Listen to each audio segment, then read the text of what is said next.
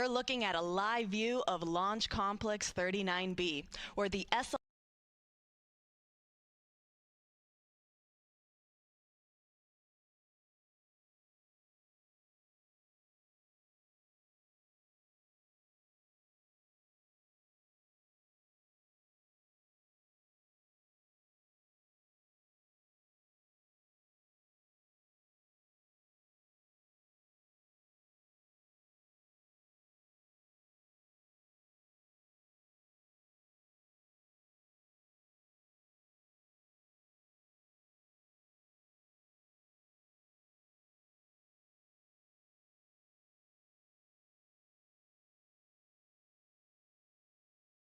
in Florida.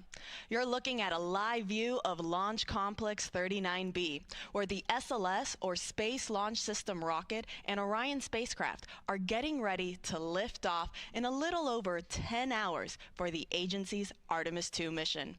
I'm Antonia Jaramillo with NASA Communications, and I, along with my fellow commentators, will take you through today's launch countdown and the rest of this historic mission. NASA will be providing 24/7 live coverage starting with our propellant loading operations and will continue throughout the course of this 10-day mission. Now, our Artemis launch director, Charlie Blackwell Thompson, gave the go to proceed with cryogenic propellant loading at 7:33 a.m. Eastern Time this morning, which means pretty soon teams will start fueling the rocket with cryogenic or super cold liquid hydrogen and liquid oxygen. You can see on your screen there is a view of Firing Room 1. That is where the Artemis launch team is currently on console and is getting ready to launch the SLS rocket and Orion spacecraft. Now, Artemis II is NASA's first crewed Artemis mission. This test flight will send NASA astronauts Reed Wiseman, Victor Glover, Christina Cook, and Canadian Space Agency astronaut Jeremy Hansen on a 10-day mission around the moon and back. Now, the countdown for this mission started on Monday, March 30th at 4:44 p.m. Eastern Time. One thing to note about the countdown clock that you see on your upper left-hand side of your screen there is you're going to hear us refer to what are called L- times and T- times. Now, the reason we have these two different references for the countdown clock is because the L refers to how much time is left until the opening of our launch window or until launch. Think of it like the regular time that you see on your clock, always constantly ticking down. The T clock, however, is specific to the actual countdown. Similarly to when watching a sporting games event, when you see the clock on the screen stop when the referee blows a whistle, for instance, the same thing can happen with our T clock. And the reason that is because the launch team has inserted specific built-in holds throughout the countdown. Now, these built-in holds are pauses that the team has intentionally inserted in the countdown to provide them with some extra wiggle room or some cushion to again just be able to go through all of their operations, continue making sure that everything is on track to be able to meet the opening of that launch window. And also, if they run into any issues throughout the countdown, this also provides them that extra time to be able to resolve them and still make, again, that opening of that launch window. Now, let's talk about today's launch window. The launch window is 2 hours long. It opens at 6:24 p.m. Eastern Time this evening. Now, what does that mean, a 2-hour launch window? It means that the launch team has 2 hours in which they can launch today's Artemis II mission. So if we don't go right at 6:24 p.m., that is okay. So again, to quickly recap, our launch director gave the go to start our cryogenic propellant loading operations. That means right now the Artemis launch team is currently in what is called the chill down phase for the SLS core stage rocket. Now, the core stage is the first stage of the SLS rocket. It is the orange section in between the two solid rocket boosters that you see there on your screen. Now, chill down basically refers that we are going to be cooling down all of the systems and lines that will be feeding this propellant inside the rocket. The reason we chill down these lines is because we are feeding cryogenic, or again, super cold propellant on board. Liquid hydrogen, to remain in a liquid state, needs to be negative 423 degrees Fahrenheit. On the oxygen side, it's negative 297 degrees Fahrenheit. So very, very cold temperatures. Because of this, we then cool down these lines so that we aren't shocking the system, we aren't causing any potential damage to the hardware, and they're able to receive these super cold propellants smoothly and without issues. So again, we are currently in chill down for both the core stage liquid hydrogen and liquid oxygen tanks. Following chill down, the teams will then start what is called slow fill. This will officially mark the start of propellant loading. That means that we will actually start loading that liquid propellant on board the rocket. Now, as the name suggests, slow fill basically refers to slowly start to load that propellant. The reasons they do this is because the teams are wanting to closely monitor that there isn't any leaks or any issues when we are starting our propellant loading operations. Now, following slow fill, teams will then transition into what is called fast fill. Similarly to how slow fill refers to going slowly, fast fill means we're going to go at a much faster rate.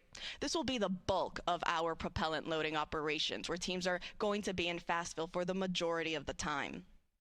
Now, following fast fill, we will then transition into topping. Topping just means that we are going to finish that last little bit that is needed to get us to 100% level in those tanks. Now, because these are gases, these are liquid gases, as the temperatures start warming up, those gases will, that liquid oxygen and liquid hydrogen will start venting off into a gas. Because of this, following topping, teams will then transition into what is called replenish mode. Replenish means just that. They're just going to constantly be replenishing these tanks so that we make sure we're at 100% level and we are at that flight ready level for when we enter terminal count. Now, I'll be reporting out as each of these operations and milestones are underway. Our Artemis launch team, they're currently communicating with each other through these separate communications channels that I'll be tuning into. And I'll make sure to relay as that information gets underway and they report those milestones and call-outs out. Now, while we wait for slow fill to get underway, let's do a little bit of a recap of the entire countdown. Again, we said we started on Monday at 4:44 p.m. Eastern Time. So shortly after the countdown started ticking down, teams filled the water tank for the sound suppression system. Now, this is done to help protect the rocket and the supporting ground structures that are there at the launch pad from the extreme heat and the power that's generated from the rocket's exhaust. And it also helps suppress the sound that's produced at liftoff. Now, the Orion spacecraft, the core stage, which again is that first stage of the SLS rocket, and the interim cryogenic propulsion stage, or the upper or second stage of SLS, were also all powered up for launch. The Orion and the core stage flight batteries have been charged. And at 4:14 a.m. Eastern Time this morning, teams started what is called the air to gaseous nitrogen, or GN2 changeover.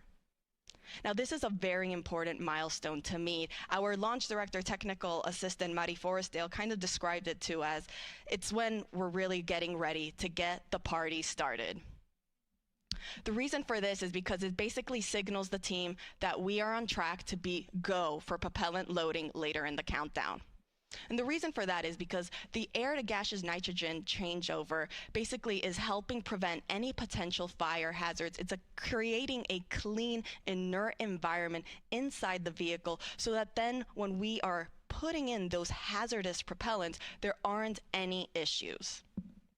So that started at 4:14 a.m. this morning, and it was completed at 7:14 a.m. Eastern Time. Now, as I mentioned earlier, the countdown for Artemis 2 does have certain built-in holds throughout the count. We are currently in our first built-in holds, which lasts 2 hours and 45 minutes total.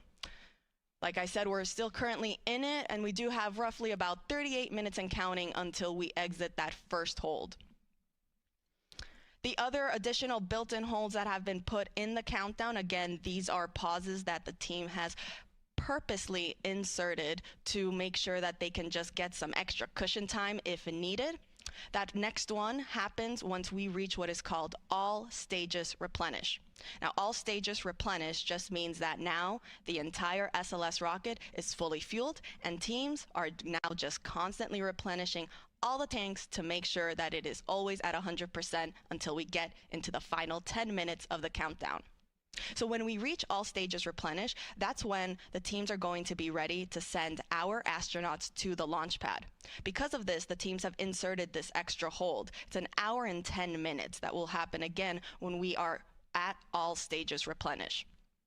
Following that, we then have just one final hold in the countdown, and that happens when we're then getting ready for terminal count. It'll be a 40-minute hold, and it will happen roughly, again, about 40 minutes before we enter then the last 10 minutes of the countdown.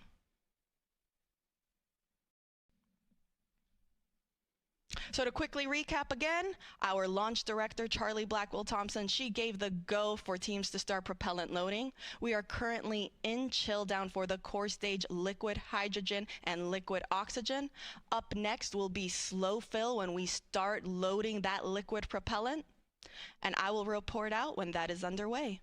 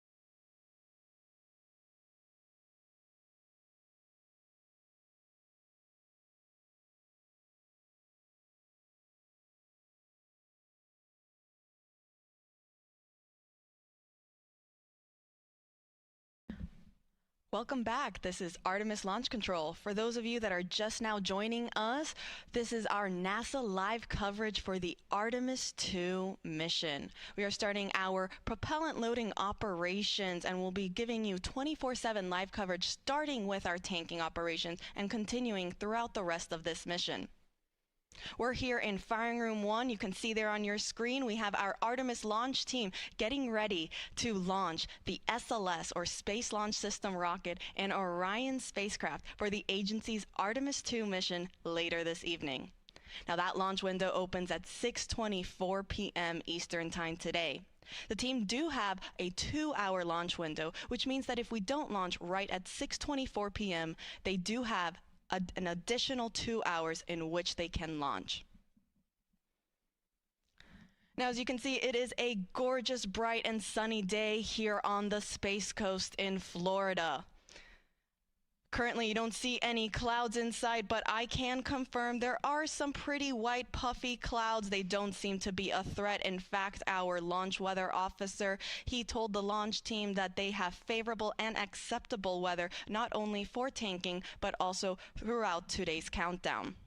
Now, the teams will continuing to monitor the weather forecast as we get closer to today's launch window. We're currently predicting 80% favorable weather conditions for that 2-hour launch window. We are currently 10 hours and 17 minutes and counting from the opening of the Artemis II mission. We are currently in what is called our chill down operations for the core stage liquid oxygen and liquid hydrogen tank. Now, chill down refers to getting all the systems and lines very cold and ready to receive these super cold cryogenic propellants prior to starting our actual tanking loading operations.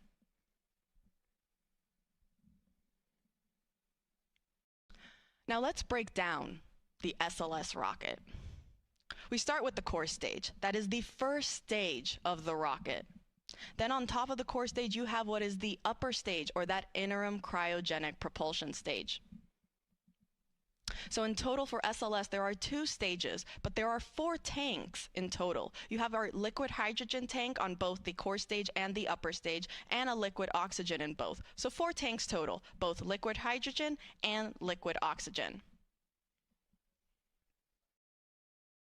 The core stage holds roughly 733,000 gallons. The upper stage, meanwhile, holds 24,000, so much smaller in comparison. In fact, the core stage is one of the tallest stages, first stages of a rocket that NASA has ever used for its missions. It's roughly 212 feet tall.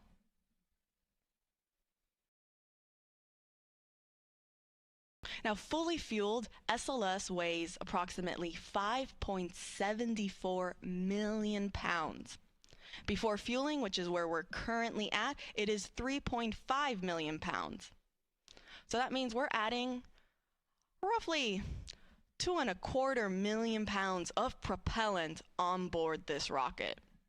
That's quite a lot. Again, to quickly recap, we are in chill down. The next step will be when we enter slow fill. Slow fill refers to when we actually start those propellant loading operations. Teams will start to slowly load those cryogenic propellants on board the core stage. And then we will start transitioning where we're going a little bit quicker. We call that fast fill. So we will start flowing that propellant at a much faster rate.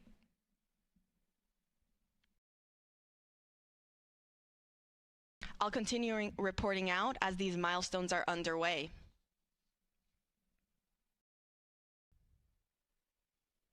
Now, on the spacecraft side, teams also have started what is called the Orion cold soak. Now, this basically refers to making everything super cold on the spacecraft. This is done in order to protect the avionics. So we're not chilling the crew module, but we're making the thermal control system cold so that it can withstand all of the different temperatures that it's going to be seeing throughout today's countdown. That started quickly after we gave the LD go for cryoload.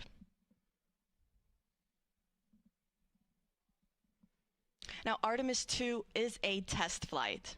We're going to send astronauts Reed Wiseman, Victor Glover, Christina Cook, and Jeremy Hansen on a 10-day mission around the moon. This is the first crewed test flight for NASA's Artemis missions. And we're going to be testing the life support systems that are on board Orion.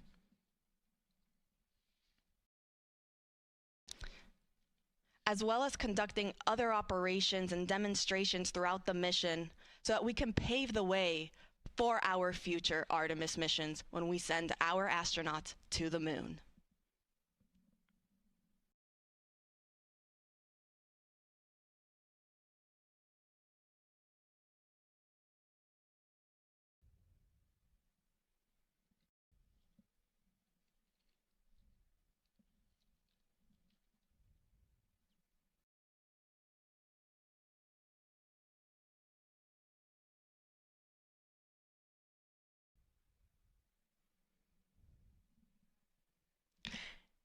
In fact, one of the new operations or the new demonstrations that our astronauts will get to perform throughout this mission is what is called the proximity operations demonstration.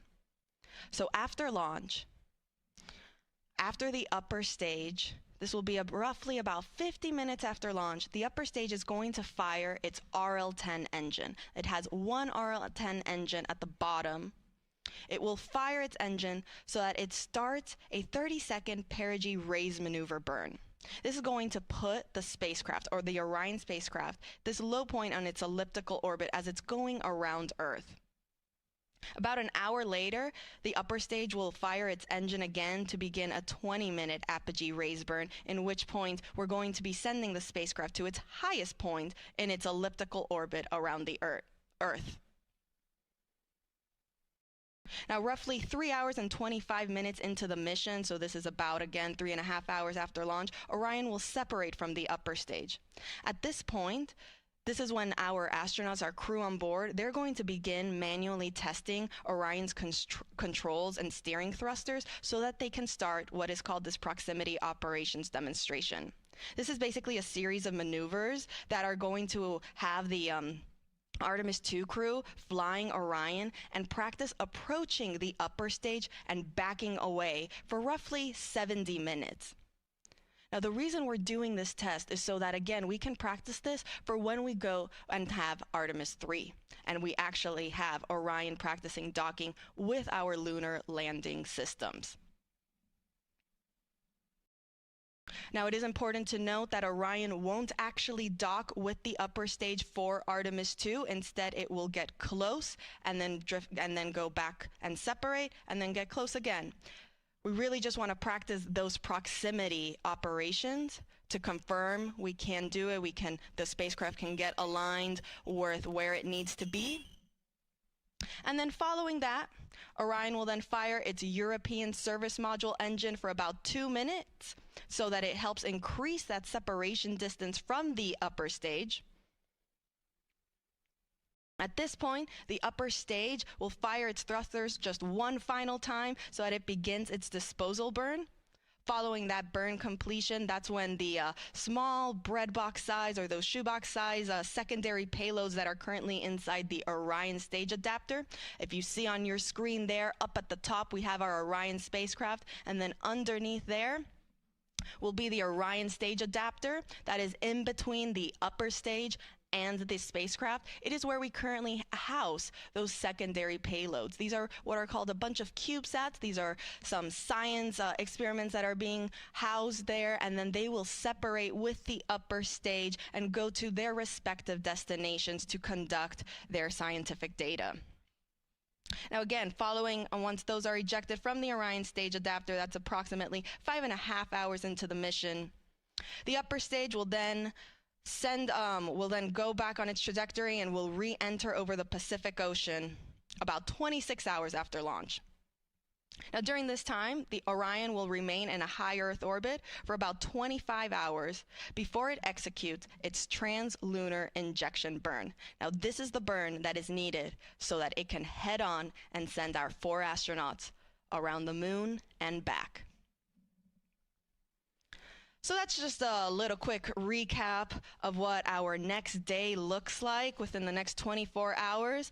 But let's take you back to where we currently are at. Again, we are 10 hours and 8 minutes and counting from the opening of today's launch window. That launch window opens at 6:24 p.m. Eastern Time. We are currently in what is called chill down for the core stage liquid hydrogen and liquid oxygen. Next up will be slow fill when we start loading that liquid propellant, and I'll report out once that is underway.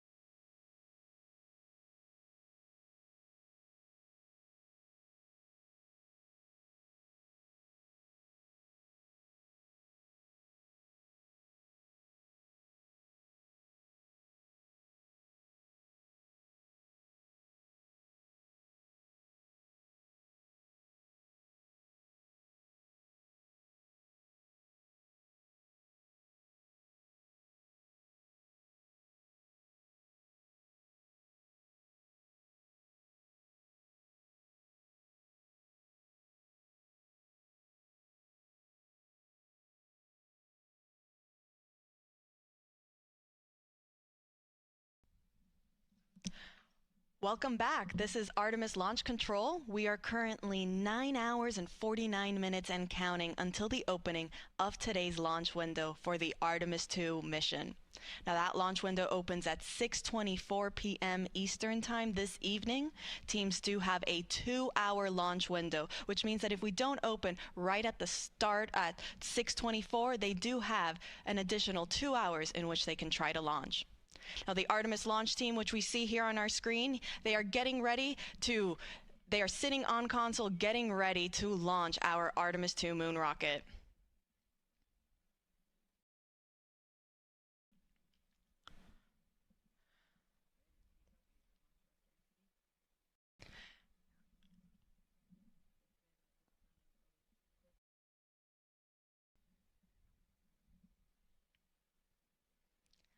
Now, the launch team just reported that we are now starting our propellant loading operations for the SLS, or the Space Launch System rocket. We are currently in slow fill for both the core stage liquid hydrogen and liquid oxygen tanks. This means that propellant loading is officially underway. We are now starting to load those super cold, these cryogenic temperatures onto the SLS rocket. Now we're going to start from the bottom and make our way slowly up to the top. So we'll first start with loading the first stage of the rocket. That's what we call the core stage. It is the orange section of the rocket that you see there on your screen that sits between the two solid rocket boosters. Now we are currently again in slow fill for both liquid hydrogen and liquid oxygen on that core stage. Slow fill refers to, as the name suggests, to slowly start loading that propellant. Now we do this because these tanks are really large. In fact, the core stage is one of the tallest first stages of a rocket. So that means these tanks are also very, very large. In fact, the liquid hydrogen tank on the core stage can hold roughly 537,000 gallons. And then on the liquid oxygen side, it holds roughly 196,000 gallons. So because of this, because these tanks are so large, teams will start slowly loading this propellant so that they can monitor how the tanks, how the hardware is receiving these super cold cryogenic propellants. Once it looks like everything is underway and there are no issues, they will then transition into what is called fast fill, which is where we'll stay for the majority of our tanking operations. Fast fill means we'll now start loading the rocket at a much faster rate.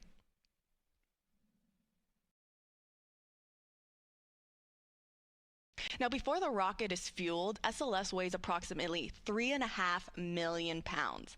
But fully fueled, it's 5.74 million pounds. And we are starting to fuel that rocket, so it is going to start getting heavier and heavier. Now, we mentioned how the core stage, that is the largest segment of the SLS rocket. In fact, it's one of the tallest first stages of a rocket that NASA has ever used. It's roughly 212 feet tall. Now on top of it sits the upper stage, or the interim cryogenic propulsion stage. Now that's roughly 45 feet tall in comparison. And then on top of that, you have what is called the Orion stage adapter. It is actually the smallest part of the SLS rocket, and it is what holds our CubeSats. These are these shoebox-sized payloads, or these scientific payloads that will be sent off into space following the separation of the upper stage from the Orion spacecraft. Now, it is the smallest part of the rocket at only roughly 5 feet tall.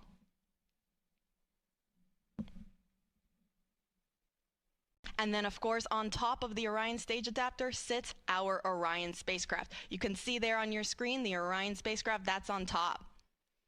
And then right there where we have our Artemis logo, that is what is actually called the crew access arm. It is part of the mobile launcher. That is the gray L-shaped structure that is connected to the SLS and Orion spacecraft rocket.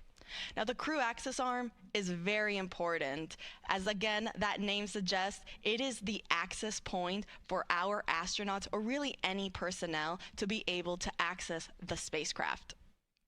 So that is where, in fact, our astronauts, Reed Wiseman, Victor Glover, Christina Cook, and Jeremy Hansen, they'll be walking through there later on today when they are ready to board their spacecraft for their mission around the moon.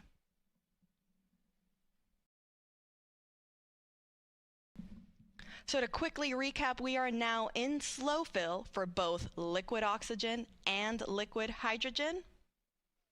On the core stage, that is again the first stage of the SLS rocket. Following that, we will transition into fast fill, and I'll report out when that is officially underway.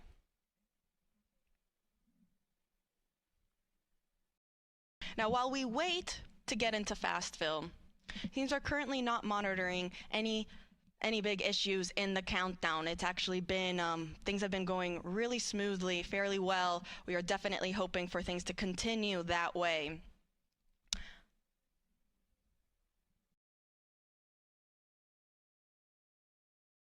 But let's talk a little bit about how everything that the teams had to do to get us to this point.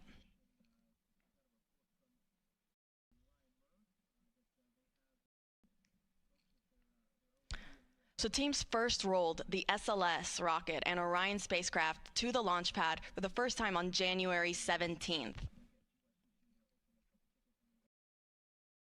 Then on February 2nd, teams performed a wet dress rehearsal.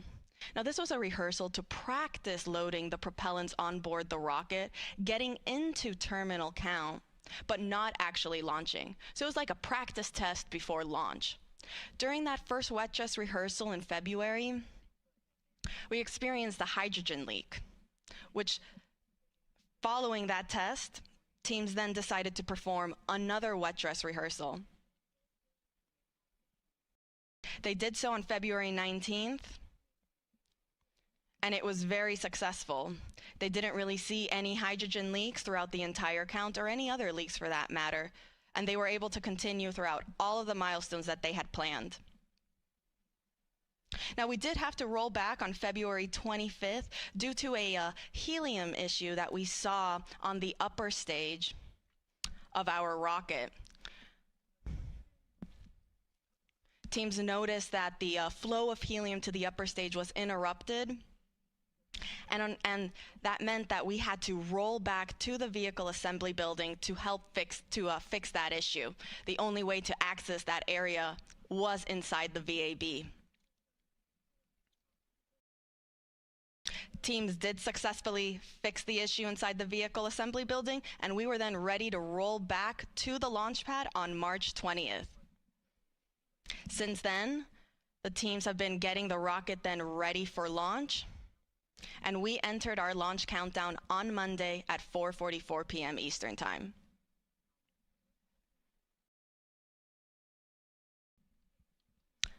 Now, we are currently 9 hours and 41 minutes and counting from the opening of today's launch window.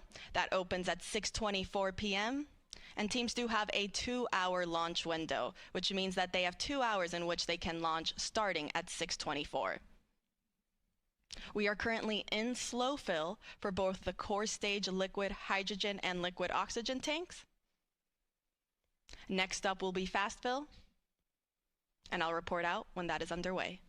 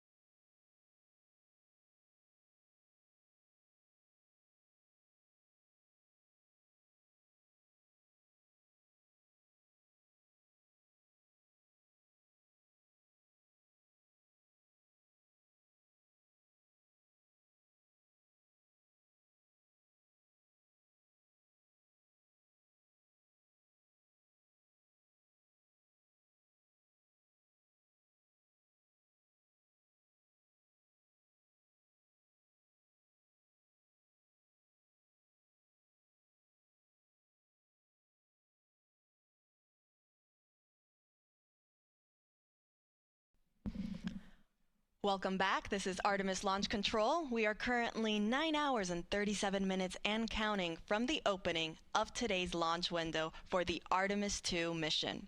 Now, our launch window opens at 6:24 p.m. Eastern Time, and teams do have a 2-hour launch window, which means they have 2 hours in which they can launch the SLS, or Space Launch System rocket, and Orion spacecraft that will send 4 astronauts around the moon and back.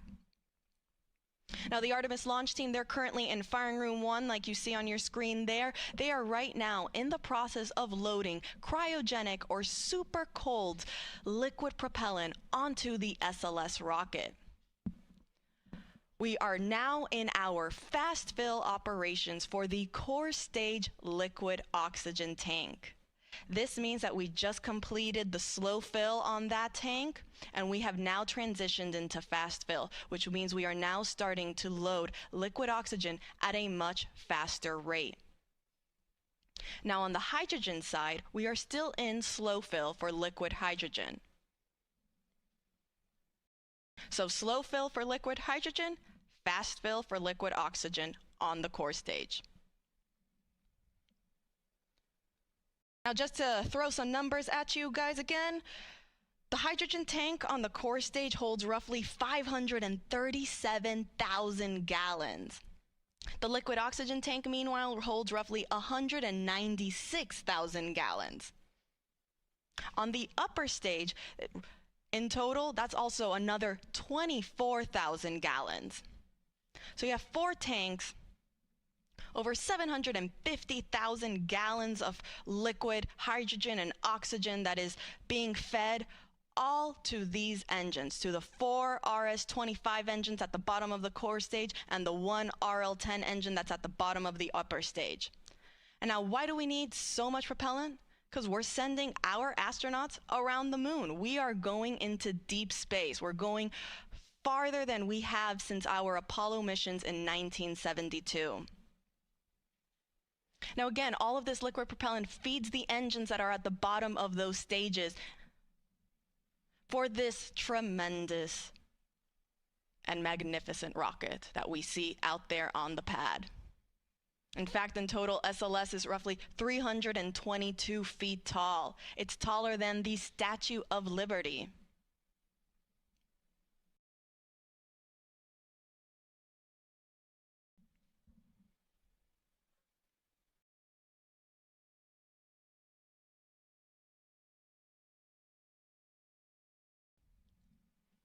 And it will send our astronauts around the moon.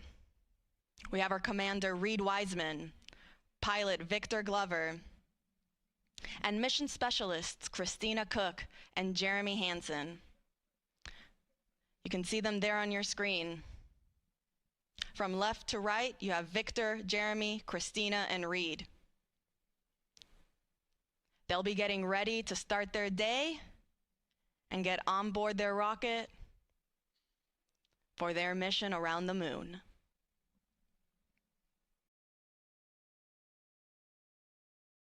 Now, Artemis II is a test flight. This is the first crewed test flight of the Artemis missions. We're going to evaluate the crewed system performance in a deep space environment. We'll perform a flyby around the moon. We'll practice a proximity operations demonstration with the upper stage.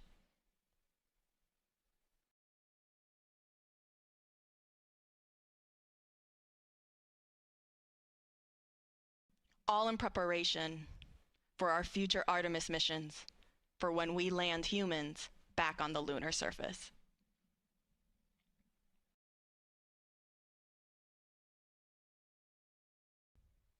So to quickly recap of where we are in today's countdown, we are currently underway in our fast fill operations for the liquid oxygen tank on the core stage. That is the first stage of the SLS rocket.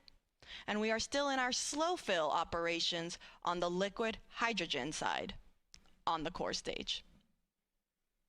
I'll report back once we have started fast fill for that liquid hydrogen tank.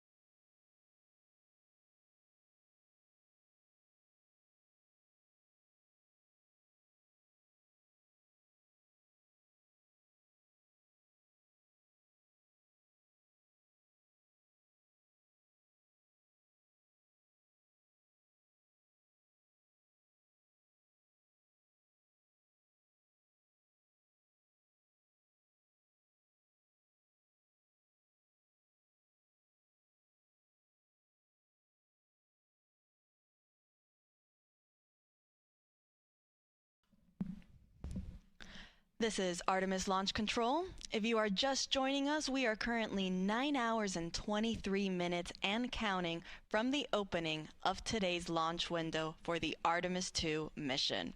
I'm Antonia Jaramillo in NASA Communications, and I, along with our fellow commentators, will be taking you through the rest of today's launch countdown, as well as the rest of the Artemis II mission.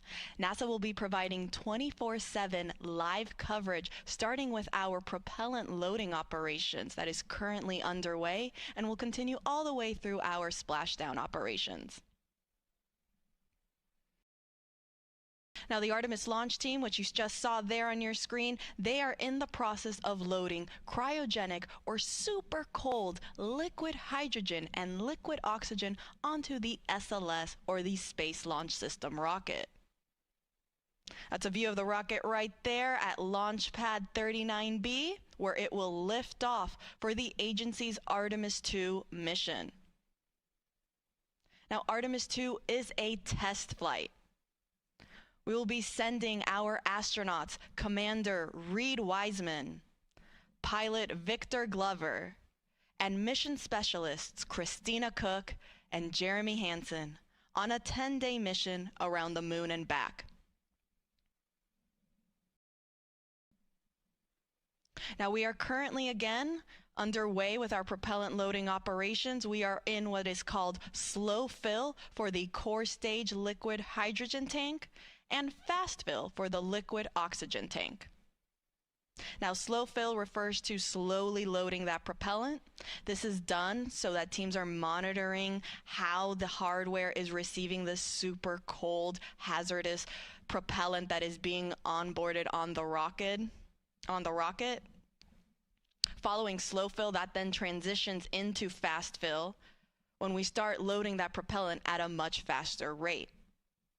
So oxygen is currently already in fast fill, and liquid hydrogen will soon follow suit. Now, you can see there on your screen on the rocket, you can see maybe some little like checker marks that look to be on the solid rocket boosters. Those are the two nose cone shaped boosters in between on either side of the core stage. Now, what do those black and white checkerboards and squares and circles mean? Well, these are our photogrammetric markings. They serve as imagery references for the engineering photo and video documentation as for the post-flight analysis of how SLS attitude and its position relative to the ground structure during liftoff and ascent performed. So they're not just on there randomly, they do serve a purpose. And it is, again, for all of that post-flight analysis. Now let's take it back over to the firing room. And let's take a look at our launch team.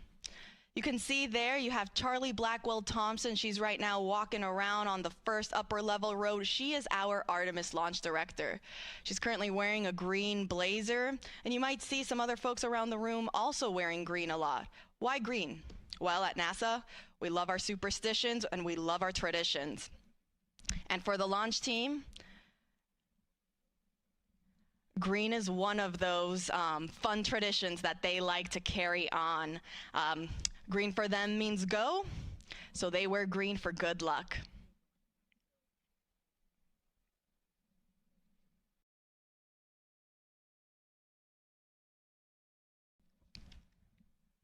Now, the launch team, they communicate with each other via these communication channels to update how we are in the countdown. I'll be monitoring those loops, and I'll report out as each call out is made.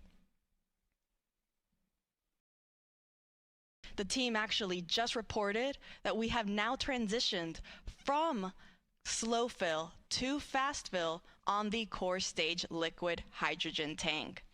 This means we are now in fast fill for both liquid hydrogen and liquid oxygen.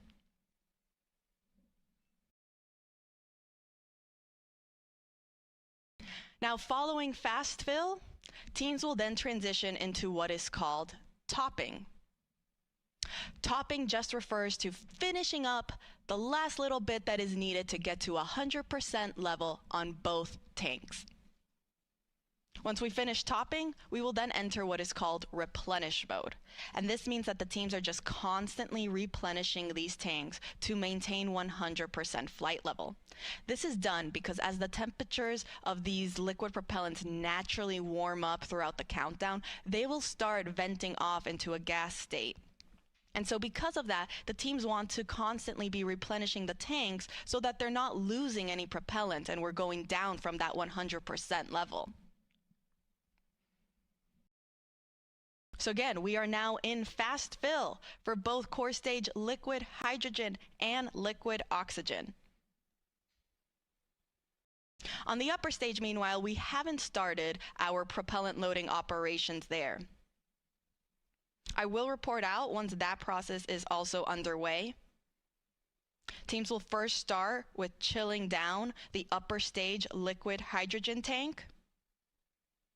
And because the upper stage is so much smaller than the core stage, it actually gets to skip a step in its propellant loading operations, and it goes straight from chill down to fast fill. And really, this is done again because of the sizes of these tanks. On the core stage, you have the liquid hydrogen tank that fits roughly 537,000 gallons of liquid hydrogen. The liquid oxygen tank, meanwhile, holds roughly 196,000 gallons.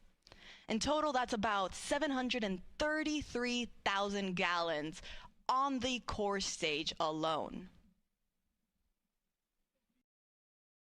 On the upper stage, meanwhile, the total amount of propellant is roughly 24,000 gallons, so significantly smaller.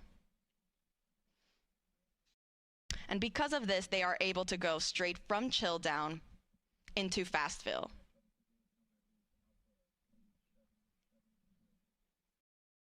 Now again, we have not started our propellant loading operations on the upper stage, also known as the interim cryogenic propulsion stage. I'll report out once that process is underway.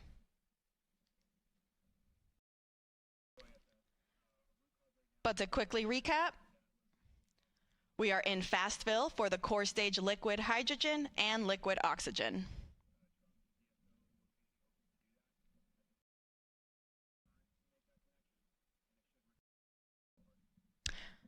Now, all of these tanks on both the core stage and the upper stage are going to feed the engines underneath those both stages. On the core stage, there are 4 RS-25 engines. You see them there on your screen right there. So both the liquid hydrogen and the liquid oxygen tank, they feed those 4 RS-25 engines that start at roughly T-minus 6.36 seconds until liftoff. That's when they get ready. And then on the upper stage, the liquid oxygen and liquid hydrogen tank feed that one ARL-10 engine.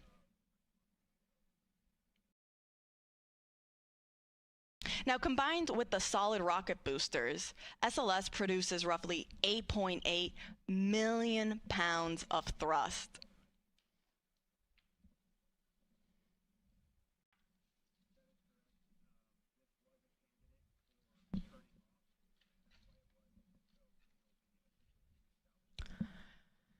In total, it is 322 feet tall, taller than the Statue of Liberty.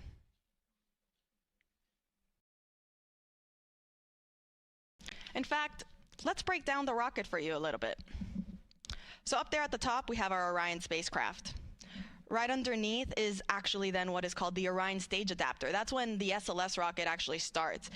The Orion stage adapter is the smallest portion of the rocket, roughly 5 feet tall. Underneath that is then our upper stage, or that interim cryogenic propulsion stage. Then you'll see this nose cone orange shape underneath. That's the launch vehicle stage adapter. It's actually enclosing part of that upper stage for protection. Underneath the cone-shaped structure is our core stage. That is the first stage. It has that pretty butterscotch color. And that is due to the thermal protection system, the foam that is used to, again, protect the rocket. On either side of the core stage are the 2 solid rocket boosters.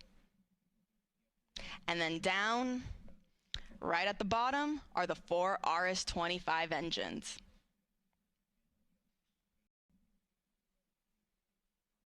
All right, so we are in fast fill again for core stage liquid hydrogen and liquid oxygen.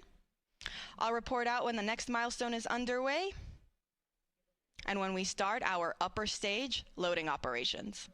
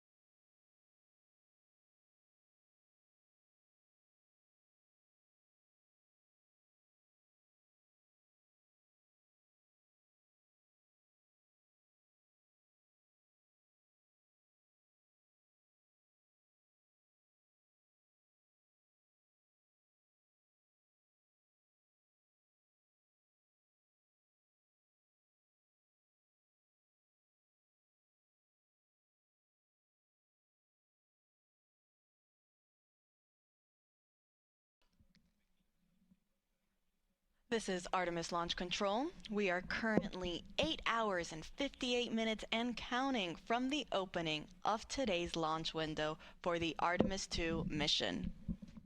That launch window opens at 6:24 p.m. Eastern Time later today.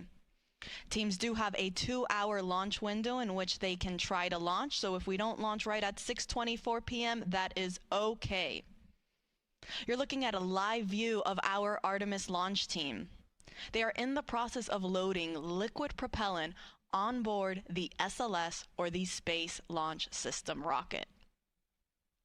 We're currently in the process of loading liquid hydrogen and liquid oxygen on the core stage of the SLS rocket. Now, the core stage is the first stage of that rocket. You can see there on your screen, it is the orange section in between the two solid rocket boosters. That's actually a great view of our rocket at Launch Pad 39B. I mean, you can see it is a beautiful day. We have some puffy white clouds, blue skies, all in all, very favorable weather. In fact, our launch weather officers, they've been predicting 80% chance of go for our launch window this evening.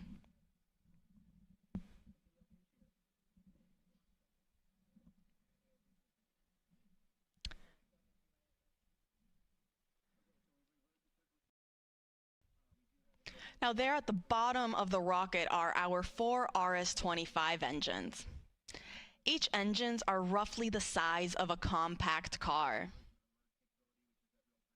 The solid rocket boosters, those are the 2 white rocket boosters and on either side of the core stage. Each booster is taller than the Statue of Liberty, and they also hold the entire weight of the rocket.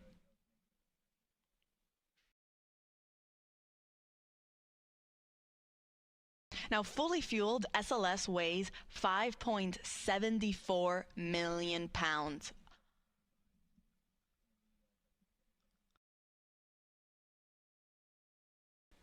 And again, you can see on your screen, you might see some gas that's being vented off underneath the rocket and the mobile launcher. The mobile launcher is that gray shape structure that is connected to the rocket. It's essentially what is providing all of the power, the propellant, the coolants, everything, all the access points to keep the rocket and the spacecraft alive and functioning and running until it is ready for launch. Now, that gas that you're seeing being vented off, it doesn't mean we're getting ready to lift off anytime soon. It's just that natural boil off that is coming from the propellant that is being fed to the rocket as it naturally warms up over time. So totally normal. We expect to see it. You'll probably expect to see it some more as we actually transition and continue with our propellant loading procedures and move forward into the upper stage, which is that second stage on top of the core stage, also known as the interim cryogenic propulsion stage. When we also start loading propellant on board that second stage, you might also see some gas also starting to vent off at that higher level. In fact, you see there on your screen is a nice, better, closer up view of the upper stage and then our Orion spacecraft up on top. Now let's take you to a graphic of where we currently are in our tanking operations. You see there on your screen, on the left-hand side, it will tell you how far we are in our core stage loading operations. We're currently 28% of the way filled in liquid oxygen and about 30% of the way filled for the liquid hydrogen side. Meanwhile, for the interim cryogenic propulsion stage, that upper stage, you see it's all grayed out there because we haven't begun that propellant loading operations. I'll report out once that is underway. But for right now, we're just focusing on the core stage. Now, in the meantime, while the launch team is right now starting to fuel the rocket and that propellant loading is underway, our astronauts are getting ready to wake up and start their day.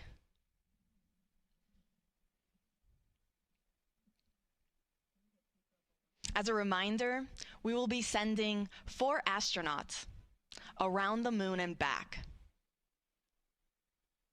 Commander Reed Wiseman, pilot Victor Glover, and mission specialists Christina Cook and Jeremy Hansen will go on a 10-day mission around the moon. Artemis 2 is a test flight where we are going to test the life support systems with our flight crew on board. This is NASA's first crewed Artemis mission, and it will pave the way for our future Artemis missions for when we land humans back on the lunar surface.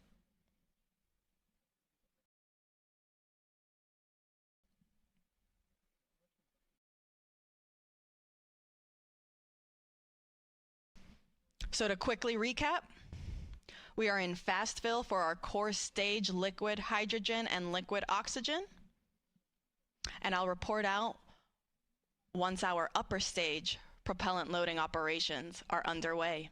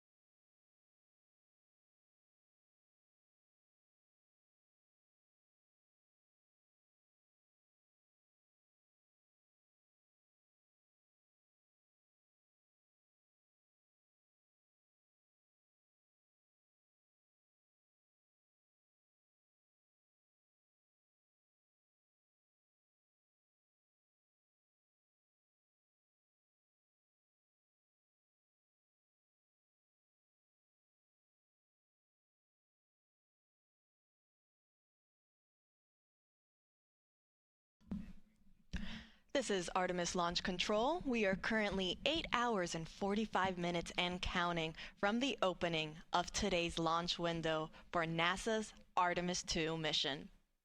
Now that launch window opens at 6:24 p.m. Eastern Time, and teams do have a 2-hour launch window, which means that they can try launching within those 2 hours if they are unable to hit it right at the start at 6:24. Now, the Artemis launch team is currently loading super cold or cryogenic liquid propellant onto the SLS or Space Launch System rocket. We're currently in our fast fill operations for the core stage liquid hydrogen and liquid oxygen tanks, and the teams just reported that they are also now starting their chill down operations for the liquid hydrogen tank on the upper stage, or that second stage of the SLS rocket. You can see a great view of it there on your screen.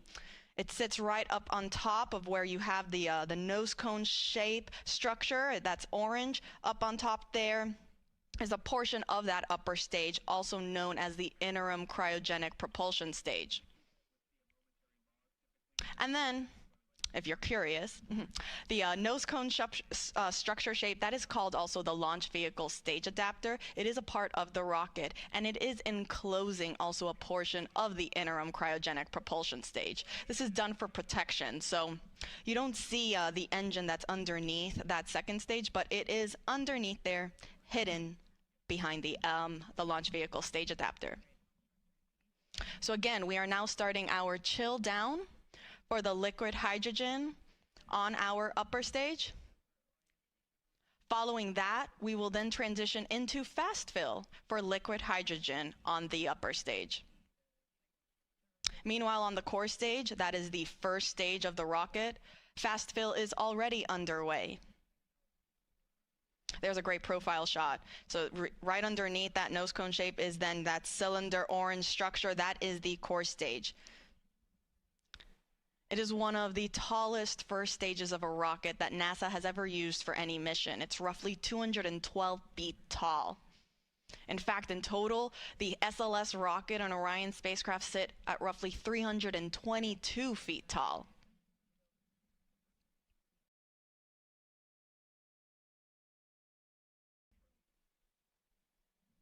Now I'll report out once chill down is complete on the upper stage and we have transitioned into fast fill.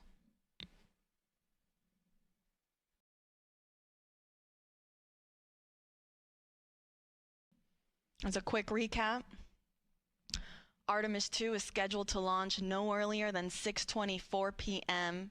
Eastern Time this evening. Teams do have a 2-hour launch window. And this mission will be sending 4 astronauts around the moon and back.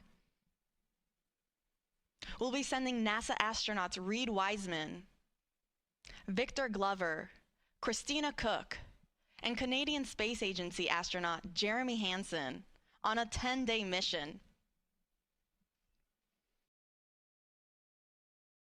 They actually just got the go not too long ago to actually start waking up and officially start their launch day. Now that's a great view of our SLS rocket at Launch Pad 39B. Oh, we just switched it, but as you saw there, it's a gorgeous day here on the Space Coast. We have some beautiful blue skies, some puffy white clouds. Our launch weather officers are predicting 80% chance of favorable conditions throughout our 2-hour launch window. Now, of course, if there are any changes or updates, we will make sure to provide those to you. In fact, NASA will be providing 24/7 live coverage of this entire mission, starting with our propellant loading operations, which is currently happening, and will continue all the way through our splashdown procedures.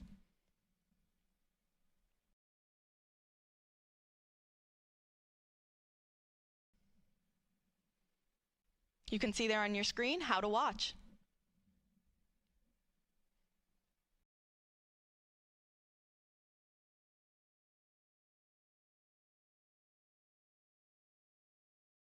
Now, lasting approximately 10 days, Artemis II will send 4 astronauts to test the Orion spacecraft in a high Earth orbit before becoming the first astronauts to fly around the moon since the Apollo 17 crew in 1972.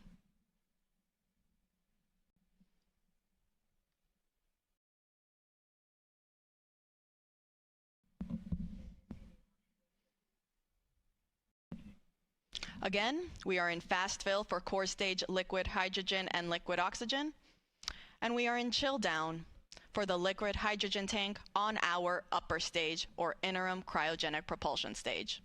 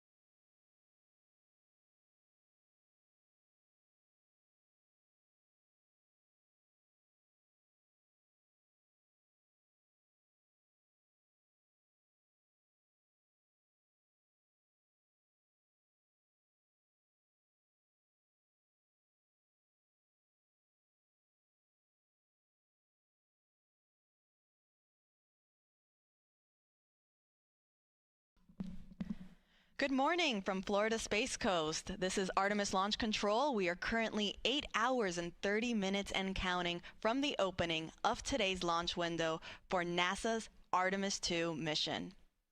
I'm Antonia Jaramillo in NASA Communications, and if you're just joining us, the Space Launch System, or SLS rocket, is in the process of cryogenic propellant loading. That means the launch team that is currently in Firing Room 1 that you see on your screen there are loading the cryogenic or super cold liquid hydrogen and liquid oxygen on the SLS rocket, fueling it for flight. Now, the team just reported that we have now started our fast fill operations on the liquid hydrogen tank on our upper stage of the SLS rocket. That is also called the interim cryogenic propulsion stage. It is the second stage of our SLS rocket. You have a great view of it there on your screen. Up at the top, if you see, you have the Orion spacecraft. Underneath there will be then actually the smallest section of the SLS rocket known as the Orion stage adapter. And then shortly underneath that is our interim cryogenic propulsion stage. Now, teams are now starting the fast fill operations for liquid hydrogen. Now, fast fill, as the name suggests, means that teams are just loading this propellant at a faster rate. Now, following the liquid hydrogen operations on the upper stage, teams will then also work on their propellant loading operations for the liquid oxygen tank that is also in there. In total, the SLS rocket has 4 tanks, 2 liquid hydrogen and 2 liquid oxygen, 1 of each on each stage. So you have there our upper stage, or the interim cryogenic propulsion stage, and then underneath sits the core stage. That is the first stage and the main stage of the SLS rocket. It is the orange segment that you see there on your screen in between the 2 solid rocket boosters. We are also in our fast fill operations for both liquid hydrogen and liquid oxygen on the core stage. So fueling is well underway, and everything is looking good so far for our 2-hour launch window that opens at 6:24 p.m. Eastern Time this evening. Now, Artemis II is scheduled to lift off from Launch Complex 39B. That's what you see there on your screen. That's where SLS is currently situated. And it is a gorgeous day here on the Space Coast. We have some beautiful white puffy clouds and some clear blue skies. We're looking at 80% chance of favorable weather conditions. And our astronauts that are getting ready to launch on this historic mission are now starting their day. They woke up not too long ago and will pretty soon go through all of the checkouts and steps that are needed before they're ready to get on their rocket. There's a picture of them on your screen there. From left to right, we have the pilot, Victor Glover. Then you have our mission specialist, Jeremy Hansen, and right next to him is our other mission specialist, Christina Cook. Next to her is then our commander, Reed Wiseman. These 4 astronauts will go on a 10-day mission around the moon and back on board the Orion spacecraft.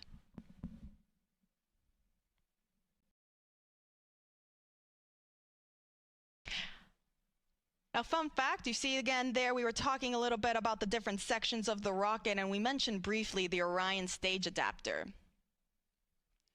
Now, the Orion stage adapter is the last section of the SLS rocket. It's what sits in between the interim cryogenic propulsion stage and the Orion spacecraft. And it's also what houses our secondary payloads, or these shoebox-sized CubeSats, that will be providing and conducting scientific experiments. They'll be deployed shortly after separation from the upper stage and the spacecraft, and they will go to their specific destination in space to conduct scientific data.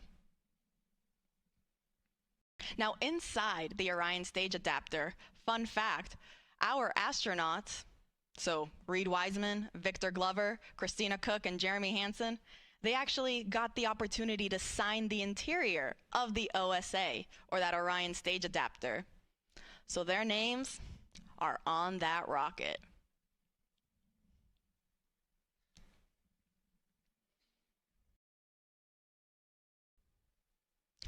It is fully built by NASA at Marshall Space Flight Center in Huntsville, Alabama.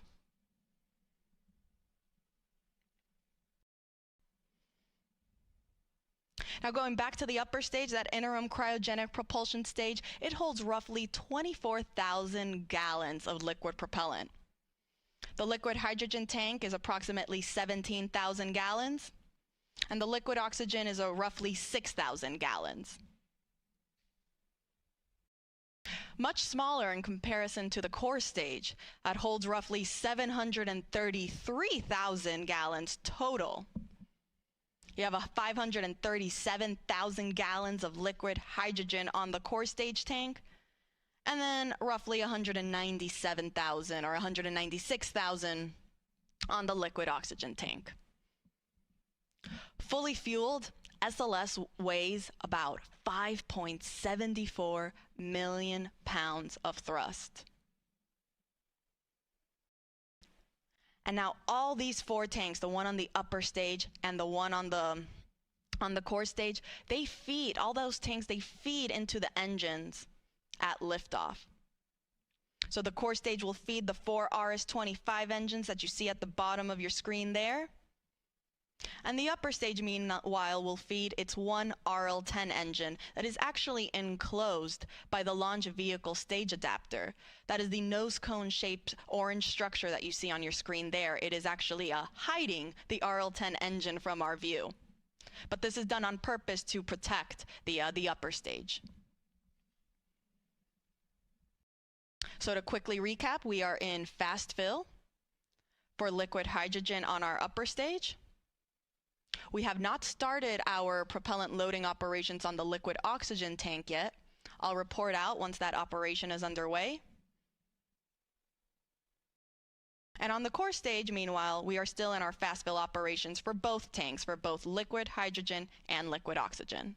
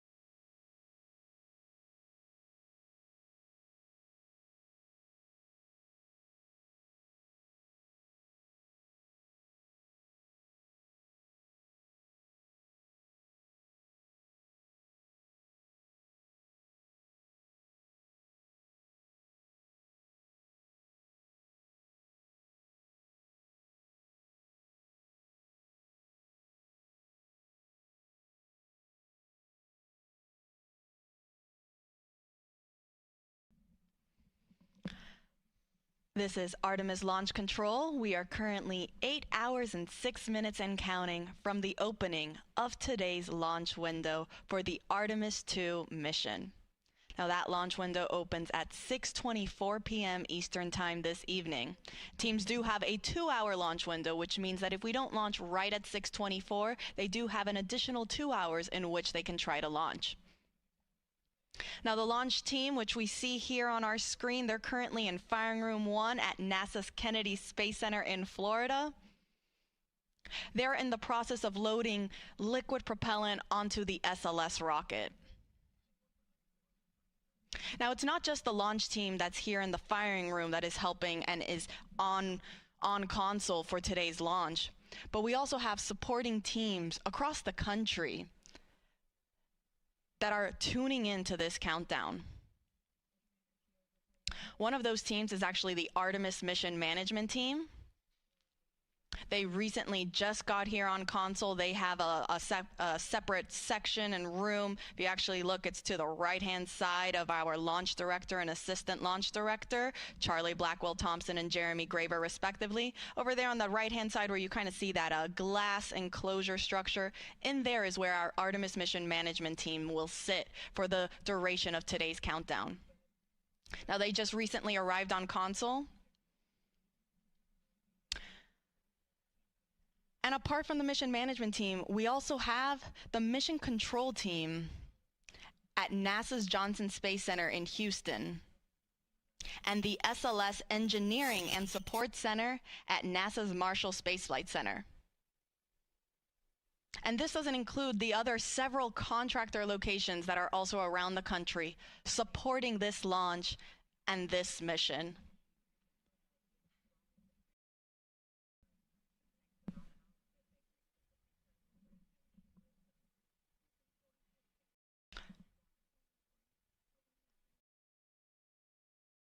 So again, you have our prime main launch team that is here in Firing Room 1, Charlie Blackwell Thompson. You see there she's wearing a green blazer.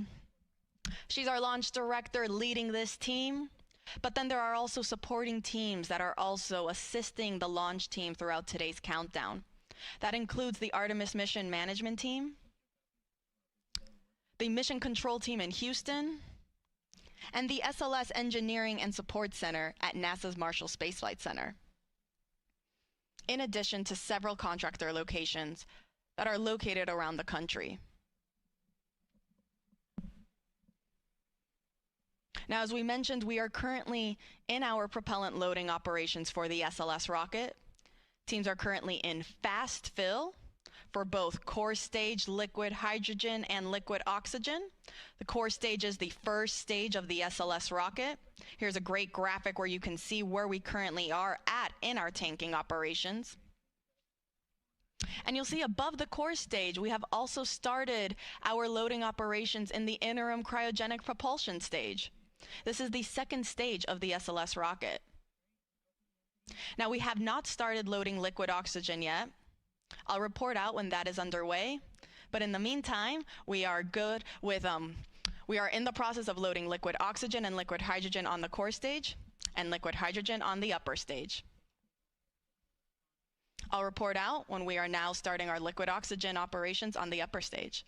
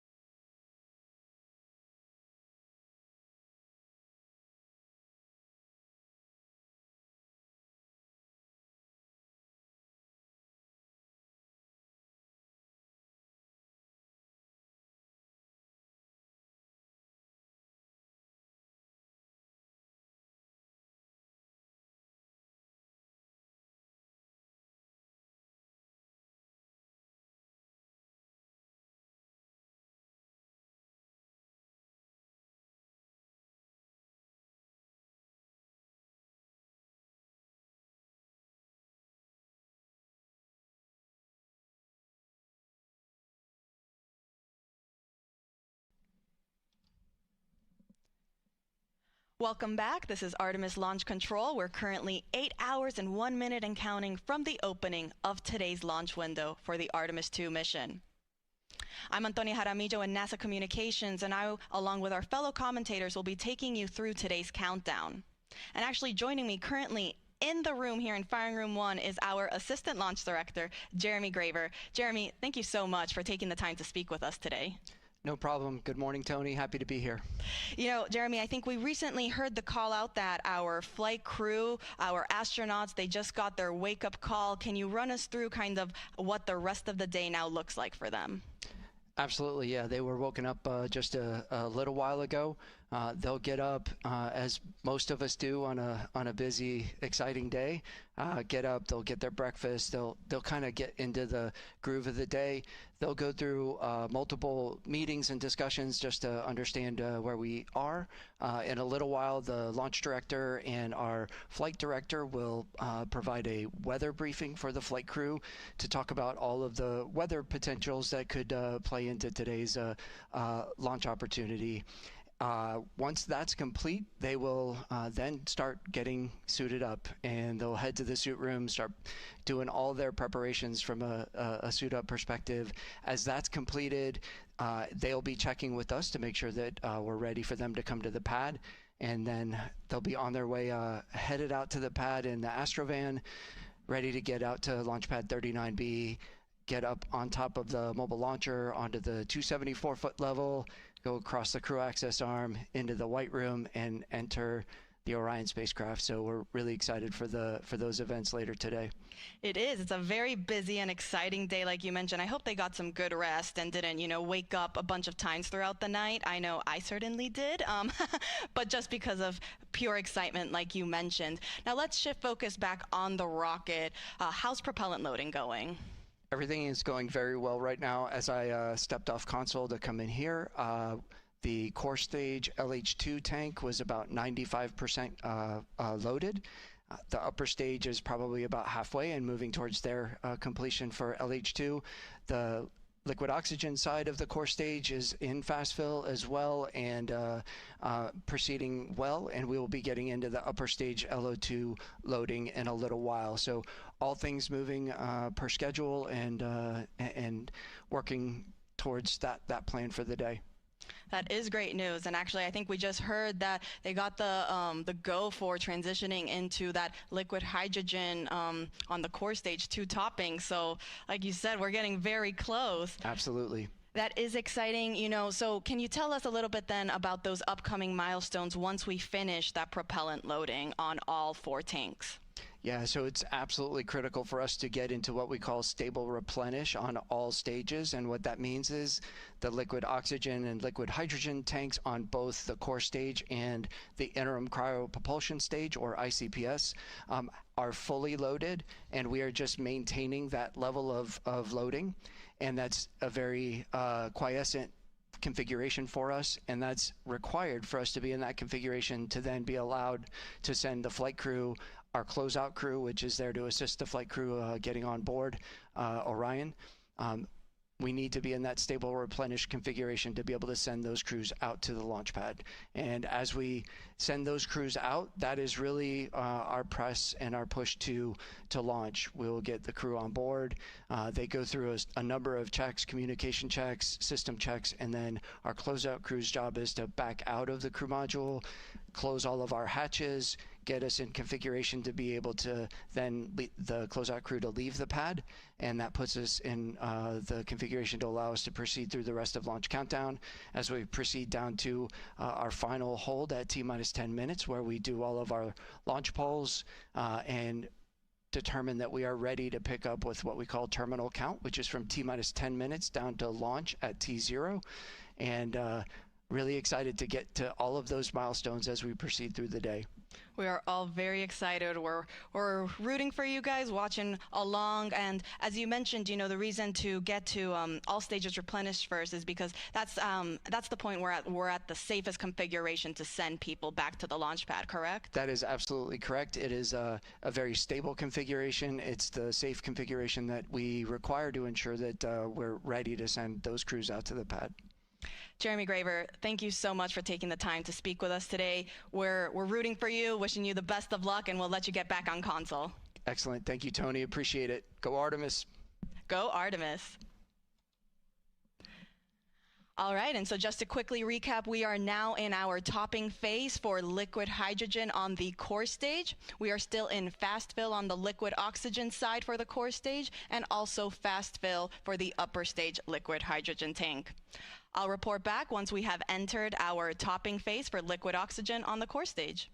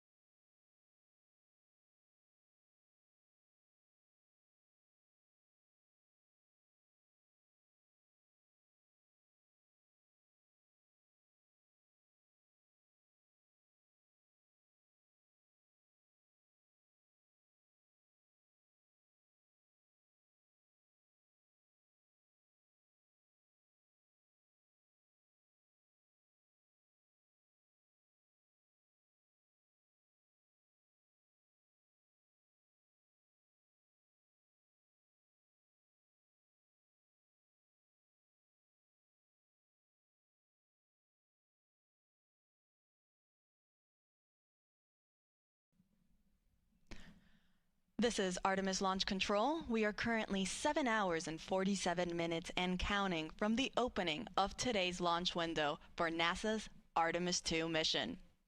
That launch window opens at 6:24 p.m. Eastern Time this evening. Now, the teams do have a 2-hour launch window, so that means if we can't launch right at 6:24, that's okay. They still have an additional 2 hours in which they can attempt to launch. Now, currently, the Artemis launch team, which you see on your screen there, they are in the process of loading cryogenic or super cold liquid propellant onto the SLS, or the Space Launch System rocket. The teams actually just reported that we have completed loading liquid hydrogen onto the core stage of the rocket. Now, the core stage is the first stage of that SLS rocket. There's a great graphic representation of where we currently are in our tanking operations. So as you see, we are at 100% level for the liquid hydrogen tank on the core stage. So that means we are now, the teams are just going to be constantly replenishing that tank as some of that liquid starts boiling off into a gas due to the temperatures as it starts warming up. So teams will therefore replenish it constantly to maintain this 100% flight level. Now, as you can see, right above the hydrogen tank sits our liquid oxygen tank. That's currently 70% of the way filled.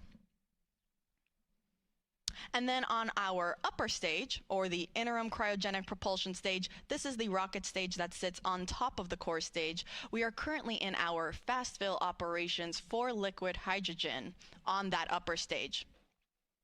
Teams have not started liquid oxygen for the upper stage, and that is totally normal. That is part of the countdown. We aren't scheduled to start our upper stage liquid oxygen loading operations until we start getting into, so we get much further into our loading operations for the liquid oxygen tank on the core stage.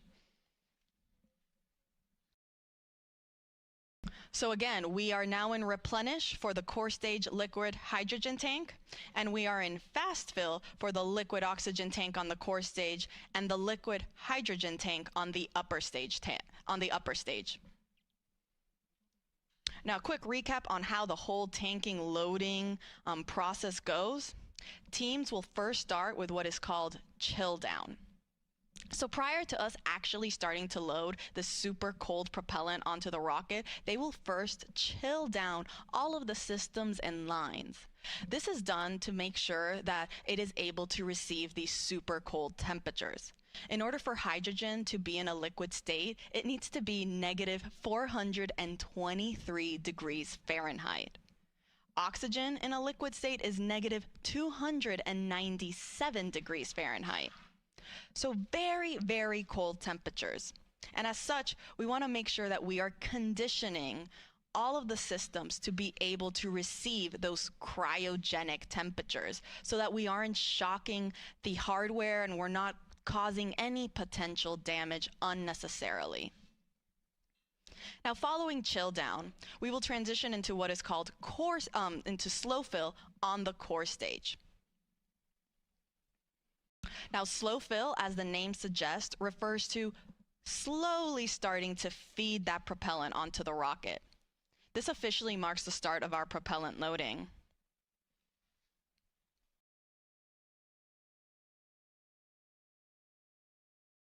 Teams actually got into slow fill for the liquid oxygen and liquid hydrogen tanks on the core stage earlier this morning, a little bit before 9 a.m. Following slow fill is then when we transition into fast fill. This is where we stay for the majority of our tanking loading operations. Similarly to slow fill, fast fill refers to loading propellant at a much faster rate. And that is currently where the liquid oxygen tank state is in. We are in fast fill for liquid oxygen tank on the core stage. Now, after fast fill, we transition into topping. This is the last little bit that is needed to fill the tanks to 100% level. Hence why we're topping it off. Following topping, we are now at 100%. And so now we transition into replenish mode. Replenish just means we're going to be constantly replenishing these tanks so that we make sure we are again at 100% flight level.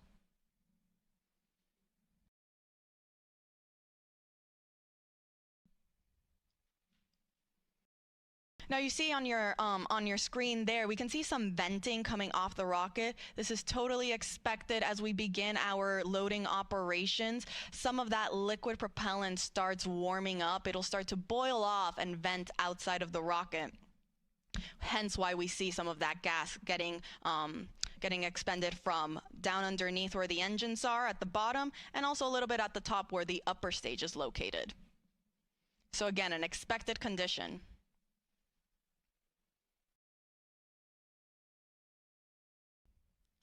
Now let's take you through the rocket a little bit. See up there on your screen, we have the Orion spacecraft. Underneath there is the Orion stage adapter. The Orion stage adapter is what houses our secondary payloads, or these scientific CubeSats. They're shoebox-sized scientific experiments that will go to space following separation from the upper stage and the spacecraft. It's also the smallest section of the SLS rocket at only 5 feet. Underneath the Orion stage adapter sits the interim cryogenic propulsion stage, or that second stage. Underneath there is our core stage, or the first stage of the rocket.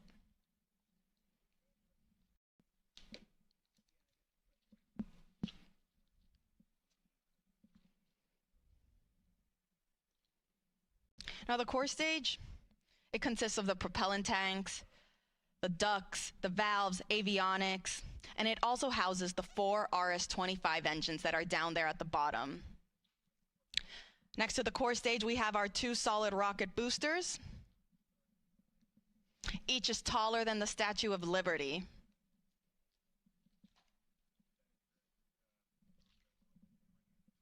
Now on those rocket boosters, you can see our NASA worm. The worm logo spans 25 feet end to end, or roughly the length of 1 booster motor segment. Now we actually have 5 segments each on each booster, so 10 segments total. It's actually 1 segment more than what was used during the space shuttle program. Now you should also be able to see some black and white markings around the rocket. Now these are used for imagery for the SLS engineering and support team that's based out at NASA's Marshall Space Flight Center in Huntsville, Alabama. They use this for imagery to track and guide the rocket after liftoff and during ascent. And it will also be used in their post-flight analysis.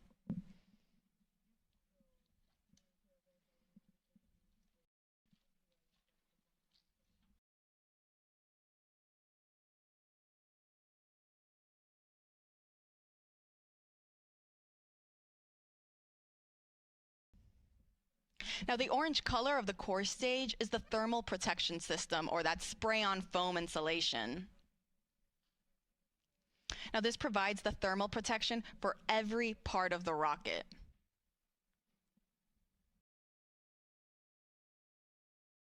And when the foam is applied, it gives the rocket this light yellow color that the sun's ultraviolet rays eventually tan, giving our SLS rocket its famous butterscotch color.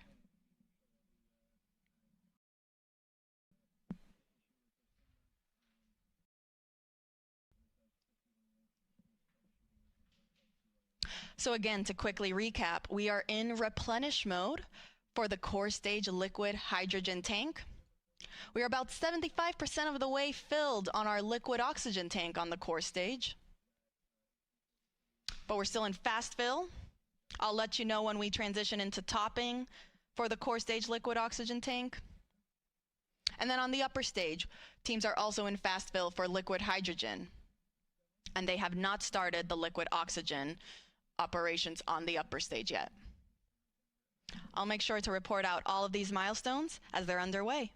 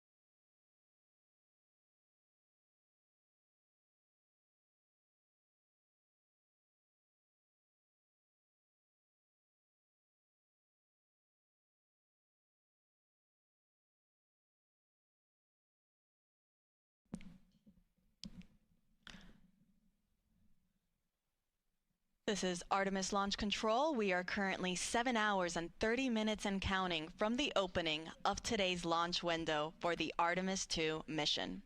That launch window opens at 6:24 p.m. Eastern Time, and teams do have a 2-hour launch window, which means that if we don't launch right at the beginning at 6:24, they do have an additional 2 hours in which they can attempt to launch. Our launch team is currently in Firing Room 1 at NASA's Kennedy Space Center in Florida and are in the process of loading cryogenic or super cold liquid propellant onto the SLS or the Space Launch System rocket.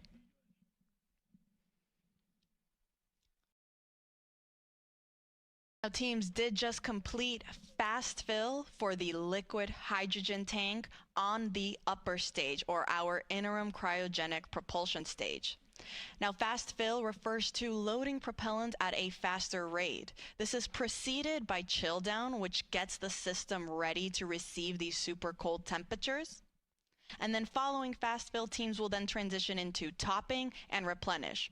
I'll get more into those, but before that, again, we just finished fast fill for the liquid hydrogen tank on the upper stage, and teams are now performing, before they start topping, what is called a vent and relief test. This test is basically just pressurizing the upper stage tanks with heliums to test the relief capabilities of the tank pressure to make sure that it can handle that pressure capability during flight. So between fast fill and topping, teams will perform this test on both the liquid hydrogen and the liquid oxygen tanks on the upper stage. Following that test completion, we will then transition into topping, which just means finishing loading the rest of the tank to 100%. Following topping, we enter what is called replenish mode, which basically just means that now we are going to be replenishing these tanks at 100% level, because as we naturally get throughout the countdown, that propellant is going to start warming up and it'll start boiling and venting off, as you can see on your screen there what is happening. So because of that, and because the teams want to make sure that they still have 100% level in all 4 tanks, the 2 on the upper stage and the 2 on the core stage, or the first stage of the rocket, they continuously replenish the tanks until the final 10 minutes of the launch countdown, or what is known as terminal count. Now, speaking of replenish mode, we are currently in replenish mode for the core stage liquid hydrogen tank. So we were just talking about how we finished fast fill on the upper stage liquid hydrogen tank. We are also then in replenish mode for the core stage liquid hydrogen tank.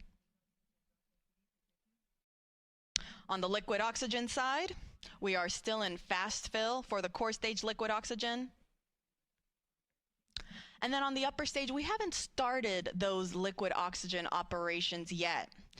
The teams want to wait until we are a little bit further along in the core stage liquid oxygen loading operations before we transition into that upper stage loading operation.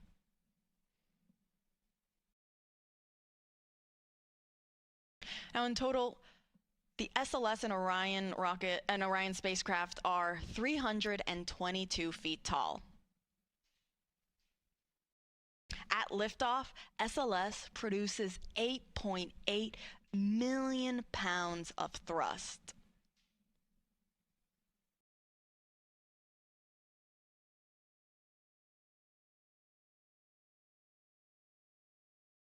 A little bit more than the Saturn V rocket that was used during the Apollo missions, which were roughly 7.5 million pounds of thrust to send those astronauts to the moon.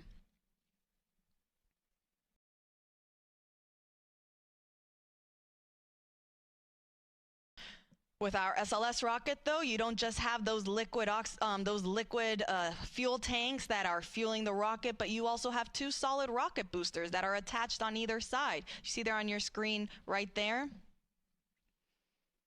They also help provide that extra push and that thrust right at liftoff.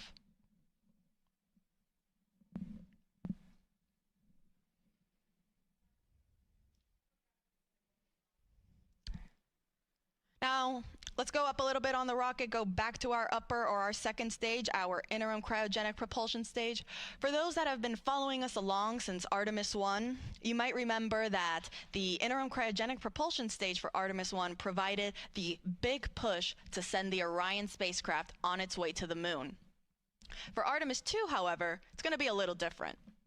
And the reason for that is because Artemis 2 is NASA's first crewed test flight, meaning we are sending astronauts on board this rocket for the first time.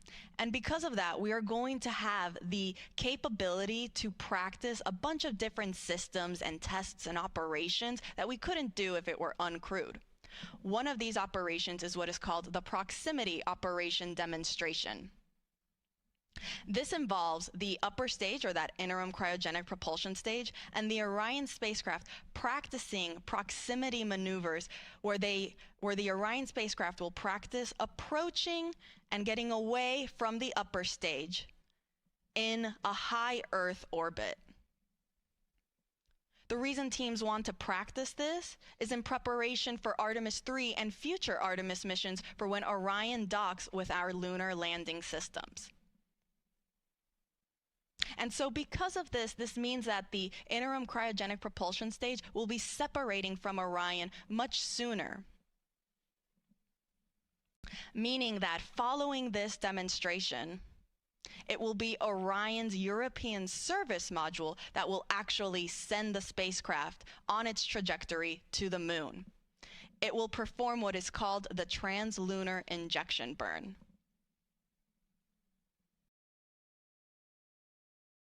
Now, this proximity operation is scheduled to happen during the first day of flight, so pretty soon. And NASA will be providing you with 24/7 live coverage, starting right now as we have been going through our propellant loading operations, and we will continue throughout the course of the entire mission, including all of the splashdown operations.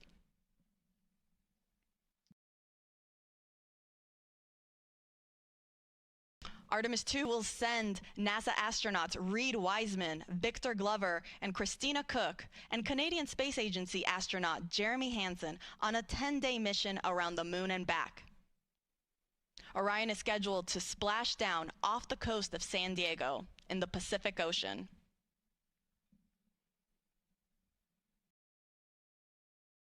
So to quickly recap, teams are in the process of performing a vent and relief test on the liquid hydrogen tank on the upper stage, following finishing their fast fill operations. Again, this test is to just test the tanks that they can handle the pressure that will be happening during this first day of flight. Following this test, we will then transition into our topping phase on the upper stage liquid hydrogen tank, and it'll then transition to replenish. On the core stage, meanwhile, we are still in fast fill for the liquid oxygen tank, and we are in replenish for liquid hydrogen. Now, this is a very, very big and important milestone to me because, again, for those that have been following us along, especially with Artemis 2, during our fast fill operations on the core stage liquid hydrogen tank during wet dress rehearsal 1, that was our first test of this Artemis 2 moon rocket where we tested loading the propellants on board. Teams experienced the liquid hydrogen leaks shortly after getting into fast fill during that first test. They then performed a second wet dress rehearsal where they did not see any major leaks. Tanking loading operations went very smoothly, and it was a very successful test. And so it's great to see that throughout today's countdown for launch, there also weren't any significant issues or leaks reported during our liquid hydrogen loading phase on the core stage. So we are now in replenish mode for liquid hydrogen. We're about 84% of the way on the liquid oxygen tank. And we're also almost there on the upper stage for liquid hydrogen. Now I'll report out once liquid oxygen operations for the upper stage are also underway.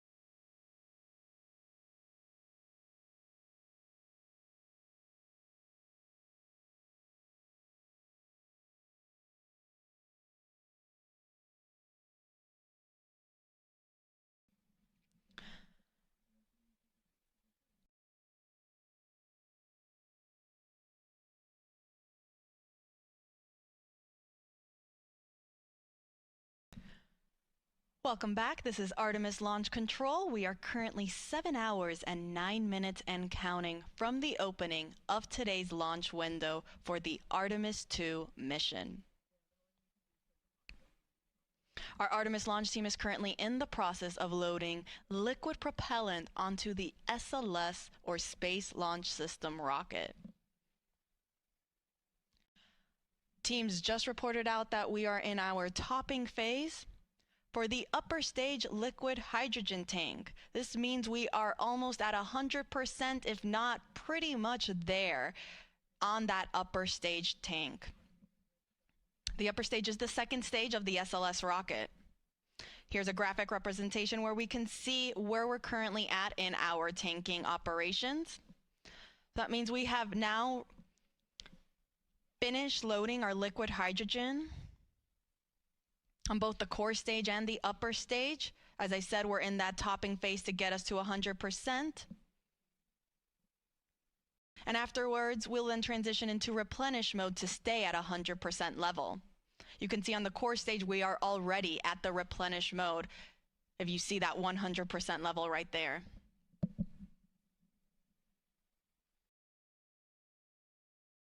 And we also just got confirmation that we are also in replenish for the upper stage liquid hydrogen tank.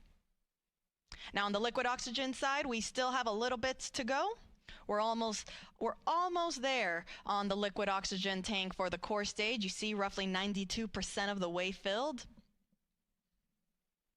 And we haven't started our liquid oxygen propellant loading operations on the upper stage. Teams are getting ready to start chilling down that tank. Teams do this to make sure that all of the systems and lines are ready to receive these cryogenic temperatures. As you can see on your screen there, for hydrogen to stay in a liquid state, it must be negative 423 degrees Fahrenheit. Oxygen, meanwhile, is negative 297 degrees Fahrenheit. So these super, super cold temperatures, we want to make sure that the rocket is able to receive them without damaging any of the hardware on board. So we'll start with chilling down that liquid oxygen tank and lines before we actually start loading it onto the upper stage.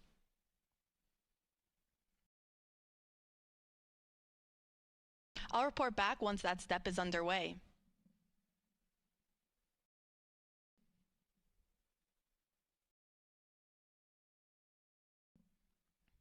As a reminder, our launch window opens at 6:24 p.m. Eastern Time this evening. Teams do have a 2-hour launch window, so that means if we don't launch right at 6:24, that is okay. They still have additional opportunities throughout that 2-hour launch window. Now, NASA's providing 24/7 live coverage throughout this entire mission, beginning with our propellant loading operations that is currently underway. And as we continue our coverage this morning, we are also, and we continue monitoring all of our loading operations, we thank you for following us along. Part of our live coverage will, of course, include our launch this evening. That live launch coverage for Artemis II will continue right here at the beginning at approximately 12:50 p.m. Eastern Time. You can continue watching on our NASA's YouTube channel, as well as on NASA Plus and the other NASA social media channels. Again, we are providing 24/7 live coverage. So following launch, the show doesn't end there. We have a 10-day mission around the moon. And then following that, we're coming back home. And we will be covering all of those splashdown operations as well.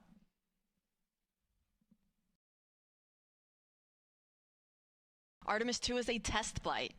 It is NASA's first crewed Artemis mission. We will be sending NASA astronauts Reed Wiseman, who serves as the commander, Victor Glover, the pilot, and mission specialist Christina Cook. And then we're also sending Canadian Space Agency astronaut Jeremy Hansen, who serves as the other mission specialist for this mission.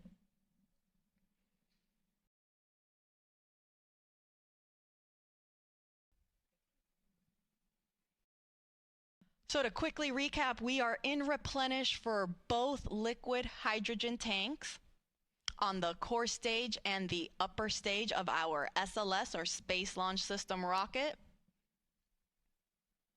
And we are getting very close to being almost all the way full on the liquid oxygen tank in the core stage.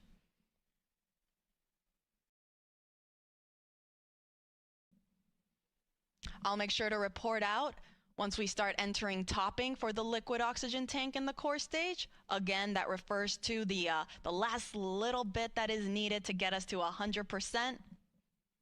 And I'll also make sure to let folks know when our chill down operations are in work on the upper stage liquid oxygen tank.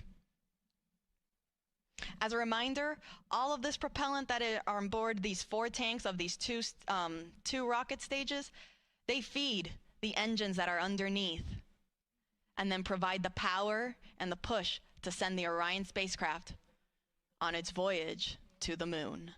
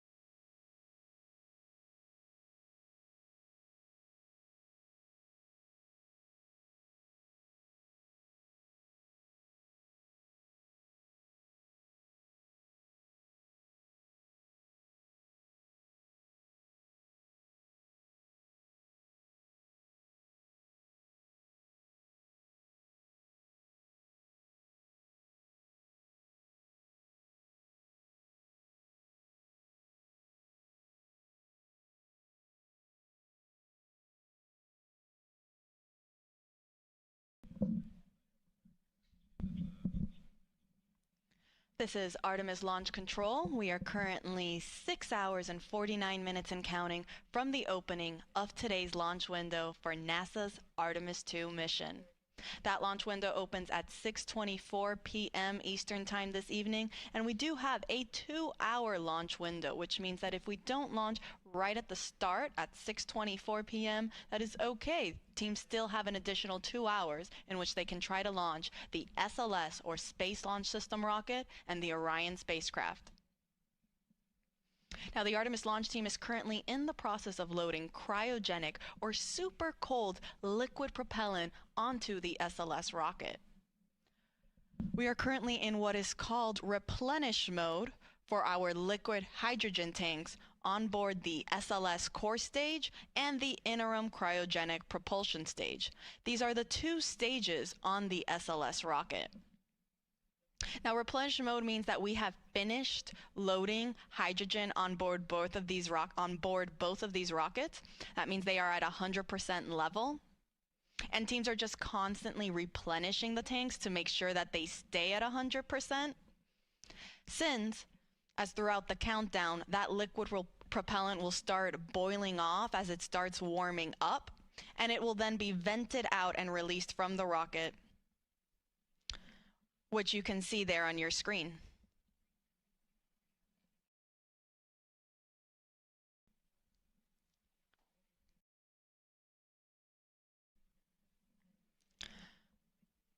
Now, on the liquid oxygen side, teams are now in topping phase for the core stage liquid oxygen tank.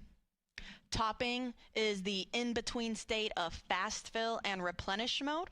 Fast fill is where we spend the most of the time loading propellants. We load it at a much faster rate. Then once we reach a certain point, we will transition into topping to finish loading the tank to 100%. That is now where we are currently at in the core stage liquid oxygen tank. And following topping, we then transition into replenish. So we're in core stage liquid oxygen topping. We're in topping for the core stage liquid oxygen tank. And we are in replenish mode for both tanks on the liquid hydrogen, on the core stage and the upper stage. Now, meanwhile, on the liquid oxygen tank on the upper stage, teams just reported that they have now started chill down for that upper stage tank. This is the first step that is needed before we actually start flowing and loading that propellant on board. The reason this is done is to chill down the systems in line so they are ready to receive those super cold temperatures and not cause any potential damage to the hardware. For reference, oxygen needs to be negative 297 degrees Fahrenheit to be in a liquid state, and hydrogen, negative 423 degrees Fahrenheit. So very, very cold temperatures that the rocket is dealing with right now.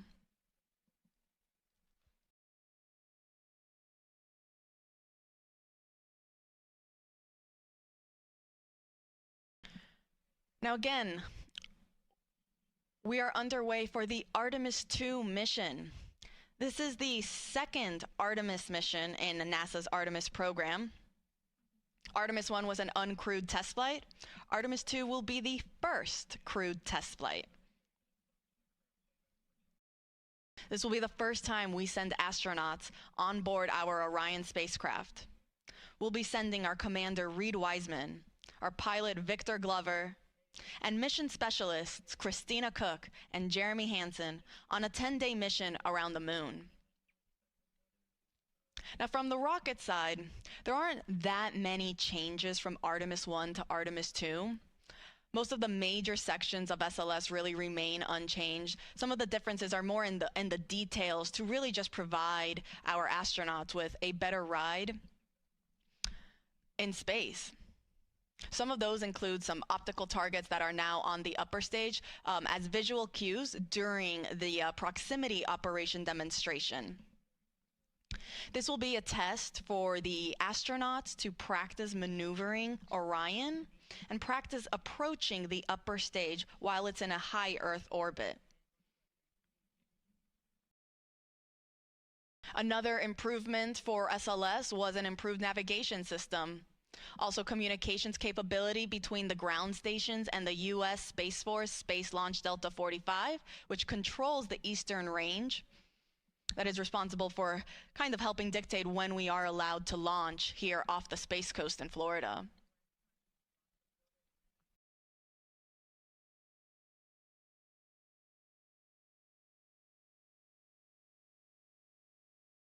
Now, all of the 4 tanks on the upper stage and the core stage, they feed the engines that are down below. At liftoff, the 4 RS-25 engines will operate for the first 8 minutes during flight. The 2 solid rocket boosters that are on either side, those operate for only 2 minutes, and they provide 75% of the power at liftoff.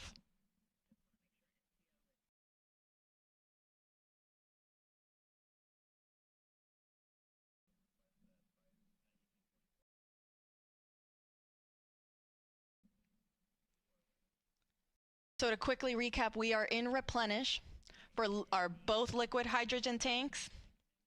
We entered topping for the liquid oxygen tank on the core stage.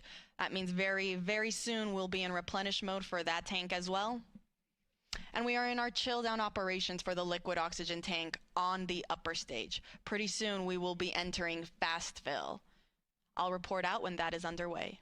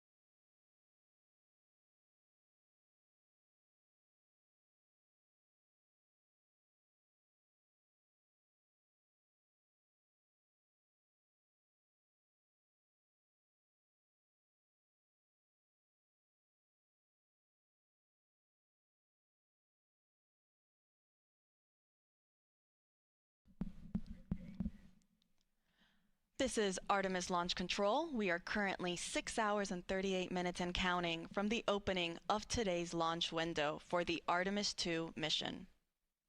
That launch window opens at 6:24 p.m. Eastern Time this evening, and teams do have a 2-hour launch window in which they can attempt to launch the SLS, or the Space Launch System rocket, and Orion spacecraft. The Artemis launch team is currently loading cryogenic or super cold liquid propellant onto SLS. We are currently in replenish mode for both liquid hydrogen tanks on the 2 stages of our SLS rocket. We're still in our topping phase on the core stage liquid oxygen tank. That means we're just finishing it up. You can see there it looks almost all the way full. And following that, it will enter into what is also into its replenish mode as well. The liquid oxygen tank on the upper stage, meanwhile, is now in fast fill. So that means all 4 tanks are now receiving propellant.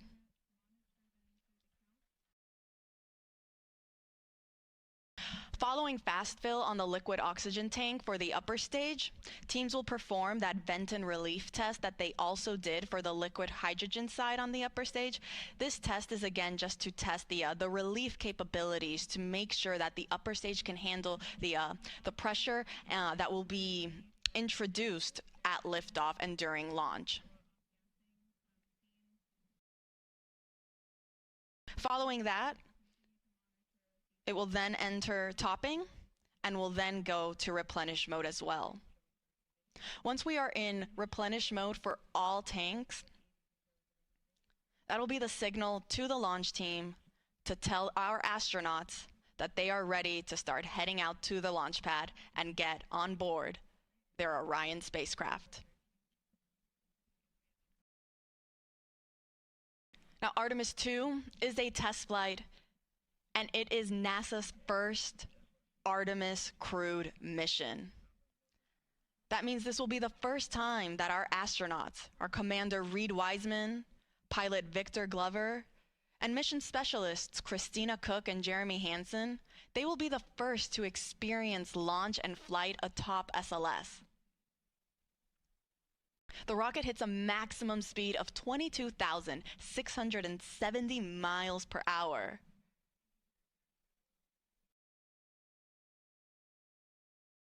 And our astronauts will get to experience the entire ride.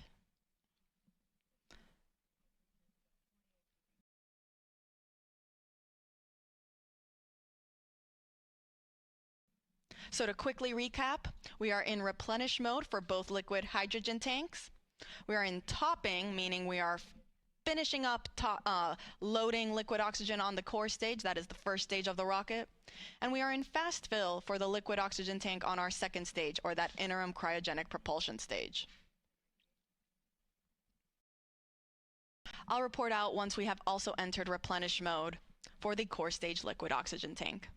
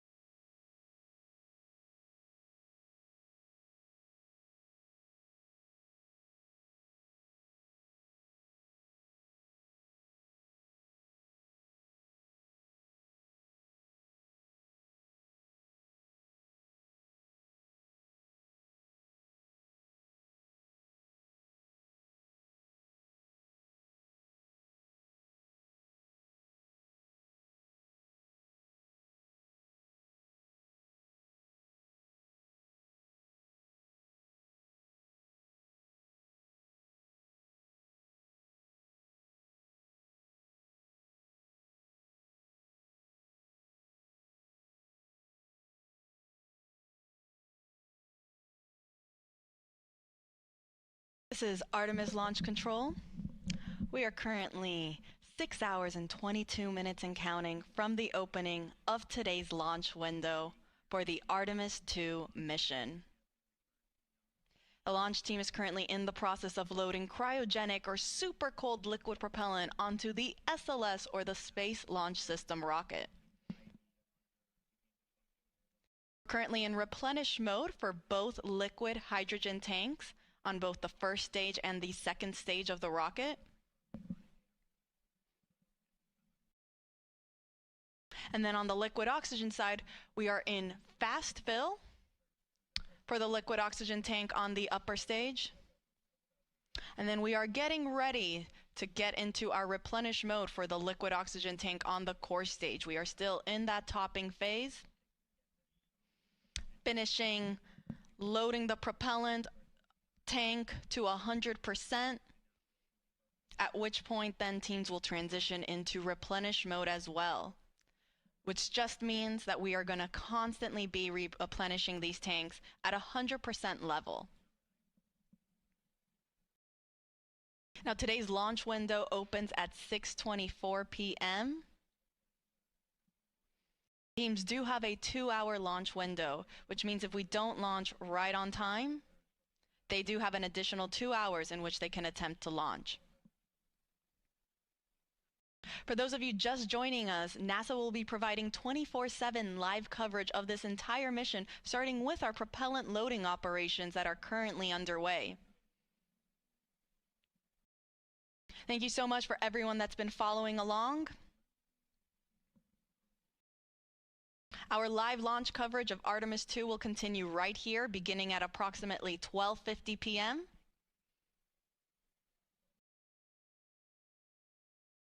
where the rest of my NASA commentators will be chiming in on how the rest of today's countdown goes. And we'll take you through the rest of the mission.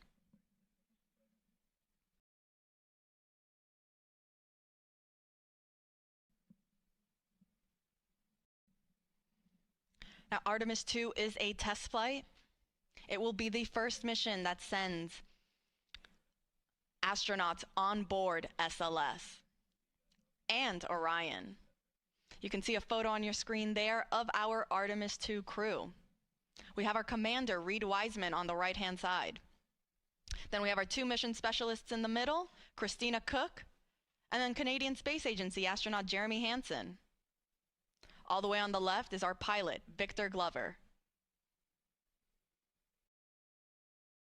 All 4 of them woke up not too long ago at around 9:25 a.m. this morning. Not a terrible wake-up call. In that time, they've been getting ready, having breakfast, getting some briefings. And they'll get one more briefing. It's the flight crew weather brief, where they'll get a status on where we are in the countdown, what the current forecast looks like. Following that brief, they will then start their suit-up operations before they go out to the launch pad and board their spacecraft.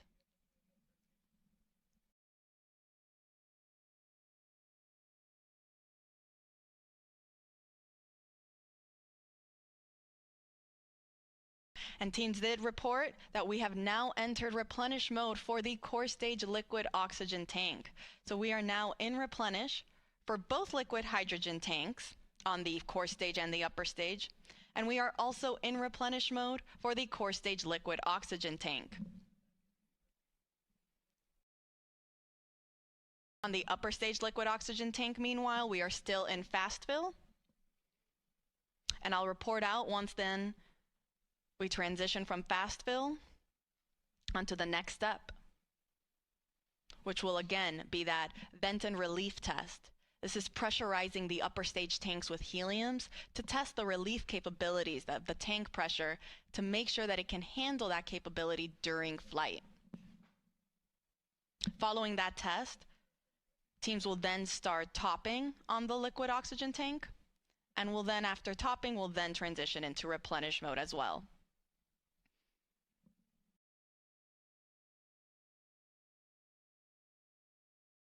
I'll report out when that's underway.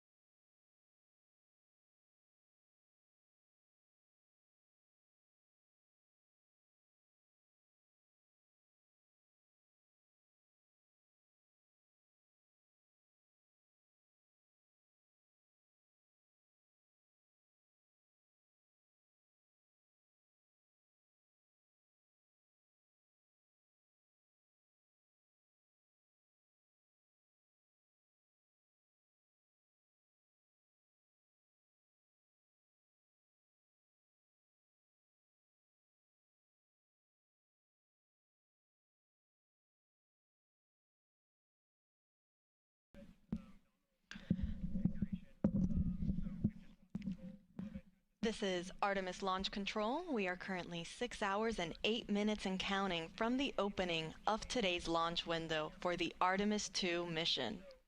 Now, the launch window opens at 6:24 p.m. Eastern Time this evening, and teams do have a 2-hour launch window, which means that they have 2 hours in which they can try to launch the SLS, or the Space Launch System rocket, and Orion spacecraft that will send NASA astronauts Reed Wiseman, Victor Glover, Christina Cook, and Canadian Space Agency astronaut Jeremy Hansen on a 10-day mission around the moon and back.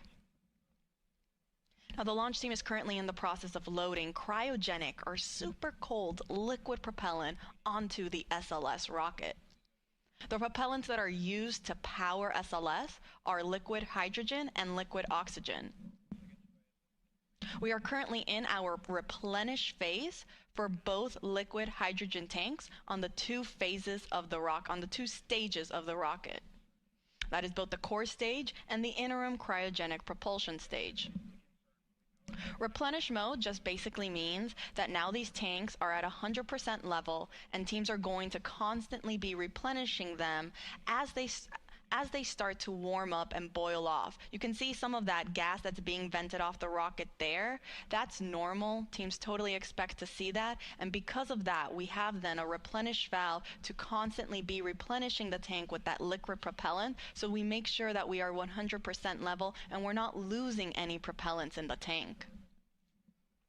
The reason that you see some of that venting happening is because as we get throughout the countdown and the temperatures start to rise, that liquid propellant will become a gas, and so it'll start boiling off and then it'll vent outside the rocket.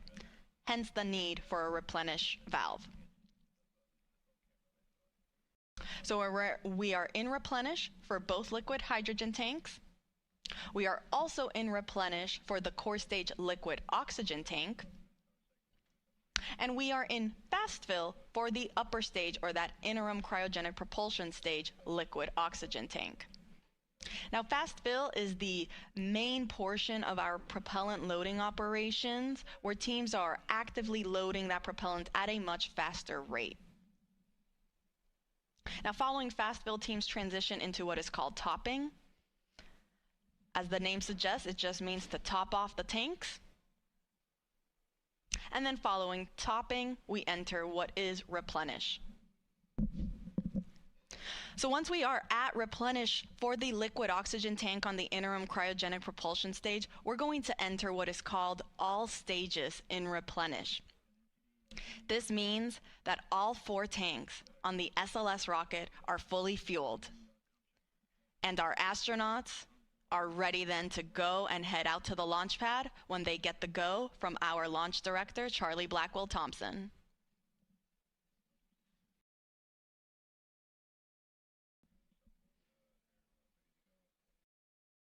Now, coming up shortly, our astronauts will be joining in on a flight crew weather brief with our launch director, as well as with the flight director in Houston and the launch weather officer. They'll provide a quick status on how the forecast looks for the rest of today's countdown, as well as where we currently are in our countdown operations.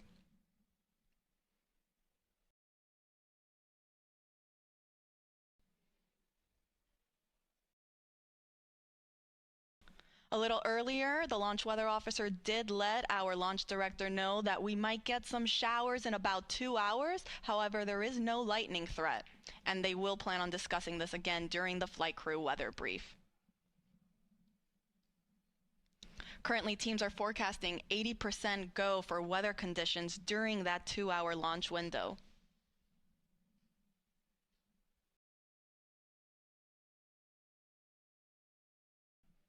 So again, to quickly recap, we are in replenish mode for both liquid hydrogen tanks. We are also in replenish mode on the liquid oxygen tank on the core stage. That is the first stage of the SLS rocket. And we're in fast fill for the liquid oxygen tank on the upper stage.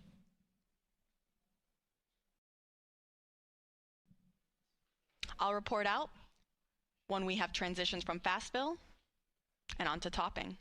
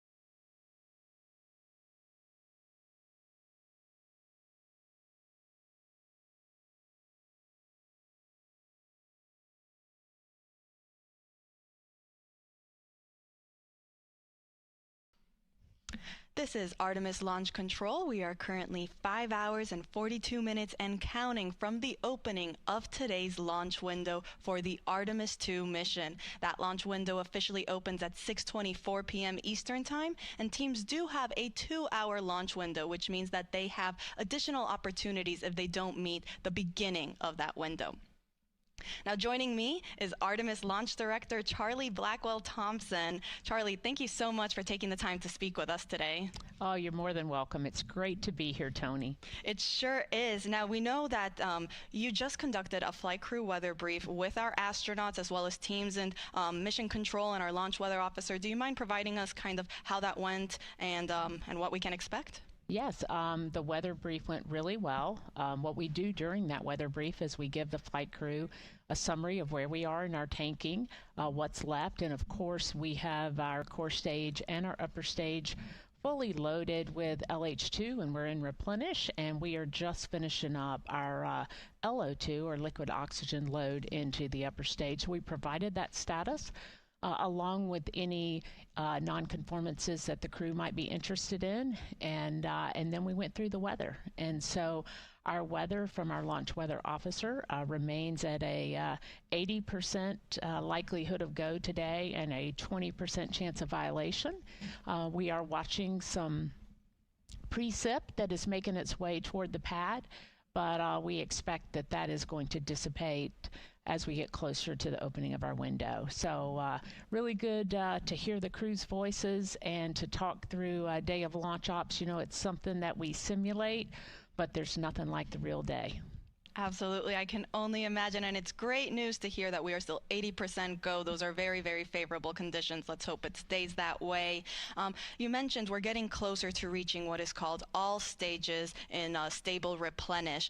That means that we will have all 4 tanks at 100% flight level. Charlie, can you walk us through then what are some of those upcoming milestones once we reach all stages replenish? Absolutely. So one of the big milestones when you reach stable replenish on all stages is you begin to send the closeout crew into the pad, and so we're just a few minutes away from getting into that, and we'll deploy them to the pad, and they'll start getting ready for the flight crew.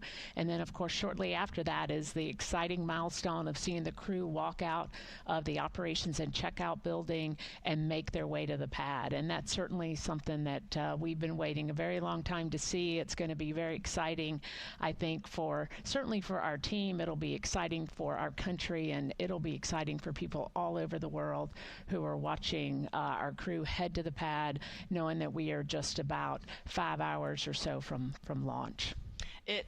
You couldn't have said it any better. This is very exciting for the entire world. We cannot wait for that moment when we see our astronauts depart their crew quarters and head to the pad.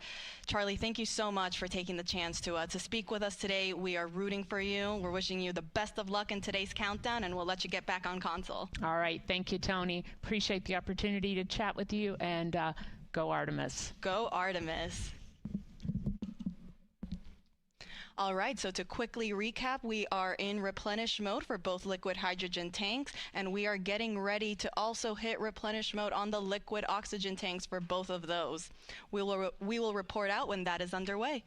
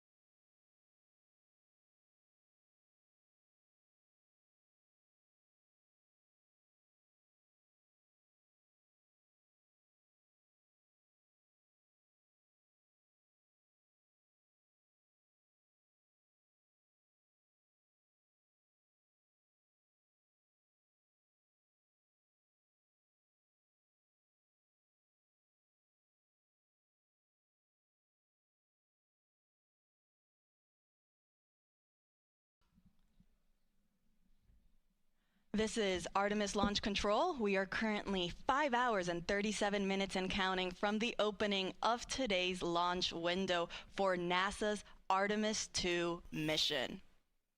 Now, the launch team is currently in the process of loading cryogenic or liquid propellant onto the SLS rocket. You see our launch team there in Firing Room 1, and you actually can see our NASA administrator, Jared Isaacman. He just joined the room to greet our launch director, Charlie Blackwell Thompson, and our assistant launch director, Jeremy Graver. Now, to quickly recap, we started our propellant loading operations at 8:35 a.m. Eastern Time. That was after we had chilled down the core stage systems lines, and after we had been given the go from our launch director to start our tanking operations. So after 8:35, we started again slow fill. A little bit after that, at 9:25, our astronauts got their scheduled wake-up call. Following slow fill on the core stage, we then transitioned into fast fill. Once we were in fast fill for the core stage, we then started our upper stage loading operations. We started first with hydrogen. Started chilling down the liquid hydrogen tank on the upper stage at roughly 9:36 a.m. And then we got into fast fill at 9:51 a.m. Following that, we entered then our topping phase on the core stage liquid hydrogen tank. Topping refers to finishing up that last little bit to get to 100%, and then we transitioned into replenish. We did the same thing for the core stage liquid oxygen tank, as well as for the liquid hydrogen tank on the upper stage. Now all that's left is to enter replenish mode for the liquid oxygen tank on our upper stage, and we will enter what is called all stages replenish. This means that now all 4 tanks will be at 100% level. Once we reach this stage, this will be the signal for our launch team to let our astronauts know that they have the clear to enter the launch pad and go and enter their spacecraft. As a reminder, NASA is providing 24/7 live coverage of this mission. We started this morning at 7:45 a.m. and ran you through our tanking loading operations, and we will continue to do so throughout the rest of today's launch countdown. We will be beginning our live coverage in just a few minutes for that launch, and the rest of our commentators will make sure to take you along through today's countdown. You can see on your screen there how to watch.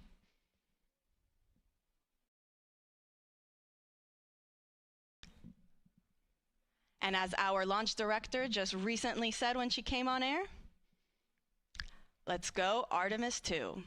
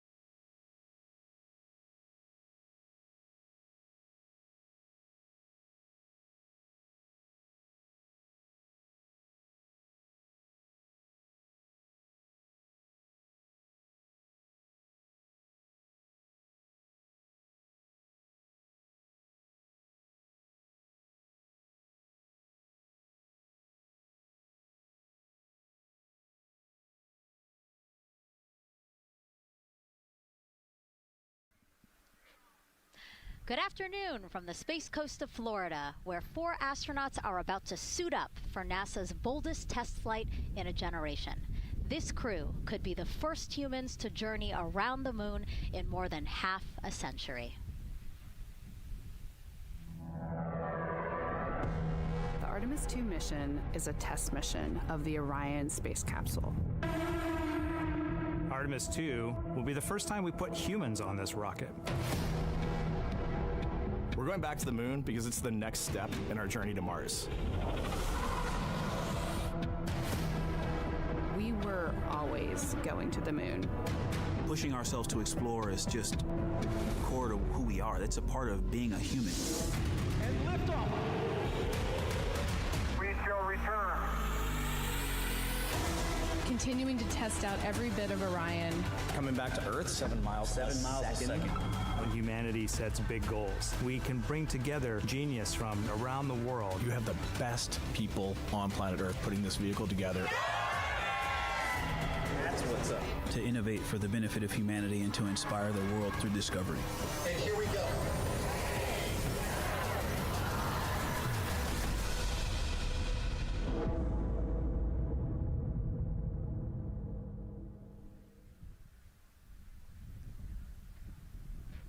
Welcome, and thank you for joining us live from NASA's Kennedy Space Center, where we are beginning a new chapter in America's human spaceflight story. We are so humbled to have thousands of people here in person to witness this, and the many more watching online from around the world. I'm NASA's Megan Cruz, and this is NASA astronaut Nicole Ayers.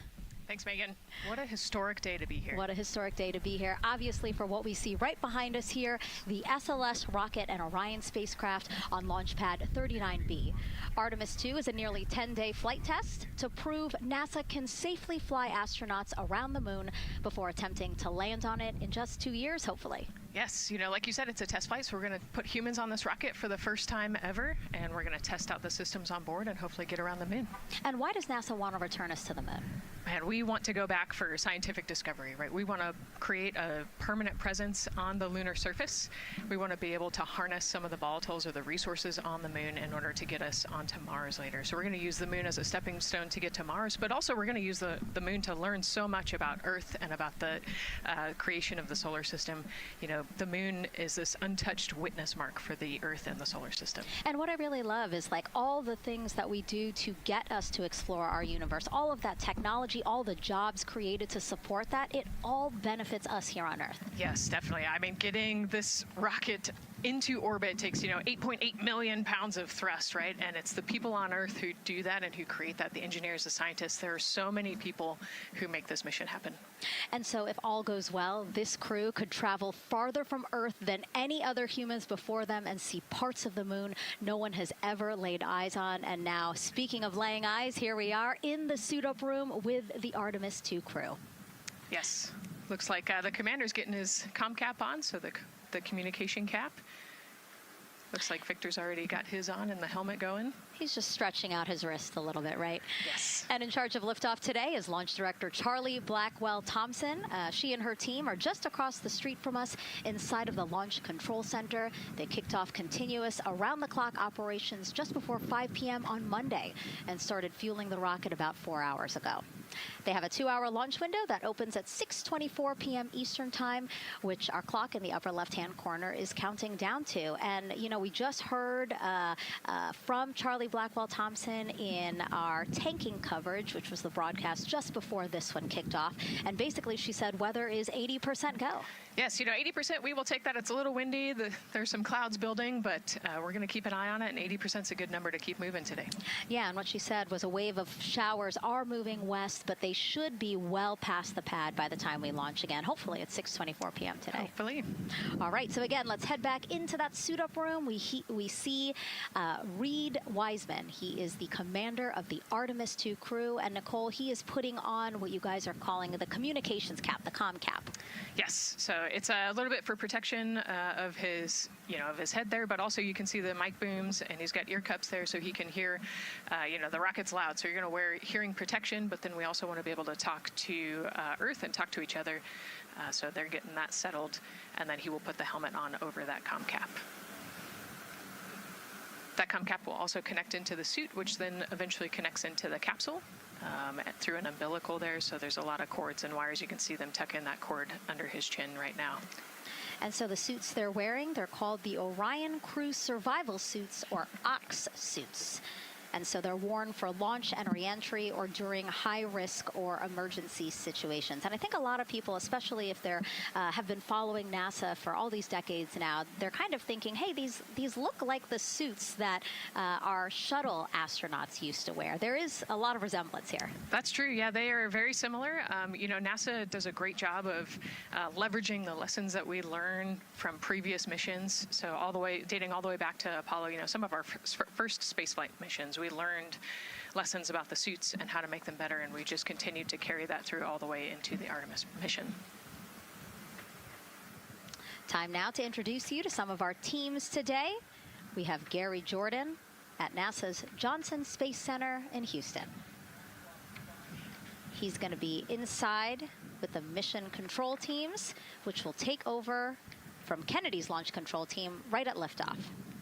And then back here at Florida, there's Megan Carter inside Kennedy Space Center's visitor complex, Jasmine Hopkins at a launch viewing location, and then finally Daryl Nail inside the Launch Control Center with the launch team.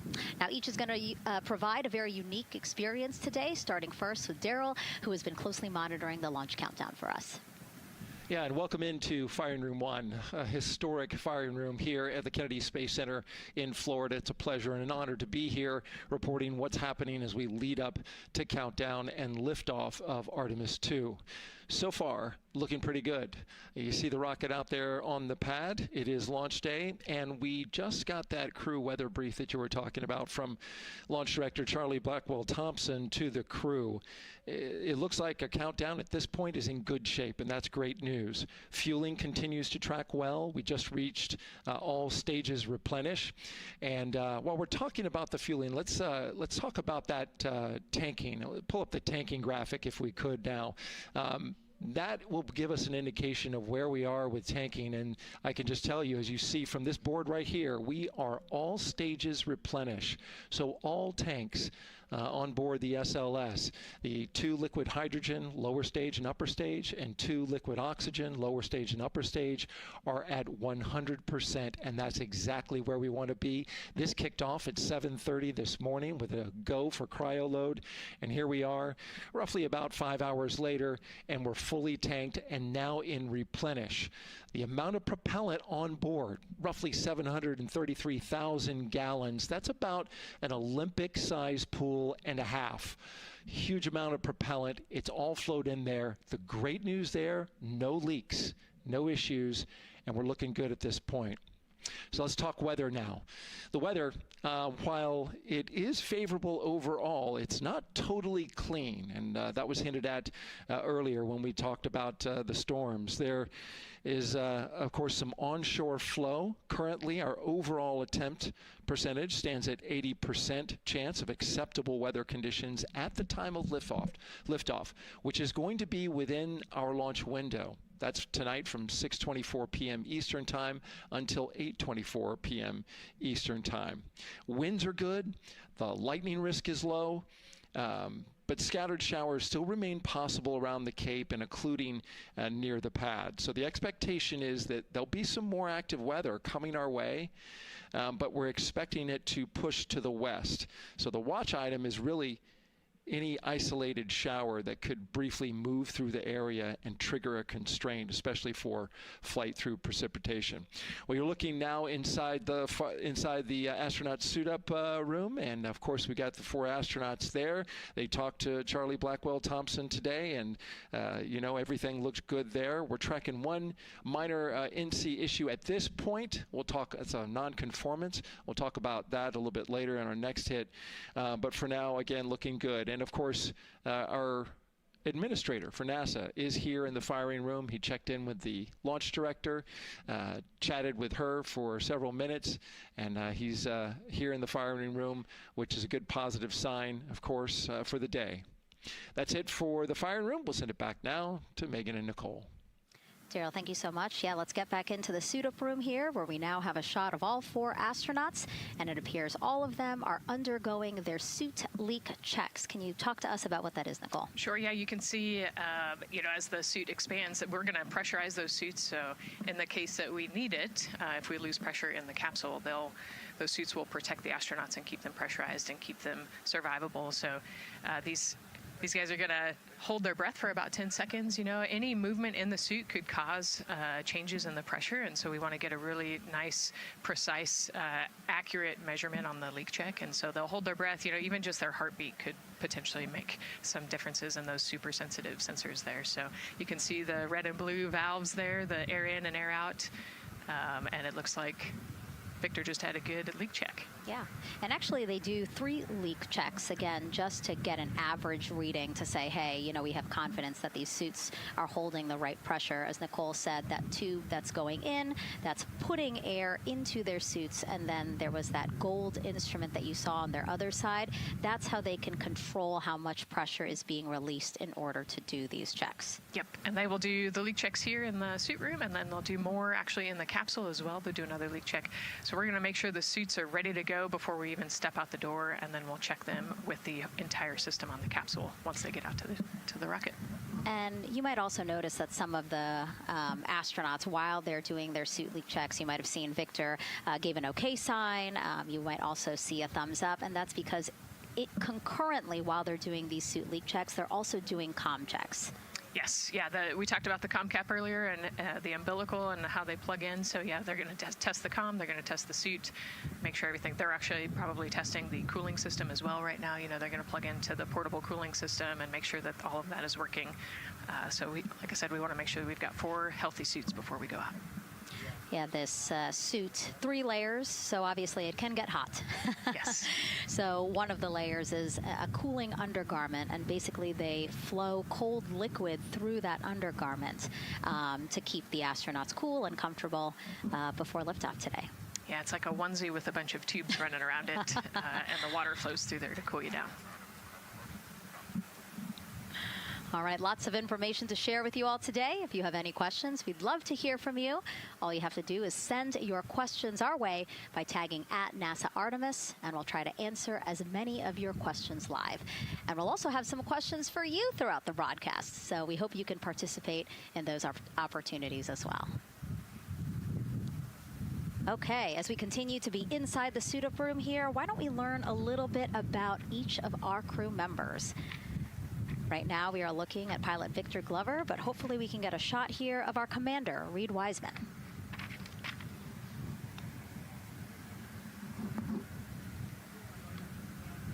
Now, Reed Wiseman is a Baltimore native.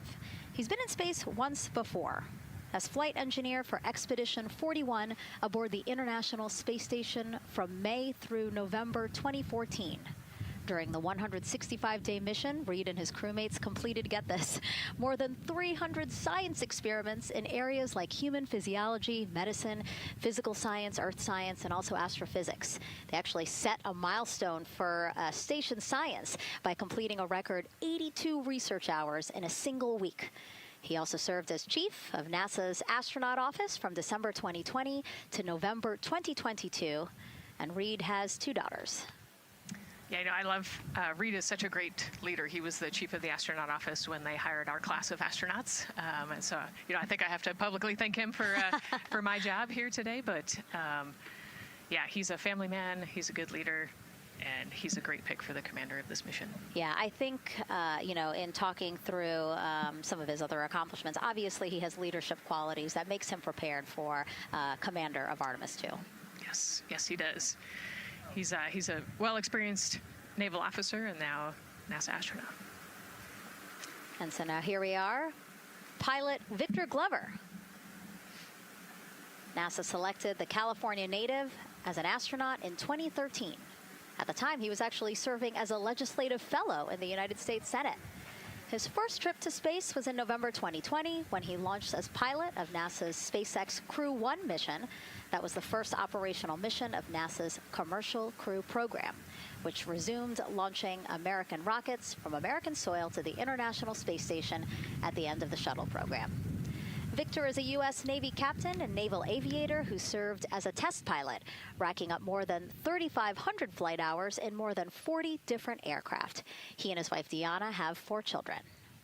Yeah, 4 children, a lot of energy, but that checks, right? Because when I think of Victor Glover, I think of a lot of energy, smart guy who's always excited and ready to go. And there you go, he's smiling in the suit room this morning. Oh yeah, he's a great guy. All of them are. This whole entire crew. They're just a good group of human beings, of leaders, of friends, family. You know, I have never heard anybody say anything bad about any of these 4. They're all so well accomplished, and they're also deserving of this opportunity to return to the moon. Yeah, and they're also humble, right? They're just standard humans going to the moon, but you would never know that when you talk to them in a normal conversation. And so it looks like Christina here has completed her suit leak checks as well, her communication checks too. Yep, they've already got her gloves off. They're getting ready to kind of hang out and relax a little bit, I think, before they walk out. She is a mission specialist for this mission, native of Grand Rapids, Michigan. Was selected to the Astronaut Corps in 2013, so actually same class as Victor. She served as flight engineer on the International Space Station from March 2019 to February 2020. And during that time, Cook set a record for the longest single space flight by a woman with a total of 328 consecutive days in space. She also participated in the first ever all-female spacewalk. And before becoming an astronaut, Christina helped build space science instruments and led scientific field work in some of the most remote environments on the planet. Her hobbies include surfing, rock climbing, community service, yoga, travel, and photography. Again, so much. When does she find the time? That's a great question. You know, one of the things I love about Christina is that she's broken records and she's achieved all these milestones. But one of the things that she talks about is, you know, she just wants people to set goals and go work hard and do something that's meaningful to you. And she really hopes that her records are broken as soon as possible. She does it for her family, and she'll talk about all of her nieces and nephews quite a bit. So just, again, another example of just a humble human who's got a great support system in her family and excited for the mission. Yeah, she's always saying that she just wants the opportunity to push people farther, to push humanity farther, see what we can accomplish together. So, yeah. Again, all 4 of them say that. They're really in tune on what they think or what they feel like their role is in this mission. Yeah, I think their legacy is going to be, you know, providing the shoulders for others to climb on. Mm-hmm. And last but not least, first-time flyer, Canadian Space Agency astronaut Jeremy Hansen will fly to the moon as a mission specialist on the Artemis II mission. The London, Ontario native was selected as an astronaut in 2009. After that, he worked as Capcom at NASA's Mission Control Center in Houston. Capcom stands for Capsule Communicator, and that's the sole direct voice communicating with astronauts in space. He also participated in training exercises such as living on the ocean floor off the coast of Florida to simulate deep space exploration for 7 days. In 2017, he became the first Canadian to lead a NASA astronaut class. He also enjoys getting out on a sailboat, rock climbing, and mountain biking. Jeremy and his wife, Catherine, have 3 children, and he actually got to hang out with them over the weekend. So the crew arrived here for launch at Kennedy Space Center on Friday, and then their family members arrived Saturday. Yes, yeah. They, as long as their family can quarantine with them, then they will stay, you know, quarantined in Houston, and then they all fly down to Kennedy Space Center, and then you get to spend the last few days with your close family and friends. We actually do a behind-the-glass visit with some of those other maybe extended family members that couldn't quarantine with you. But yeah, it's a quaint time here once you get to Kennedy Space Center. A great sign here. All 4 astronauts have removed their helmets. And that indicates, again, that all 4 have completed suit leak checks. And so, Nicole, what they're doing now is they have these pockets on their forearms. That's just somewhere where they can put personal items that they might want, right? Yeah, just kind of stowage pockets. You know, there's always something that you might need or want while you're in the capsule, and then also last-minute personal items if you want to put a couple things in there. So everybody kind of has their own unique stash in their pockets. And then another pocket has emergency equipment that they might need, right? Like a signaling mirror, things like that. Right, yeah, the suit is basically all in one. You know, it's got the oxygen bottles there on their right legs. You'll see in a different shot, they've got pockets with survival gear in it, and that is to keep them safe. So if they had to egress the capsule, either from the launch pad or from the water, then they will have all of the survival gear with them. They'll have about 10 minutes of oxygen as well from that bottle so that they can get to safety quickly and safely. We are now 5 hours, 3 minutes and counting from the opening of our 2-hour launch window, and we have our first questions from social media.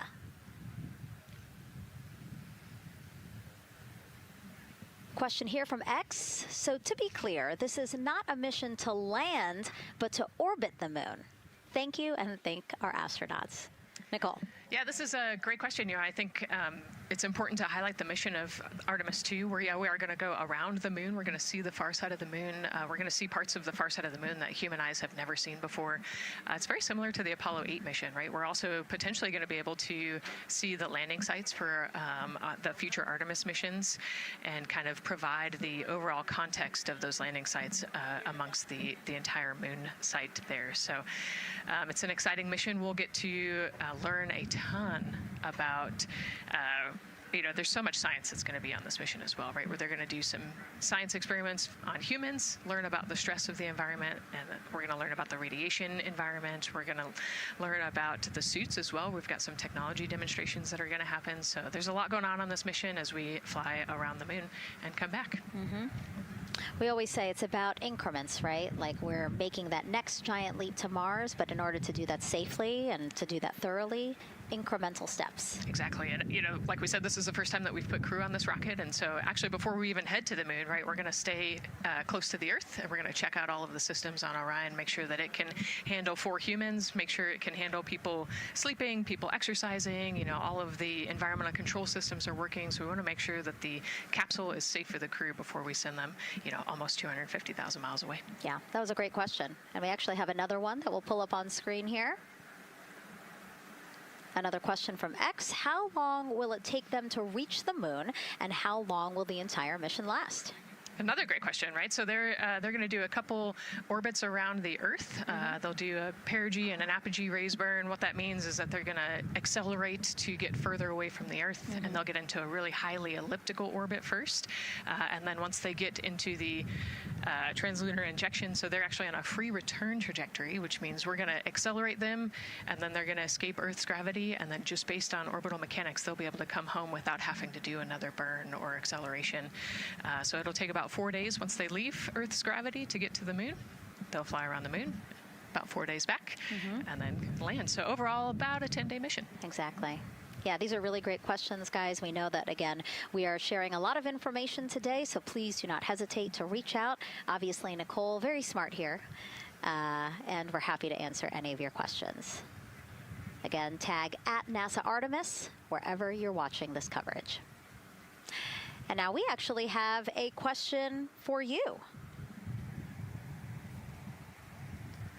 Who would you take with you on a trip around the moon? Would it be your bestie?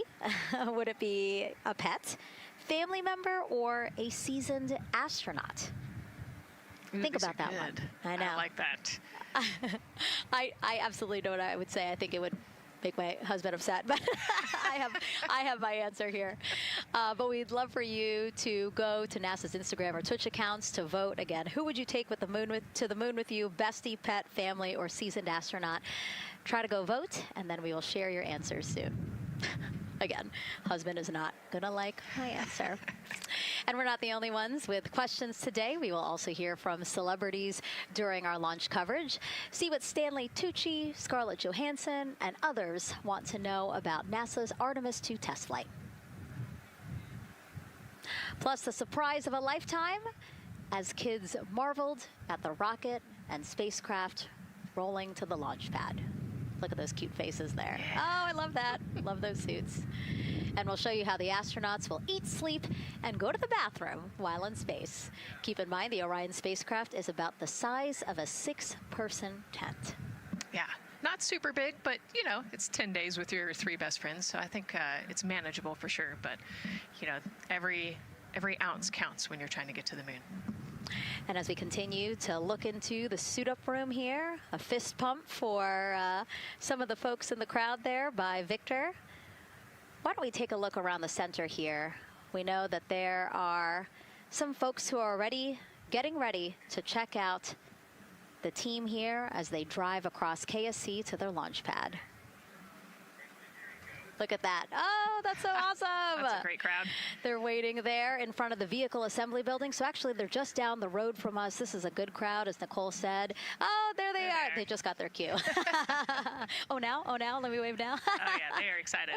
That's amazing. So all of these folks, content creators that are getting behind-the-scenes access as part of NASA's NASA social experience here. So as you can see, very excited. The crew will get into their convoy and drive past them here pretty shortly. Yeah, what an amazing way to share the Artemis story, right? By inviting these social media experts out to share the story as they drive by. All right, again, let's take a look at the clock. 4 hours, 58 minutes and counting from the opening of today's 2-hour launch window. So why don't we check back in with Daryl with the launch team. Megan and Nicole, and inside Fire Room 1, I'm listening to Launch Director Charlie Blackwell Thompson greet the Ascent crew who just came on console over there at Johnson Space Center. So good to have the Mission Control team jumping on with us. So far, the launch team here in the firing room has had a really good morning. Really smooth tanking that kicked off at 7:30 a.m. this morning. They got to all stages replenish just before 1 o'clock p.m. Eastern time, and it was an incredibly smooth tanking. That's great as we look here watching the crew and also with an eye on the rocket. Weather, of course, we've talked a little bit about that. It's favorable overall, 80% go for our 2-hour window between 6:24 p.m. and 8:24 p.m. We don't have an exact T0 right now because that's going to come to us closer when we get closer to launch, roughly about 20 minutes before liftoff. But it's going to be within that window and towards the beginning, provided everything continues to go smoothly along the timeline, and so far that's been the case. I mentioned that there was a small issue in my previous live hit. That actually was incorrect. There was no issue. I've gotten the good data now that I'm on the headset and listening into the loops. Engineers, avionics engineers, are keeping an eye on a display unit inside Orion that's just running a little cooler than normal. It's not going out of limit. It's actually completely fine. But they just were noting the trend and reported that to the NASA test director. So they'll keep their eyes on that. But again, there was no LCC violation. And once they get the cover off Orion out there that's protecting it from the rain, they expect the temperatures inside the Orion crew capsule to stabilize. And with that, we'll send it back to the host desk with Megan and Nicole. Thank you so much, Daryl. Now, Daryl is inside Firing Room 1 in the Launch Control Center, or LCC, as you might hear it referred to, which was built in 1967 to support Apollo missions.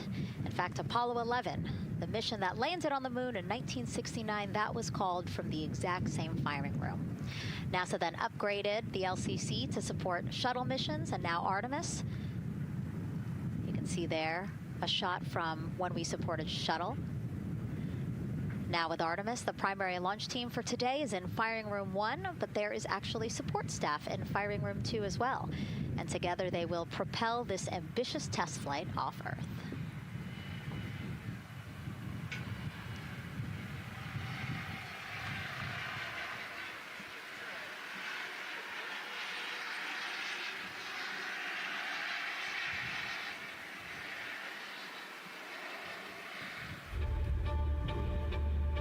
We're going back to the moon because it's the next step in our journey to Mars.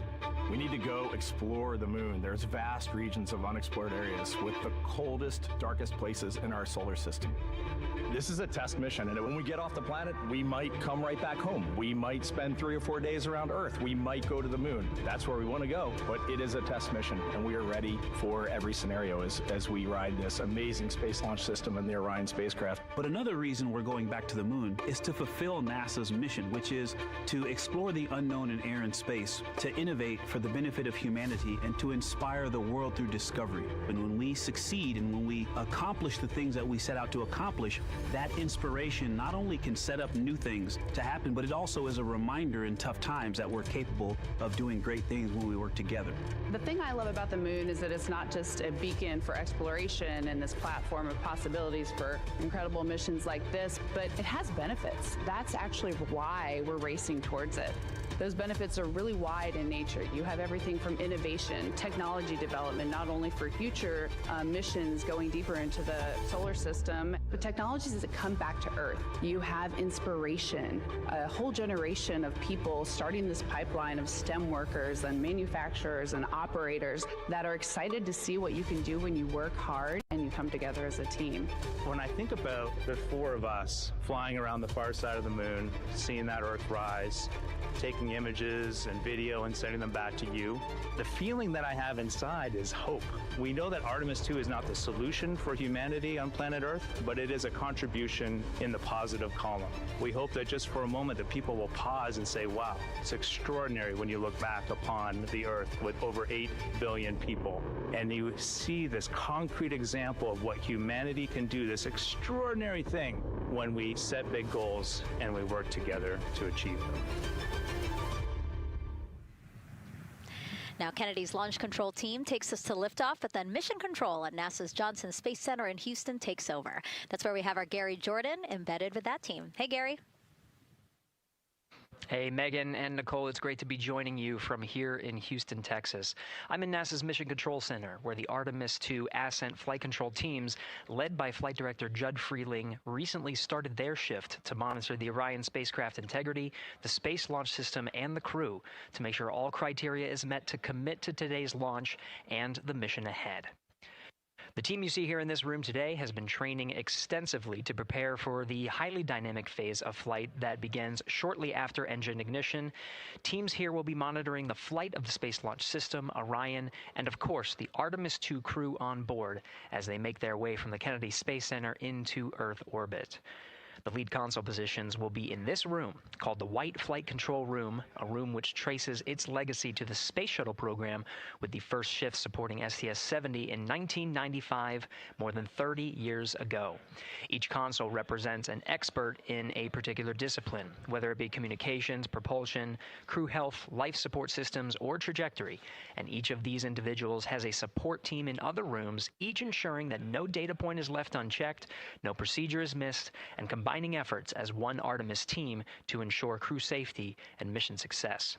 After liftoff, Mission Control Houston will be staffed around the clock over the next 10 days until the spacecraft is safed for the recovery teams and the crew is extracted from integrity and brought aboard the recovery vessel. The roar of a powerful Space Launch System liftoff is just the beginning. The mission is, of course, a test mission, and the first with humans on board Orion and in deep space. The crew's job is to put the systems and capabilities of Orion to the test, taking us closer to a sustained presence on the lunar surface. It's great to see the crew gathered around the table. Megan, with that, we'll toss it back to you as we continue to monitor from here in Mission Control Houston. Back to you. Thank you so much, Gary. Yes, a pre-flight tradition that we have seen with our crewed flights and our astronauts, the card game, Nicole.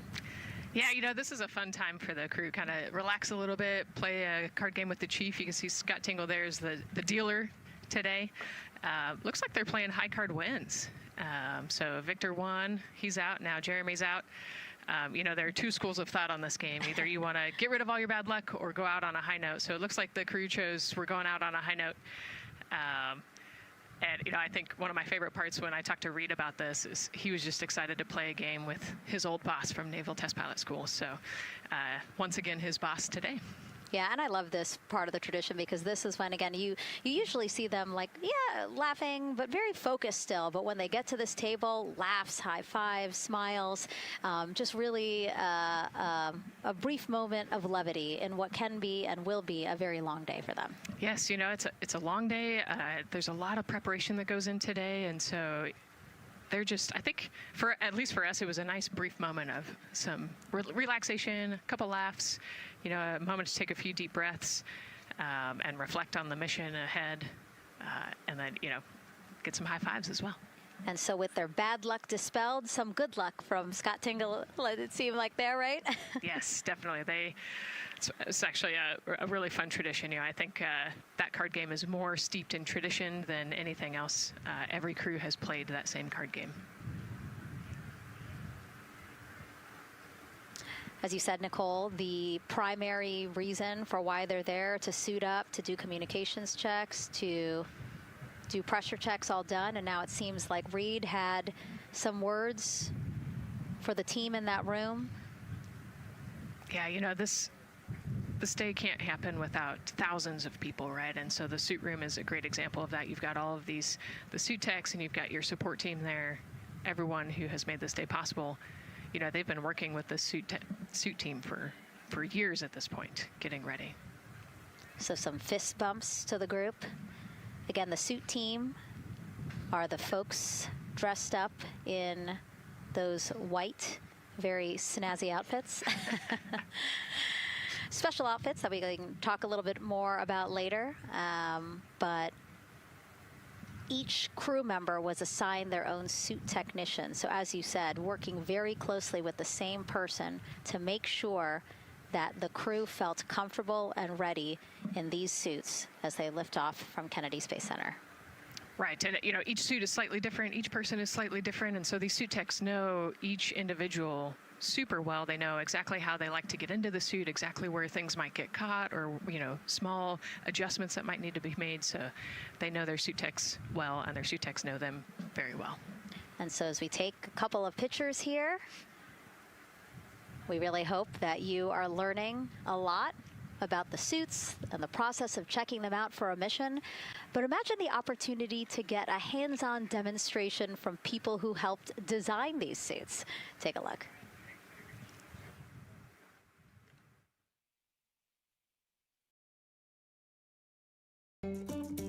Anyone want to try on one of the gloves? I love showing the kids the suit. I love how excited they get about space. Oh! So that would be... It just goes in there? We got to bring some stuff for them to actually put their hands in, and some of them were very excited because they want to be astronauts when they grow up. I would love to be an astronaut. That would be incredible. I'd like to be like an engineer that like maybe designs the suits. Whether it's the call, the orange color, every aspect has an important function for our astronauts in space. It's going to be amazing seeing astronauts up close to the moon again.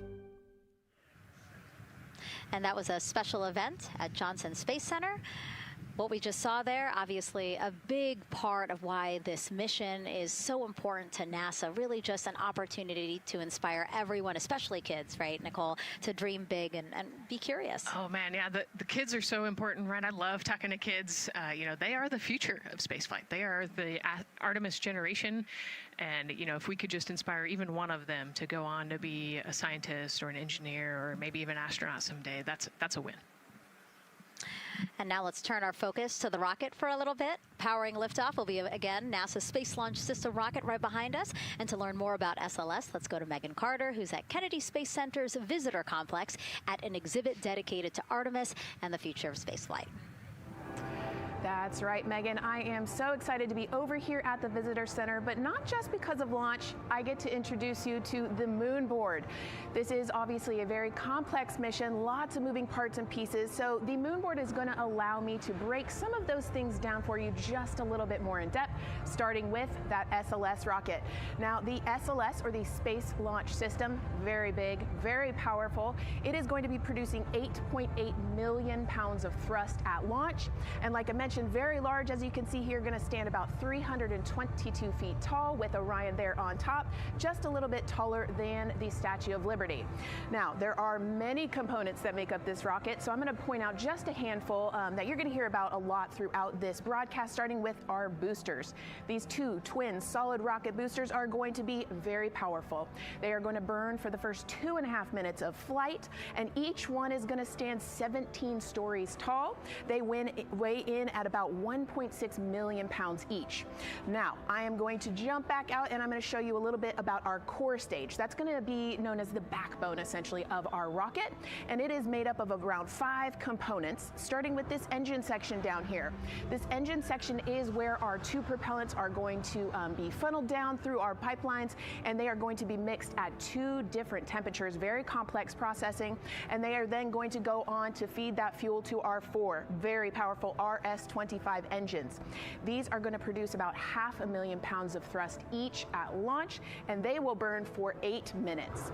All right, now jumping up here, we are going to take a look, because I just mentioned those propellants. Obviously, we do need fuel, and that is why we have around 535,000 gallons of that liquid hydrogen. That's approximately about the same amount that you could fill an Olympic-sized pool, just to give you an idea.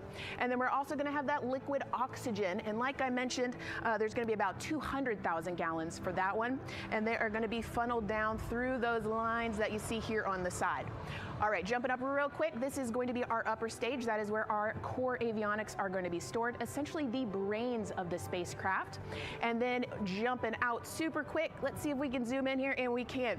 Those propellants I talked about are going to be stored at cryogenic temperatures. That means thousands of degrees below Fahrenheit, so they have to be kept very cold. And that, all those bumps and ridges there that you see, those are actually going to be an insulation spray that's going to help keep that rocket nice and cool, keep the propellants ready to go, and get us set up for success. Now, obviously, that was a very quick overview of our rocket. I have so much more to show you here on our moon board, but for now, I'm going to turn it back over to you, Megan. Thank you, Megan. A very impressive demo of the moon board, but also an impressive system, obviously. She mentioned 4 RS-25 engines on the core stage, and actually we have one right behind us here, used during the shuttle program, and I got to get a closer look at it with Space Launch Systems Engines Deputy Manager Philip Benefield. Okay, so Philip, in terms of size, shape, and function, what we see here behind us, exactly what we see on the pad. Absolutely, Megan, absolutely. So this is the RS-25 engine. Impressive. We have 4 of these on the bottom of the SLS rocket to propel the SLS rocket in Orion into low Earth orbit.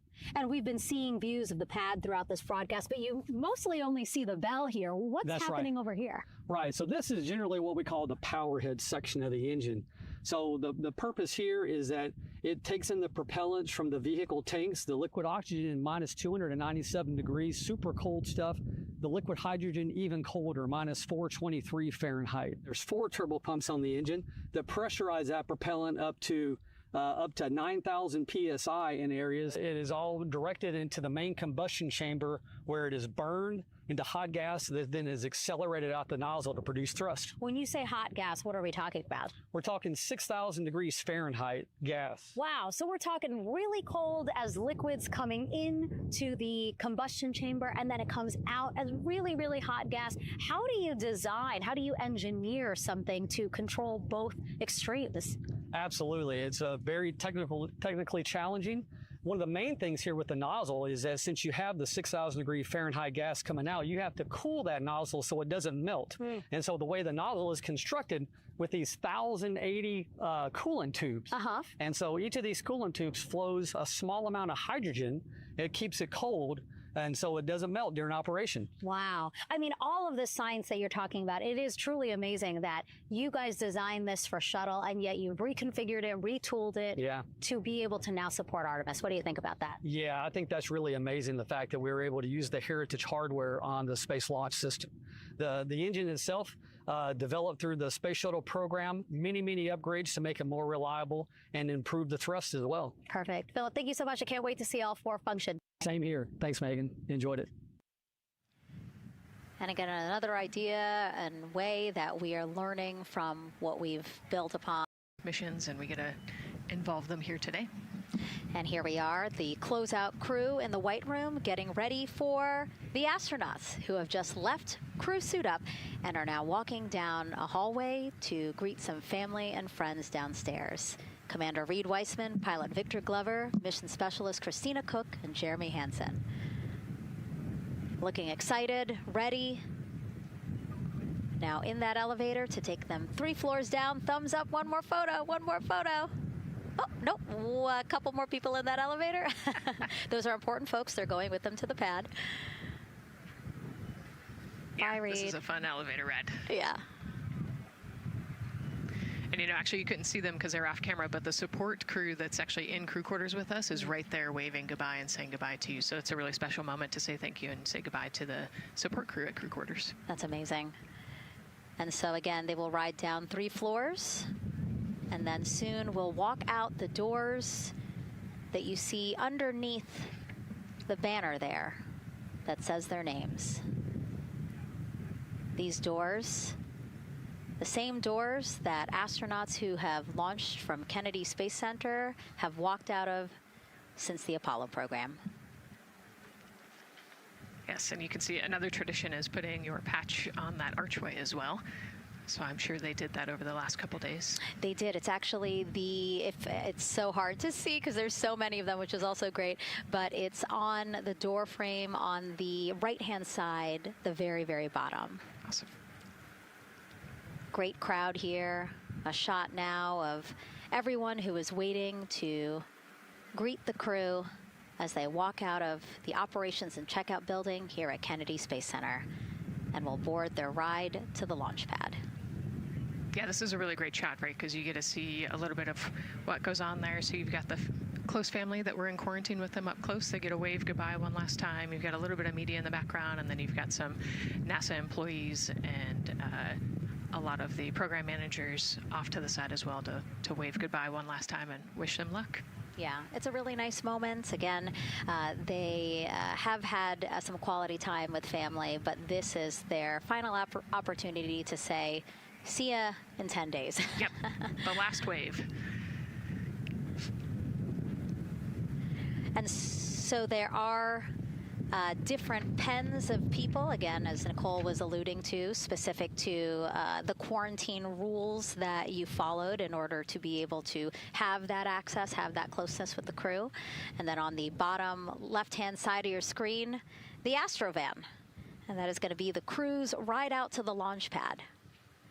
This modified Airstream motorhome can seat up to 8 people inside. It has a TV and sound system, and we know they plan to watch a video during their trip out, right, Nicole? Yes. So I think Top Gun is on the menu, yes. And then also Point Break, because you know Christina surfs, so I think they've got a pretty decent entertainment planned. So I love that. It gets them in the headspace, the right headspace, to really just enjoy the ride to space. NASA's history with Airstream dates back to the 60s when the company created a crew quarantine vehicle for when astronauts returned from the moon. This picture here, President Nixon talking to the Apollo 11 astronauts inside said quarantine vehicle. Then during the shuttle program, Airstream created the first generation Astrovan, a 27-foot motorhome that transported astronauts across KSC to their launch pad. And again, that is what we're going to see today. A very similar picture. Again, the orange suits, the Astrovan, very reminiscent of what we have done before and how we got to where we are now. Yeah, and it's a pretty cool ride. You know, you get about 20 minutes to get out to the launch pad and watch a movie, listen to some music. It's kind of an interesting, you know, and then along the whole way here at KSC, all of the employees from Kennedy Space Center come out. You can see in the background of the shot you're looking at right now, all of those employees and everybody lining the streets, waving and wishing them luck. I think this is an emotional moment for a lot of people because this is the last time where a lot of people will be with the crew, because once they get to the pad, there's only a handful of folks with them before launch. Yeah, definitely. This can be emotional for the crew, can be emotional for the families, of course. I mean, you know, I got to wave goodbye one last time to my sister, and when we walked out those doors, and yeah, it's surreal. You know, it starts to become much more real the closer and closer you get to the launch pad.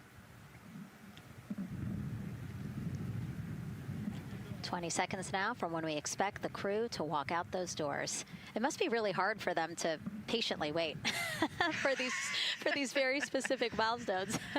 You've got a whole group back there that's telling jokes and keeping it light. So.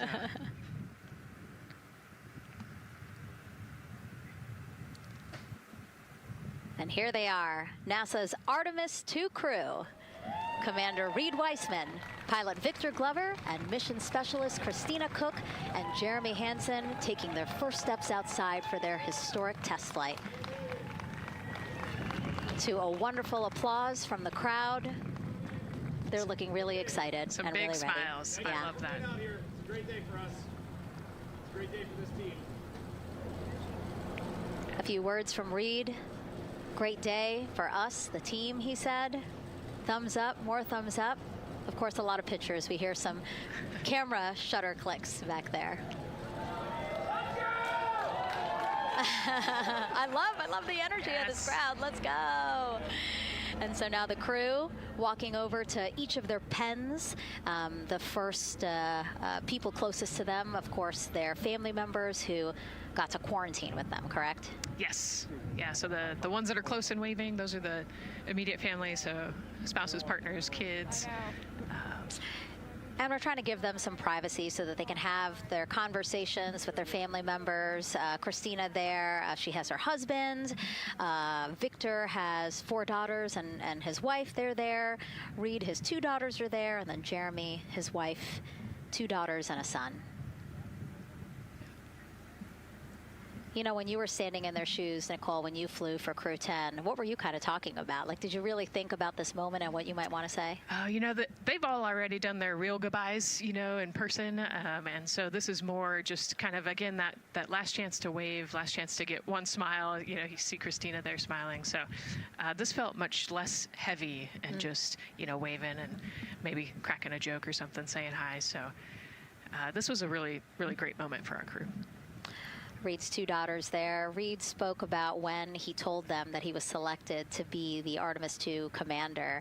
And he said he was worried. He's a single dad, didn't know how they would react. And actually, he said he was overwhelmed by their support. He woke up the next morning with cupcakes baked by one of the daughters, moon cupcakes. Yes, I love this story. Moon cupcakes the next morning. Like, how awesome is that, right? Everybody needs their support system, and clearly he has that in his daughters. Christina said she took a bike ride with her husband and wanted to tell him when the moon rose, but that it was too foggy. But she said he was still very excited and happy for her. Yeah, the moon's still out there. A close-up now of, again, Commander Reed Weissman and Mission Specialist Christina Cook. To the right of your screen, as we pan left, we have pilot Victor Glover. Victor told his wife, and they told their 4 kids together, and he said that one of them just started yelling, "Let's go!" Yes, I love that. Again, the support from the family is awesome. And Jeremy said his wife and 3 children, super excited. He felt very supported. You know, he did have that tough conversation, obviously, of talking about the realities of this being a test flight, but he said they were super supportive. And now as he walks away, some kisses from Victor Glover to his family, hearts to Christina.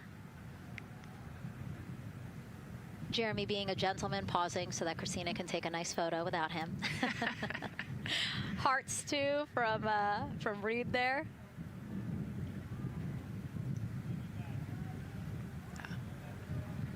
Hearing Victor saying, "Love you guys."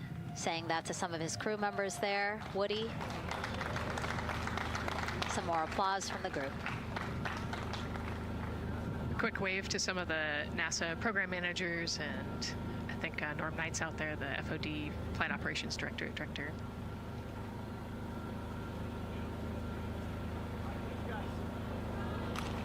You heard Reed there saying thank you guys as the crowd picks up again with their applause, and the 4 of them step into their Astroband. Looking at the clock, very on schedule right now. Again, according to the very detailed timeline of launch today, they're expected to drive off in about 20 seconds.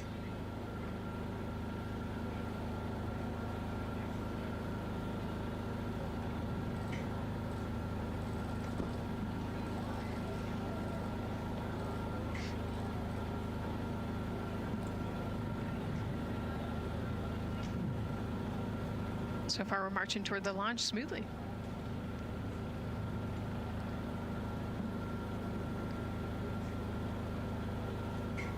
Do you think they're queuing up the video? Definitely. And that's why they haven't left yet?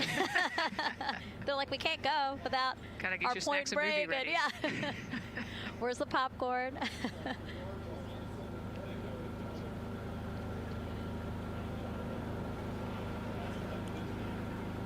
Again, good on the timeline. Of course, they do have these very specific milestones, but this is not one that has to be completely stuck to the second and the minute. Yeah, we will make up that time easily.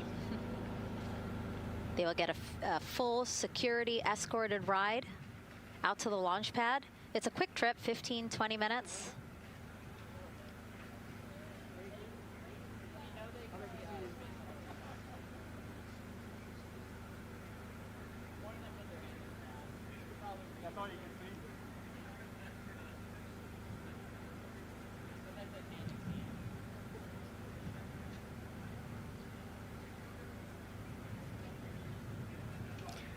The closeout crew at the pad still just getting everything ready for their arrival. Configuring Orion, right, Nicole? Yes, so they're probably laying out the seat restraints and getting all of the umbilicals set and ready to go so that when the crew gets there, they can ingress and start getting strapped in and connected to the capsule. And in our smaller box there, we have a shot of our administrator, Jared Isaacman. Bouncing around quite a lot today, was in the firing room right after the crew weather brief, saying to the crew that they are good for them to start suiting up, and now here to wish them well as they drive out to the pad. Yes, he's so invested in this mission. I love it. You know, he's been an active participant today, and exciting to see him there at the walkout.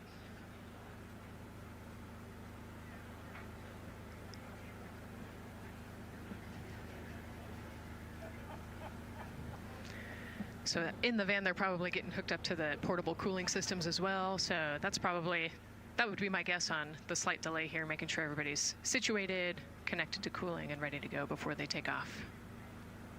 Right, because the orange boxes, we didn't talk about it when we were in the suit-up room, but if anybody noticed, there are these orange boxes, and that's what provides the cooling to those thermal garments. And so those boxes have been staged inside of the Astrovan so that once they got there, they can connect up again so that they're cool and comfortable on the way out. Right, so they were off cooling from the walkout, you know, said hello to their families and the 80-degree weather here in Florida today. So it can get really warm in the suit quickly if you're not careful. So you want to make sure everybody's comfortable before we drive off. And then when they get to the pad, of course, and strapped into Orion, then they don't have any need for those cooling boxes anymore. They will get that cooling through Orion, through the different lines and umbilicals that they'll be connecting to there. Yep, that's exactly right. The Orion capsule and its environmental control system will take over once they're connected to the umbilical.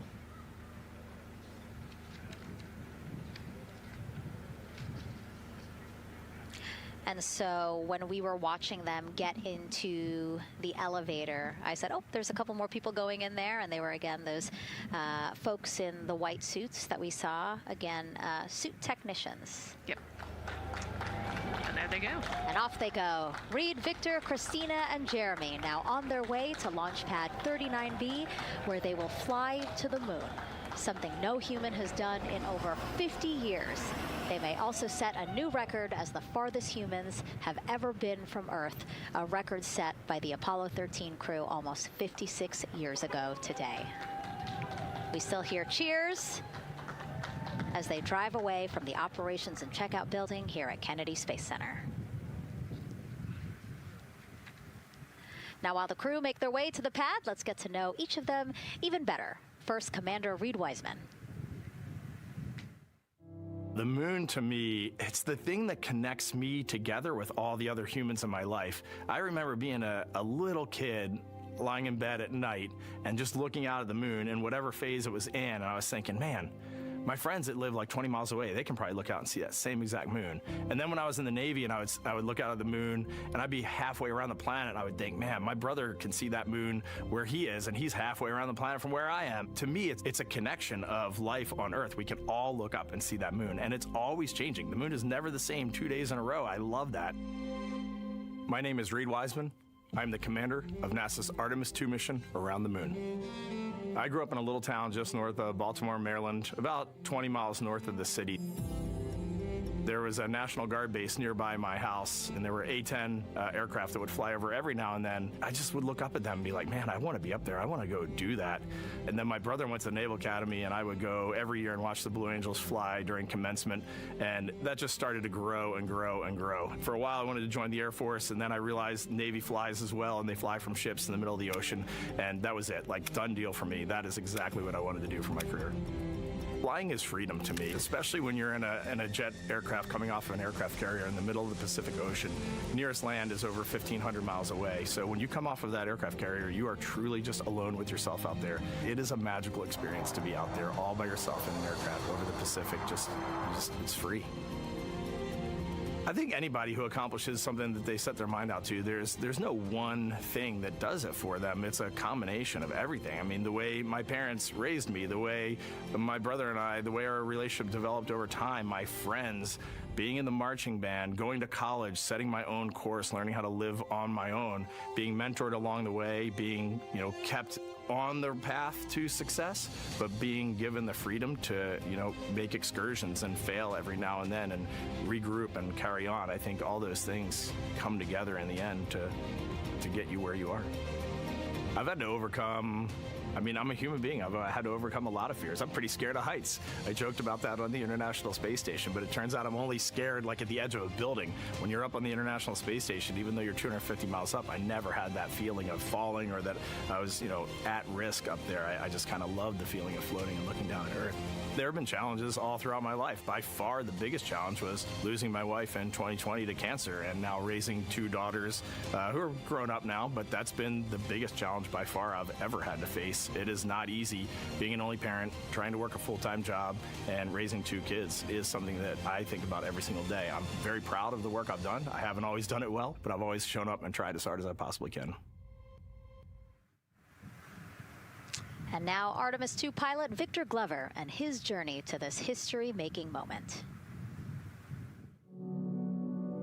I do wonder what it's going to be like when we are really far from Earth and can see it. The sensation of being so far away from everything that you know. I had that sensation on the space station the first time I got to sit in the cupola for a really long time. So I can only imagine what that's going to be like from 200,000 plus miles away. My name is Victor Glover, and I'm the pilot for NASA's Artemis II mission around the moon. When I was in 4th grade, I was 10 years old, and that's when the Challenger accident happened. And it helped me understand how the general public felt about the astronaut corps, right? Like, these are the people that we want to be, and that just gave me an easy thing to strive toward. The biggest fear that I've had to overcome in my life is doubting myself. Going to college when no one in my family had gone to college was a huge risk. I had more confidence in my athletic ability than in my academic abilities. I could play football with those college students that I saw on TV, but my classmates that I saw in the lab and around the University Union, I didn't know if I had what they had. I think addressing that self-doubt was a part of, swinging for the fence and trying to go get an engineering degree, not just go to college, but get an engineering degree and then go do something challenging and technical like flying. Apollo is known for sending humans to the moon. Artemis has an opportunity to continue the Apollo story, but I actually think it's important for this story to stand on its own. Artemis is a new program, and we're trying to do new things. And it's great to compare and contrast. When you look at our spaceship, you can see parts that were designed, built, and integrated in another country. When you look at our crew, you see that our crew is international. There are also men and women. And I just think that comparing and contrasting makes the story even richer. The piloting role specifically, I will have an hour and a half or so where I get to fly the spacecraft by hand. We haven't flown that many spaceships. And so the ability to fly one actually in space on a test mission is just a really unique opportunity. I can't tell you how I'm going to feel when we fly by the moon and see the moon up close and the Earth from 250,000 miles away, but I don't use the word excited because I'm focused. You know, what we do, this is very serious and it's very risky, and we are all intimately familiar with that risk. And so if we go out there and we're successful and we can pass that baton on to Artemis 3, that's something to really be excited about. Great to hear from Reed and Victor in their own words about how they feel about this mission and their role in it as the convoy turns this corner here onto the road where the vehicle assembly building is and where the group that we showed you earlier today, ready with their flags. Wow, that group has expanded exponentially. Love this. Yes, this is great. So many people. Flags, oh my gosh, I love it. Oh, this must feel so special to the crew to see all of these people here to wish them well. Yes, this is heartwarming. Look at how many people there are. Everyone is so excited about this mission. Signs, people have made signs. I feel like the Astrovan has slowed down a little bit, you know, to really take in the moment. Wow. That's amazing there. Again, crowds continue going as we are now passing the historic vehicle assembly building. This is where the Space Launch System rocket was assembled and stacked with Orion. Its history, of course, goes back to the Apollo days, but today it is home to the Artemis missions to the moon and beyond. Gosh, still people lining the route. Yep. I love that. I do too. It leaves me kind of speechless, you know, just to see all the support, all of the people who want to know that they're thinking of them, they're with them, and the fact that this crew specifically has always said we are going for all by all. This must be really special to them. Yes, and that's just here on Kennedy Space Center. Imagine the rest of Florida right now. Yep. Mission Specialist Christina Cook, who holds the record for the most consecutive days in space by a woman. Let's take a look at what she has to say about this mission. I tell a story, which is one that my dad told me before the Apollo missions when he was just a very little boy. He was looking up at the moon with his mom, and his mom said to him, "Don't worry, Ronnie, we'll never get there." Fast forward maybe 70 years later, it's his daughter that's actually going there. And I think that long arc is something that we can all learn from. The idea that the seemingly impossible becomes possible if you just believe in it and are willing to work hard and come together to achieve it. My name is Christina Cook, and I'm a mission specialist for NASA's Artemis II mission around the moon. When I look back at my dreams as a kid, I definitely never thought I would actually get here. I was very pragmatic. Even though I'm a dreamer, I knew that the odds were way against me again, so I might as well do something I'm loving in the meantime. I definitely loved science and math in school and, you know, did pretty well in those things, but I also loved being active. I was always outside. I loved things that made me feel small. I loved looking at the night sky, oftentimes between the pine tree branches, or I loved the ocean.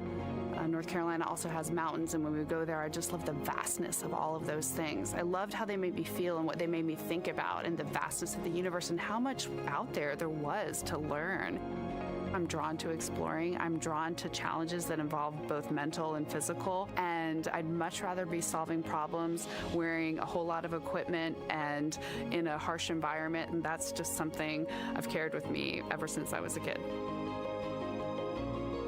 Thinking about the fears or challenges that I've had to overcome, there are just so many. I mean, basically, it's just been, that has been the journey. I always say to people, do what scares you. And that means I have to follow my own advice. So doing what scares me meant getting on a plane and going to the Antarctic, getting on a plane and going to study abroad in Ghana, applying to become an astronaut, opening the EVA hatch in the airlock and going out of it into the darkness, strapping myself onto a rocket.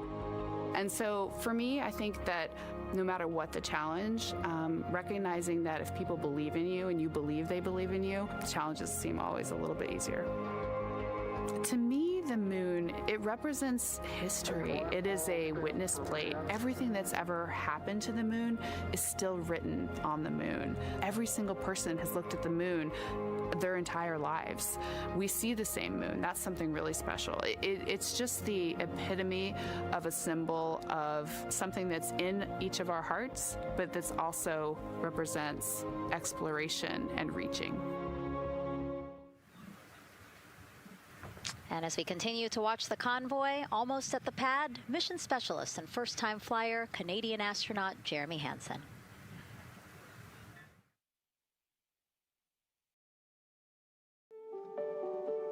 I have this very distinct memory of seeing an image of an astronaut standing on the moon.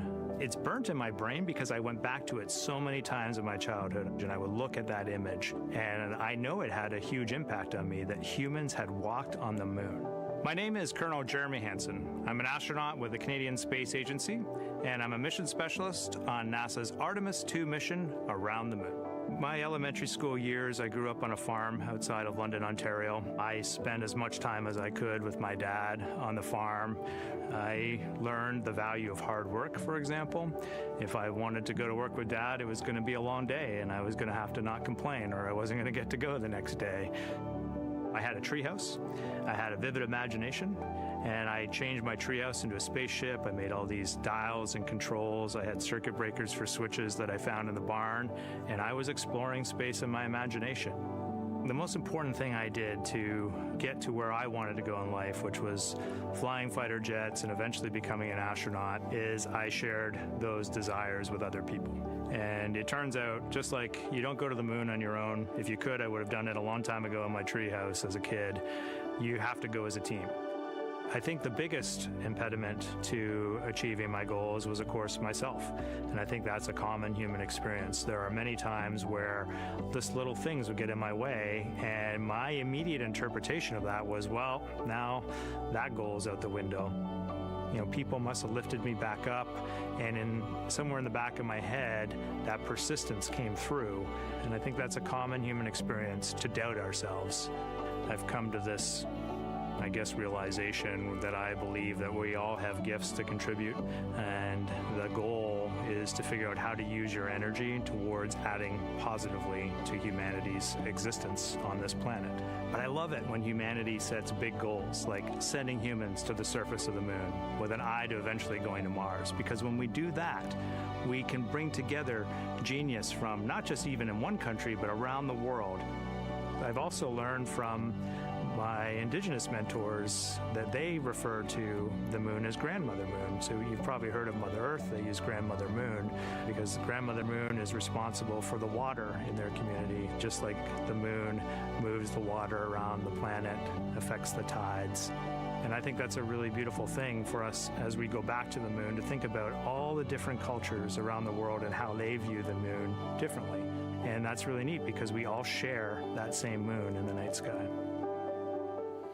What's really neat, too, was that drive to the launch pad, that point of view to see what the crew is seeing as well, as their Astrovan rides up the pad slope and are now on the surface, about to walk up to their vehicle. Yeah, you know, we talked about how tall this rocket is earlier. Wow. Look at that. Yeah, look at that point of view, yeah.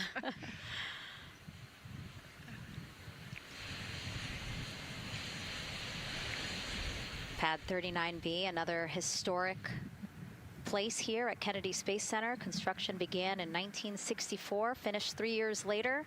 Apollo 10, the full dress rehearsal for the moon landing. That was the first mission to launch from this pad. Yeah, you know, we've used this pad for a lot of missions. You know, we modified the pad in the 70s and 80s, and then the shuttle missions actually launched from here as well.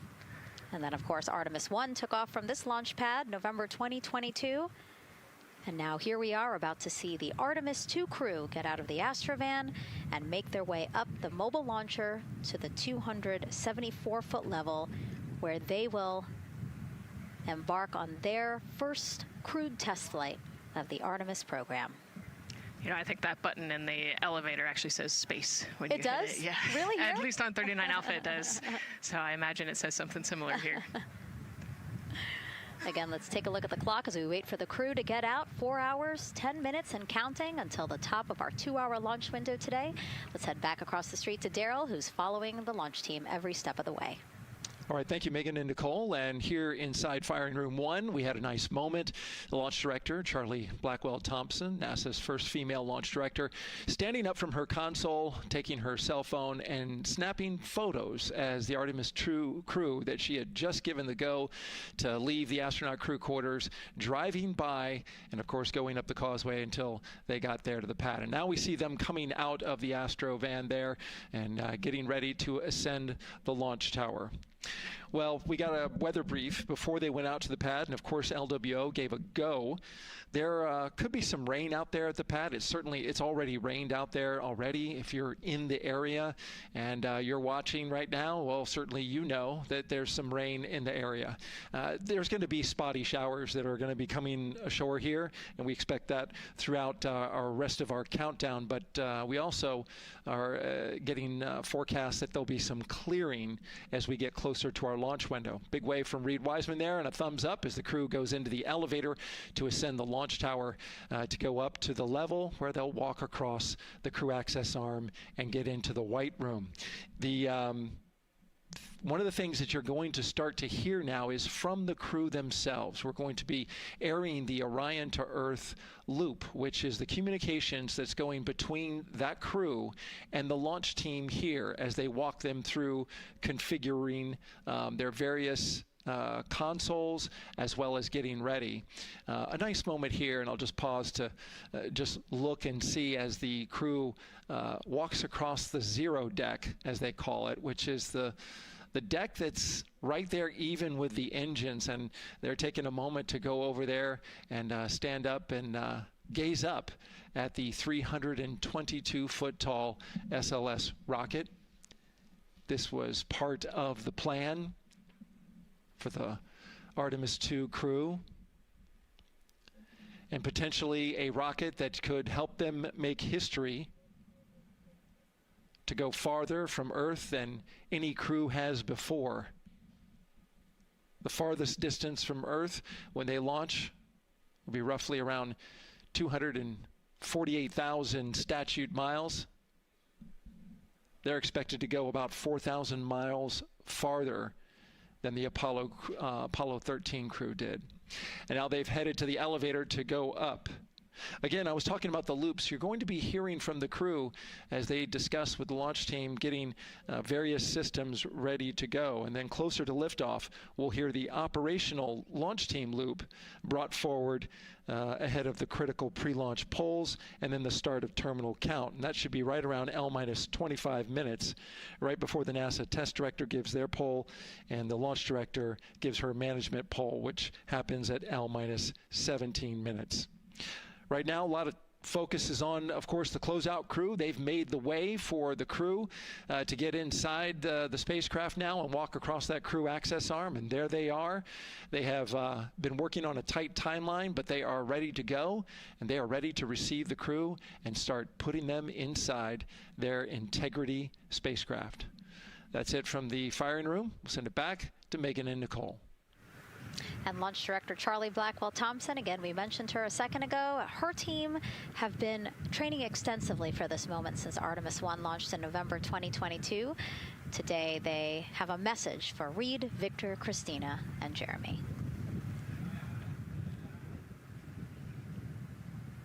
Today, you carry the work of thousands and the hopes of millions. Every test, every simulation, every long day and night have led to this moment. This team is ready. The vehicle is ready, and you are ready. From the ground to the moon, Godspeed, Artemis II! I love that. I just love seeing all of the people who have contributed to this mission and the fact that this is what they've been working for, and now it's culminating today. Yeah, thousands of people have worked on this mission, and you know, we saw there from the launch team, but human spaceflight is like the ultimate team sport, is what I like to say, and that's just a great example of our team wishing our astronauts good luck. That shot there that we were just looking at was aimed at the elevator doors, again, to catch the astronauts as they make their way up to the 274-foot level of the mobile launcher. The mobile launcher is the structure you see there. It is not only a way for the crew to obviously access Orion, but also provides the fuels, communications, all that to the rocket. And now we're watching the crew walk across the crew access arm, getting a beautiful view of Kennedy Space Center.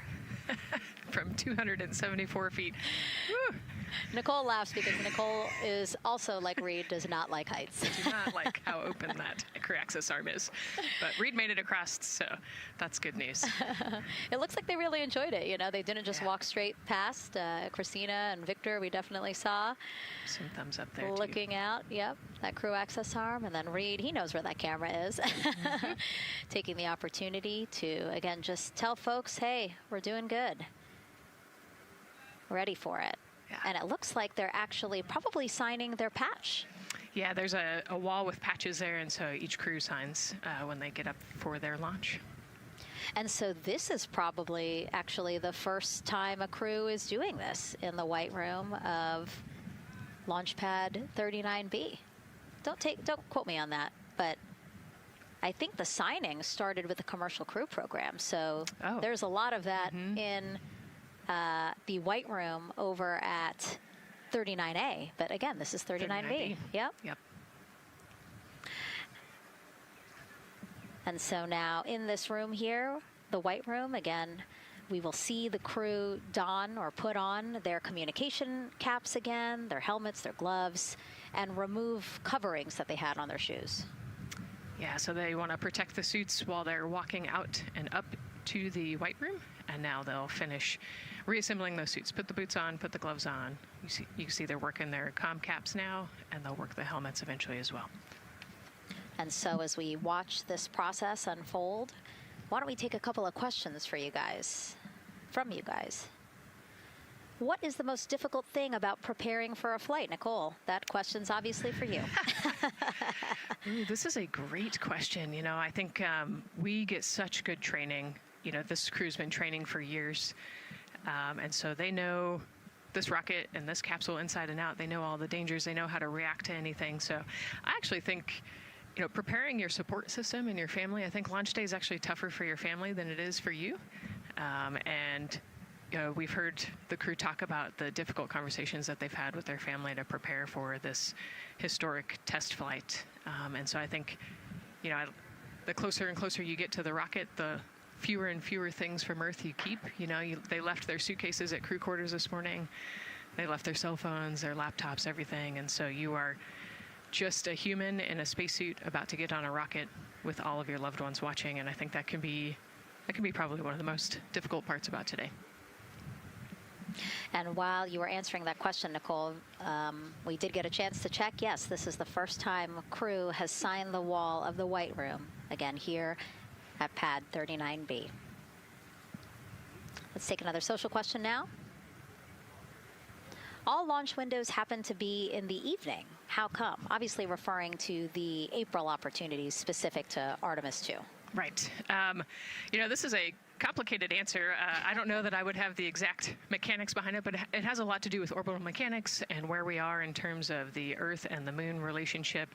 And, you know, like we said, we're trying to get on that free return trajectory. And so it has a lot to do with when we can do the perigee and apogee raised burns and the translunar injection. So there's a lot of math that goes behind these launch windows and why they shift and move and why we just so happen to be in the evening for the April launch windows. Yep. You did answer it well. All right. And before we asked you guys a question. Who would you take to the moon with you? Would that be a bestie, a pet, family member, or seasoned astronaut? Overwhelmingly seasoned astronaut. So Nicole, you and I are going to the moon. Was that your answer as well? That was totally my answer. Again, like I thought my husband would not like that answer because he'd want to come along too. But I think if asked, he would also say seasoned astronaut. So that's fair. Yeah, like we said, there's a lot of training that goes behind it. These guys can react to anything that comes their way, and so yeah, if you don't have all that training, maybe you do want someone that's a little bit more experienced. Yep. So correct answer, everyone. And now we have another question for you. What do you want to know about living in Orion? What the crew eats, how the crew sleeps, how to fly the vehicle, or how free time is spent? Another great question. Yes, I'm excited to see what they say. Yeah, so head to NASA's Instagram or Twitch accounts to vote, and we'll share the results as soon as possible.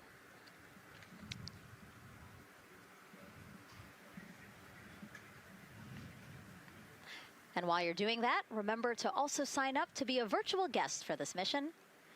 Just go to the link we'll pull up on your screen. As a virtual guest, you will get mission-specific information, notifications of any schedule changes, and curated resources straight to your inbox. You will also receive commemorative stamps for your virtual passport after launch and splashdown. Again, we really, really want you guys to engage with us, engage with this mission, come along with us for the ride. So yeah, take advantage of these opportunities to be a part of it. Yes, it's a mission for all. And so back in the suit, no, not the suit-up room, the white room. Well, they're suiting up. You can see why I might have slipped that up. So they are continuing to put on gloves. Reed and Jeremy look like they've been checked. Again, they've put on their gloves, their helmets. They've taken off those coverings on their shoes now that they're about to get into Orion. And then suit technicians are also helping Christina and Victor. And they're in this particular order, actually, because this is the order in which they're going to ingress into Orion. Again, we have Reed, Jeremy, then Victor, last Christina. Yeah, and that just has to do, like you said, with this, the seat orientation. So as the astronauts sit down and lay back in the capsule, the left side will be Reed, and then below him will be Jeremy. So that's why they're going to get in first, to create space for then Victor and Christina to get in. And let's talk a little bit now about the closeout team. We saw a few of these folks also in the suit-up room. Suit technicians were in there, again, to make sure that they get into the suits properly. And then a couple of them came out to the pad here to, again, do the same thing. Hey, are you comfortable in these suits? Is everything is as you expected? And then these folks here will help them get into Orion, buckle up. And so we were talking a little bit about their attire, specially made for what they're doing right now.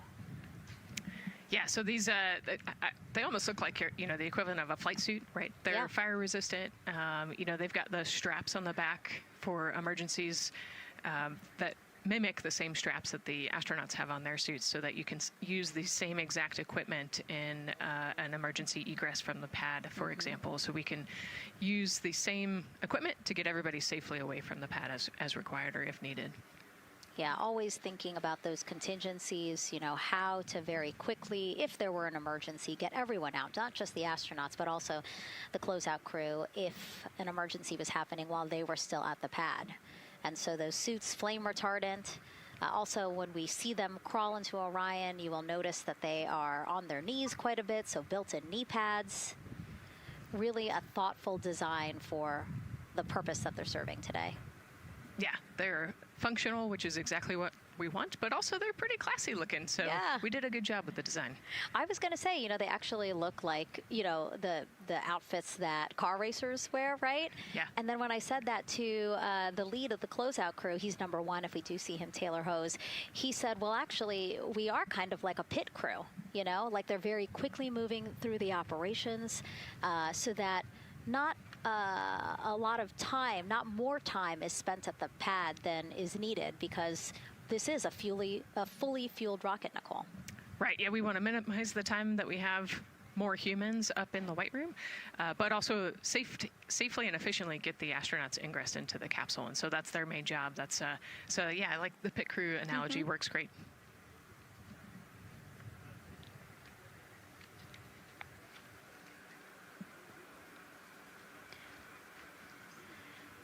And so, Nicole, as we get ready to see them ingress, I know you'll be, again, an invaluable source as we talk through this part of the launch countdown, because you've been inside a mock-up of the Orion spacecraft. And I know that because you texted me a photo that you took, this selfie in the mock-up, and little did you know I was going to put it in this broadcast.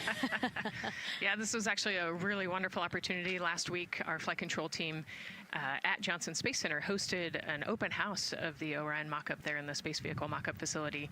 And so I got to spend some time in the capsule with some of the flight controllers who are actually sitting on console right now and talk to them about everything inside the mock-up. So you can see I've got a bump cap on. It's like a small hard hat. There are a lot of, metal corners and things, and we are still squishy humans at the end of the day. And so they want you to be careful while you're moving around in there. But I got to see, how the crew will ingress. I got to look at the umbilical and the seat straps, and I got to see, the emergency equipment and the stowage and the toilet. I got to see it all. Got to talk about everything. It was pretty cool. It was a really great time. Michael and Bruce were great with me. They answered all of my questions. Yeah, because it's really good to be able to give that perspective because, and as you guys will see, yes, we do have cameras inside Orion and we'll of course take you in, but it doesn't give you a true feeling or idea of how big the space is, how things are configured. Again, like when we see them go in, they're actually on their backs. Yep. So, again, it's just hard to really get a sense of the inside there, but Nicole is going to really help walk us through that. Yeah, you said they're on their backs, and, you have to somehow get there, and so they're actually going to almost barrel roll onto their shoulder to get onto their backs and their feet up on those leg rests. Actually, Andre's holding on to right there. You can see Andre number 2's inside getting everything ready for them. And actually, those leg rests for the pilot and commander seat will come off once they get into orbit to create some more space for them.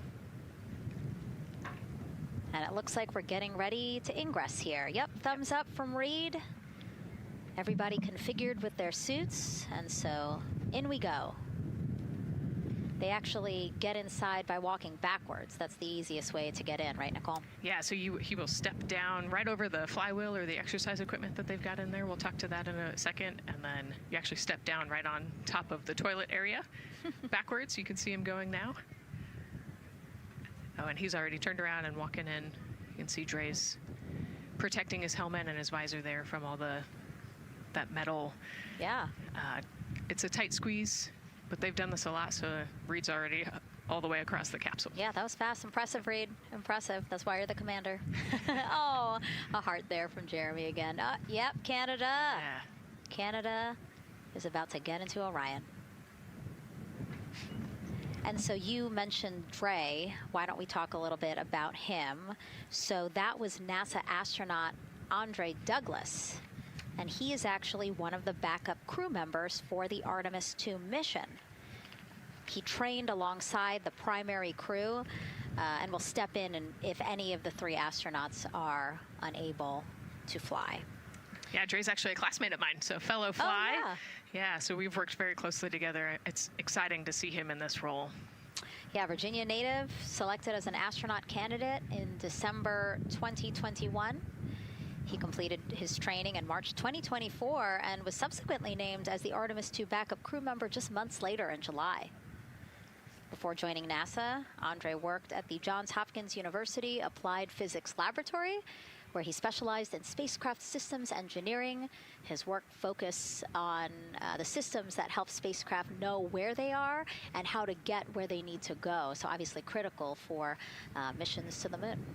Yeah, he's a wicked smart guy. He's got like 15 degrees, I think, or something. Oh, my. So. And so now here we are back inside Orion, where the closeout crew, each one with either Reed or Jeremy. So it looks like Andre is with Reed, And this is a camera shot of behind Reed's head. So Reed, while Andre is buckling him in, it's a 5-point harness, Reed was configuring his control panel. Yeah, the displays. We're getting the displays ready so that they can monitor all of the systems and monitor the launch as they go. Christina there signing the wall.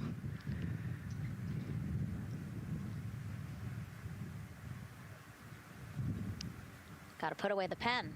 The pen could be foreign object debris or FOD, which is bad for NASA. We definitely want to make sure that we keep track of everything and we know where everything is, because the smallest thing could prevent us from launching or affect the equipment out there. Yeah, and you'll actually see that most of their tools will be tethered as well, so nothing can fall through a crack or drop.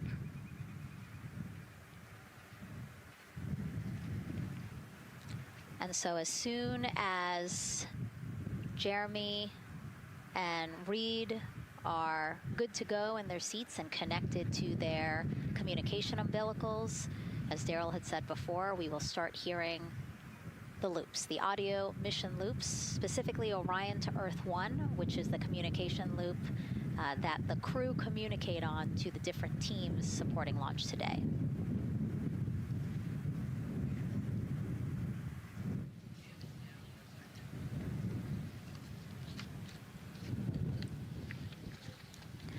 And as we said when we were in suit up, after they do communication checks, again, suit leak checks to make sure that nothing went wrong between the suit up room and here, and also to specifically connect them to the Orion systems.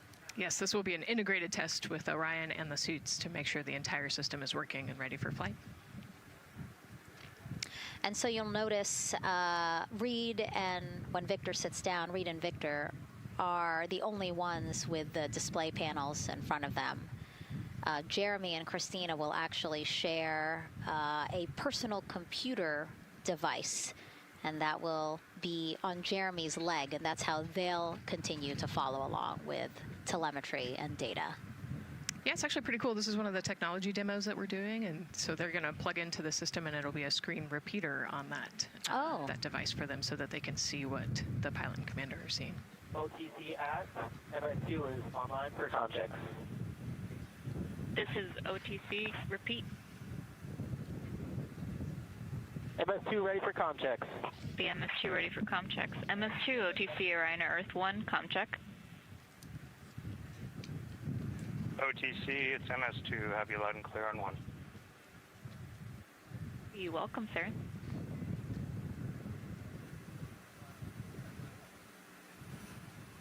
And so that was the Orion test conductor speaking with Jeremy Hansen, again, mission specialist 2 for this mission. So his communication check over, you heard him say 1, Orion to Earth 1, has been completed, a successful test.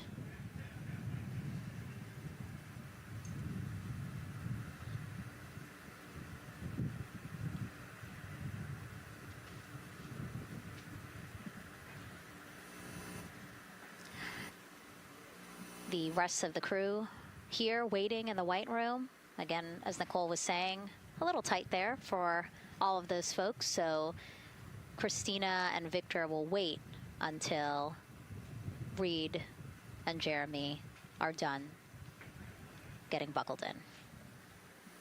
Yeah, I think 4 astronauts and 4 suit techs would be a tight fit in that capsule. Yeah, I mean, take a look at Bill. He's number 3 there, that the suit technician there. He is kneeling where Christina will be in order to get Jeremy situated.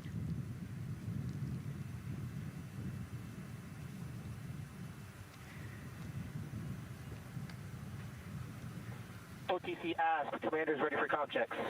OTC copies. Commander. NTD, MESCO 212, comm check.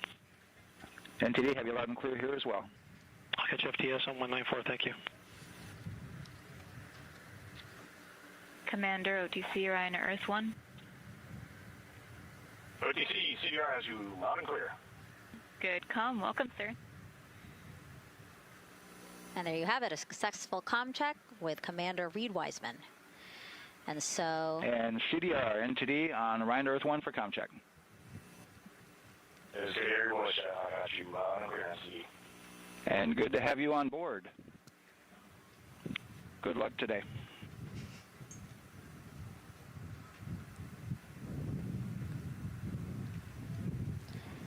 And so now these two closeout crew members will finish up what they're doing here.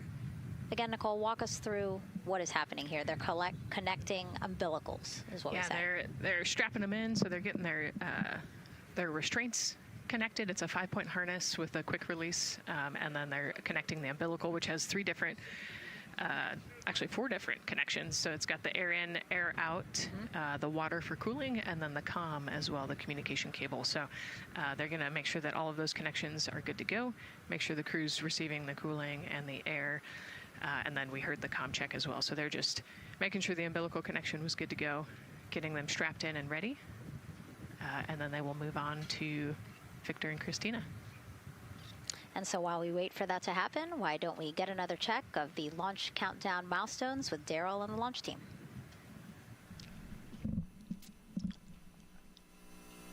All right, welcome back into the firing room 1 here, where some of the launch team is having some pizza that was brought by the administrator. That was nice of Administrator Jared Isaacman to bring that by for the launch team to enjoy.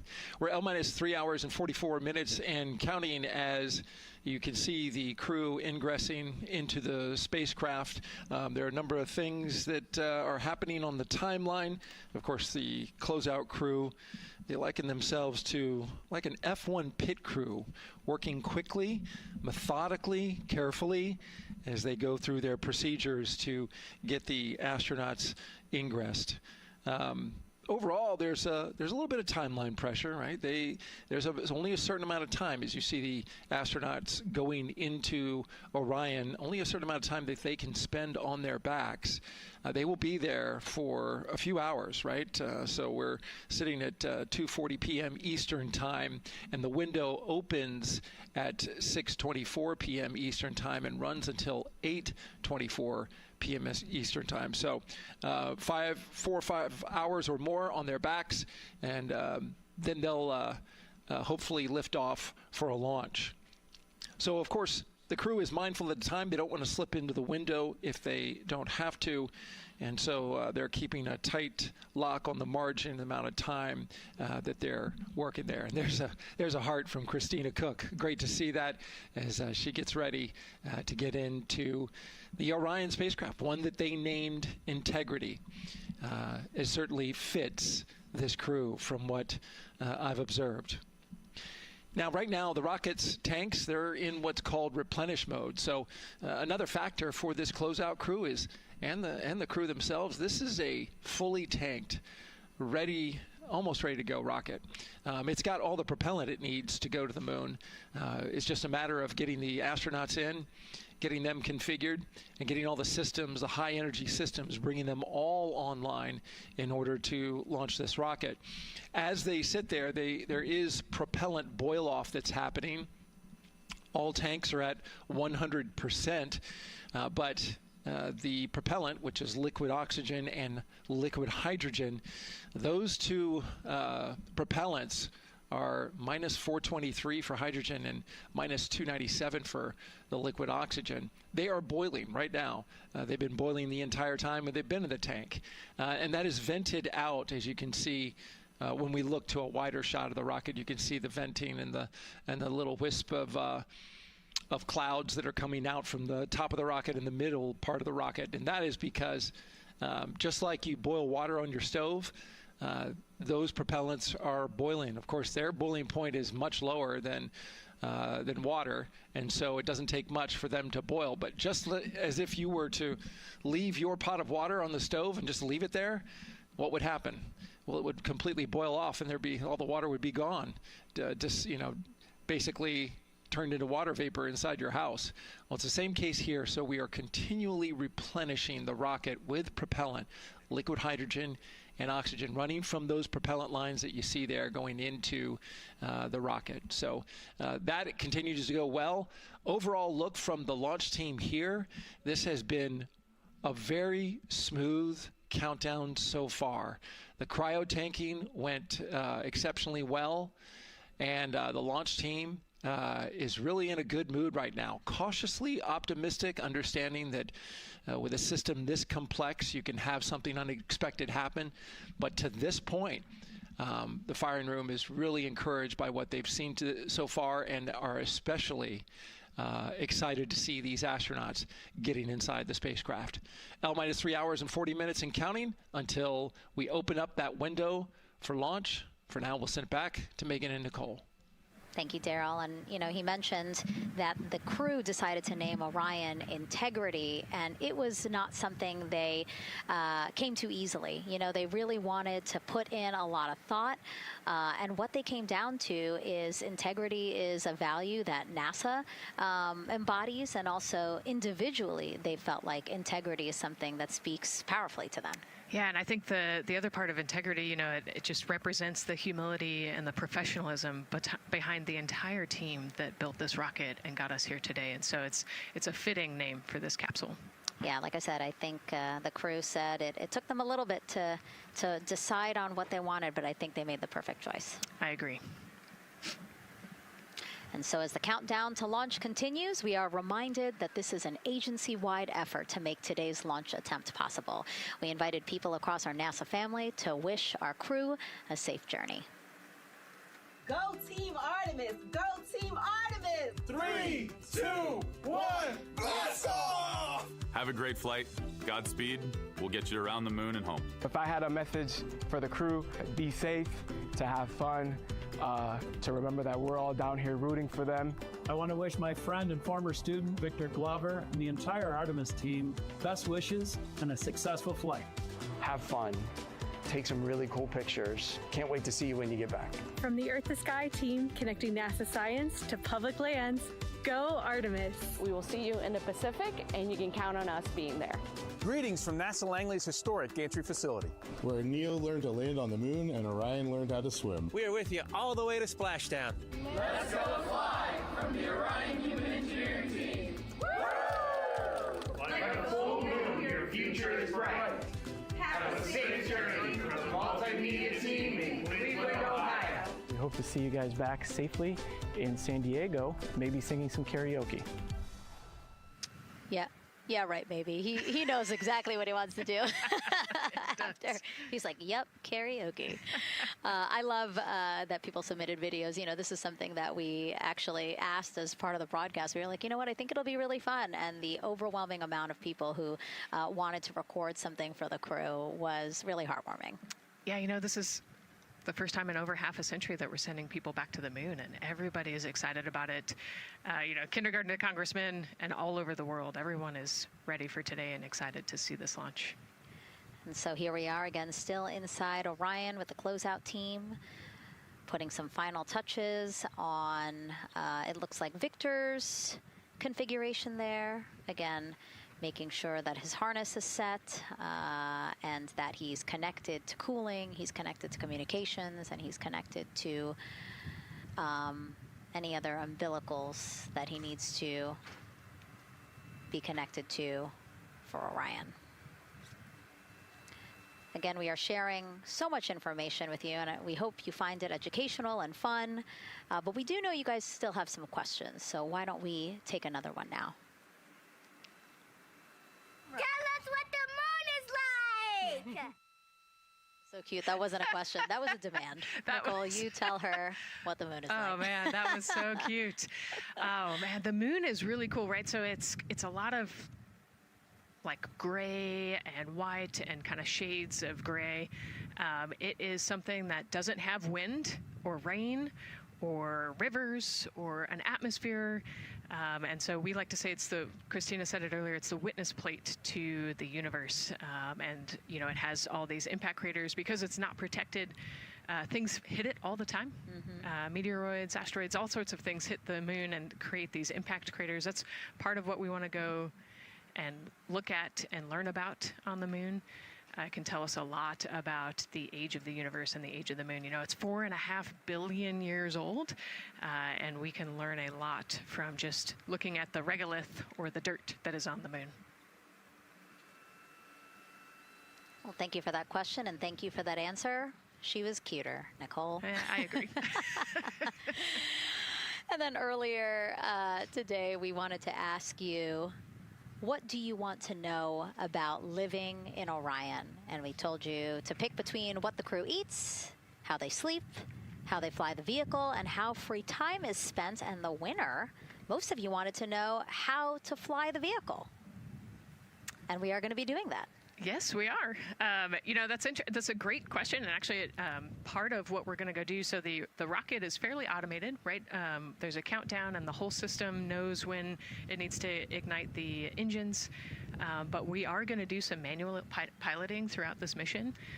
Once they launch and they separate from the ICPS, they're actually going to do a rendezvous and proximity operations demonstration. So what does that mean? They're going to take that portion of the rocket and they're going to try to fly closely to it. And so they will actually take manual control of the Orion spacecraft and try to get nice and close to the other portion of the rocket that had just separated. And so you can see actually a little bit in the view that you have right now. So on for Reed, the left-hand person, his right hand, there's a kind of a joystick, if you will, on the right side, and then on the left side there's something similar. And so they've got, you know, translational and rotational hand controllers in order to command the rocket in different axes. Yeah, it's really exciting. I mean, Victor said it himself, like one thing that he's really looking forward to is piloting Orion manually. So we'll get to see that during our continuous coverage. Again, we are covering this entire mission. We started with tanking, and we will go all the way through splashdown, so you will see what Nicole was just talking about, that proximity ops demonstration, where the crew will pilot Orion manually. And so, speaking of their 10-day mission, why don't we take a closer look at the crew's home away from home for the next 10 days. Here's Megan Carter again from the KSC Visitor Complex. All right, thanks, Megan. Yeah, it's getting real out there, so I am going to bring you back to the moon board so I can show you just a few things about the Orion. Obviously, it is going to be very compact, sitting up there on top of the SLS rocket. Very compact, like I mentioned, over 355,000 pieces. So let me show you a couple key components, starting with these three fairing panels right there. When the rocket blasts off, obviously it is going to get very fast. MS1, it's going to NTD get on Orion Earth 1 for ComCheck. windy, and so we have these three fairing panels in place to help protect our astronauts. I am also going to take you into a little bit closer look and talk about the LAS, or the Launch Abort System. This is the one piece that is going to be in place to protect the astronauts should something happen to go wrong in the first few minutes of launch.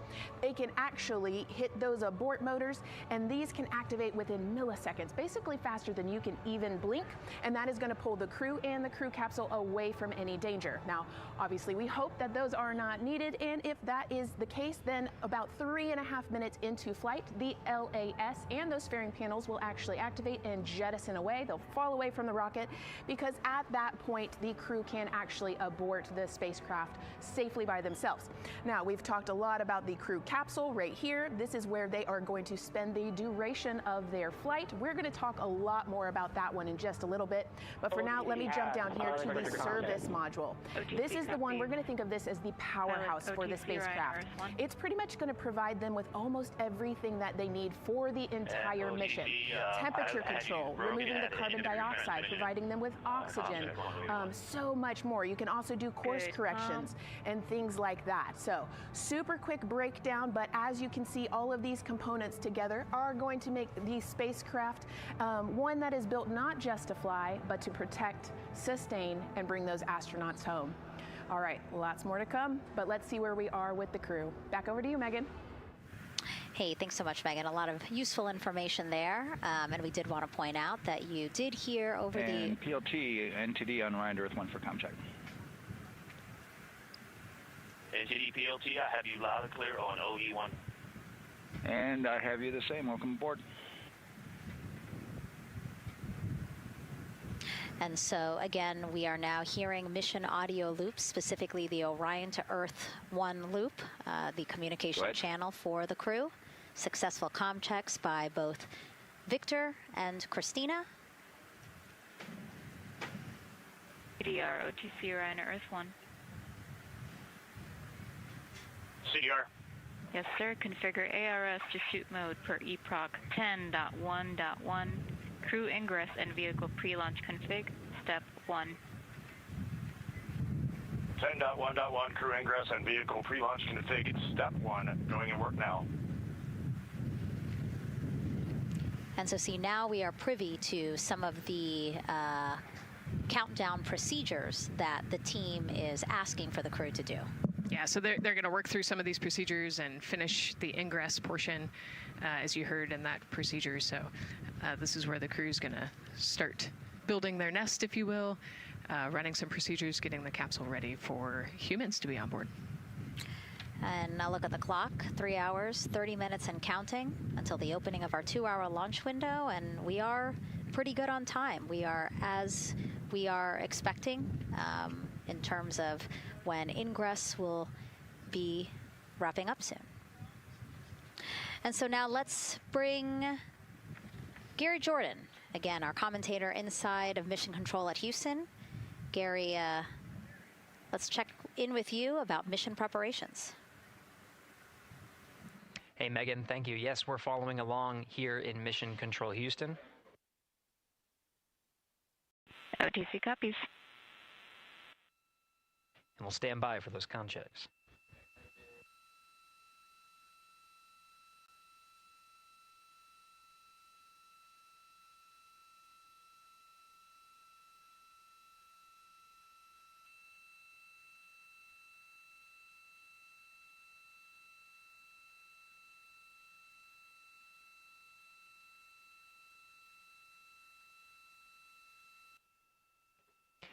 And again, we're waiting for those comm checks. We did confirm from our IVA officer here in Mission Control Houston that all 4 suits have plugged in umbilicals. And CDR, NTD. Go ahead, NTD. Yeah, Reed, we're ready to proceed with the voice checks if you and everyone else is.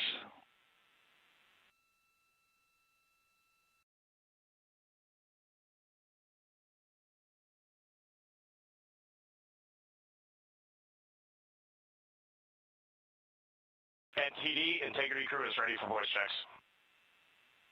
I copy that. And integrity for the entire crew, comm check on Orion to Earth 1. CDR. PLT.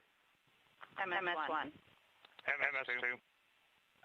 Good comm check by all. NTD moving to Orion to Earth 2.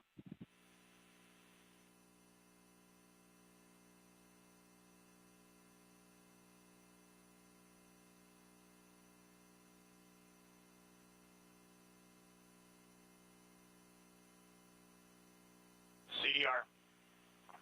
PLT. MMS1. MMS2.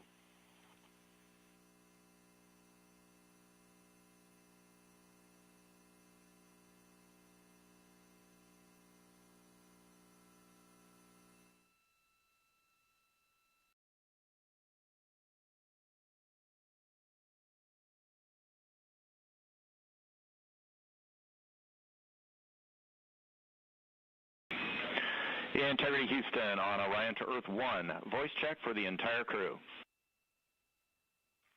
CDR. PLT. MS1. MS2.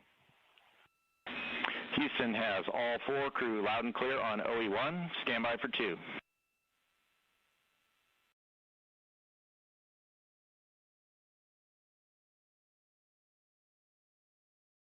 initial word was broken.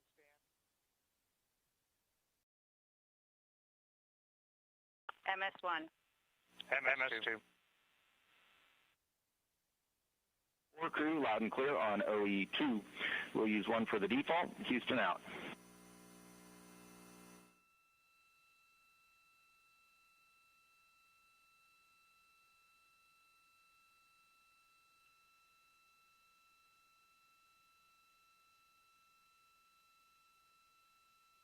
And CDR, NTD? CDR. Yeah, we're going to go ahead and we're going to clear a couple of those messages on your screen here. Just want to give you a heads up that you'll see that. Copy all.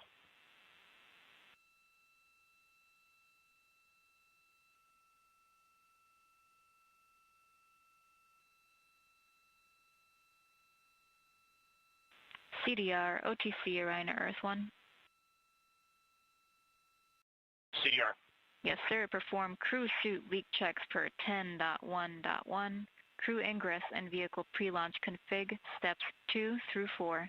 Annunciation of LCC O-ARS-001 will occur.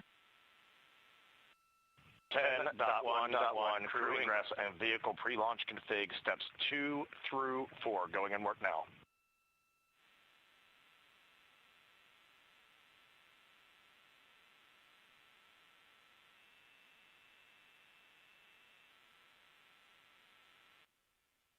This is Mission Control Houston. We are following along as the 4 crew members of Artemis II work through their voice checks, then the umbilical connections and various pathways to get communications from all of the... refresh on your screen.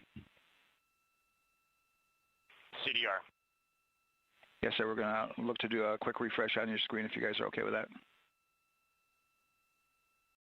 Okay, firm, just let us know when we can continue in 10.1.1. We'll go hands off.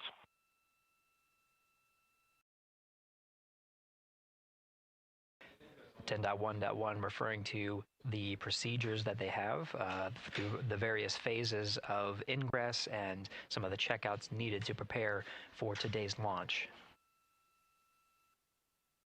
Here in Mission Control Houston, the IVA, or Intravehicular Activity Officer, will be confirming the leak check status and watching as the suits pressurize to once again confirm that the suits are in a good configuration ahead of launch.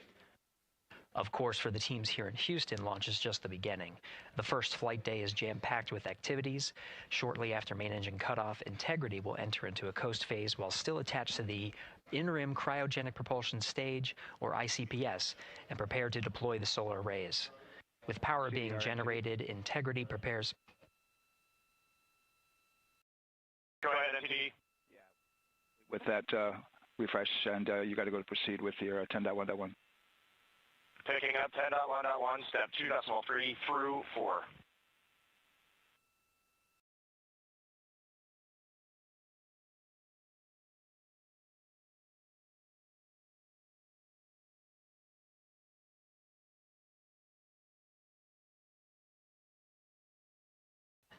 Picking up the procedures, the crew again working through the various steps to prepare for launch, standing by for suit.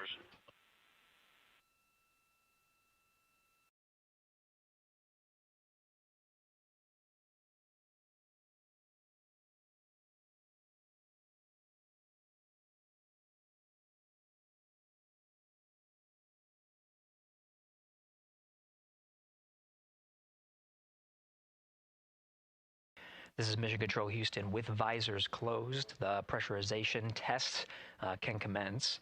We'll stand by for word of a good leak check on all 4 of the crew member suits for the Artemis II mission. Again, this is the very beginning of a very busy flight day for our 4 crew members. After launch, they have a series of burns to prepare for. The first major burn being the perigee raise maneuver that allows them to continue in low Earth orbit, and the next being the apogee raise burn that puts them in a high Earth orbit. This is an orbit that takes them around the Earth for nearly a day, 23.5 hours to be precise, and allows the teams, including the astronauts and the flight control teams, to check out critical systems ahead of committing to the next day's translunar injection. But before they even call it a day, Integrity will separate from the ICPS, and the crew will command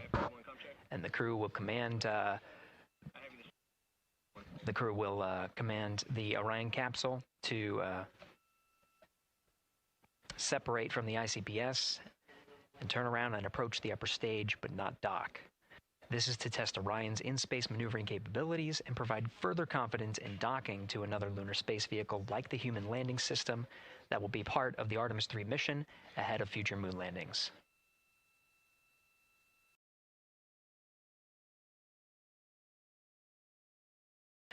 These are just a few of the highlights of the very first of 10 flight days as we await for confirmation of good leak checks inside the capsule integrity. And there's a lot more to this mission. A reminder that this is, of course, a test flight. The purpose here is to demonstrate procedures, systems, and life inside Orion on a mission around the moon for the first time, and give further confidence in the capabilities that are charting a return to the lunar surface.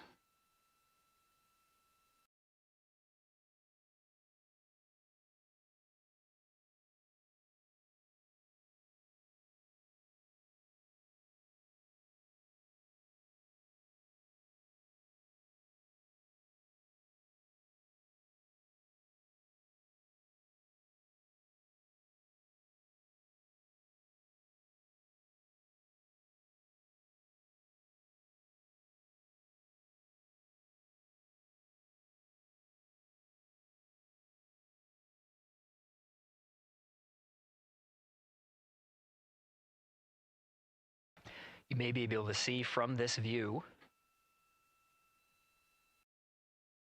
the suits themselves inflating. This is, again, a pressure check, verifying that the suits are leak-free ahead of the ascent portion of today's flight. How you see the crew now with visors down will be the configuration of their ascent all the way through core stage separation, about a little more than 8 minutes after booster ignition.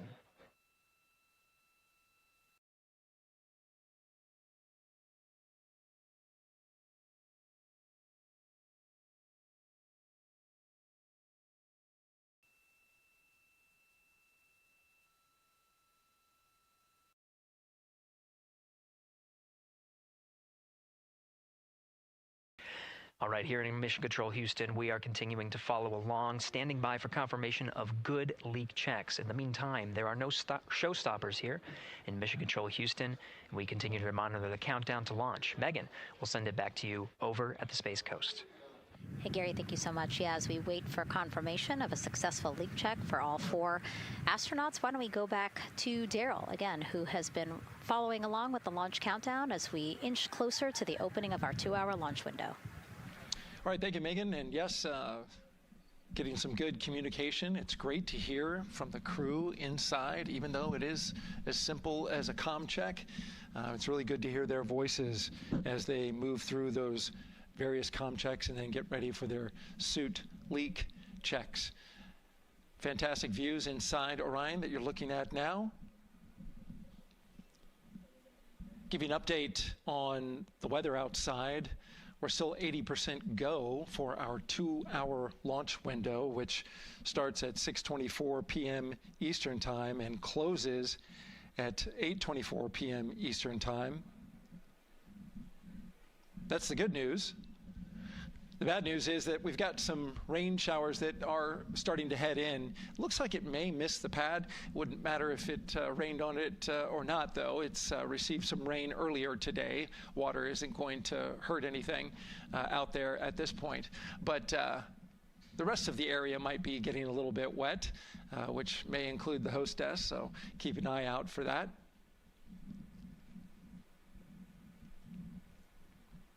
As we're watching with the astronauts inside the Orion Integrity spacecraft, you'll be hearing more and more from them, especially Christina Cook, who is mission specialist number 1. She not only is going to be making history. All crew, visors open, suit loop leak check complete. OTC.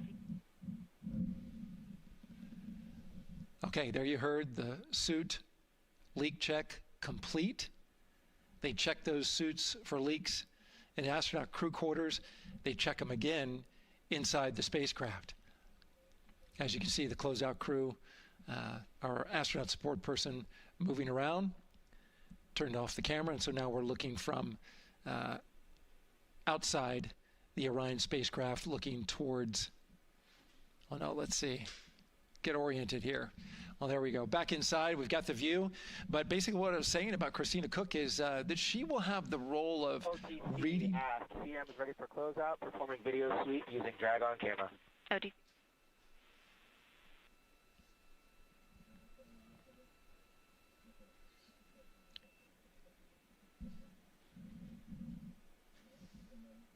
She will have the role of reading out a pressure reading that tells the team that... and CDR or NTD? Go ahead, NTD. Yeah, we're going to do another cleanup on those suit leak check messages that we got from since we're done with that now. Integrity copies. Yeah.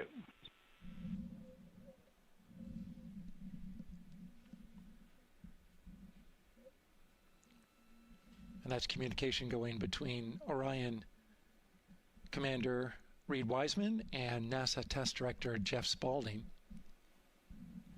As I was saying, Christina Cook will be reading measurements from the counterbalance assist arm. So you're going to hear her be asked by the NASA Test Director to read that. That CBA, counterbalance assist arm, it's mechanically latched by the closeout crew using tools, but there's a hydraulic assist. It's pneumatically opened and closed, rather, with a pressure assist that helps open it up. Not only that hatch, but also the last hatch. There's 2 hatches there that we'll see that will be closed. But this is in case of an emergency out there at the pad. If the crew, for some reason, needed to exit quickly, then they would exit the spacecraft by pulling that lever, which would open both hatches. Those hatches are heavy. The Orion hatch is hundreds of pounds. ATC cameras 1 and 2 both set to record. ATC copies.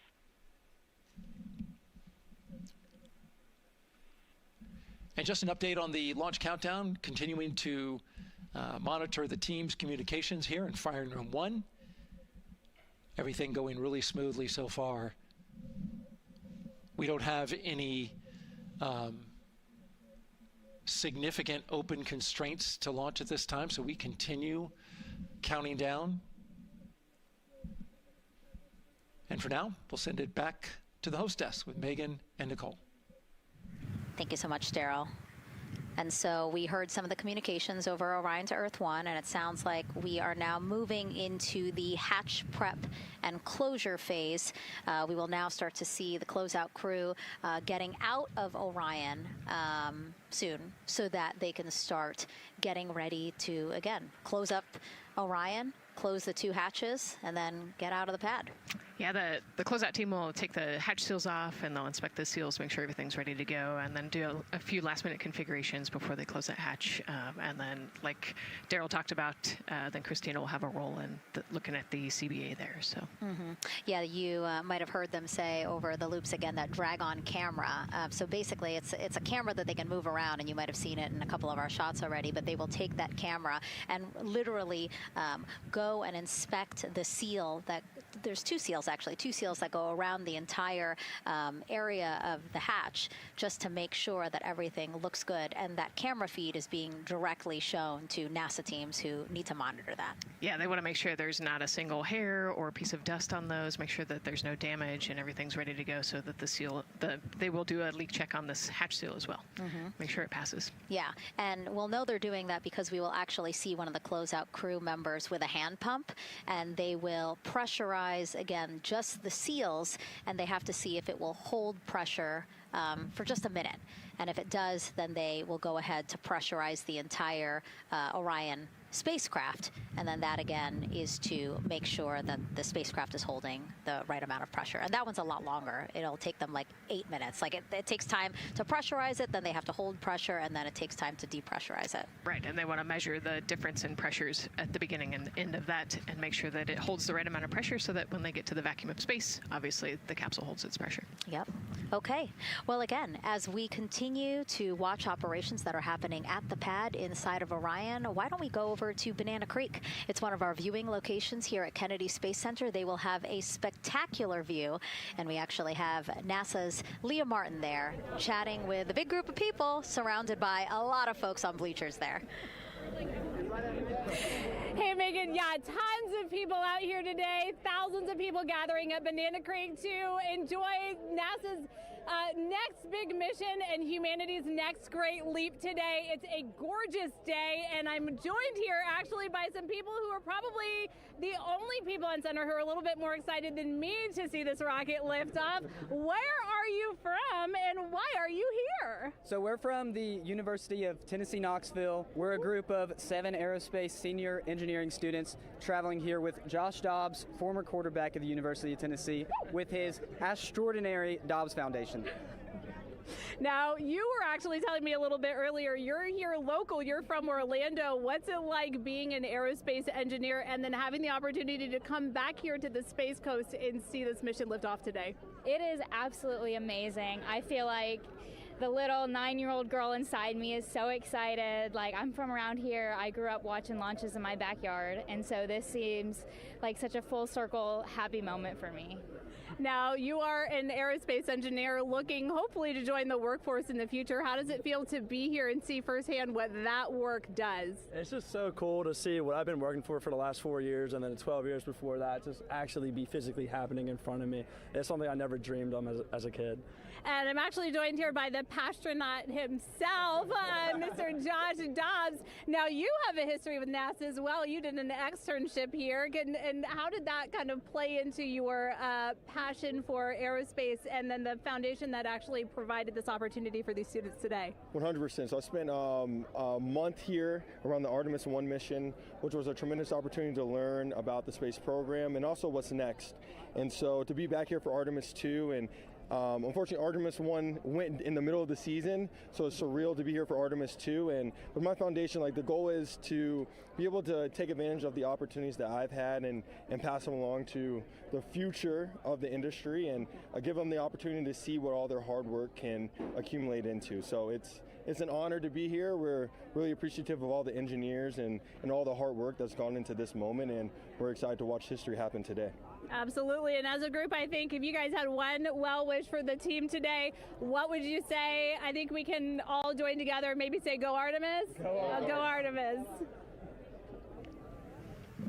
That was a fun interview, and again, just so neat to see all the people who are here. I mean, still hours before liftoff. Not even hours before liftoff, but hours before a 2-hour launch window. So people just really committed to being here and seeing it in person. Yeah, you can see the Banana Creek is already buzzing. Yeah. There behind Leah. You could hear the chatter in the background. It's an exciting time. Yeah, you could tell that it's a lot louder than we noticed because we just have very good mics. But, you know, she's obviously yelling over a huge crowd there. So super fun, super exciting. And yes, I hope that we all get to see liftoff here shortly.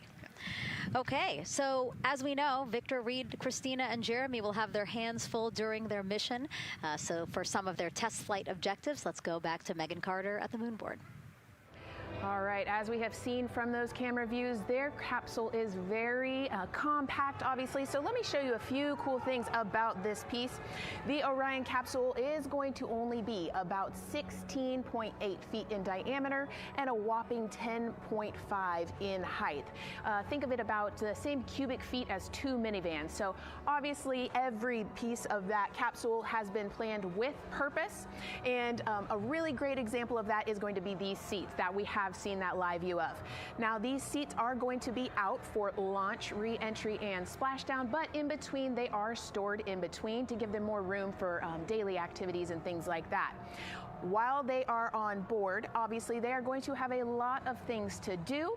One of those is going to be to manually fly Orion, as we've discussed, but they also have several other objectives as well.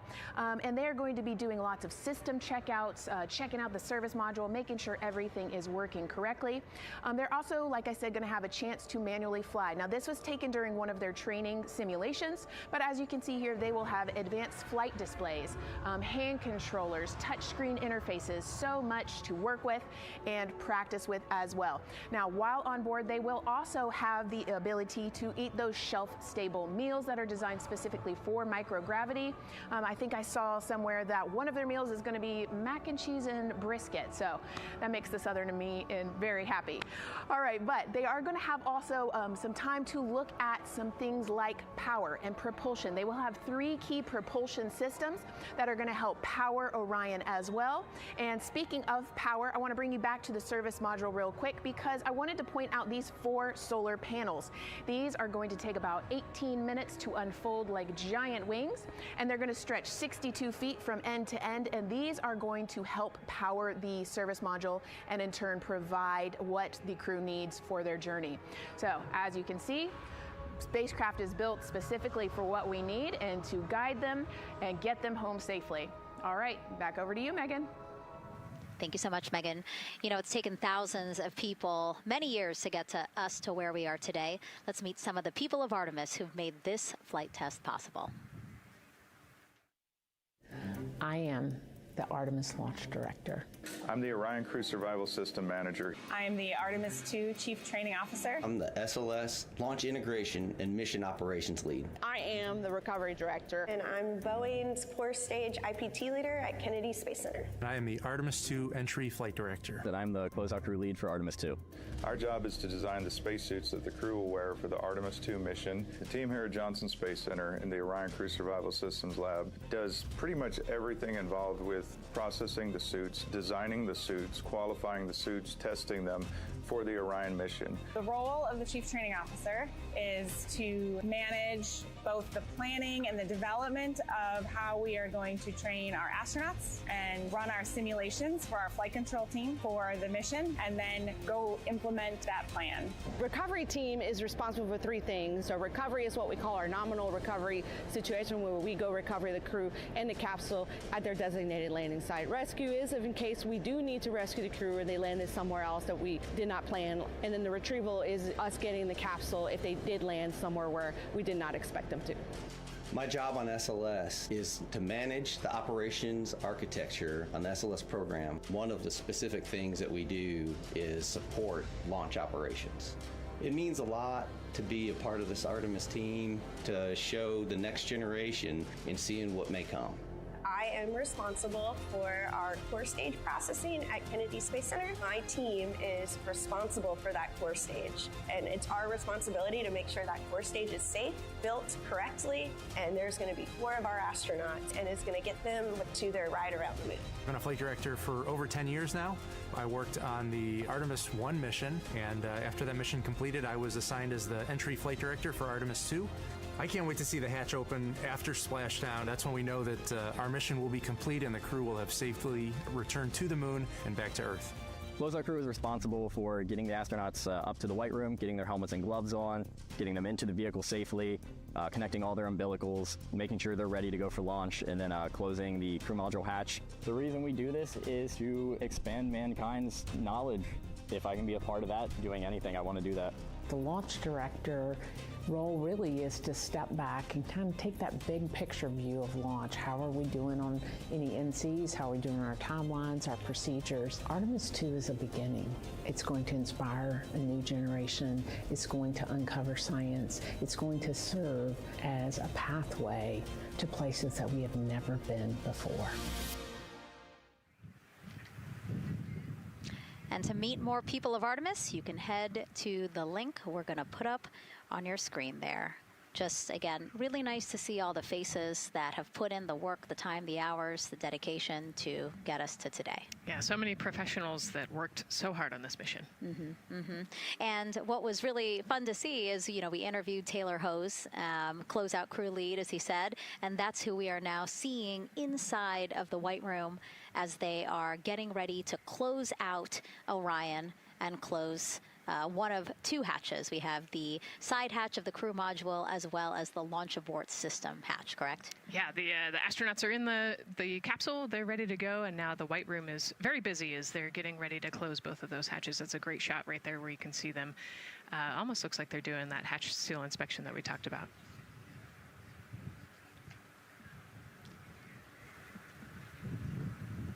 And so, Nicole, as we continue to see them get ready to close that smaller hatch, again, the crew module side hatch, let's take some questions now.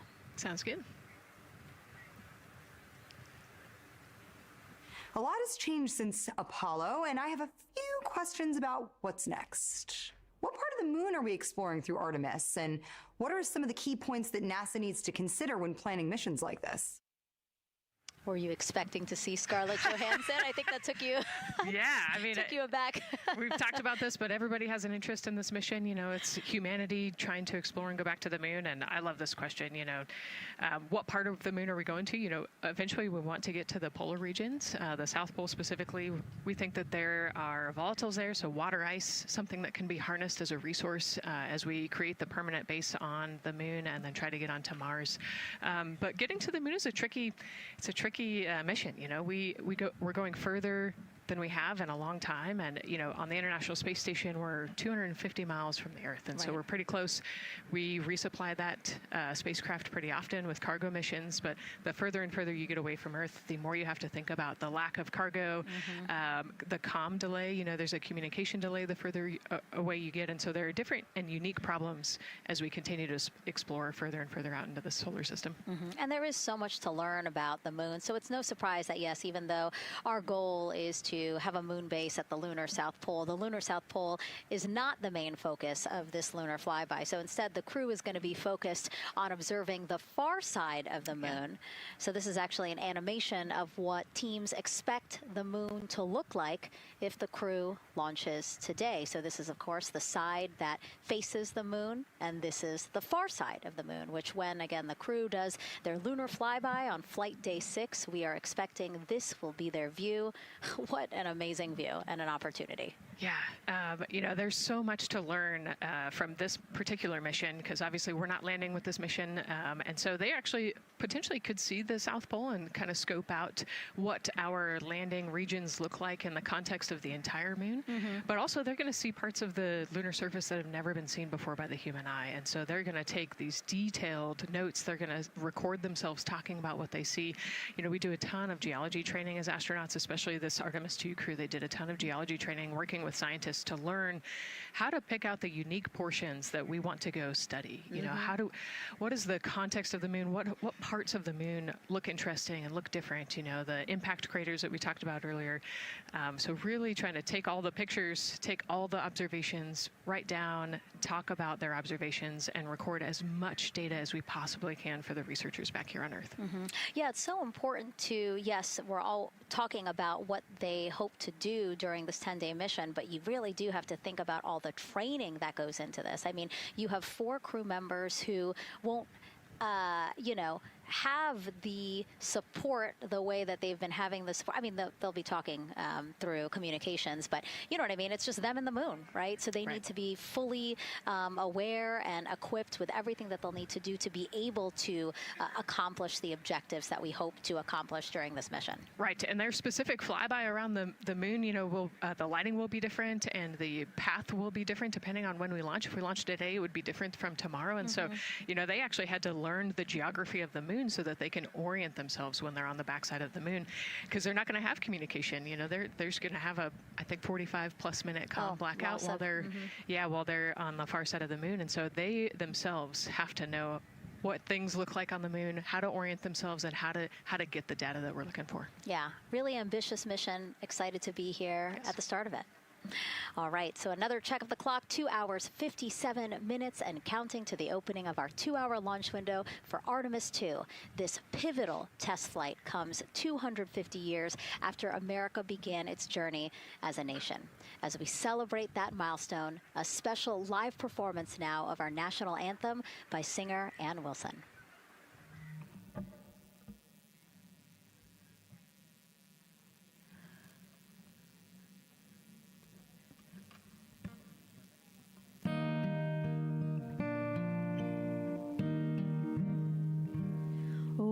Say, can you see by the dawn's early light what so proudly we held at the twilight's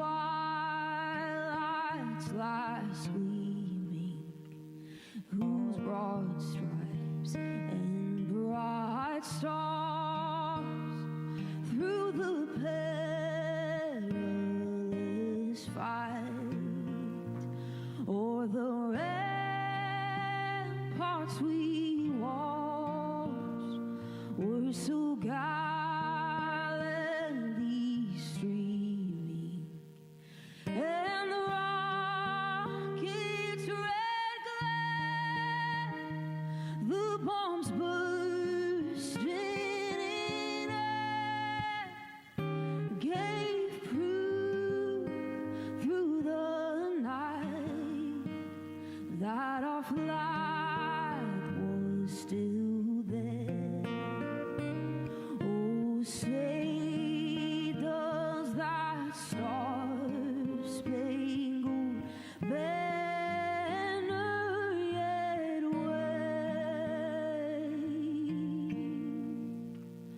or the land of the free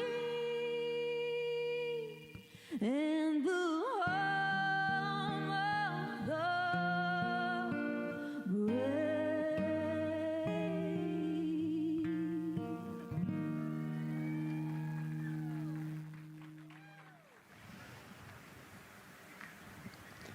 A beautiful rendition. Honestly, I'm a little emotional, a little speechless. Yeah, that was gorgeous. Yeah. I mean, again, we are a nation of explorers, a nation of curious minds, and to see us again 250 years after our Declaration of Independence was signed to when we are trying to return to the moon for the first time in more than 50 years, really powerful. Yeah, leading the way back to the moon. It's exciting. Mm-hmm.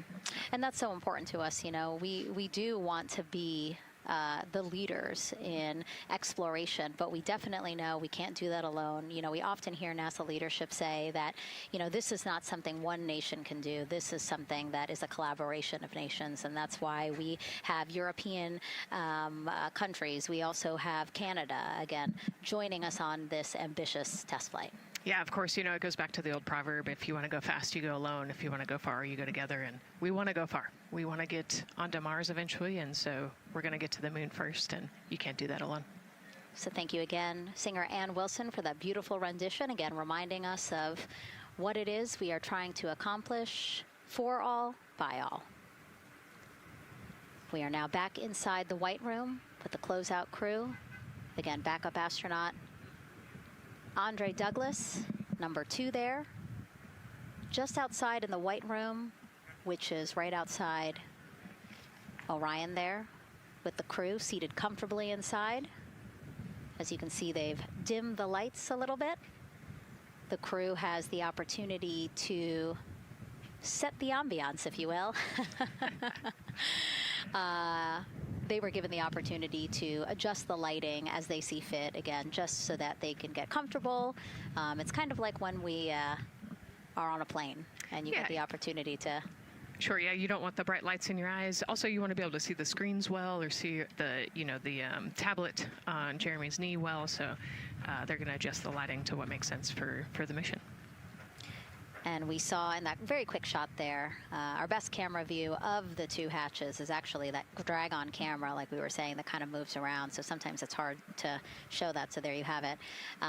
You can see that the closeout crew has closed the side hatch. And so right now, that's a panel that they have to close out in order to then close the next hatch, which is the launch abort system hatch. And so, Nicole, can you just quickly, again, talk to people about the 2 hatches, again, crew module first, and then the launch abort system hatch? Yeah, so the crew module hatch is the one they're working on right now. They just got closed. You can see he's torquing those bolts down. And that is the hatch that completes the Orion capsule.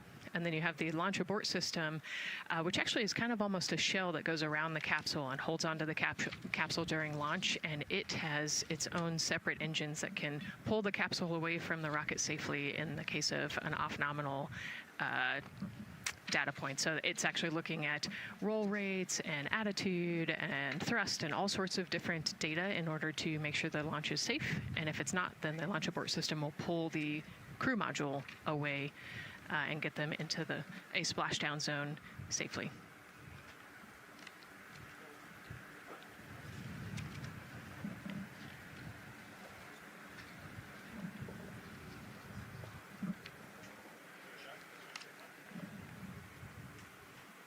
And as we wait for the crew to complete closing that side hatch of the crew module, let's head over back to Banana Creek, where we have Leah Martin standing by with the person who designed this mission's zero-gravity indicator, named RISE. It was 2nd grader Lucas Yee from California. Hey, Leah. Hey, Megan. Yes, of the many special guests we have with us today, I think one of our most exciting guests is Lucas, who's joining us, like you said, all the way from California. He and his family actually worked this as a group project to design the zero-gravity indicator. Lucas, can you tell us a little bit about your design? Yeah. So you named him Rise. Can you tell me why you picked that name? It was very remote, representing the Artemis 2 launch and Earthrise. And yeah, that's pretty much it. So were you really excited to find out that you won the competition and that your zero gravity indicator would be going to space? Yeah. So how does it feel? We're actually just across the river right now from Artemis. We can see it from where we're standing. How does it feel to know that design you created is actually currently on that rocket just a couple hours away from going to space?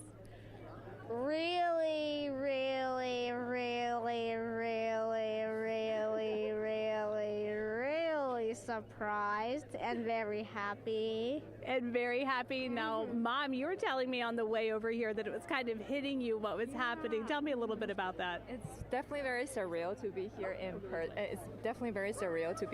person. That Commander Weissman said that it's for all and by all. That we couldn't have said it better. We're just very grateful to be here. Super, super excited. And we're so excited to have you here too. Now, Oliver, this is your first launch too. Is that right? Yeah, that's right. And how does it feel to be here just a little bit away from watching the first group of astronauts in your lifetime on their way to the moon? It feels like very, very happy and surprised. So if you had one word of encouragement or something to say to the crew who's sitting on that rocket right now, what would you say?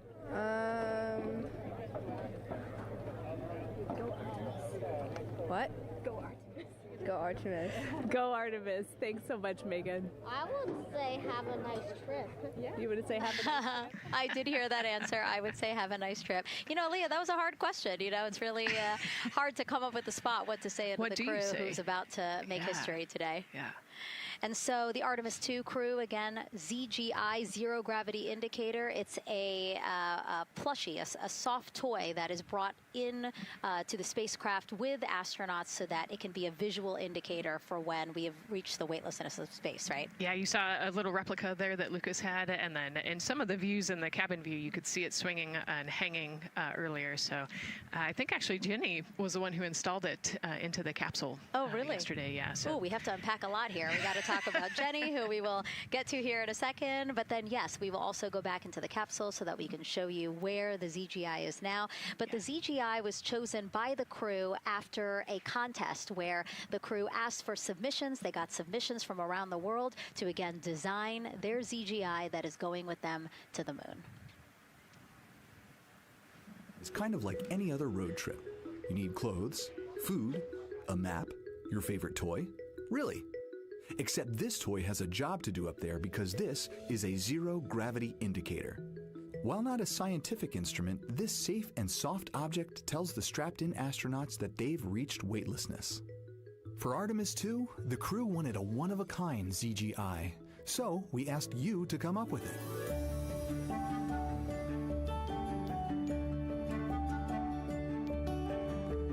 Thanks everyone for sending in your entries from around the world. Over 2,600 of you submitted. And we loved seeing all of your contributions. It was a really difficult decision because each design had a unique quality that stood out to our crew. In the end, we were able to narrow it down to a top 5 from Finland, Canada, Peru, and 2 from the United States, Kansas and California. In the end, we went with one called Rise. It was a design inspired by the Earthrise photo taken on Apollo 8, which is very special to our crew.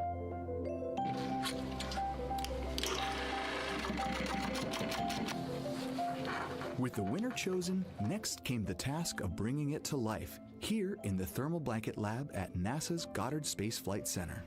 This lab specializes in custom materials to protect sensitive spacecraft equipment and is perfect for creating a ZGI that meets the rigorous safety standards of NASA. Because you have to be concerned with whether the thread's going to outgas or if it will hold up, if it's flame retardant. This is the Rise ZGI doll. All I have left to do is to close the opening here and hand sew the hat on, make sure its stuffing is stuffed in there, and we have our pocket here for the SD card. And on that tiny SD card will be millions of names submitted to virtually join the crew aboard Orion. Got Rise. Not the real one, obviously, but this is a replica. I mean, so clever.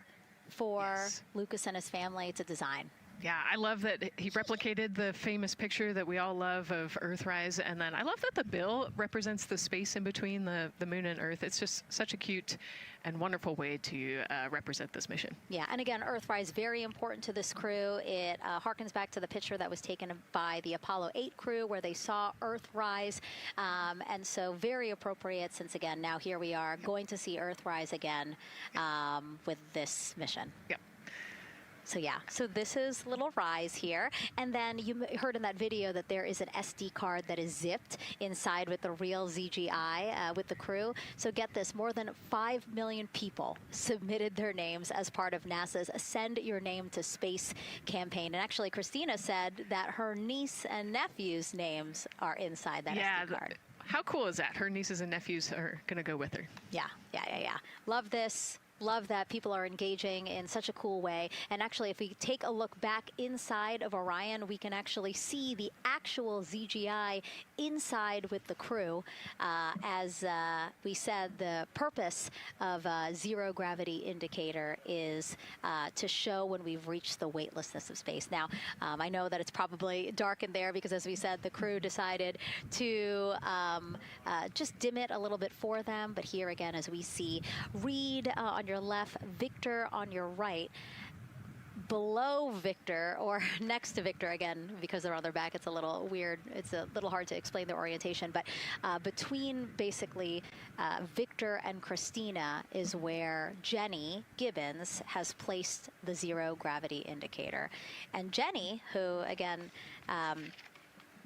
Nicole just brought up, Jenny is one of the backup crew members. So we mentioned how Andre is the backup crew member for the NASA astronauts. Jenny is the backup crew member for Jeremy. Yeah, Jenny's one of our Canadian astronauts, and yeah, so she's been also helping with preparations for today and helping get the White Room ready, get the capsule ready, and she's actually going to be a Capcom for Artemis 2 as well.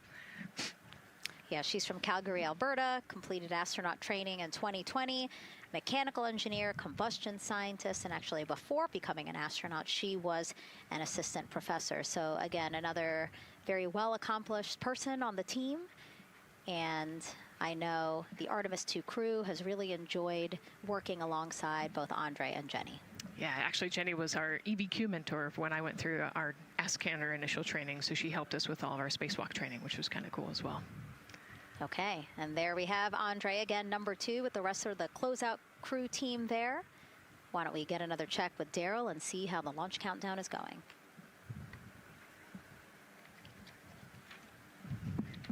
Still going quite smoothly here from Firing Room 1 here at the Kennedy Space Center. Launch team working no major constraints to launch, which is great news. We did get an update on a weather balloon that the launch weather officer and his team released. This is an important weather balloon released at right around the 3-hour mark.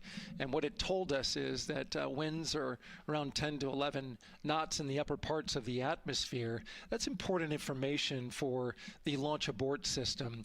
Should the astronauts need the LAS, this would, of course, pull the Orion spacecraft off the top of the rocket in case there were an emergency, and then take them offshore to a water landing in the Atlantic Ocean. And so the winds are pushing onshore. And because they're pushing onshore, the launch weather officer is keeping a close eye on the strength of those winds, because if the Orion were to come off the top, and it's powered by 3 rocket motors which can propel it or pull it especially fast off the top of the rocket, it would go up into the air thousands of feet and then splash down in the water. And if you've got wind pushing against it, you don't want that spacecraft to come back and land on land. So they're watching that very closely because of the onshore flow. That onshore flow is also what's giving us a little weather action down to the south of us along what's called the beach line, 528. We got a whole lot of people out there getting ready to watch the Artemis 2 historic launch.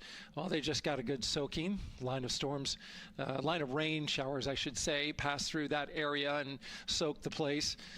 So Certainly rain is a possibility, spotty showers from time to time, but overall the launch weather officer tells us that we are trending towards getting that stuff to all push to the west the closer we get to our launch window. A reminder, that window is from 6:24 p.m.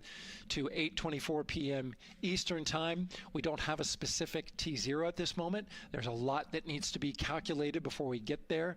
We also need to get through the rest of the countdown on time. As of right now, we are right on time. The launch countdown is going exactly as planned. That's not something that we saw certainly in Artemis 1. There was a lot of flexing in the timeline during those 3 launch attempts back in 2022. But so far today, on our first launch attempt, we're really enjoying some really solid countdown work, some solid operations by the launch team so far. And to quote our friend Lucas, who created Earthrise, we all really like that. We'll send it back to the host desk. Thanks so much, Daryl. Yes, we really like that, and we really like Rise and Lucas. So thank you for that. That was really cute. Okay, so again, here we are in the big box here. We have our full view of the rocket, looking glorious on there with, again, some clouds, but still weather is good for launch today. And then we have the closeout team continuing to do work in the White Room.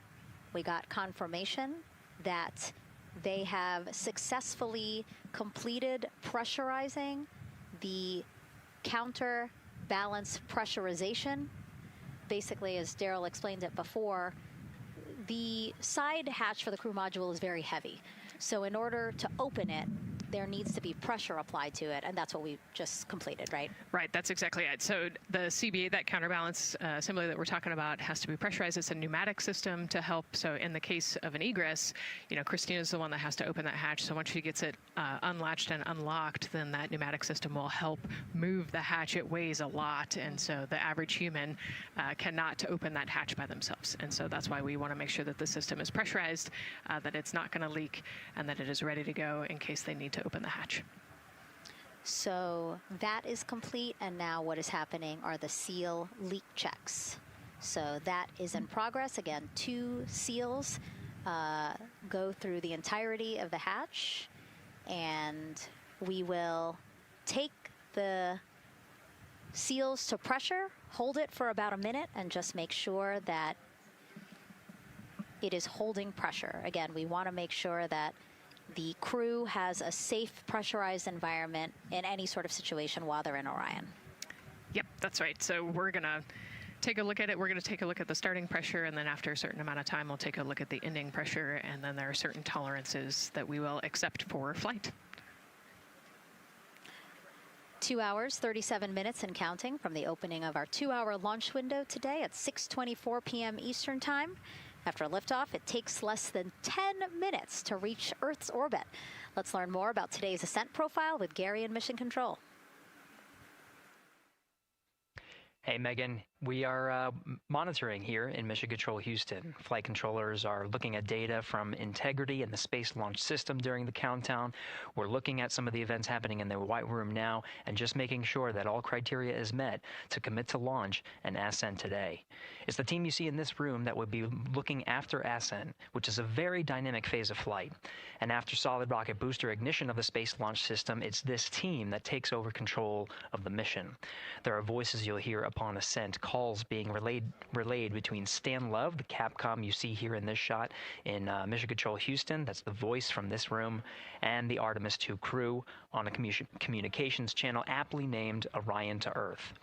Here are the calls you may hear during this part of the mission.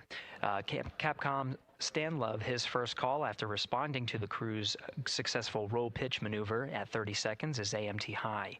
This notes that should we lose just one of the main engines, an alternate mission in low Earth orbit can still be achieved. At 1 minute 25 seconds, you'll hear max Q on PDL. This notes that reaching the moment of maximum dynamic pressure on the spacecraft. This event happens to be in line with a communication switch to another ground station, the Ponce de Leon Inlet Tracking Annex located about 35 miles north of Kennedy. At 2 minutes 45 seconds, you'll hear SM primed, upper stage RCS ready. This means that the European Service Module propulsion system that's prepared for the next phase of aborts after the launch abort system jettisons, and the reaction control thrusters on the inner rim cryogenic propulsion stage that enable pointing and maneuvering are ready.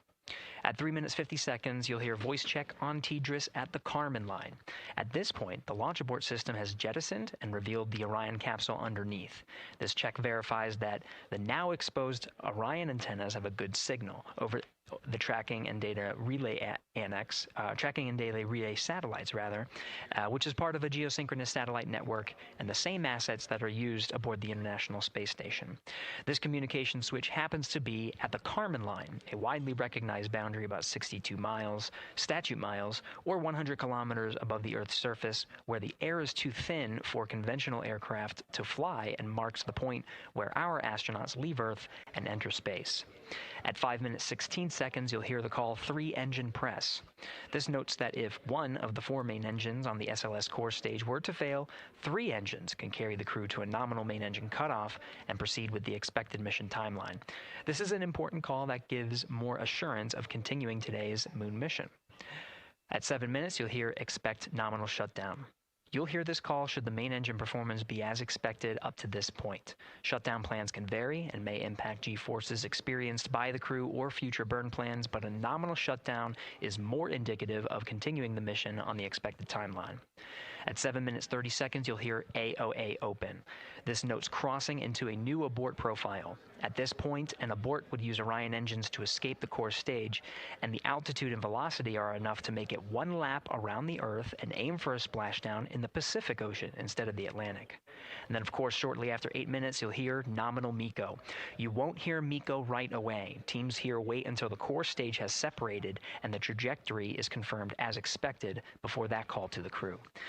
Now, this ascent profile is approximate, as there may be calls that move a few seconds depending on the trajectory, and of course these are the calls and times for a nominal trajectory. Teams in this room have been training extensively to prepare for any and all scenarios, and they are confident and ready to take this crew into space today. In today's pre-brief, the flight director, Judd Freeling, expressed his confidence to the team, citing the hundreds of simulations to prepare for this very moment. These are the calls you'll hear during ascent less than 3 hours from now, but now we'll turn our attention to the countdown to launch and send it back to you, Megan, at the Space Coast. Thanks so much, Gary. Now, one of today's 4 astronauts, of course, Canadian Space Agency astronaut Jeremy Hansen. Let's go now to Jasmine with her next guest.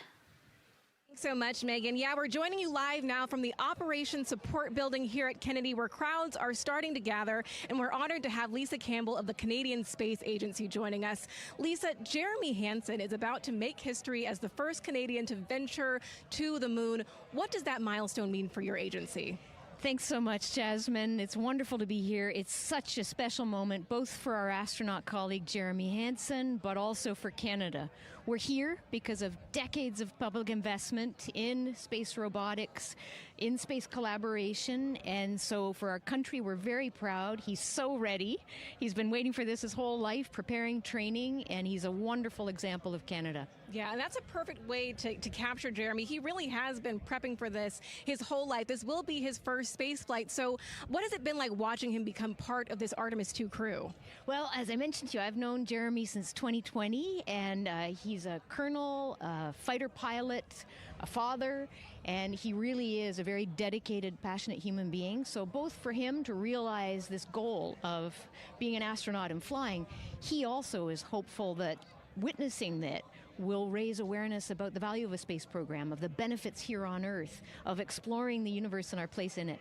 Wow, that's beautifully said. And really, this international collaboration has been going on for quite some time now. We've worked together in low Earth orbit and now going into deep space together. So why is it so important that we have these international partnerships? It makes us stronger. We can go faster and further together. Canada is one of the original signatories of the Artemis Accords, and Canada and the United States have been partnered for more than 60 years in space. Wow, that is phenomenal, Lisa. And this really is a team effort in many ways. We also have Jenny Gibbons. Yes. She'll be listening in on Capcom. What is her role going to be like? So Dr. Jenny Gibbons has been training all along as the Canadian backup with the Prime crew. Last night, she was in the Orion capsule checking out all of the communications, making sure all of the systems test out and work perfectly. And then she will be among the first lunar Capcom, helping the astronauts navigate during their mission. Wow, Lisa, that is so exciting. Any final words for the nation of Canada before today's mission? Just, we are so proud, so excited, and we can't wait to welcome Jeremy home. Fantastic. Lisa Campbell, thank you so much for being here today. Thank you, Jasmine. Of course. And with that, let's get back to NASA's Megan Cruz. And right now, go ahead. Ma'am, CBA press has been completed. Did you see any drop in pressure? And MS1, we saw just a little bit. It is just over 2,600 now. Copy. Thank you, ma'am. again, a call out to mission specialist Christina Cook. Again, it was her responsibility to monitor the pressure on the counterbalance system that will help open the side hatch. And she did report a drop in pressure, but it seems like it's within nominal limits. Right. They might have had a small drop, but you know, we have a starting pressure and an ending pressure, and as long as the difference isn't too high, then we will take that. And the engineers know exactly what they're looking at for in terms of that delta pressure. And so again, that milestone on the checklist of things that have to happen before they launch today, that is complete. The crew, again, still inside comfortably as the closeout crew team work to close the side hatch. Again, a separate seal leak check, followed by a full cabin leak check, and then they will close the last abort system hatch. Lots to do still in the White Room and marching down the countdown timeline well. And so Bill, again, number 3 there, he is holding a silver flex hose. That hose is what will be connected to Orion in order to do that cabin leak check. So again, it does seem like we continue to march down through the milestones in this countdown.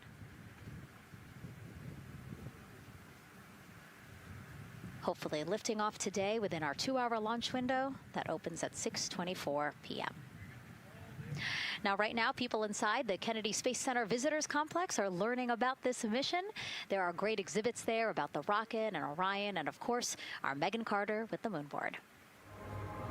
All right, Megan and Nicole, yeah, you mentioned that checklist before launch. That checklist is going to continue during the mission, as well as there are several vital objectives that we are hoping to accomplish with this mission. So we've talked about the rocket. We've talked a little bit about Orion. Obviously, during Artemis 1, we had that test flight, and there were no humans on board. That is our one big difference for this one, and we are going to have that crew this time. So what are they going to be up to during this mission? Let me tell you just a little bit. Now, for Artemis 1, like I mentioned, we were really focused on the SLS, making sure it had the power and capabilities that we needed. We were also checking out the Orion spacecraft in deep space environments, making sure that it was good to go. Now for Artemis 2, we are going to be taking the testing for Orion to the next level by adding that human component. So those test objectives are going to start even before launch. Like you mentioned, they are out there making their way through that checklist. But these objectives are going to start now, and that includes safety. So one really great example of safety is going to be something called the egress baskets. They're out there in the spacecraft, obviously, and should a situation happen to come up, they are going to have something called the egress baskets they can get in, and those are going to zip line them essentially down to the ground within seconds to safety. Another great example of those safety procedures are going to be the LAS, or the launch abort system that I mentioned earlier. Just a reminder, that's the one that can pull the crew and capsule away from any danger within a few minutes of into the launch. Now, those are just a couple quick examples, but our recovery teams have been training extensively, quite a lot, to make sure that they are ready and prepared for any challenging situation that could possibly arise. All right. Several other objectives that we are going to be looking at are also going to be communication checkouts. That is going to be vital. I know we talked a little bit earlier about all the maneuvering that they're going to be able to do, but we want to make sure that they have full communication ability from space to ground so that we can fully support them here. We are also going to be checking out those life support systems. Obviously, we've talked a lot about the service module and what it is going to do for the crew, but we want to make sure that those life support systems are fully functioning, obviously, before we send them farther into deep space. That's going to be critical for them. So on top of being able to maneuver the spacecraft and check everything out, we are also going to be making sure that everything is fully functioning. So as you can see, big part of this mission is to make sure that the spacecraft, the hardware, and all the operations are working and that the data is going to make sense. And speaking of recovery, we are also going to have the opportunity at splashdown to recover that launch or that flight data, and we're going to be able to take that back, analyze it, and make sure there are if there are any enhancements we need or changes we need to make before our next missions, we'll be able to do so. So lots to do. They're going to stay very busy, obviously. And with that, I will turn it back over to you, Megan. 2 hours, 25 minutes and counting, and the crowd, check it out, continues to grow at our Banana Creek viewing location. They will have a great view of launch, and we will go back now to Leah Martin, who's standing with her next guests. Hey, Megan, yeah, we're surrounded by thousands of people, some here local from the Space Coast, but we actually have quite a few people who have traveled a pretty far distance to be with us today. I'm actually joined here by a group from the International Space Station Ambassadors Program who have come from all over the globe. Saku, you're here from Japan, you've come Val from Mexico, and then we have brother and sister Cosma and Jesko here who are visiting from Germany. You actually told me that you participated in the NASA Rover Challenge in Huntsville. How was that experience, and how is it kind of participating there in Alabama and then being here today? So it is an amazing experience because you meet so many young people with visions, with dreams, with ideas, which inspire you and motivate you. And it's even better to be here now to see the SLS launch because we are going back to the moon, and that's what we're working for. Absolutely. And, you know, the Artemis missions, we talked a lot about the Artemis Accords and this being an international effort. You were actually telling me, Saku, that you're interested in becoming an astronaut with JAXA, pursuing your PhD to be able to do that. Tell me a little bit about that. Yes, actually, I applied for the Japanese Aerospace Agency, the astronaut selection like 2 years ago, and then I didn't make it all the way, but I'm still working on it, and hopefully I can be at the launch pad sometime, and then I hope to go back to the moon and Mars, and yeah, I'm working on it. Absolutely incredible. And Val, you're from Mexico. We were talking a little bit about women in space. This is a team who, you know, is predominantly made up of women. What is it like knowing that Christina is on that rocket right now, about to be the first woman to travel around the moon? I think that's such an amazing news. It's just so inspiring that we are taking the first black person and also the first woman to the moon. It's just the first step in humanity and a big step in equality as well. Megan, a lot of excitement here, not just in Florida, but from around the globe, and we're keeping our eye on that rocket, and we're ready to see it lift off. Thanks, Leah. Yeah, a lot of excitement, but also a lot of inspiration. Again, this is part of, or a big part of the reason why. 130.6. Good readback, aux 1 voltage, 131.3. I copy 131.3. Again, those numbers you hear, they're referring to specific steps in the launch countdown that the crew have to step through in order to get us to launch today.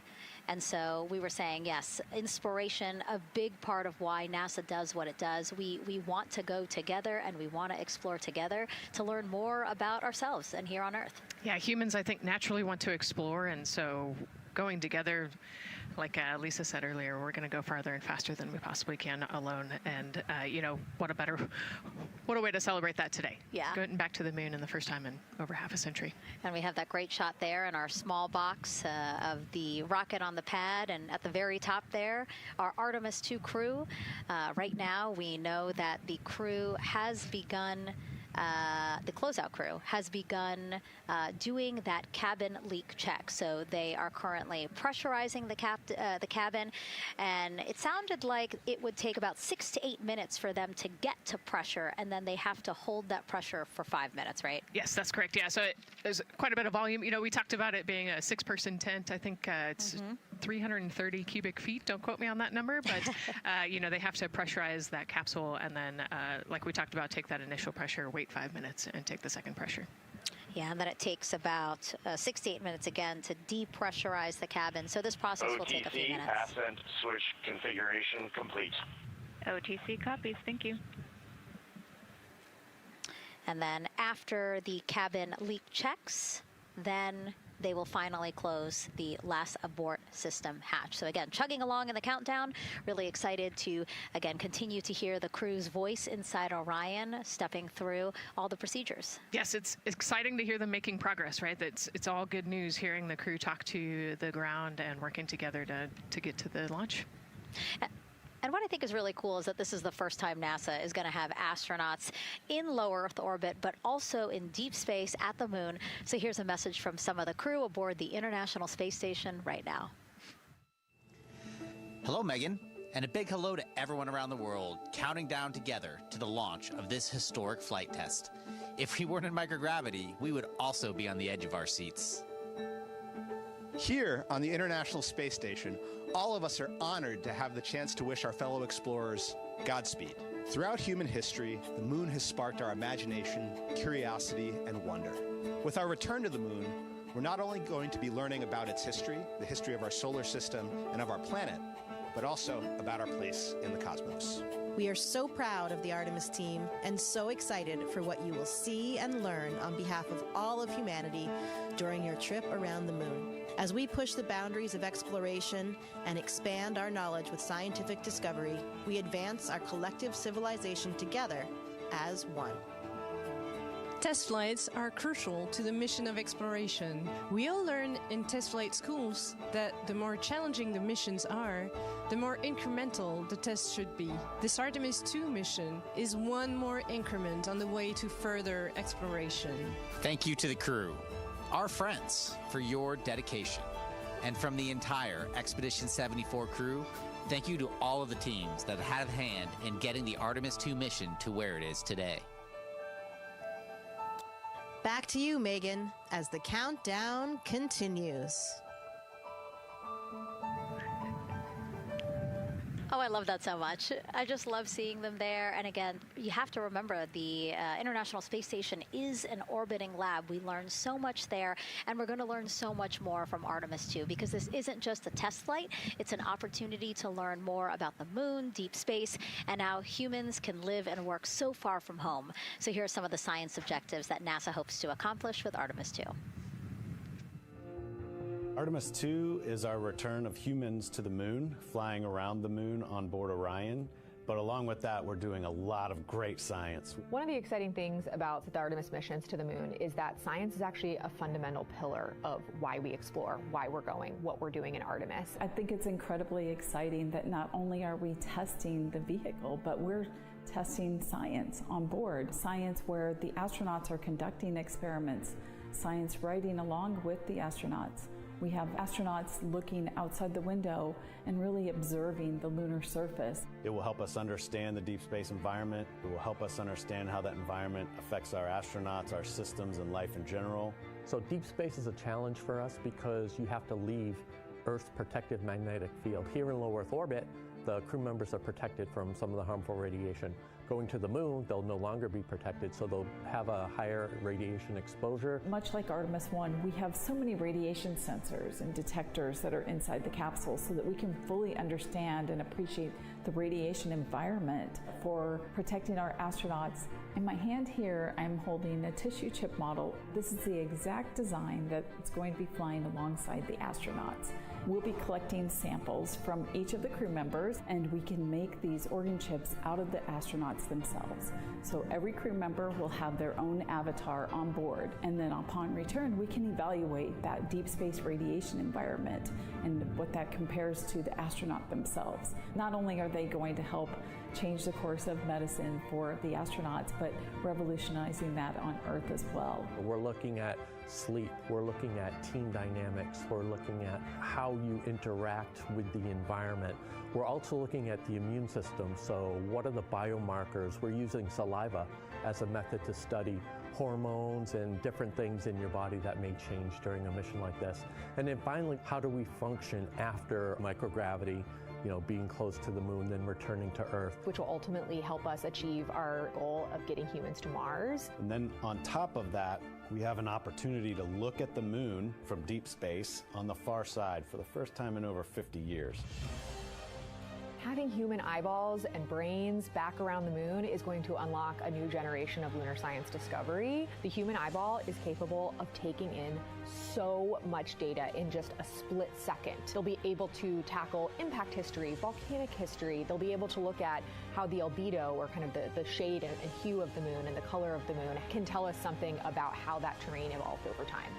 We're integrating science in ways that have never been integrated into human exploration before. We have a front room mission control flight controller position called the Science Officer. We have a brand new science back room where it's basically our brain trust of lunar scientists and geologists supporting the crews of the future. And Artemis 2 will allow us to really test how this works so that future missions are really set up for success. We'll also be deploying some CubeSats. They're small shoebox-sized spacecraft of their own. They're each provided by another country, one of our partners. As they conduct their research, they'll complement what we are doing at the moon with Orion. It is so incredibly exciting to be a part of this mission. And it has been, really one of the privileges of a lifetime. I can see the work I'm doing benefit crew members right now and benefit the crew members in the future. So it's incredibly exciting and it's very rewarding. As this rocket launches humanity off of the Earth, we'll be setting the stage through our science to prepare humanity to leave Earth and explore the solar system. And what we learned during this and future Artemis missions to the moon will eventually get us to Mars. Here's Jasmine Hopkins again, now with Nikki Fox, Associate Administrator of NASA's Science Mission Directorate. Thanks so much, Megan. Yes, we're back on the balcony now, joined by Dr. Nikki Fox. Nikki, in this nearly 10-day mission, we are covering a lot of science, from CubeSats to tissue chips. What are you most looking forward to learning? Oh my goodness. I think for me, the most exciting thing is actually being able to interact with the crew while they are flying, doing this historic journey on the far side of the moon. They are going to be seeing pieces of the moon that no human eyes have seen before, which is really spectacular. It's going to be an interesting trajectory. Some of it is in darkness. Then at the terminator, so in darkness, they'll be able to look for like impact flashes and things when micrometeorites pummel that poor moon. And then at the terminator, they can see shadows and interesting things, which kind of gives you depth perception. And then, of course, in the sunlit, picking out everyone's favorite craters. Also, if we launch today or tomorrow, they will see a total solar eclipse from the Orion capsule. How cool is that? That is very cool. We are thrilled for this Artemis 2 crew to be able to see the moon in a way that we've never seen before. What is so unique about that far side? Why are we going there? I mean, honestly, it's just, it is unique. It's very different to the near side of the moon. The actual sort of terrain, the morphology, it's very, very different. And so it will be very exciting to see that as we're going past that. Absolutely. And Nikki, we are performing a lot of science at the moon this year, actually, not just Artemis 2. Can you speak to the commercial lunar landers we're planning to send? Yes, we are very, very proud of our commercial partners as they take our payloads for us to the lunar surface. And very excited. Next one up is Blue Origin's Blue Moon Mark 1 going. It's got some science on it. It's got the scalps that went on the Blue Ghost. So we'll be able to sort of look at that plume as it's coming down onto the lunar surface, and then also the laser retroreflector that will be the array that's up there too. So even on that first test flight, packing it with science as much as we can. Wow, Nikki, so much science. It's hard to keep track of everything. But the unique thing about Artemis 2 is we're sending crew. Can you speak to the importance of the human element of science? Absolutely. I mean, we can program, like we do with our beautiful rovers on Mars, we can program them to do certain things, and it's what we think we need them to do. When you have an astronaut up there, they can make that sort of like really unique split-second decision. The thing I'm most looking forward to is when, you know, when they think they're going to be looking here, is hearing one of them say, oh my goodness, look over there.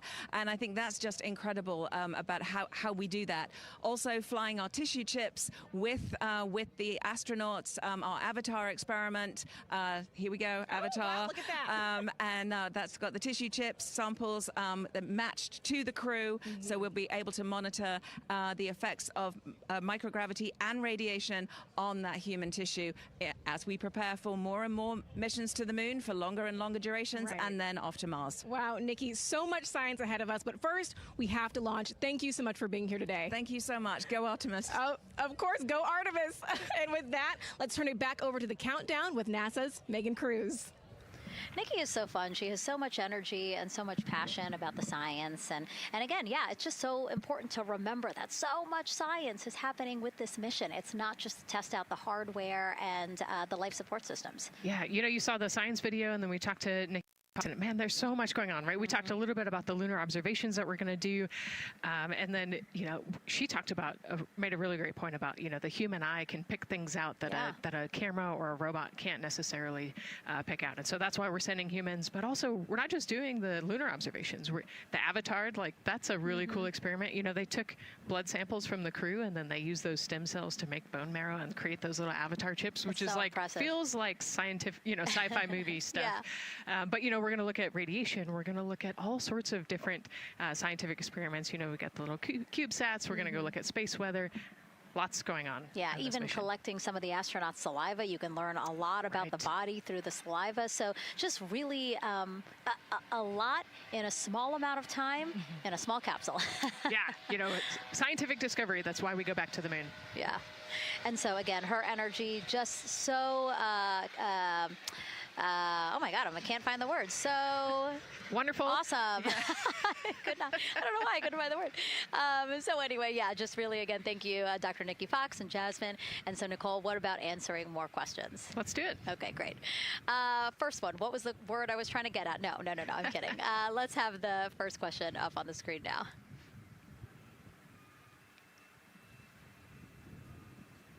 I know we got them. I see him being asked. And CDR O2 Sierra and Earth 1. Go. For your awareness, scrubber cycling is about to be restarted. Integrity copies.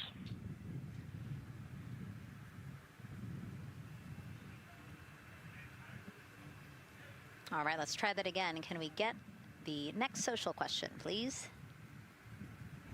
What are the G-forces experienced by the Artemis astronauts during launch and reentry? Ooh, you know, these are actually pretty similar to, you know, a Dragon launch or a shuttle launch. You know, we have to accelerate to get out of the Earth's atmosphere, and then, you know, we talked about the secondary burns that they will do to get away from Earth. But, you know, for me personally, it kind of felt like we got slingshotted off the Earth is how I like to describe it. So, you know, you get set back in your seat and the G-forces are into your chest. CDR O2 Sierra and Earth 1. Go ahead. When leak check complete, the cabin is going to be vented to flight pressure momentarily. Integrity copies. That's fantastic news. Yeah. Again, so the spacecraft is holding pressure as expected, and so now they will depressurize it, which will take about 6 to 8 minutes. Exciting. Yes. Yeah. Go ahead, Nicole. Like we talked about, continuing to march towards the launch. Yeah, so the G-forces are into your chest, and it's kind of a slow build, and you can get all the way up to 4.5 Gs into the chest during the launch, and often they have to back off on the thrust a little bit so that you don't get too high in the G-forces, and especially as we go through kind of max Q or that max aerodynamic force, so as they get through the thicker parts of the atmosphere.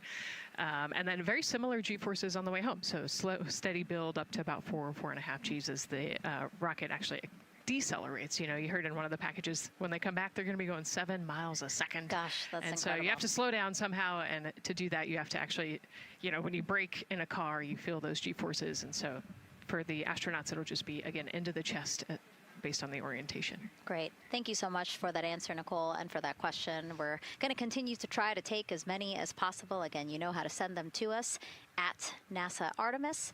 But now we again have another question for you, for our audience. We want to know, what part of Artemis 2 are you most excited for? Liftoff, Earth views from Orion, lunar flyby, or splashdown? Tell us again on NASA's Instagram or Twitch accounts, and we'll share your answers a little later in the broadcast. That's a tough one. I don't know what my answer would be. I know. I don't know either. I'm excited for it all, but that's a cop-out. All right, now let's head back over to Banana Creek. Again, the crowds there, really excited. People coming from all over the country, from around the world. Why don't we get another check with Leah Martin to see who she's caught up with now. Well, Megan, we were a little while ago talking to some students from around the globe. Today, we're actually talking to some local students who are from right here, locally, Merritt Island in Titusville. We talk a lot about the Artemis generation and about the students who are going to become the next generation of dreamers, of engineers, of scientists and technologists. And I'm actually standing with a group of those students here today. Our local high school has actually implemented a really neat new program in the spirit of being able to create these pipelines for employment and engagement. Can you tell me a little bit about what Merritt Island High School is doing? Sure. Well, this is a new program, first of its kind here at Florida, and basically what we're studying is astronautics and aviation, kind of blended the two together. We have flight simulators in our lab, but students are also learning about engineering, aerospace engineering, and we're trying to make all kinds of pathways available for them, trying to give them opportunities to see which pathway they might want to be interested in. So, yeah, it's just a great opportunity for them to learn about space. We just finished doing a whole model rocket build where the students took CAD software, developed their own rockets, put them together, and launched them right from our school. So it was very exciting. Incredible. And then another local high school, Titusville, you guys also have a similar but slightly different program. Yes, we do space mechatronics with advanced manufacturing, preparing students to build and manufacture things to automate, do automation to build things on Mars and things like that, or locally too. Now, you told me that you're actually trying to figure out a little bit what you want to do when you're done. You're a freshman in high school. What things are you learning in your class here that are really kind of tweaking your interest in the aeronautics field? So we're building a lot of things with like metal and how we're supposed to do it on the rockets. We're also doing computer programming, which would help with NASA and like programming and coding.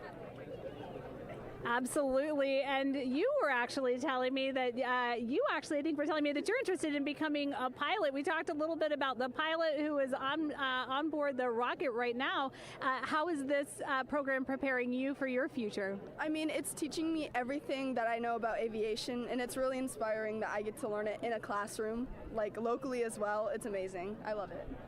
And then you were also telling me you're taking this class. What's the most interesting thing you've learned?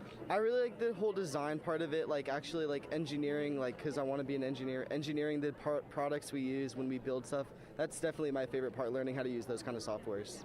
Absolutely. Well, Megan, when they're seasoned NASA employees, you'll be able to say that you saw them here first when they were still in high school. Back to you at the desk.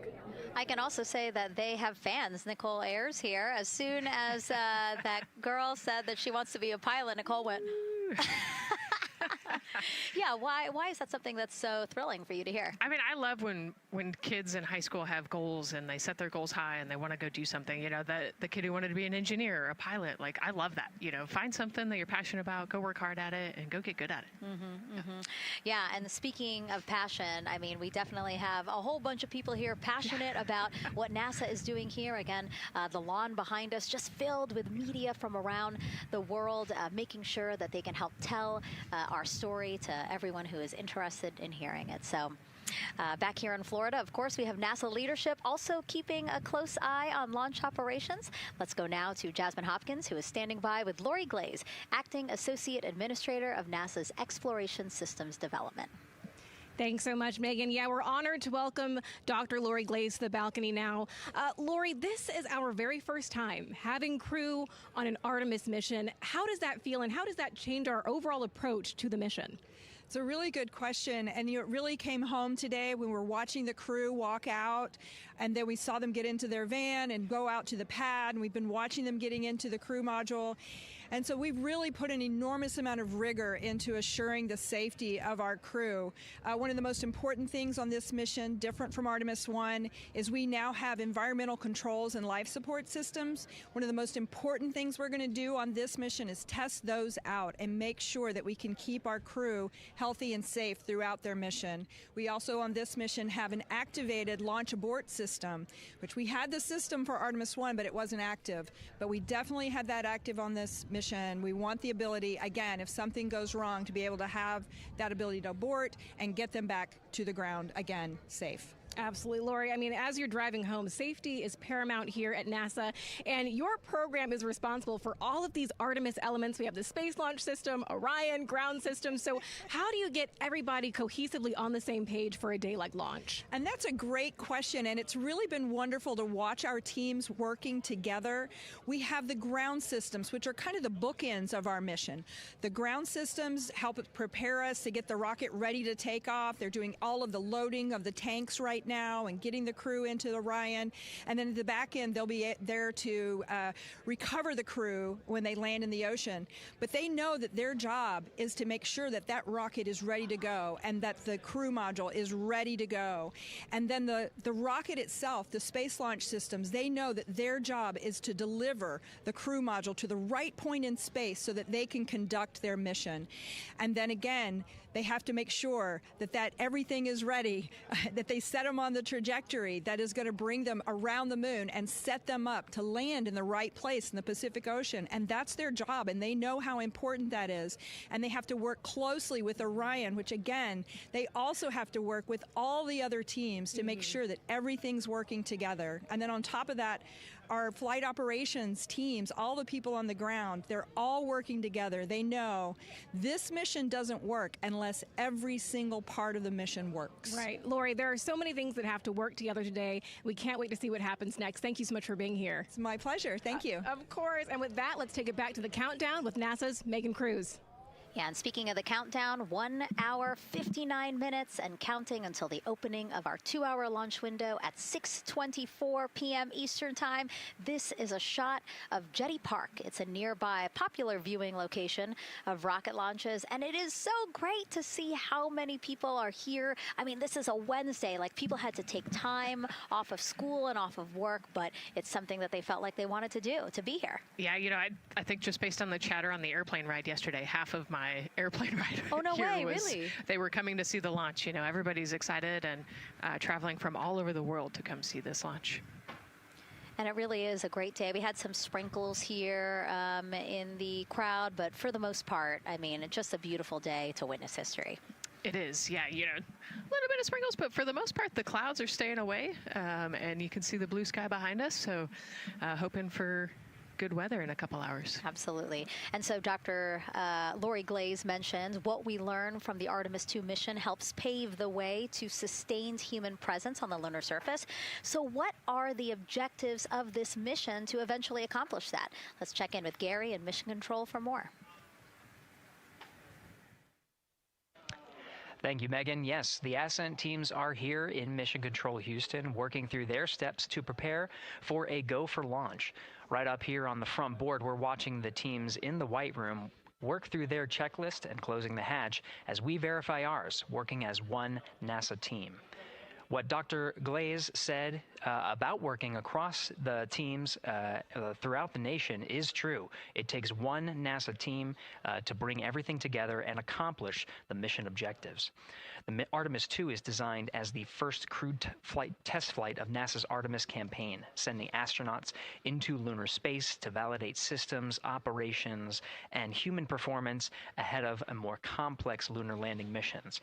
NASA has identified an extensive list of mission and flight test objectives that serve as a checklist to verify the capabilities needed to land humans on the moon. For the Artemis 2 mission, there are 5 overarching priorities that cover the mission and flight test objectives. First is, of course, the crew. As the first crewed mission inside the Orion spacecraft, this mission serves to demonstrate the capability of safely sustain the flight crew throughout the mission, including launch, the deep space component, and return. Number 2 is systems. This mission brings it all together to validate the performance of all ground and flight systems needed for a long-term lunar campaign, from launch infrastructure to spacecraft operations in deep space. Third is hardware and data. We'll be gathering performance data as much as possible over the Deep Space Network, but we also aim to retrieve onboard data and hardware after splashdown to gather additional insight and improve future Artemis missions. Fourth is emergency operations. The crew and flight control team will be testing emergency systems such as abort procedures, rescue operations, and contingency responses. During the flight, astronauts will rehearse a number of these procedures to ensure that in the event of a real emergency, the planned procedures and operations are sound. And finally, there's subsystem validation. Engineers will be verifying subsystems across the board to ensure reliability across life support, propulsion, avionics, and navigation systems aboard the Orion spacecraft. Human spaceflight is a complicated endeavor that requires precision and confidence across all disciplines. You may hear the phrase, human spaceflight is the greatest team sport, a few times in today's coverage, and it's absolutely true. Not only does it need mastery of specific components, but the integration extends across thousands of people and facilities around the world to come together and make it all work. A lot of the work from many people has led to this moment, a rocket at the pad with humans on board, ready to put everything we worked for to the test. I'm certainly excited about it. The teams here in this room are looking forward to supporting the mission, and I hope those watching are as excited as we are. We are following the countdown here in Mission Control Houston. Everything continues to look good. Now inside 2 hours from the beginning of the launch window. With that, I will send it back over to you, Megan and Nicole. Hey, Gary, thank you so much. We are getting word that the launch team is working something that we would like to give you an update on. So let's get on over to Daryl.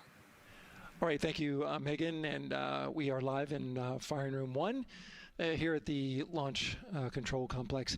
Yes, we are currently not working any constraints with regards to the rocket or the ground systems. But the launch team has been made aware of an issue that the range is working. And currently they're monitoring that work that is going on over at the range. We understand that that issue is related to the flight termination system. Now, the flight termination system, just to give you a quick explainer, every rocket has a flight termination system. It's the system that the Eastern Range here uses in order to send a destruct signal to a rocket in case it veers off path. So it's a very critical, important safety component in terms of how the range keeps the public safe here. We understand that the flight termination system, they're working an issue. And so as they continue to work that issue, they've asked for some assistance from the launch team to help verify some of the work that they're doing on their FTS system. And this is where it gets a pretty unique situation here. The assistance they've asked for is to verify what's going on with their system. They want to check it to see that the work they're doing is okay. And in order to do that, the FTS console operator inside the firing room has been asked to help them verify it. And the way that they're going to do that, and the solution that he proposed to check and verify the system with the launch director, and she gave the approval, is to go get a piece of heritage equipment from inside the VAB that was used during the space shuttle program. And this equipment is able to receive commands by the range through the flight termination system. And so with this piece of equipment, this console operator who works FTS was granted permission to go go over to the VAB next door and get this equipment that he's very much aware of and used during the space shuttle era. And so that is in work right now. The bottom line of all this is, at this moment, the range is no-go.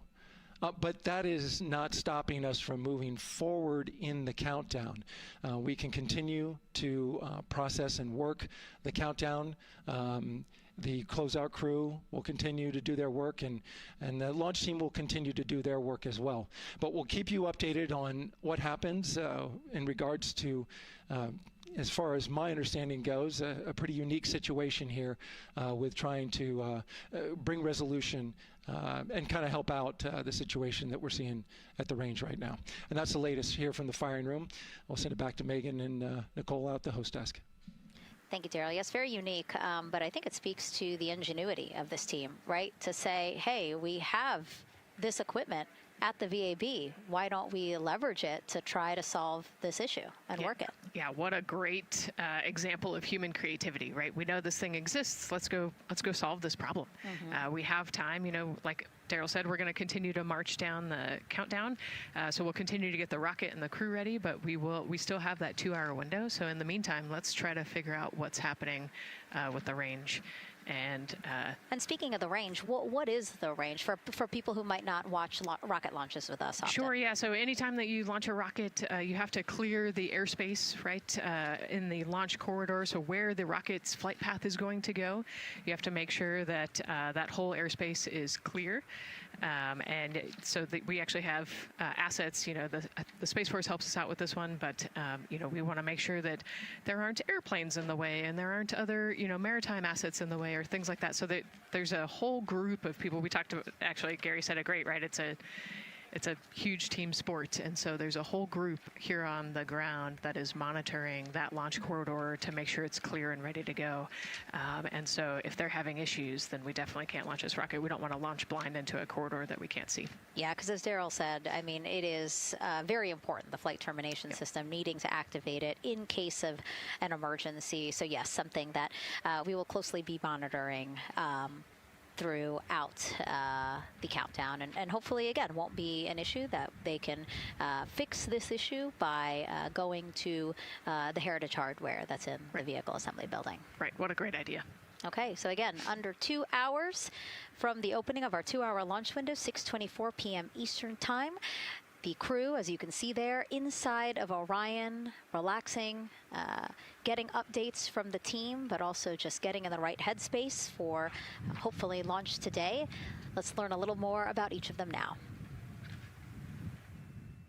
The moon, to me, it's the thing that connects me together with all the other humans in my life. I remember being a little kid lying in bed at night and just looking out at the moon in whatever phase it was in, and I was thinking, man, my friends that live like 20 miles away, they can probably look out and see that same exact moon. And then when I was in the Navy and I would look out at the moon and I'd be halfway around the planet, and I would think, man, my brother can see that moon where he is, and he's halfway around the planet from where I am. To me, it's a connection of life on Earth. We can all look up and see that moon, and it's always changing. The moon is never the same 2 days in a row. I love that. My name is Reed Wiseman. I'm the commander of NASA's Artemis II mission around the moon. I grew up in a little town just north of Baltimore, Maryland, about 20 miles north of the city. There was a National Guard base nearby my house, and there were A-10 aircraft that would fly over every now and then. I just would look up at them and be like, man, I want to be up there. I want to go do that. And then my brother went to the Naval Academy, and I would go every year and watch the Blue Angels fly during commencement, and that just started to grow and grow and grow. For a while, I wanted to join the Air Force, and then I realized Navy flies as well, and they fly from ships in the middle of the ocean, and that was it. Like, done deal for me. That is exactly what I wanted to do for my career. Flying is freedom to me, especially when you're in a jet aircraft coming off of an aircraft carrier in the middle of the Pacific Ocean. Nearest land is over 1,500 miles away. So when you come off of that aircraft carrier, you are truly just alone with yourself out there. It is a magical experience to be out there all by yourself in an aircraft over the Pacific. Just it's free. I think anybody who accomplishes something that they set their mind out to, there's no one thing that does it for them. It's a combination of everything. I mean, the way my parents raised me, the way my brother and I, the way our relationship developed over time, my friends, being in the marching band, going to college, setting my own course, learning how to live on my own, being mentored along the way, being, kept on the path to success, but being given the freedom to, make excursions and fail every now and then and regroup and carry on. I think all those things come together in the end to get you where you are. I've had to overcome I mean, I'm a human being. I've had to overcome a lot of fears. I'm pretty scared of heights. I joked about that on the International Space Station, but it turns out I'm only scared like at the edge of a building. When you're up on the International Space Station, even though you're 250 miles up, I never had that feeling of falling or that I was, at risk up there. I just kind of loved the feeling of floating and looking down at Earth.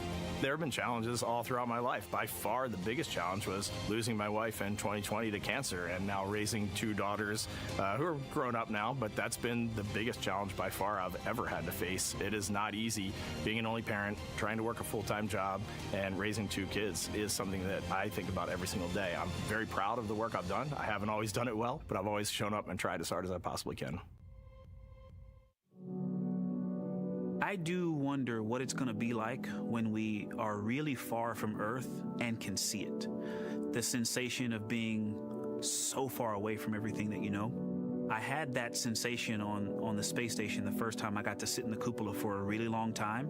So I can only imagine what that's going to be like from 200,000 plus miles away. My name is Victor Glover, and I'm the pilot for NASA's Artemis II mission around the moon.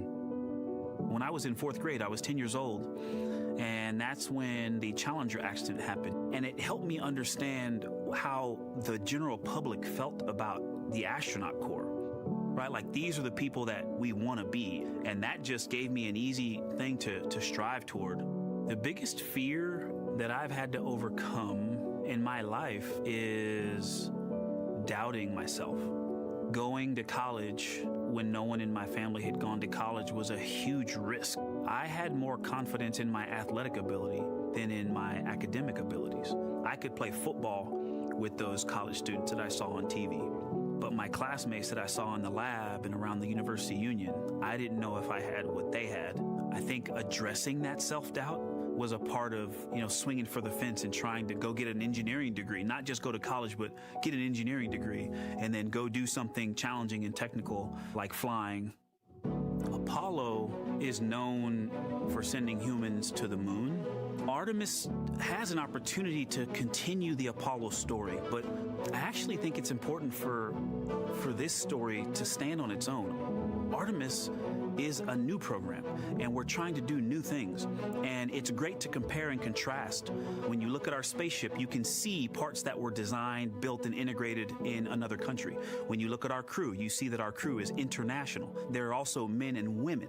And I just think that comparing and contrasting makes the story even richer. The piloting role specifically, I will have an hour and a half or so where I get to fly the spacecraft by hand. We haven't flown that many spaceships. And so the ability to fly one actually in space on a test mission is just a really unique opportunity. I can't tell you how I'm going to feel when we fly by the moon and see the moon up close and the Earth from 250,000 miles away, but I don't use the word excited because I'm focused. What we do, this is very serious and it's very risky, and we are all intimately familiar with that risk. And so if we go out there and we're successful and we can pass that baton on to Artemis 3, that's something to really be excited about. I tell a story, which is one that my dad told me before the Apollo missions when he was just a very little boy. He was looking up at the moon with his mom, and his mom said to him, "Don't worry, Ronnie, we'll never get there." Fast forward maybe 70 years later, it's his daughter that's actually going there. And I think that long arc is something that we can all learn from. The idea that the seemingly impossible becomes possible if you just believe in it and are willing to work hard and come together to achieve it. My name is Christina Cook, and I'm a mission specialist for NASA's Artemis II mission around the moon. When I look back on my dreams as a kid, I definitely never thought I would actually get here. I was very pragmatic. Even though I'm a dreamer, I knew that the odds were way against me again, so I might as well do something I'm loving in the meantime. I definitely loved science and math in school and, did pretty well in those things, but I also loved being active. I was always outside. I loved things that made me feel small. I loved looking at the night sky, oftentimes between the pine tree branches, or I loved the ocean. North Carolina also has mountains, and when we go there, I just loved the vastness of all of those things. I loved how they made me feel and what they made me think about, and the vastness of the universe and how much out there was to learn. I'm drawn to exploring. I'm drawn to challenges that involve both mental and physical, and I'd much rather be solving problems wearing a whole lot of equipment and in a harsh environment, and that's just something I've carried with me ever since I was a kid.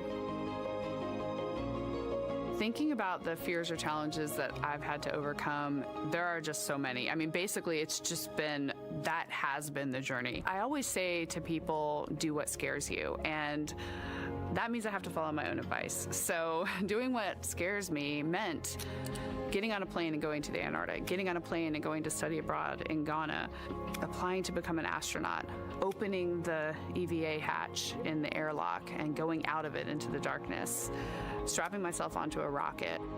And so for me, I think that no matter what the challenge, recognizing that if people believe in you and you believe they believe in you, the challenges seem always a little bit easier. To me, the moon, it represents history. It is a witness plate. Everything that's ever happened to the moon is still written on the moon. Every single person has looked at the moon their entire lives. We see the same moon. That's something really special. It's just the epitome of a symbol of something that's in each of our hearts, but that's also represents exploration and reaching. I have this very distinct memory of seeing an image of an astronaut standing on the moon. It's burnt in my brain because I went back to it so many times in my childhood, and I would look at that image, and I know it had a huge impact on me that humans had walked on the moon. My name is Colonel Jeremy Hansen. I'm an astronaut with the Canadian Space Agency, and I'm a mission specialist on NASA's Artemis II mission around the moon. My elementary school years, I grew up on a farm outside of London, Ontario. I spent as much time as I could with my dad on the farm. I learned the value of hard work, for example. If I wanted to go to work with Dad, it was going to be a long day, and I was going to have to not complain, or I wasn't going to get to go the next day. I had a treehouse. I had a vivid imagination, and I changed my treehouse into a spaceship. I made all these dials and controls. I had circuit breakers for switches that I found in the barn, and I was exploring space in my imagination. The most important thing I did to get to where I wanted to go in life, which was flying fighter jets and eventually becoming an astronaut, is I shared those desires with other people. And it turns out, just like you don't go to the moon on your own, if you could, I would have done it a long time ago in my treehouse as a kid. You have to go as a team.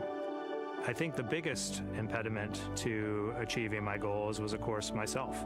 And I think that's a common human experience. There are many times where just little things would get in my way, and my immediate interpretation of that was, well, now that goal's out the window. You know, people must have lifted me back up, and somewhere in the back of my head, that persistence came through. And I think that's a common human experience, to doubt ourselves. I've come to this, I guess, realization that I believe that we all have gifts to contribute, and the goal is to figure out how to use your energy towards adding positively to humanity's existence on this planet. But I love it when humanity sets big goals, like sending humans to the surface of the moon with an eye to eventually going to Mars, because when we do that, we can bring together genius from not just even in one country, but around the world. I've also learned from my indigenous mentors that they refer to the moon as Grandmother Moon. So you've probably heard of Mother Earth. They use Grandmother Moon because Grandmother Moon is responsible for the water in their community, just like the moon moves the water around the planet, affects the tides.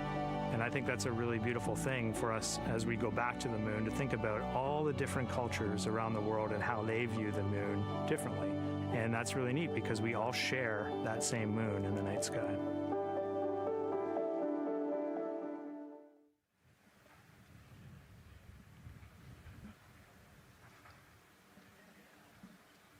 One hour, 38 minutes and counting until the opening of the Artemis II launch window today, 6:24 p.m. Eastern Time. And we are looking at the rocket and Orion out on the pad, historic launch pad 39B here at Kennedy Space Center. What a great view, Nicole. Yes, it is. You know, we can see the clouds out in front of us, but they are to the west. And you can see that there's some blue sky peeking through behind that rocket, which is good news. And more people continue to come on center here. About a couple of hours ago, folks with special passes to come on center were allowed to start driving on with family and friends. And of course, we have media growing by the moment here at the press site here at Kennedy Space Center, setting up their cameras, setting up tents, interviewing folks. Again, this great jib shot that we have from our camera here showing all the interest that we have here at the press site. And actually, even to the right of us, so camera left, no, sorry, the right of your screen, left of us, plenty of other people there, set up with their own tents, broadcasting to their own viewers. And so again, just really cool to see everybody wanting to share in this moment. Yeah, that's, I mean, how many media tents we can see from here. It's a beautiful thing. Yeah. I think it's important to share this message with the whole world. Yeah. And so let's take a look now at people who are watching in other parts of the country. We have this shot here from the U.S. Space and Rocket Center in Huntsville, Alabama. Oh, man, look Just at that. kidding. Museum of Flight, Seattle, Washington. So sorry. Hello to you over there. Sorry, I thought that you were in Alabama. But here you are from Seattle, Washington. Again, the Museum of Flight. They must have had a special event to bring people there to watch, as well as a special event here. Now, correctly, the U.S. Space and Rocket Center, Huntsville, Alabama. Of course, they would have a lot of people here, and I'm sure this crowd will grow when we get closer to launch. Marshall, the home of the SLS rocket. Yes. Yeah, this is a great shot. You can see all the people there, and obviously you've got quite a few artifacts in there as well. Oh, now they know. Yes. Yeah, now they know. They're on the broadcast. That's too funny. Awesome. Hey, listen, it's all right. We can sit. We can sit and chill until we wait for the opening of the window. No, there they are. Yeah. Everybody's excited. Thank you guys for showing us your excitement. I know deep down it was in there. It's just that you felt like sitting at the moment, and that's all right. There's a little delay. Yeah, that's all right. Well, thanks so much to those supporting these watch parties and bringing them to us live here. Actually, our video paths are taking quite a circuitous route to be able to bring those live views in from Seattle as well as Alabama, but we're glad that we can be able to share it with you in the broadcast now. And so why are we going to the moon? Why does NASA want to build a moon base there? Here's Megan Carter again with our moon board.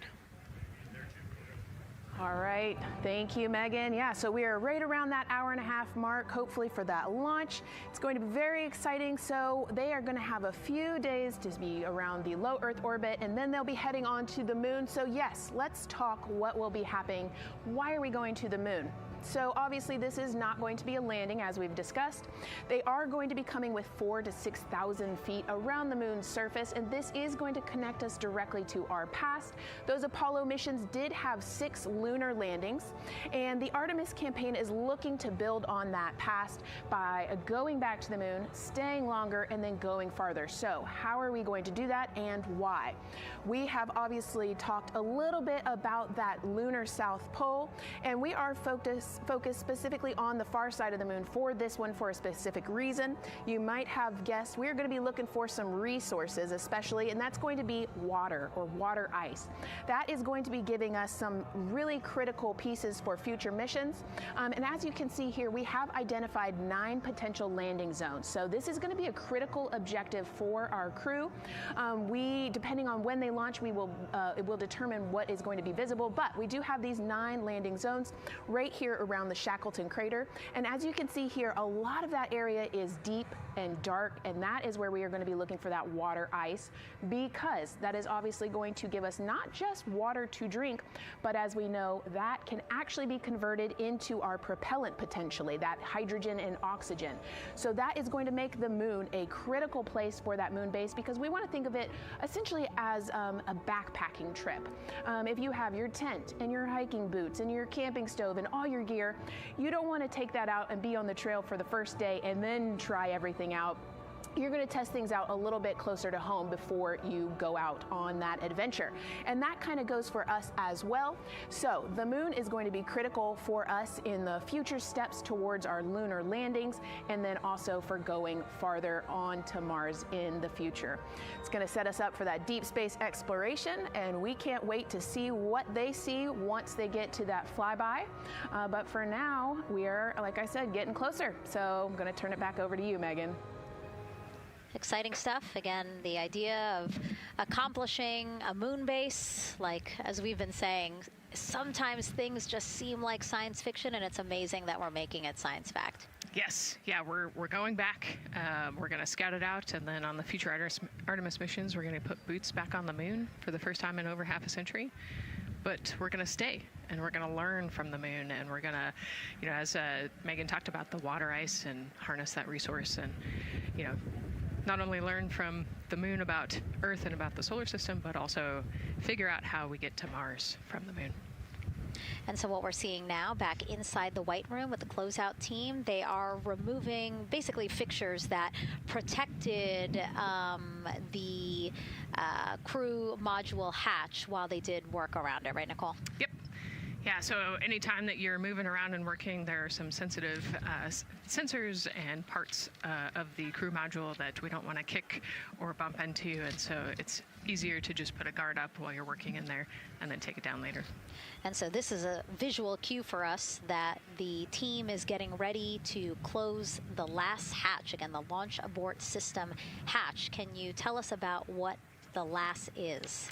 Yeah, so launch abort system, this is, you know, we have the crew module, and then what sits out on basically on top of the crew module is the launch abort system, and it has its own motors, so that we'll arm it about 5 minutes prior to launch, and then it stays with the crew module until about the Kármán line, so that 100-kilometer point in space. Once the crew could safely get to orbit, it will actually be jettisoned, and the crew module will then be exposed. So this is just a safety mechanism that stays on the outside of the crew module, and then as they monitor the attitude and the thrust and all sorts of the roll, all sorts of different data points to make sure the crew is safely getting to orbit. And once they are safely to orbit, then we will get rid of that launch abort system.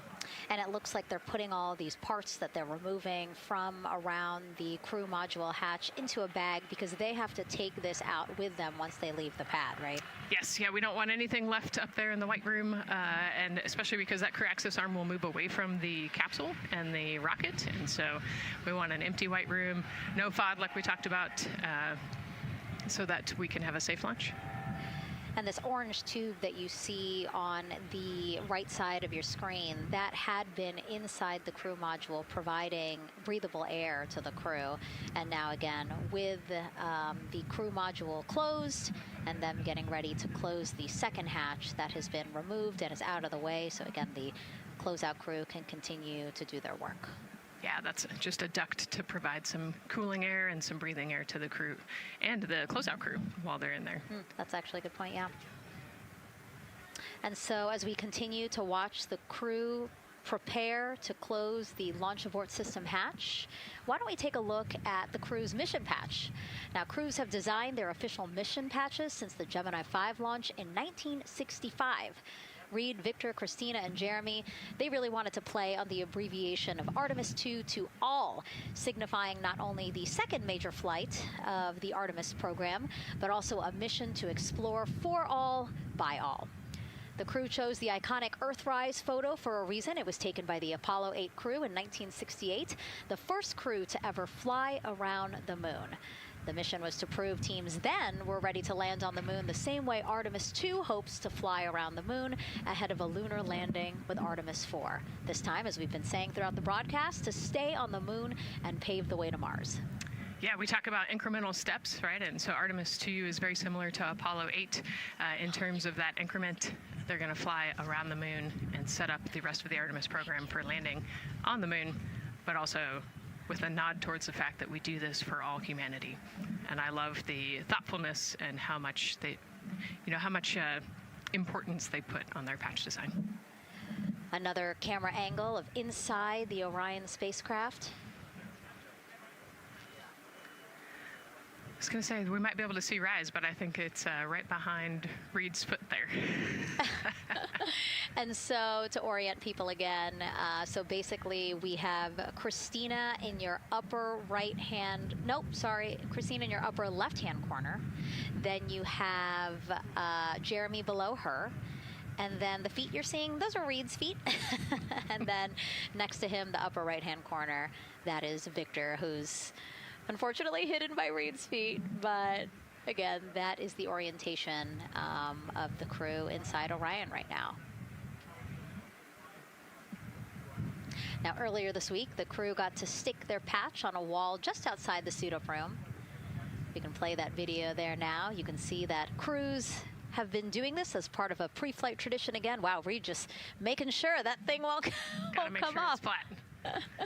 And so now Victor is signing there, followed by Christina,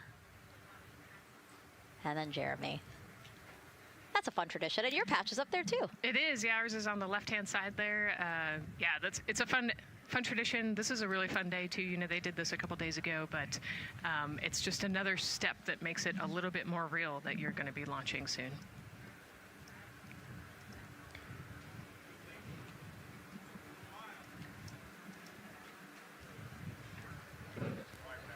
Again, we talked a little bit about this before. The basically like a computer there on Jeremy's leg, a way for him to just check out the data, see some of the data that also Reed and Victor are getting to see, but in those much bigger displays for Orion. Right, yeah, it's basically a tablet on his leg, and it's actually plugged into a cord nearby that allows him to have a screen repeater so he can see what they're looking at. And it looks like he's taking notes. Can you talk a little bit about what that is? It's part of, all of them have like a little procedural book, right? Right, yeah, so they have what we call a knee board, and they'll have blank pages to take notes on. They might have a cue card or procedures, or they can be kind of custom built to what each crew member wants for their knee board. This mission, of course, built by people and companies in all 50 states, as we've been saying throughout the broadcast, and with our international partners as well. Let's take a look at some of the people playing such a big role in today's test flight. What we're doing here is a collaborative effort of hundreds of thousands of people. This is about the parts, the hardware, the software, the services, all coming together to make that mission possible. My dream for this space program is that we would not just push the boundaries, but that we push them together. And liftoff of Artemis 1. We rise together, back to the moon and beyond. It takes a team to do great things. And Artemis has an incredible team. We have international partners. We have commercial partners and industry partners. It takes unity to accomplish great things, and that's what this mission's all about. We're not sending our money to the moon and lighting it on fire. We're putting that money right back into the economy in ways that benefit everybody. So every dollar that comes out of the Treasury that goes to support this mission goes back into the Treasury 3 times. What is very important to me is that we do it the right way, and that we do it with our values, that our industries grow, that our communities grow, that our families are healthy and safe and have amazing things to work on. Then we're going to build machines to go even further onto Mars. That is our generation, the Artemis generation, that defines the starting point of our exploration future. I just want to say thank you to all of the hands that have touched a part of this program and the hearts that have moved everyone to this goal, because we're going to the moon and we're going beyond. One team. One team. One team. One dream. What I really like about that package is, again, just reminding people that this is spurring so many jobs across the country. Yeah, across the country and across the world, right? The whole world has a part of this. The Artemis Accords are signed by over 40, 50 different countries. And so, yeah, we're taking all of the taxpayers' money and we're putting it right back into the jobs here in the U.S. And the money, too. You know, when we have more disposable income because we have good paying jobs, that's money that goes back into our economy as disposable income. So really, it is just an ecosystem that NASA is proud to be a part of. Right. And not only is it about the money and the economy, right, but it's also about the science and what we're going to learn and exploration. You know, on top of all of those things, we benefit the economy as well. Obviously, Nicole is a wealth of knowledge. We're very lucky to have her. We're going to be tapping into that knowledge throughout the broadcast, and we have been for now close to 4 hours. So thank you, Nicole. I hope you're holding up okay. Yeah, I'm loving it out here. It's been great. Let's learn a little bit more about Nicole. Her first mission to space was actually last March. She launched from here at Kennedy Space Center as pilot of NASA's SpaceX Crew 10 mission to the International Space Station. And what a beautiful launch that was. She spent 148 days in space conducting science experiments that could benefit us on Earth. For example, one studied the physics of liquids, which could help researchers deliver medicines more effectively. She also conducted an almost 6-hour spacewalk to help upgrade the orbiting lab's power system. Nicole is a lieutenant colonel in the U.S. Air Force and flew one of its most advanced aircraft. She was born in San Diego, California, and is a twin. That's a cute photo of the two of you. Oh, that one too. Young explorers, yeah. Yes, yes. That's so great to just see how far you've come. Again, I think that speaks to what we've been saying. Like, you know, just if you're passionate about something, go for it and see where that takes you. Yeah, I think that's a great example. You know, I was a serious little kid with really high goals and, you know, just kept working hard and never got bumped off the path and ended up here.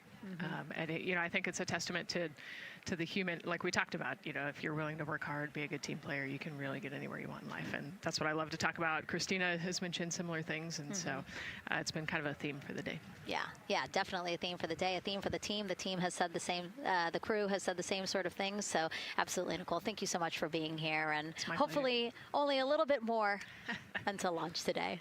Hopefully. So today's Artemis 2 test flight will mark only the 7th time NASA astronauts will launch on a new NASA spacecraft designed for crew. And then controlling the flight will be Mission Control in Houston. Our Gary Jordan is inside with flight controllers. Hey, Gary. Hey, Megan, you are right. This is a significant milestone, and we may be putting the names of a few more astronauts in the history books today. The Artemis 2 crew is set to launch today. Will join a select list of humans to fly in a spacecraft for the very first time. And Artemis 2, like missions before it, is a test mission. During ascent, the crew and the teams here in the room are prepared for a variety of scenarios. Some of these will be called out directly by Capcom's Stan Love during ascent, and some are a little more subtle. These calls can be split into 2 categories: alternate main engine cutoff or MECO targets and aborts. First, there are 2 alternate MECO targets, or AMTs. These note milestones to give flight control teams and astronauts an idea of what would happen after that moment should the core stage lose one of the main engines. First is AMT low. You won't hear it called out by the crew or Capcom since this happens right at liftoff. If the core stage loses one engine at this moment, an abort once around option could be made at main engine cutoff, meaning the crew could target a splashdown in the Pacific. The second is AMT high, which would be called out by Capcom's Stan Love around 22 seconds. After this moment, if the core stage loses an engine, we can still pursue an alternate mission in low Earth orbit to accomplish some of the test objectives. And at about 5 minutes, 16 seconds into the flight, you'll hear the call 3-engine press. This is a good moment. After this point, if the core stage loses an engine, we can still make a nominal main engine cutoff and pursue a moon mission as expected. Again, these MECO targets give the flight control teams and crew an idea of what lies ahead should one main engine be lost, but assumes we are otherwise continuing to a main engine cutoff target. This differs from an abort, where the Orion capsule separates from the Space Launch System prior to the planned separation time. There are abort options at every moment that integrity is attached to the Space Launch System, from the pad to more than 3 hours into the mission. During the first 8 or so minutes of powered flight, there are 3 abort options. First is the use of the launch abort system, which you see at the very top of the rocket and here in the White Room where the hatch is open and teams are working to close it. This particular abort capability can be used from here at the pad through roughly 3 minutes and 22 seconds into the flight. Next is an untargeted abort splashdown, or UAS. This uses Orion service module engines to escape the SLS and becomes available immediately after the launch abort system jettisons. Third is an abort once around, or AOA. You'll hear a Capcom Stan Love call AOA open around 7 minutes 30 seconds into the flight. This also uses the service module engines, but the burn profile is a bit different to aim for a splashdown in the Pacific after one trip around the Earth. NASA's expedited recovery teams are staged off the coast of San Diego to get to the crew and integrity quickly for this abort option. An AOA option continues to be available until solar arrays are deployed on the Orion service module a little more than 30 minutes into the mission.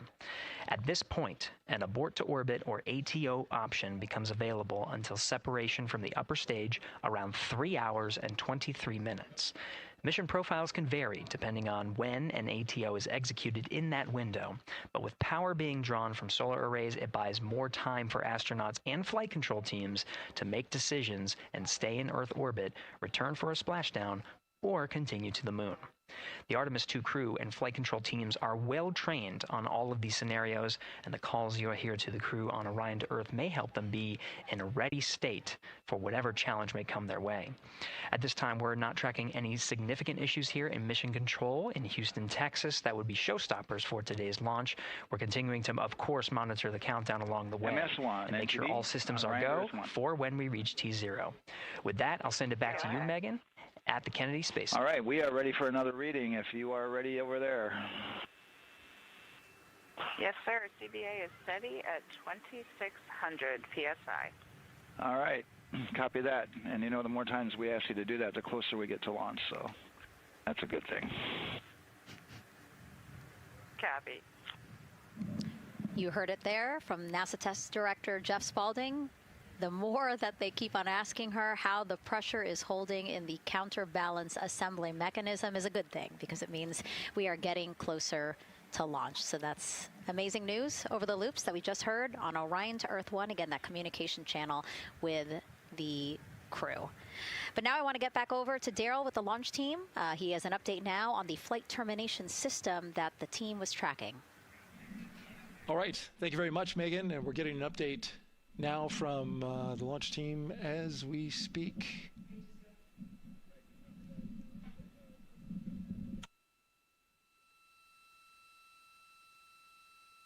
All right, stand by 1 second.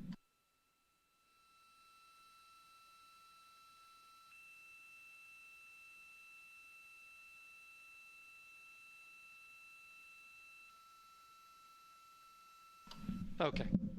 Sorry about that. We're just getting an update, in fact, about what I was about to report out on the range. And the good news is the range is go. So we reported that they were working to verify their equipment regarding the FTS system. And they asked for a little of that verification work to be done by one of the FTS engineers here in the firing room. He went out to the VAB to get some legacy hardware to help out with it. But in the end, this is a fix that the range had come up with to get clearance, to clear the range rather, and to as well work the FTS system. And so now they are go. Again, the range is go. That is no longer a constraint. And so you combine that with the fact that the rocket and the ground systems here also working, no constraints, clear board here is great news. So again, the range is green, and we're continuing to work through the countdown. We got a weather update that came in to the launch director from Launch Weather Officer Mark Berger. He reported out that there's still a little bit of feisty weather activity that's happening up in the Titusville area. That's the city neighboring the Kennedy Space Center. Those showers had passed over Kennedy, and then now they're currently over in Titusville, currently still within that mile kind of constraint of flight through precipitation rule. But we're still far enough from the window that it looks like it won't be an issue. And in fact, we're seeing some good sunlight now breaking through onto the launch pad. As you can see, it's actually shining on the other side of the rocket here. But to the west, we're starting to see some of that clearing that was forecast. And so the launch weather officer held his forecast for 80% go for flight during our launch window tonight, which, as a reminder, is 6:24 p.m. Eastern Time until 8:24 p.m. Eastern Time.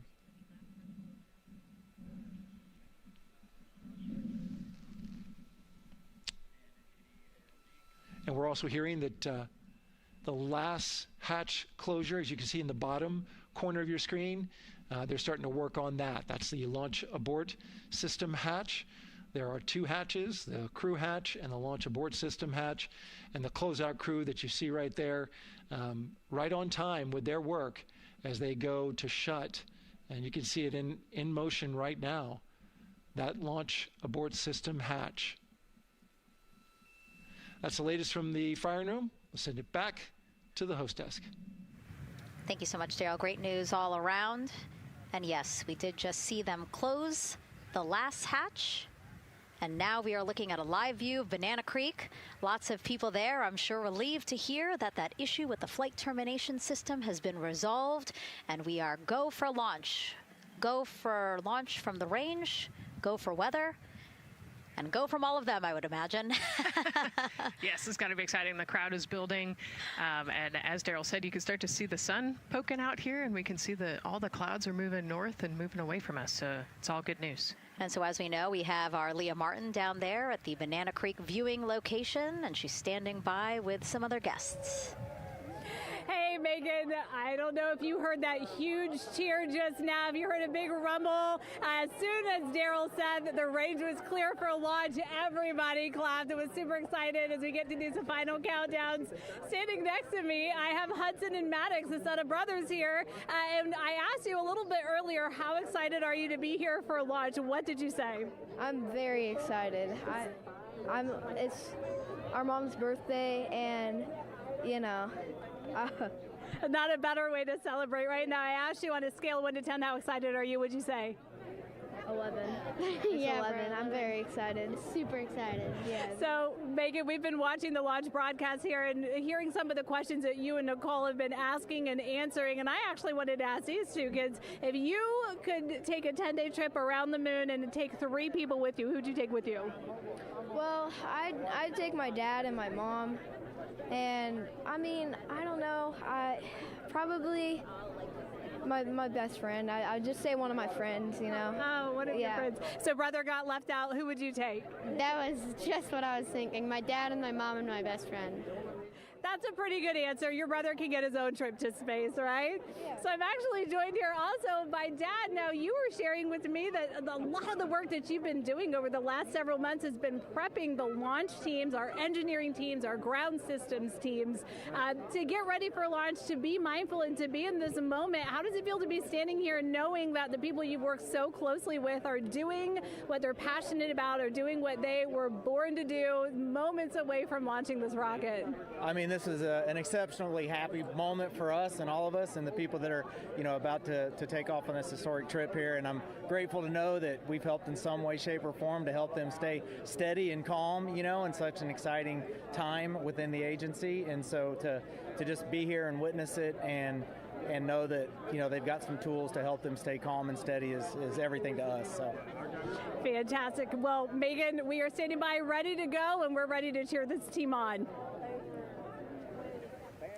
Thanks so much, guys. And yes, Leo, we did hear that cheer. That was very exciting. I think the vibe over there is they're celebrating, they're having fun. And here, once they heard that we're go for launch, everybody had to run back to the camera and work. It's a little bit of a different vibe, but I definitely think that people are excited, especially as we see now live inside of the White Room at the launch pad. The closeout crew has closed the launch abort system hatch.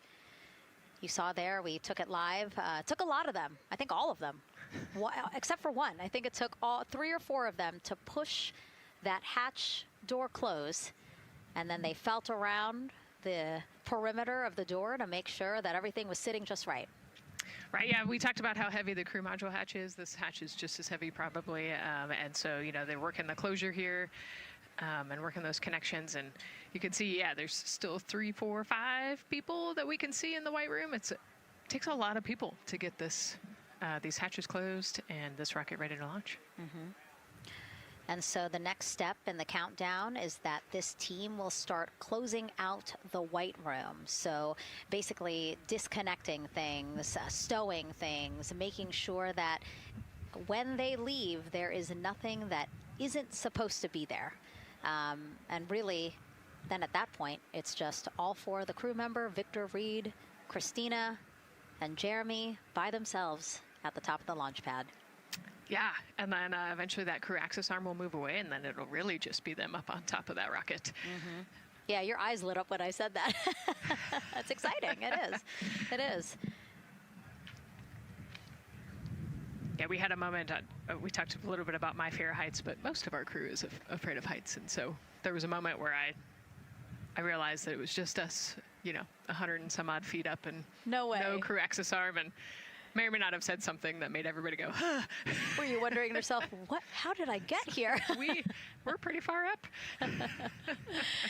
That crew again bringing that drag-on camera. That camera is a handheld camera that is a live look for teams who are remotely watching these operations closely. Again, verifying that things are as they should be before the crew starts. The closeout crew starts leaving the White Room. You see them checking their procedures. You can see they're covering the ends of those hoses. That's to protect those hoses from FOD. So we don't want any dirt or anything to get into those while we transport them and stow them. So you can see Andre there working to close out the hoses as well while they're cleaning up the White Room. And so they'll tape that close. You just saw number 5. Number 5 holding some tools. Again, we'll stow those away. You have to account for everything. Obviously, you know, they did have tools out. They did have procedures, paper, notes out. Like all of that has to go. Yes, and you can even see on number 3's hat, he's got a string that's connected to his suit there. Mm-hmm. That's, again, just to make sure that we don't lose anything. If, you know, gust of wind or you get knocked or something, you don't want to lose a single thing in the White Room. So everything is tethered, everything is accounted for, and everything is protected. The crew now, another live view of them inside Orion. Jeremy, Christina, and Reed and Victor on the right side of your screen. What do you think they're thinking right now, Nicole? Oh man, just over an hour to launch. You know, there's probably a little bit of a lull right now, monitoring some systems, but you can see Reed's got his feet crossed. So I think just trying to relax and, you know, pass the time by maybe thinking through the items that they're going to monitor through the launch, you know, the different jobs that each of them have throughout the launch. And once they get to orbit, you know, this first day on orbit is actually really busy for them. Mm-hmm. They've got, you know, 2 burns that they have to monitor. They've got to get the system set up, and they've got to get the cabin set up. So there's a lot going on in the next 24 hours for this crew. I think they've got a couple sections where they get to take a nap, but I don't think they get a full night's rest for quite some time. So, yeah, you know, going through what's next. And so as we say that, I mean, imagine what it would be like to live in a spacecraft for 10 days. Let's take a look at what life will be like in Orion. Artemis II is our first crewed mission back to the moon since the Apollo program. A lot of the focus of Artemis II is really checking out systems to be sure that we're ready and well positioned for continued human exploration. My name is Susan Baggerman, and I'm the Chief Health and Performance Officer for the Orion program and the Artemis II mission. And this is 10 Days in Orion.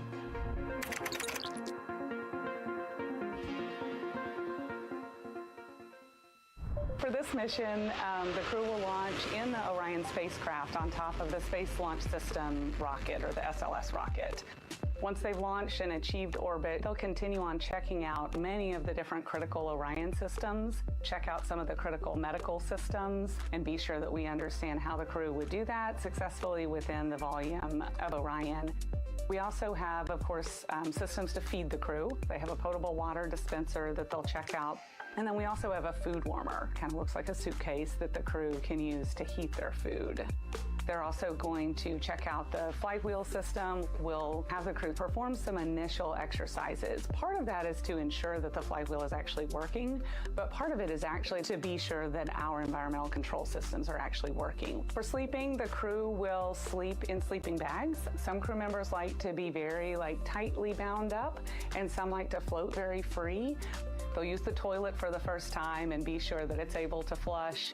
While they're on their journey, they'll do some testing that they quickly don their suit just to be sure that we would be ready in the future for an emergency. They'll also check out our radiation shelter. If we were to have a solar particle event, we would be asking them to take stowage out of the stowage bay and put it in some specific locations on the vehicle, basically for it to serve as shielding.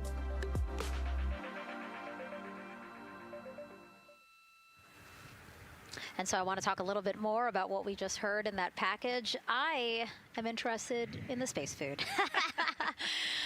So Reed, Victor, Christina, and Jeremy have a pretty big menu to choose from, so that's really cool. We're actually going to pull up a graphic now that kind of shows you some of the food that they're going to have with them on their 10-day journey around the moon.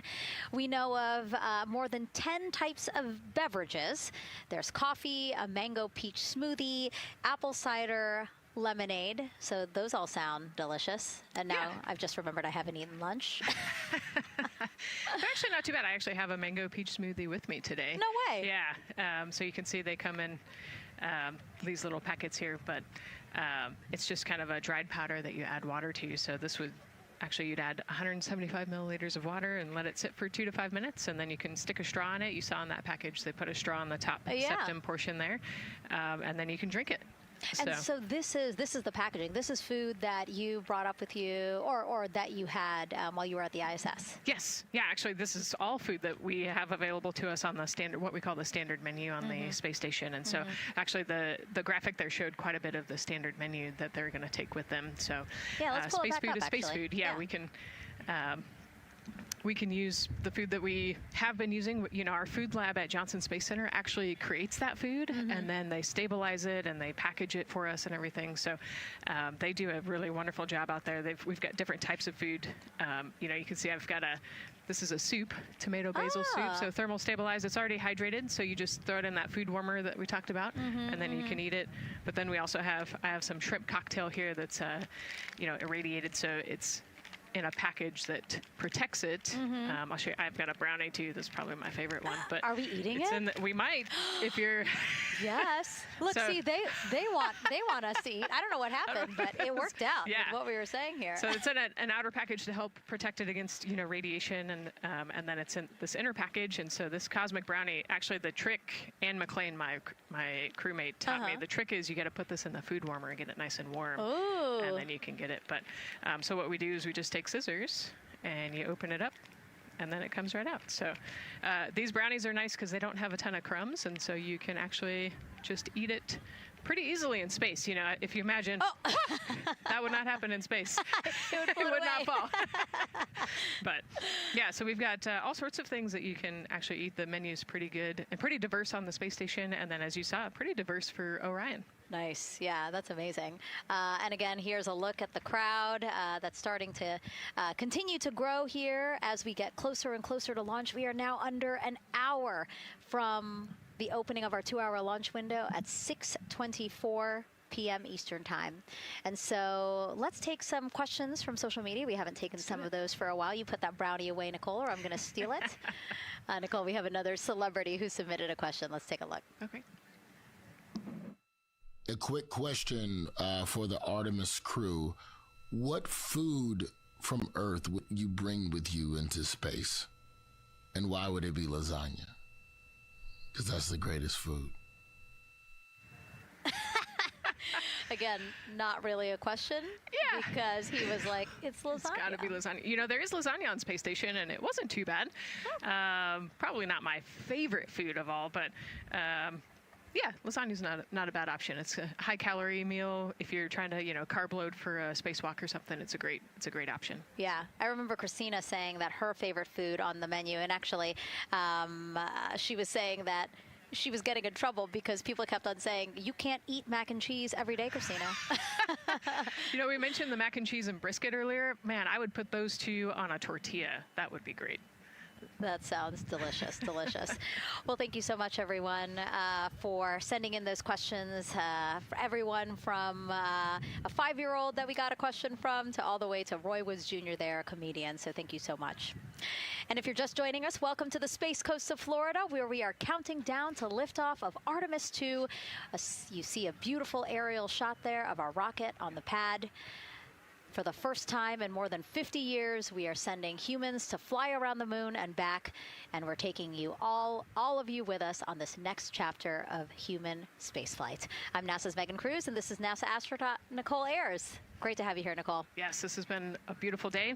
Excited. We're continuing to march towards this launch. Yeah, and if all goes as planned, this crew could travel farther from Earth than any other humans before them and see parts of the moon no one has ever laid eyes on. How exciting. Yes. Exciting is an understatement, I think. That's true. We're going to see the far side of the moon for the first time by humans in a long time. It's important. And as the crowd again builds behind us, more activity that you're seeing here at the Kennedy Space Center press site. We also have a ton of people gathering around the world to watch this history-making moment. So let's take a look at those watch parties now. Oh. That crowd has grown. We checked them probably like 30 minutes ago, and it was half that. But again, as we get closer and closer to launch, we are seeing more and more people gather together, wanting to experience this together and not just in a vacuum at home, Yes, this is so exciting. Look at all of those people. Man. And now here we are back in Seattle, the Museum of Flight. Again, people gathered there to show their kid. We see someone walking in the second row there. His first crewed launch to the moon. How exciting. That is exciting. Hello, everyone. Woo. Oh, that's so great. And now let's get you up to speed on what's happened so far. Again, we are now within an hour of the opening of our launch window. So what has been happening so far today? Well, a lot. After waking up and grabbing a bite to eat, our Artemis 2 crew suited up inside the historic crew quarters, a tradition that dates back decades. Teams helped them into their custom Orion crew survival suits, and just like other crews before them, they gathered around a table for a card game to pass the time, but to also burn off any lingering bad luck before they walked in the footsteps of every NASA astronaut launching from Kennedy Space Center since Apollo 7 in 1968. They walked outside the Neil Armstrong Operations and Checkout Building to greet a crowd of family, friends, supporters before getting into their Astrovan for their security-escorted ride out to historic Launch Complex 39B. They got a close-up look at the SLS rocket, then walked across the crew access arm and climbed one by one inside their Orion spacecraft.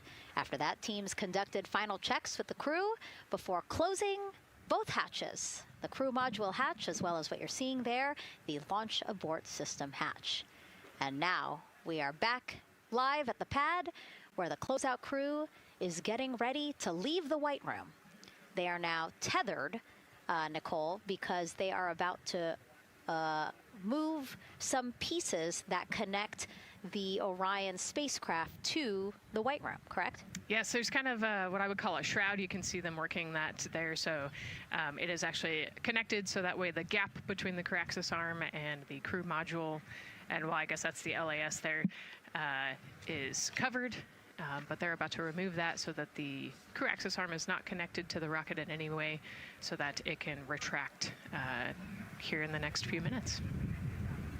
And for how we're looking with the launch countdown milestones, let's go to Daryl Nail in the Launch Control Center.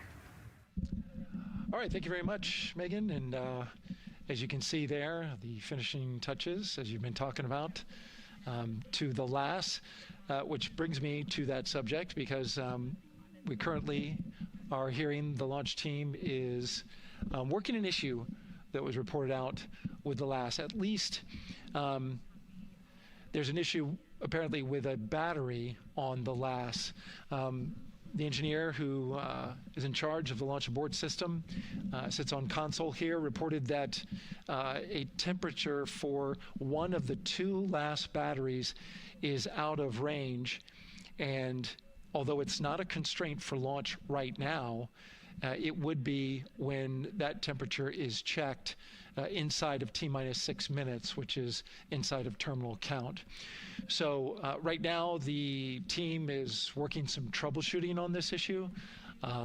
Going to follow, of course, along closely with what they learn. But again, a battery temp for one of the two batteries on the LAS is out of spec, and the team is working to understand, first of all, whether or not this may be a sensor issue, or is there an issue with the battery itself. So again, looking into it, troubleshooting and researching as we speak. With regards to the weather, we did get some good news there. Launch Weather Officer Mark Berger reporting to the launch director that the weather chances have now improved for the window. We are up to 90% go, which is great news. Again, 90% go. That is up from the 80% that we started when we had the first weather forecast come out officially 3 days ago. And so that is great. And for anybody who's here in the launch area knows that is certainly viewable. They can see that by just looking up.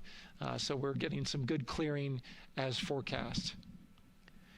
And then just a reminder for those people who are watching the launch from the nearby area that if you're watching on an internet-enabled device, just remember that there may be a little bit of a delay. Can't tell you how much of a delay, but since it's on an internet device, sometimes this broadcast might be a little behind what you're actually seeing. So just keep that in mind as you are watching. Don't wait till the last second to run outside if you're inside your RV or your camper or your house. That's the latest here from the firing room. Of course, we'll keep track of that last battery issue. We'll send it back now to Megan and Nicole at the host desk. Two of them there had to be tethered to the inside of the white room, because obviously now we have detached the white room from the Orion spacecraft. Yes, that view is quite something. Yeah, spectacular. Yep. Oh, no, I'm sorry. I forgot. Nicole's scared of heights. An astronaut afraid of heights is actually not uncommon, as we've learned today. But yes, so obviously, again, things proceeding as we march closer to the opening of our 2-hour launch window at 6:24 p.m. Eastern Time. Again, the closeout crew just finishing up those last couple of things they have to do before leaving the white room and then leaving the pad, leaving only the 4 Artemis II crew members inside the spacecraft by themselves at the pad. Yeah, and then we'll be curious to follow the battery issue on the LAS as well. I think sometimes it's just a sensor issue, sometimes it's a battery issue. So hopefully they figure that out quickly. Mm-hmm. And so if we can take a shot of the crew inside the capsule, if one's available, why don't we talk a little bit more about each of them? So we have Artemis II Commander Reed Wiseman, Baltimore native, and he's actually, you see his feet in that shot there from inside Orion. He's been in space once before as flight engineer for Expedition 41 aboard the International Space Station from May through November 2014.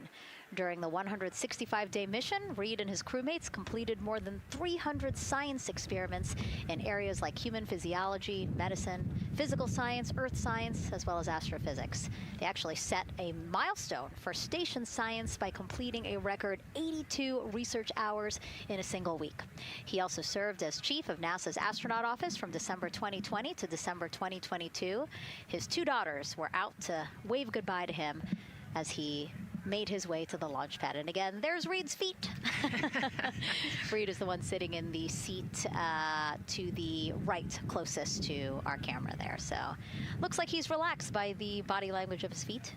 Yeah, you know, I think they're kind of in a holding pattern, if you will, or a waiting period. So it makes sense that he's a little bit relaxed. He's also kind of just a relaxed person in general. He's wicked smart, but has a demeanor that keeps everybody calm. And so I think we're seeing that here today. And so in this shot, Reed is the one sitting on the left, and to his right, Artemis II pilot Victor Glover. NASA selected the California native as an astronaut in 2013, and at the time he was actually serving as a legislative fellow in the United States Senate. His first trip to space, November 2020, pilot of NASA's SpaceX Crew 1 mission. That was the first operational mission of NASA's Commercial Crew program, which resumed launching American rockets from American soil to the International Space Station since the end of the shuttle program. Victor is a U.S. Navy captain and naval aviator who served as a test pilot, racking up more than 3,500 flight hours in more than 40 different aircraft. So again, he probably feels pretty at home in the pilot seat of Artemis II. Yeah, I think he does. He got to say goodbye to his wife and 4 kids. Again, those were the family that he had here at Kennedy Space Center before the 4 of them drove out to the pad. Yeah, and you can see there, we talked about Victor's energy earlier, and you can see him working through, you know, pushing some buttons on the displays. Looked like he was pulling up a procedure, so he's following along and ready to go, looks like. And then mission specialist Christina Cook, sitting on the upper left-hand corner of the screen there, native of Grand Rapids, Michigan, was selected to the Astronaut Corps in 2013, same class as Victor, served as flight engineer on the International Space Station from March 2019 to February 2020. During that time, she set a record for the longest single spaceflight by a woman with a total of 328 consecutive days in space. How cool. She also participated in the first ever all-female spacewalk. And before becoming an astronaut, Christina helped build space science instruments and led scientific fieldwork in some of the most remote environments on the planet. Her hobbies include surfing, rock climbing, and community CDR, service, yoga, and photography. Go ahead, NCD. There's a couple of suppressed overvolt messages. We're going to go ahead and clear those off your screen. We see them and we copy. All right. NASA test director. We're still working here, trying to get through everything. So we're getting close, and then trying to talk that other issue that we just picked up a little bit ago. But I think work-wise, we're doing really well. Sounds good, NCD. We're doing great on board. Glad to hear it. NASA test director giving an update to the crew. Some messages flashed on their displays. Just wanted to say that they didn't have to worry about that. We're going to clear that. And that also just reassuring the crew, again, that they are tracking and working the issue with the launch abort system battery. Yeah. All right. And then first-time flyer, Canadian Space Agency astronaut Jeremy Hansen will fly to the moon as mission specialist on the Artemis II mission. The London, Ontario native selected as an astronaut in 2009. After that, he worked as Capcom at NASA's Mission Control Center in Houston. Capcom stands for Capsule Communicator and is the sole direct voice communicating with astronauts while in space. Jeremy also participated in training exercises, really cool ones like living on the ocean floor off the coast of Florida to simulate deep space exploration for a week. In 2017, he became the first Canadian to lead a NASA astronaut class. He also enjoys getting out on a sailboat, rock climbing, and mountain biking. He has a wife and 3 children. And he's the one that you see bottom left-hand corner of your screen. I know, I'm trying to see what he's doing there. Christina's looking too. And so there is your Artemis II crew inside the Orion spacecraft. And this is actually the 7th time NASA astronauts will launch on a new NASA spacecraft designed for crew. And if you're wondering about the first 6 crewed test flights, here they are. All systems are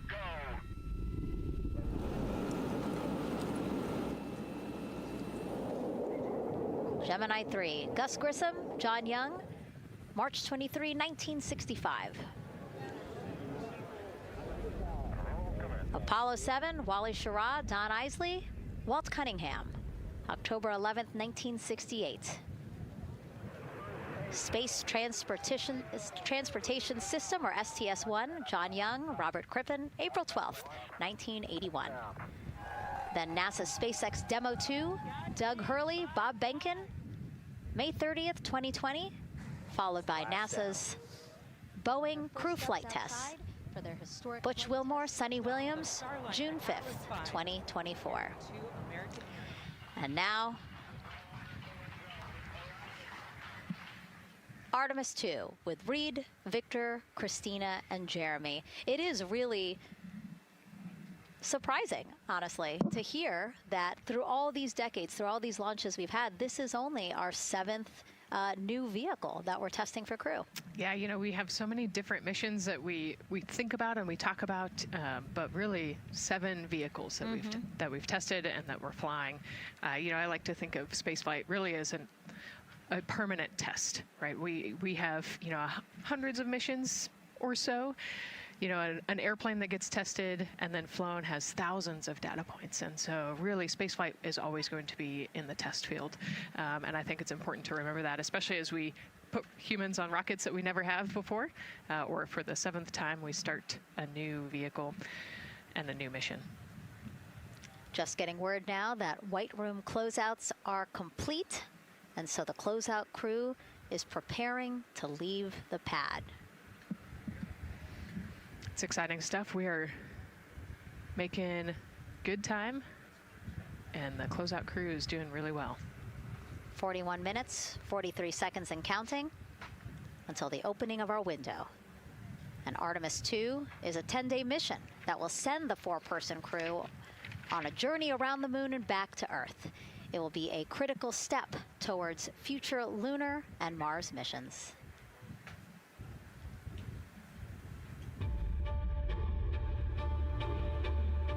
We're going back to the moon because it's the next step in our journey to Mars. We need to go explore the moon. There's vast regions of unexplored areas with the coldest, darkest places in our solar system. This is a test mission, and when we get off the planet, we might come right back home. We might spend 3 or 4 days around Earth. We might go to the moon. That's where we want to go, but it is a test mission, and we are ready for every scenario as we ride this amazing space launch system in the Orion spacecraft. But another reason we're going back to the moon is to fulfill NASA's mission, which is to explore the unknown in air and space, to innovate for the benefit of humanity, and to inspire the world through discovery. And when we succeed and when we accomplish the things that we set out to accomplish, that inspiration not only can set up new things to happen, but it also is a reminder in tough times that we're capable of doing great things when we work together. The thing I love about the moon is that it's not just a beacon for exploration and this platform of possibilities for incredible missions like this, but it has benefits. That's actually why we're racing towards it. Those benefits are really wide in nature. You have everything from innovation, technology development, not only for future missions going deeper into the solar system, but technologies that come back to Earth. You have inspiration, a whole generation of people starting this pipeline of STEM workers and manufacturers and operators that are excited to see what you can do when you work hard and you come together as a team. When I think about the 4 of us flying around the far side of the moon, seeing that Earth rise, taking taking images and video and sending them back to you. The feeling that I have inside is hope. We know that Artemis 2 is not the solution for humanity on planet Earth, but it is a contribution in the positive column. We hope that just for a moment that people will pause and say, wow, it's extraordinary when you look back upon the Earth with over 8 billion people, and you see this concrete example of what humanity can do, this extraordinary thing when we set big goals and CDR NTD to achieve them.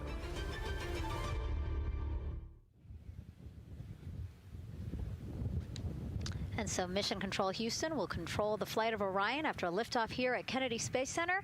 Here's Gary Jordan, who's embedded with that team. Gary, you might have to pause because we did just hear a call out to the commander in Orion. Will do, Megan. I think that was Commander Reed Wiseman responding to prepare for some of the next steps. We are now holding at the T-minus 10-minute hold. Expected a 30-minute hold. So we are well on the countdown. We are well on the timeline to meet this L-minus time and launch towards the beginning of the window, but continuing to track progress along the way. Again, I'm here with the Artemis 2 flight control teams in Mission Control Houston. The team in the room behind me has been monitoring the countdown and verifying their own mission-specific launch criteria of the Space Launch System, the Orion spacecraft integrity, and its crew. During the final poll before launch, if all looks good from each of the flight controllers in this room, Flight Director Judd Freeling will report a go for launch from Houston Flight. Upon liftoff, teams here take control of the mission and communicate with the crew while they fly on the Space Launch System. This phase of flight is highly dynamic, and each console position has a dedicated and important role of looking after critical systems. You'll hear calls from Capcom and NASA astronaut Stan Love in this room to the Artemis 2 crew as milestones are reached during the more than 8 minutes of powered flight on the core stage. Liftoff and ascent are just the beginning. This room will be staffed around the clock over the next 10 days to oversee every moment of the mission through splashdown. Here from the Johnson Space Center, we'll be streaming the mission live 24/7 so anyone can follow the crew's journey, take peeks inside the spacecraft, and share the experience of a lunar flyby with astronauts looking down at the moon's surface. Teams here have been rehearsing tirelessly in simulations to throw every conceivable and inconceivable scenario their way. We are ready and eager to begin the Artemis 2 mission. Still milestones to come as we continue the countdown, but we'll be right back with you during the ascent phase of today's flight. With that, Megan, I will send it back over to you at the Space Coast. Thanks so much, Gary. Under 37 minutes until the opening of our 2-hour launch window, 6:24 p.m. Eastern. I've never been more excited for a time. But why don't we send it back over to Megan Carter with the moon board to learn more about what happens after ascent. Absolutely. I am definitely also getting excited. Things feel like they're starting to pick up a little pace here. A lot is about to happen within the first 10 minutes of launch, but what happens after those first 10 minutes? Let me take you over here to my mission map so we can kind of jump ahead and let me explain a few things. So, our main engine cutoff is going to stand for MECO, and that is essentially where the rocket's job is done, and it is then going to turn the propulsion duties over to our ICPS. That stands for Interim Cryogenic Propulsion Stage. Don't try and say that too many times fast, but the ICPS is going to be right here, and that's our in-space propulsion. About 50 minutes into, after about 50 minutes into launch, it is going to conduct that first burn, and that's going to be the perigee raise maneuver. Essentially what that is going to do is going to raise the spacecraft from a lowest point of Earth just a little bit higher into space, and then they are going to conduct that nice path that's going to set them on that nice circular path around the Earth. That's when they're going to start to be able to really check out the spacecraft. The Orion spacecraft is going to be able to, like we've talked about, be maneuvered by the crew. They're going to check out those life support systems, and communication checkout's going to be vital at that point as well, obviously. Then they will be conducting that another burn, and that's going to raise them just a little bit higher again. And then they will, it'll be about time for the ICPS to separate, and they will will start another lap around the Earth as well. Now, the ICPS, even after it separates, its job will not be done because they will have the opportunity to conduct something called the Proximity Operations Demonstration. And this is going to be really important for our future lunar missions because the ICPS actually has a target on it, and the crew is going to have the opportunity to manually maneuver these spacecraft like we've mentioned and practice those docking maneuvers. Now, obviously, they will not be docking for this mission, but that is, again, going to be critical for those lunar missions in the future. Now, all right, after that ICPS has separated and they've done that second lap, they're going to conduct 2 more burns. And what these burns are going to do is set them up to the high enough orbit and a fast enough speed in order to conduct the translunar injection. This is going to be that critical moment and that critical milestone where they are going to produce about 6,000 pounds of thrust. And this is that point that is going to take them out of low Earth orbit into deep space, and it's going to set them on that nice path towards that lunar flyby. And I know we have talked a little bit about why this could be a record-breaking flyby and journey to the moon. And with that, I'm going to turn it back over to Megan so she can tell us just why. Yeah, she's talking about the distance record set by the Apollo 13 astronauts in 1970. They were 248,655 miles away from Earth, and this Artemis II crew might surpass that on flight day 6 when they fly around the moon by more than 4,000 miles. Yeah, it's a long ways. It's tough to fathom 250,000 miles from Earth, right? I mean, space, the space station is only 250 miles, and so we're going, I don't want to do the public math, but we're going much further than that. But it's important, right? Because we want to get back to the moon. We want to see the surface. We want to see the far side of the moon. And the way we do that is by breaking distance records. Yeah, and the exact distance record depends on exactly when they launched, like the time, the day. So we'll learn more as we go into this 10-day mission with the Artemis II crew. But here we are, 32 minutes, 50 seconds and counting from the opening of our launch window. Feels really, really surreal here as more and more people come to gather on the press site lawn here at Kennedy Space Center.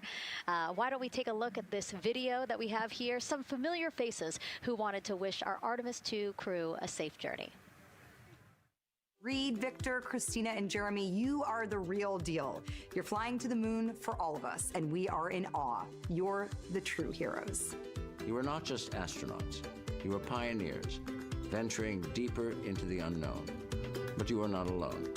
We will be all cheering you on from planet Earth. Hey, I'm Victor Wembanyama, and I play basketball in the NBA. But I'm not only interested in shooting hoops. I'm also interested in shooting stars, dark matter, and all other types of astronomical phenomenon. And to the Artemis II astronauts who are shooting for the moon, I wish them good luck and Godspeed. Hi everybody, I'm Ryan Gosling, and I play a biologist who goes to space to save the planet in the film Project Hail Mary. But the Artemis II astronauts are going to space for real, and they will travel farther from Earth than any humans in history. Sending all our best wishes to the Artemis II crew. I just want to say how proud I am of each of you and how inspired you make me. But it's not just about me. Your mission is going to inspire future generations of scientists, engineers, athletes, and dreamers to do something that they never thought possible. Hey, it's Roy Wood Jr., and I want to wish the Artemis II crew a happy and safe journey to the moon, well, around the moon. To go around, I know what you're doing. You got to look for a parking space. This is to go around the moon, make sure somewhere to park, and then you park journey. Good luck.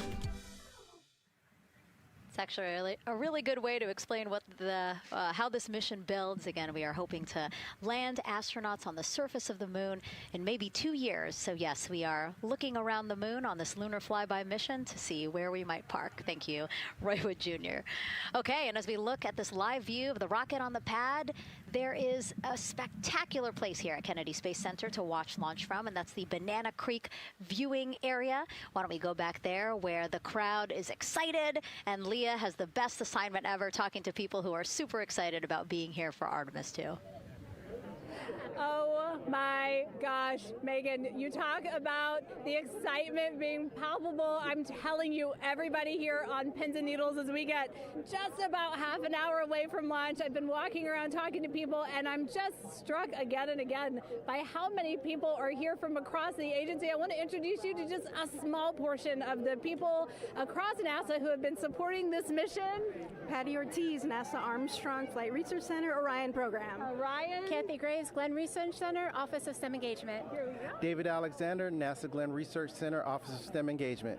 Jennifer Becerra, Johnson Space Center, the Office of STEM Engagement. Here we go, right back here. Where are you from? I'm from NASA Glenn Research Center, Joseph Panakitis. Joseph, here we go. Wes Furman from APL. Maria Arredondo from Headquarters, Next Gen STEM. Mark Robinson, Stennis Space Center, Commercial Space. Amira Flores, Armstrong, Office of the STEM Engagement.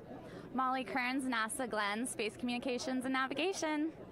Matthew Pierce, Goddard Institute for Space Studies in New York City. Here we go, and right over here. Lauren Ring, Ames Research Center, Data Integration. So we're coming together. We're one big NASA team, one big NASA family, and we have one major message before we launch tonight. Okay, guys, what are we going to say? 1, 2, 3. Go Army!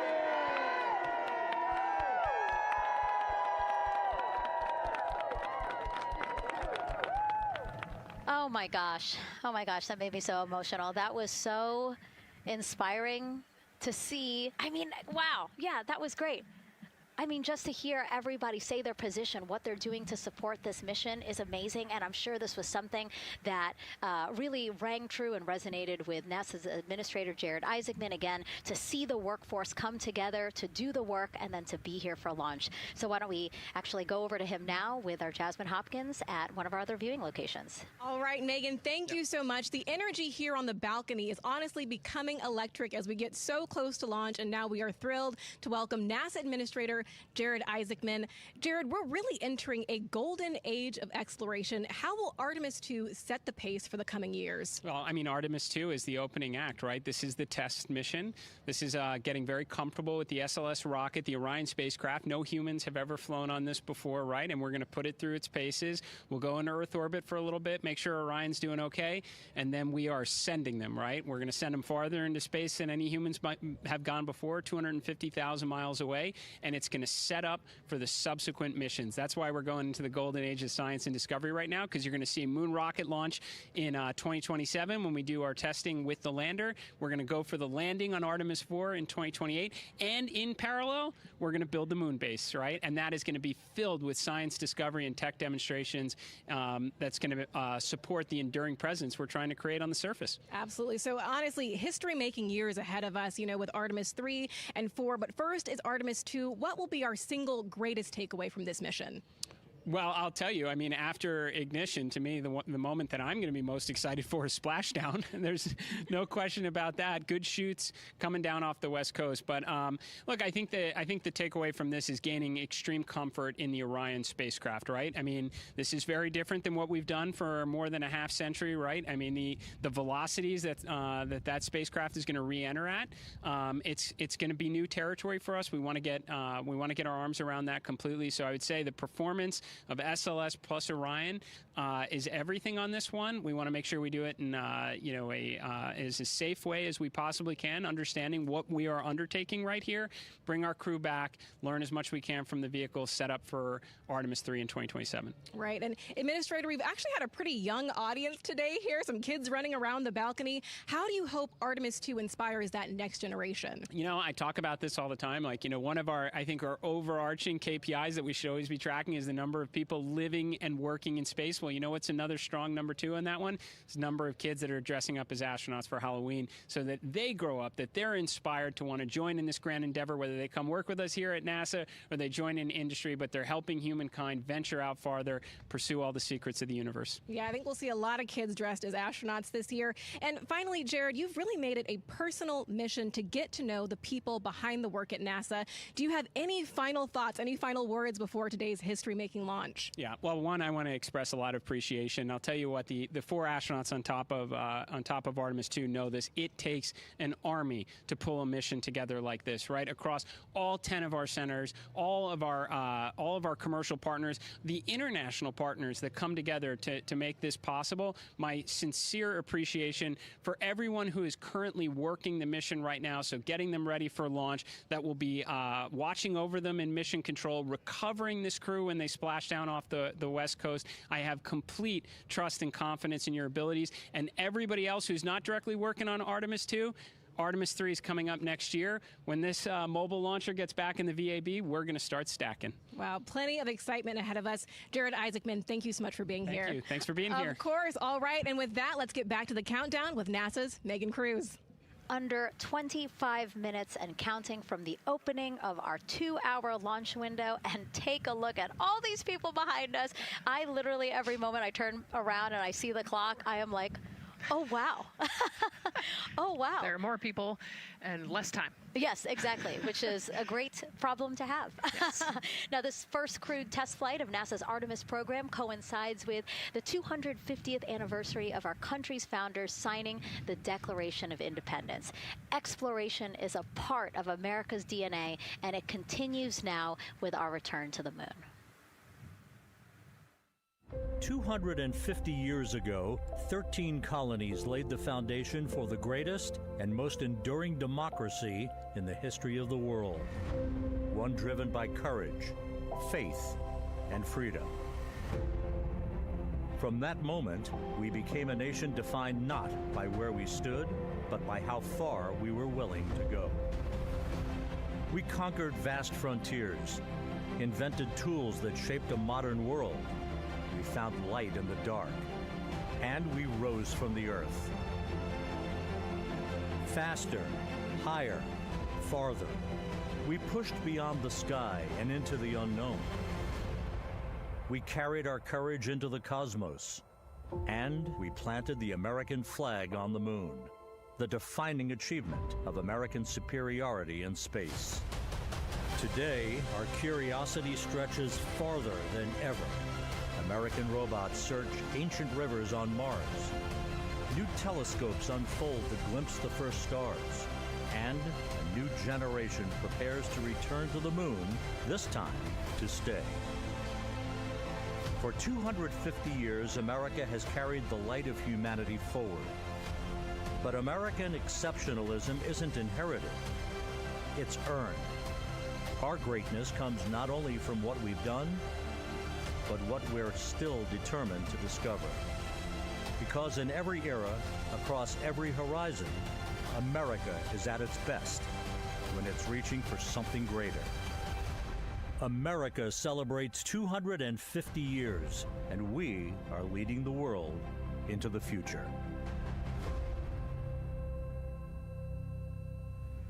22 minutes, 15 seconds and counting from Artemis 2, NASA's boldest test flight in a generation. The crew has said this often, that they hope it inspires children around the world. And recently, a group of kids here at Kennedy Space Center got a surprise of a lifetime while watching that rocket roll to the launch pad. So tell me what color it is.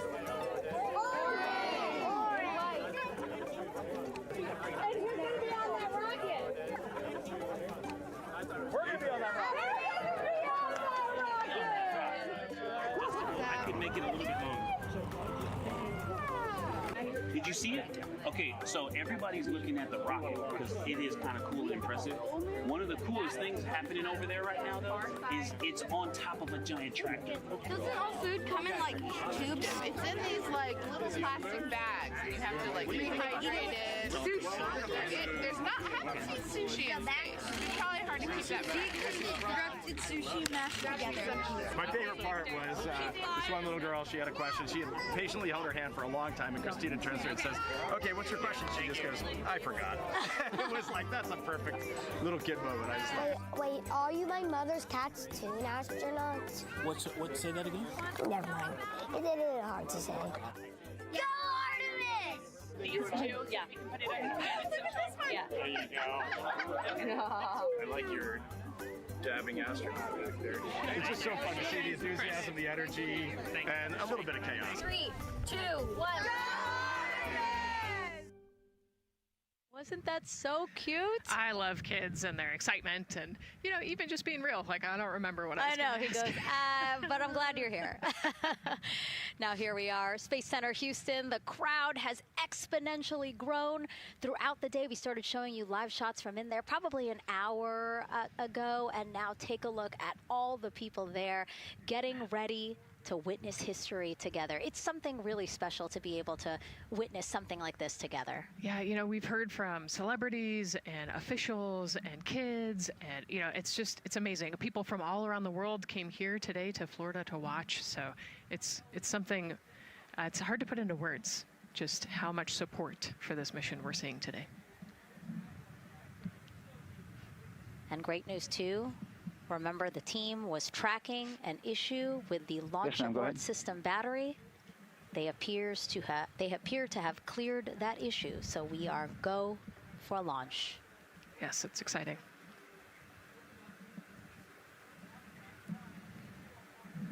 U.S. Space and Rocket Center here, Huntsville, Alabama, waving to the Artemis II crew sitting right there inside Orion.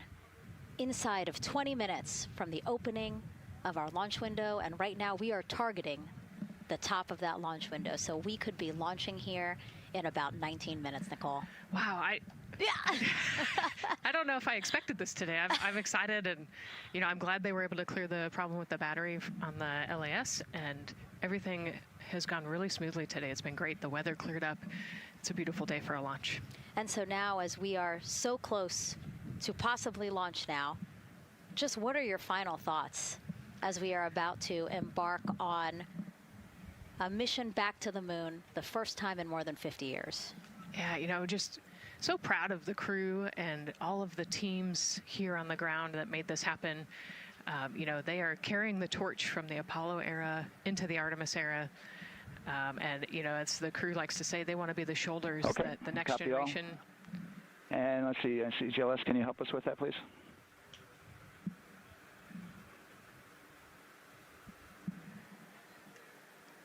They want to be the crew wants to be the shoulders that the next generation can climb on. 001. You know, I think it's in their patch. We're going for all. It's in the name of their capsule, integrity, representing humility and the professionalism of everyone that got them there today. So proud of them. We love them. We're excited for them, and we cannot wait to see what they see. Just leveraging everything we've learned so far as an agency, taking us from Apollo now to the launch pad here, 39B, with Orion and SLS poised to again fly us into the history books.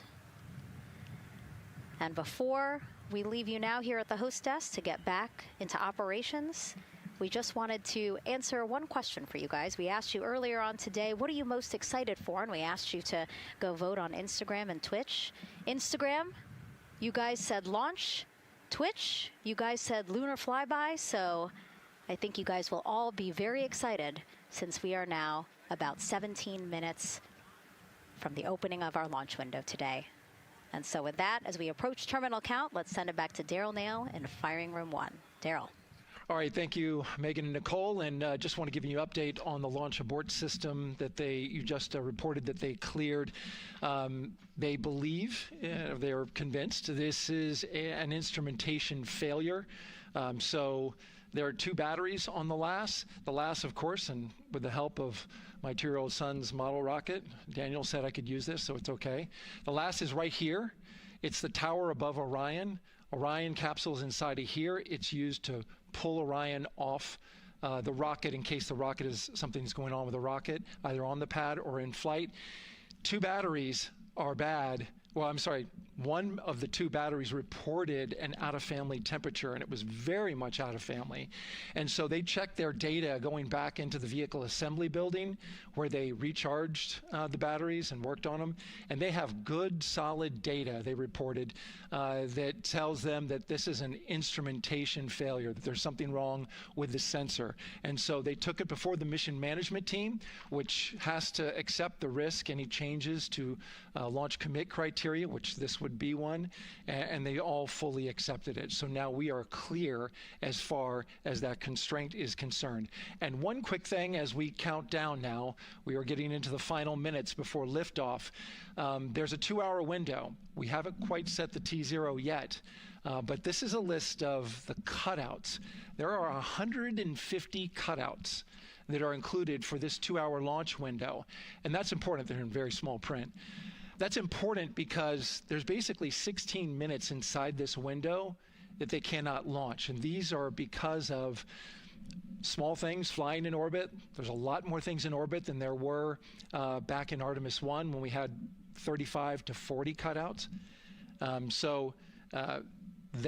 For that reason, because of these 156 cutouts, they're going to be managing the launch window as we go forward. So they may have to wait out one of these cutouts. They range in time between 2 seconds to 23 seconds, but you'll hear the NASA test director talk through that. We're getting ready to merge that loop from NASA test director Jeff Spaulding.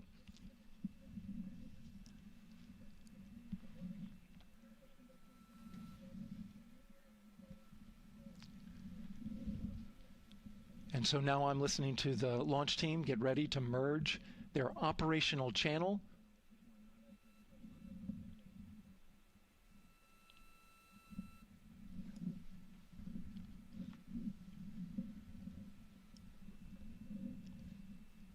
We're now entering one of the most consequential phases of launch day, and that's terminal count, the final 10 minutes. And OTC, NTD on 212 for comm check.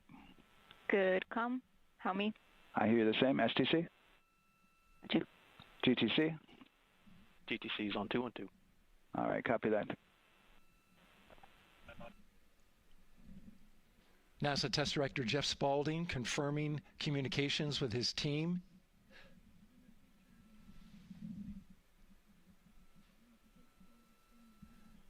There will be 2 polls that we'll hear. One from Spaulding, the NASA Test Director, confirming the ground systems and the launch team are ready to proceed. At this point, we have a clear board,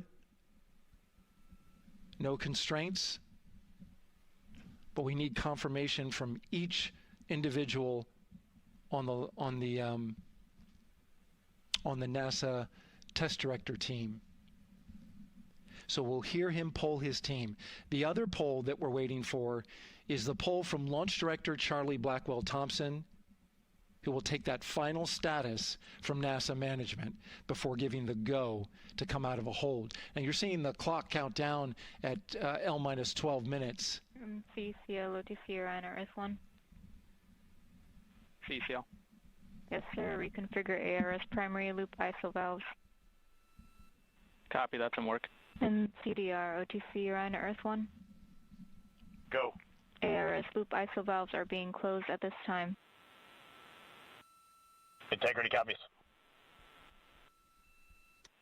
NGDLP. Go. Yes, I had a discussion with Sea Ice and with MER Manager regarding the observation the Sea Ice had a few minutes ago. They were able to confirm with BCI photos that the condition that they observed has been there since 2025. MER Manager has had a chance to review the findings, and they do not have any constraints from either a Sea Ice or MER Manager perspective. Okay. Copy all. And Launch Director NTD, you copy? Yes, sir. I copy. That's good news. OTC, CCL 212. OTC. ARS primary loop isolation valve configuration is complete. Copy.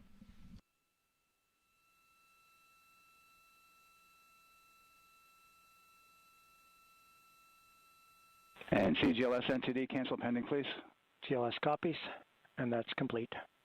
All right, and for all personnel, we got a little bit more work to do before we pick up the clock, and we're about a little over a minute from getting to T-minus 10 minutes, but we've canceled the resume time there, and then we'll pick it up after we get through all of our work and anything else that we need to do to get through the remainder of count. So we'll continue working that to get to our T0 today. So when we get to about 50 seconds from now, we'll extend that hold. CVSE, OTC. CVSE. 400, 290, looking to verify that we are configured for ascent. Yep, give me about 2 more minutes. I'm going to start CMA2 streaming. Copy. NTD COSE hold requested. Copy that. I have an LCC violation of O-CT-004, S-band transponder anomaly. This was a transient LCC violation, so transponder 1 had a demodulated SNR estimate that went down to 2 dBm when it should have been between 10 and 13. It is now back up to 12, but we did lose that for just a moment. It does not appear that we lost our bit sync or carrier lock, which would be indicative that we lost our lock with the vehicle. So at this point, recommendation would still be go. However, we do have a pre-planned contingency procedure if we want to look at that. But again, this was transient, so we're back in a nominal range. All right, let's see, LPE NTD. Yeah, we're not seeing that hit. So I guess the question for COSE, was that less than 3 samples? Was that below our persistence? Stand by, let me look. It did look like it did persist for several seconds on mine, but let me take a look at the number of samples. Could I get a repeat on the affected LCC, please? Yes, ma'am. That's going to be O-CT-004. Thank you.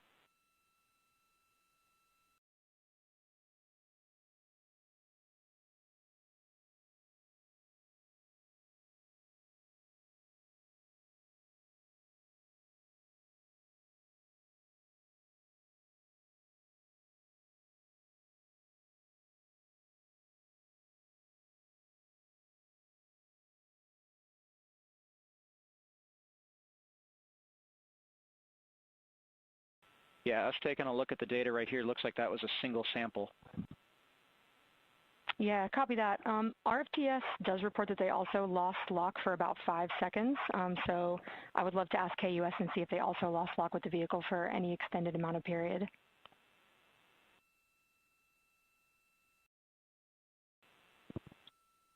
And COSE, while we're doing that, these are 1/10 hertz measurements, correct? So we would have had to lose it for over 10 seconds to get a second sample?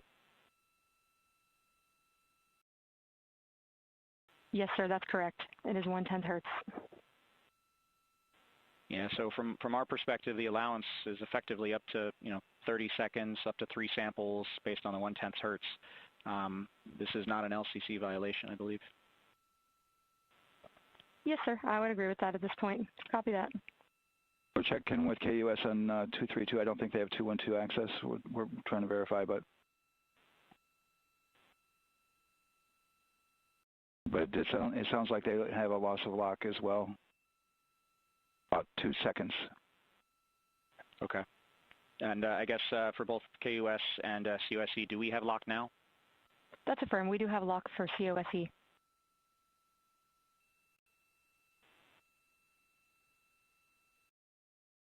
Yeah, so from the integration console perspective, we did have a temporary loss there within the allowable, and per the requirement, let's go. And this is Houston Flight. We have lock and we have good telemetry here in GSE. And KUS is reported to they have good lock now.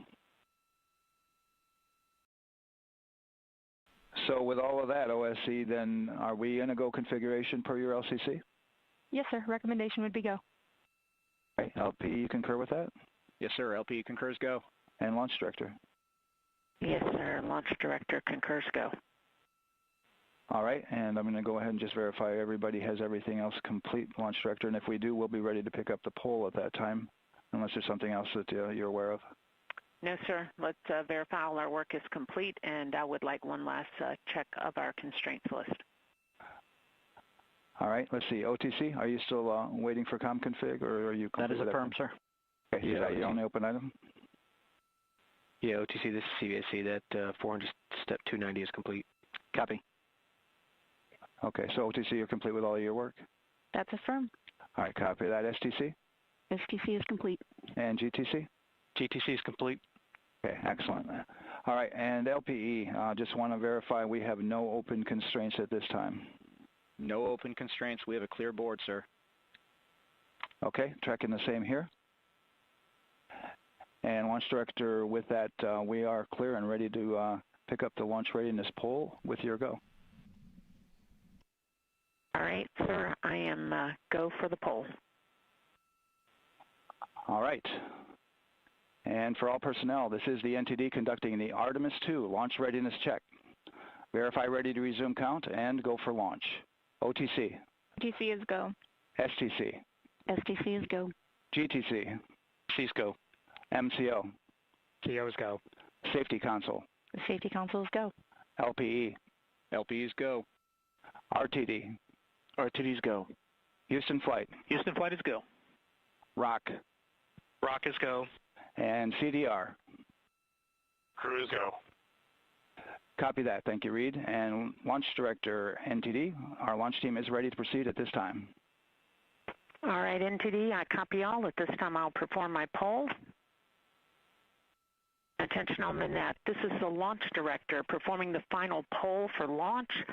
Verify no constraints and go for launch. EGS, Program Chief Engineer. Artemis Chief Engineers are go. Copy, thank you. EGS, Chief Safety Officer. The Artemis CSOs are go. Copy, thank you. Range Weather. Launch weather is go. Thank you, LWO. And Artemis MMT Chair. MMT's go. Thank you, John. And Integrity Launch Director. Good to hear your voice, Charlie. PLT. Thank you, Charlie. This is Victor. We are going for our families. MS1. This is Christina. We are going for our teammates. MS2. This is Jeremy. We are going for all humanity. All right, Charlie, your Artemis II crew is go for launch. Full send. I copy that. Reed, Victor, Christina, and Jeremy. On this historic mission, you take with you the heart of this Artemis team, the daring spirit of the American people and our partners across the globe, and the hopes and dreams of a new generation. Good luck. Godspeed, Artemis II. Let's go.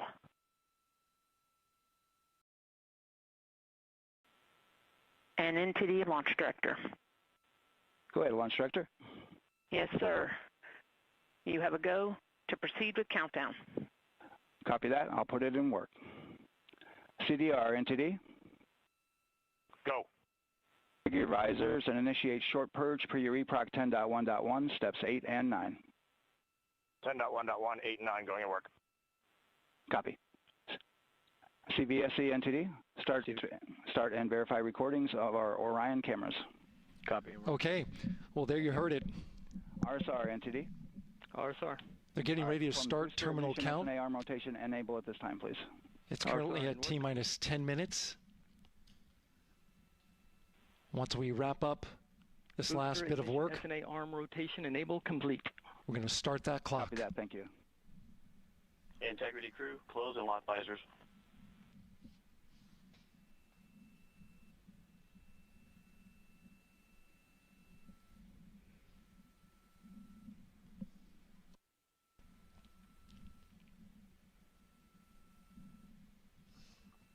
You heard an issue, worked in real time with telemetry lock on the Orion. It was transitory. It was very short. They checked the data, confirmed that they had a good lock. This was with the S-band transmitter on the Orion. Worked through that issue, looked at the data, and cleared it. All with the world watching. Impressive work by the launch team. So we have a 2-hour window, which starts in just a few minutes at 6:24 p.m. Eastern Time and goes until 8:24 p.m. Eastern Time. And ECL NTD will be waiting for your verification on the short purge. ECL copies. And for all personnel, once we get that short purge verification, we'll verify that we are clear to go, and then we'll proceed with the terminal count.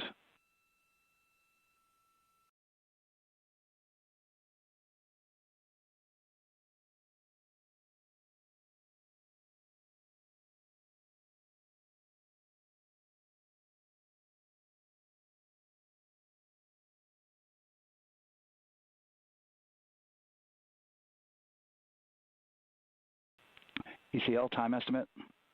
About a minute. Copy.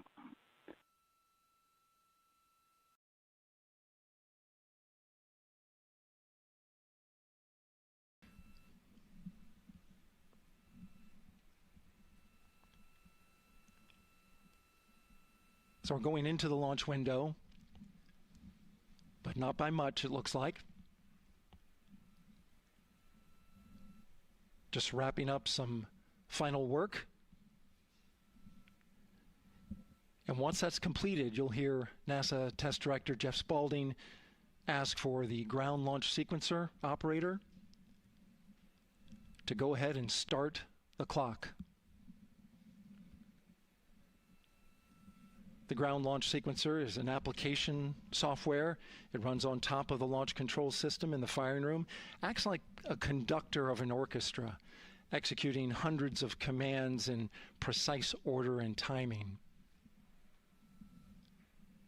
It's all autonomous. Entity CCL 212, short purge initiation is verified. All right, copy that, and we're verifying our constraints.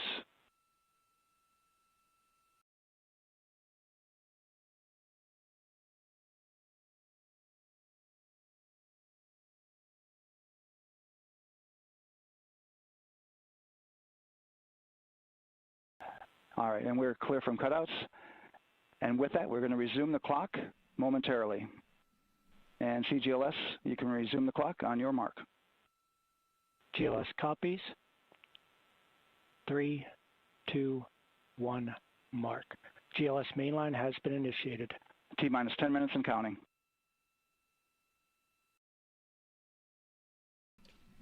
And that begins terminal count. Our new T0 is 6:35 p.m. Eastern Time. 6:35 p.m. Eastern Time. We are now counting down to liftoff of Artemis II.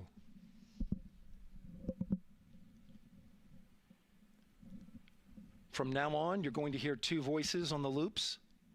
If everything goes nominally, NASA Test Director Jeff Spaulding, who's directly managing the launch team, and Alex Bendelos, the GLS operator who closely monitors the software. He has the ability to stop and restart the countdown.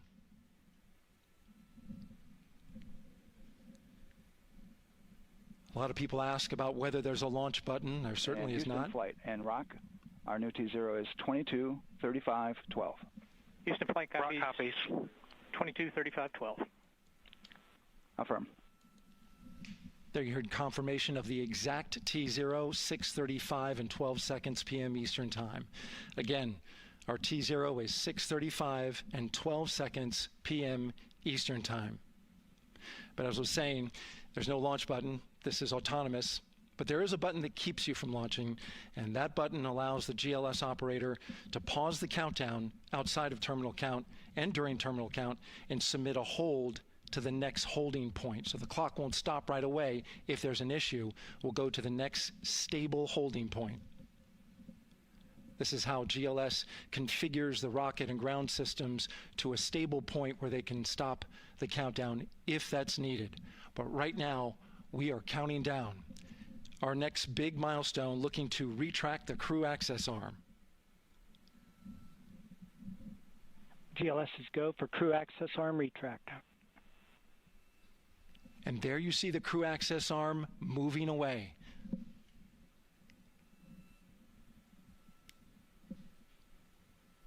That's the path that the astronauts took to ingress into the rocket.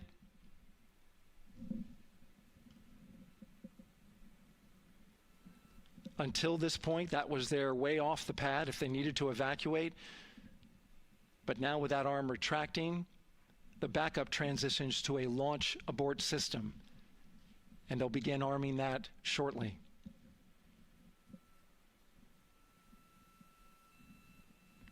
Of course, the launch abort system, great shot there of the crew access arm retracting away.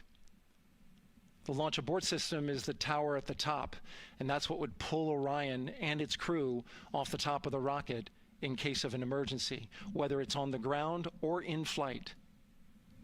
This is critical safety hardware that protects the lives of the astronauts.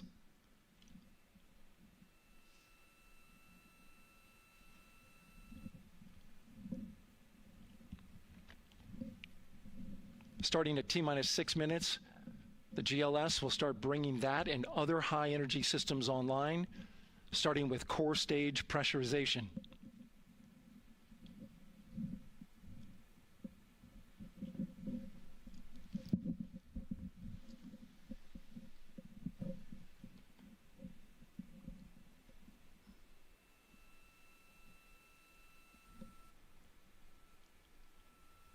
Weather is 90% go. The range is go. All systems are go.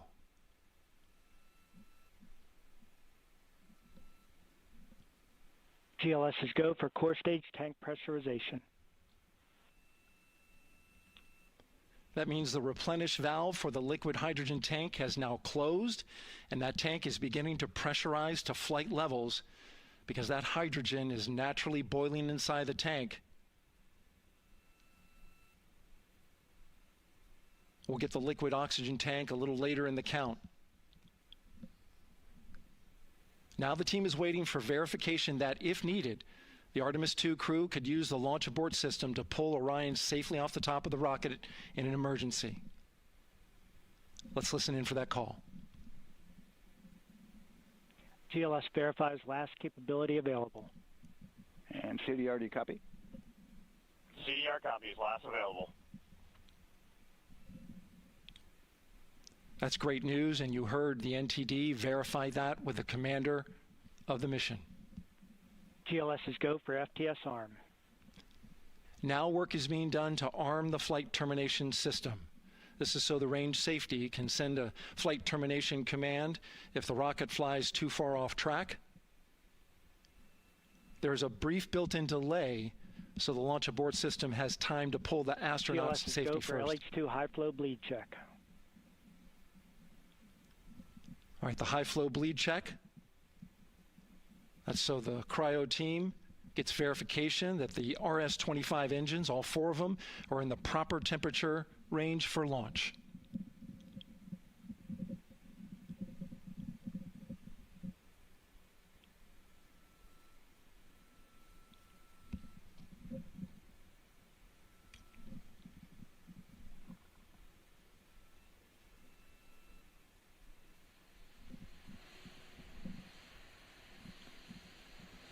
GLS is go for core stage APU start.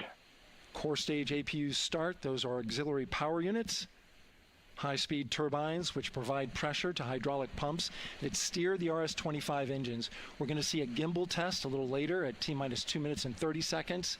This is what allows that to happen.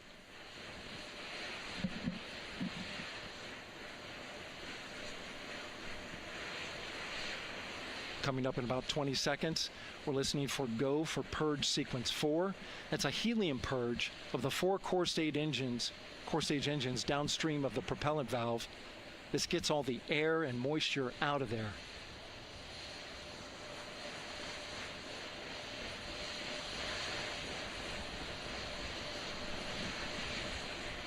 GLS is go for purge sequence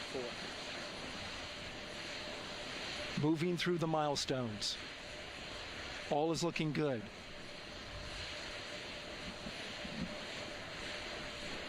Coming up in just a few seconds, we're going to get that thrust vector control actuator test. This is a gimbaling of the engines.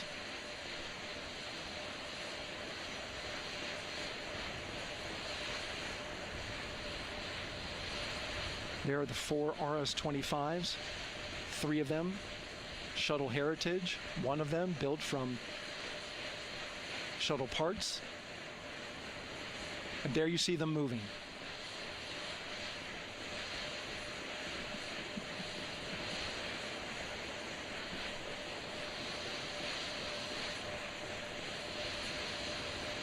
Now we're going to start moving the power from both the upper stage and the lower stage of the rocket to internal, taking ground power away and now going to battery power.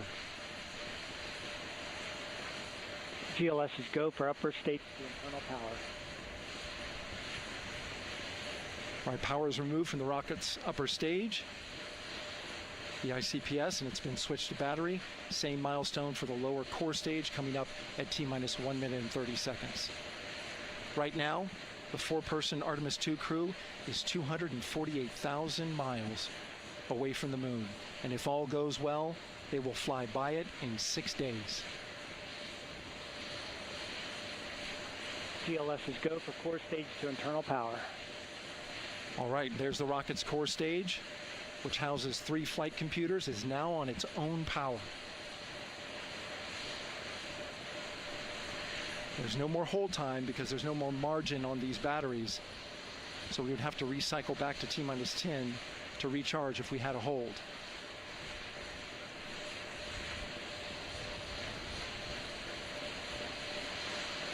One minute. Right now, the rocket does not know what the T0 is, but coming up at T-minus 33 seconds, control shifts from the ground launch sequencer to the rocket's onboard autonomous launch sequencer, or ALS. The rocket will count itself down, but honor any holds that could come from the ground. Now, shortly after liftoff, Houston will take control of the rocket, and my colleague Gary Jordan will take over commentary. GLS is go for ALS. Great call out. The rocket is on its own. 4 brave explorers ready to ride the most powerful rocket NASA has ever launched. Sound suppression water is flowing. 15. And here we go. 10, 9, 8, 7. RS-25 engines lit. 4, 3, 2, 1. Booster ignition. And liftoff. The crew of Artemis II now bound for the moon. Humanity's next great voyage begins. Good roll pitch. Roger, roll pitch. Houston now controlling the flight of Integrity on the Artemis II mission around the moon. Integrity, AMT high. AMT high. On time, passing 30 seconds into the flights. Integrity passes the alternate beacon. Target milestone. Mission Control Houston seeing good performance on the 4 main engines. Space Launch System core stage. Integrity, 3 miles in altitude. Traveling more than 1,200 miles per hour.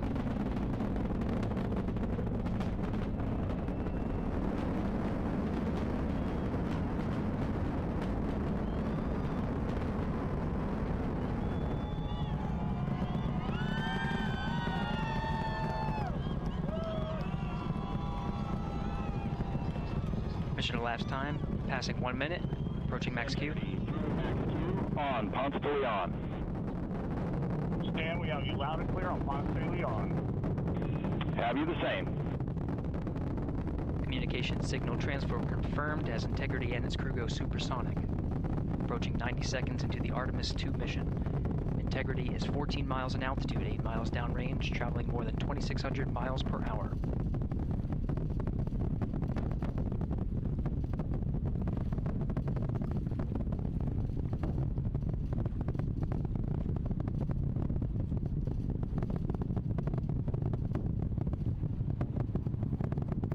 Minute 50 seconds of mission elapsed time, standing by for main engine throttle down to 85%, ahead of solid rocket booster separation, expected at the 2-minute 9-second mark. We see throttle down.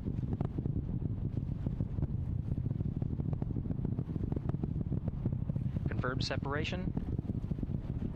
Main engines throttling up, guidance converged.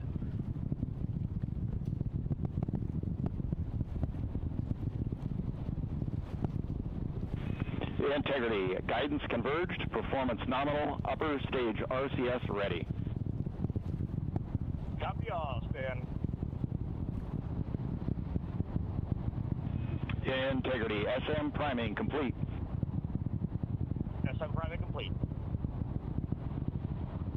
2 minutes 45 seconds of mission elapsed time into the Artemis II mission. Thrusters on Integrity and upper stage confirmed in a ready state, ahead of service module fairing separation.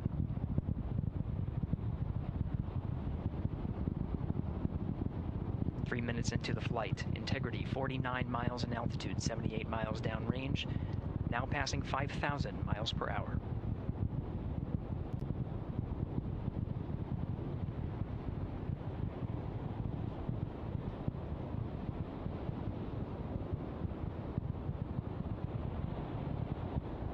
Standing by for launch abort system jettison. Houston integrity, good last jettison, great view. Copy jettison, Team Eco 8+02. We see the same on board, Stan. And Houston has you loud and clear on Tidris at the Carmen line. Outstanding, Stan, we have you the same. 3 minutes 50 seconds into the flight of Artemis II, Wiseman, Glover, Cook, and Hansen cross the boundary to space with good comm checks. GPS signals acquired after last jettison now working on internal checks to verify accuracy. Flight Dynamics Officer analyzed the time of main engine cutoff, confirmed at 8 minutes 2 seconds, time of MECO.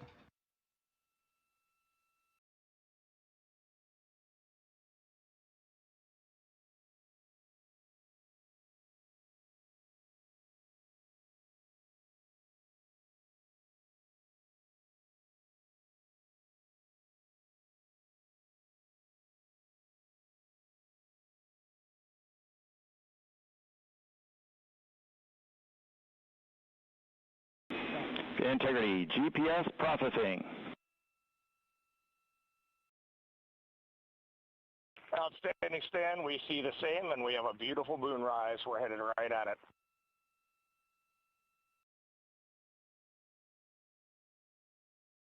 Approaching 5 minutes into the flight, Commander Reed Wiseman confirms he has visuals of his destination. GPS guidance, navigation, and control software finishes internal checks and sends to navigation channels. Integrity, 3 engine press. 3 engine press. On time, now passing 5 minutes 20 seconds of mission elapsed time into the Artemis II mission. At this point, 3 good main engines are all that's needed to carry Integrity to a nominal main engine cutoff target. Though at this time, we're seeing 4 good engines here in Mission Control Houston. Integrity, 75 miles in altitude, 330 miles downrange, approaching 10,000 miles per hour.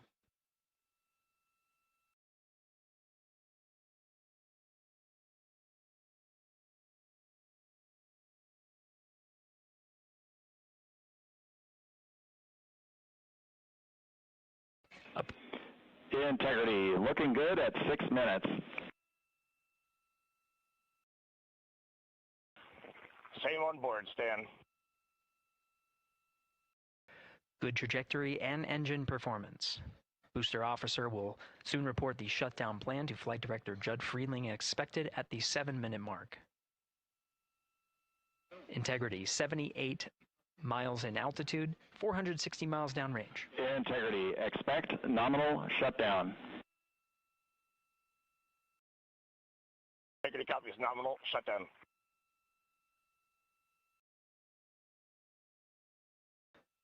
Six minutes 40 seconds of mission elapsed time. Shutdown plan is as expected. Again, the time of MECO was confirmed at 8 minutes 2 seconds into the flight.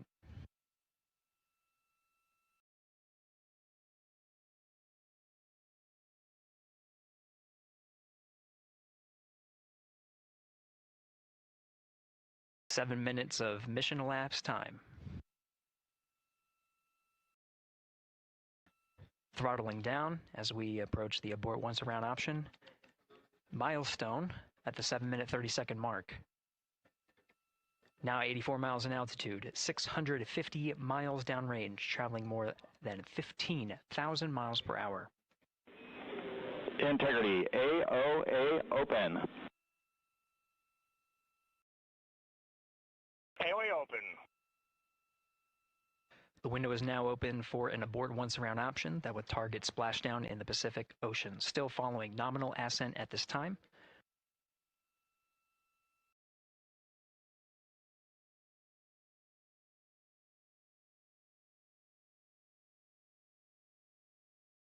About 10 seconds remaining until the main engine cutoff of the Space Launch System core stage. Standing by for confirmation of MECO and core stage separation.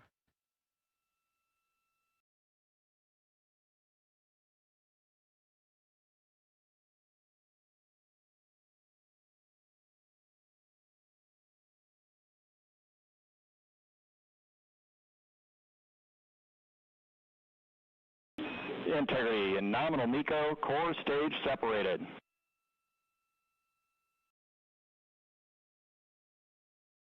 We see the same on board, Stan.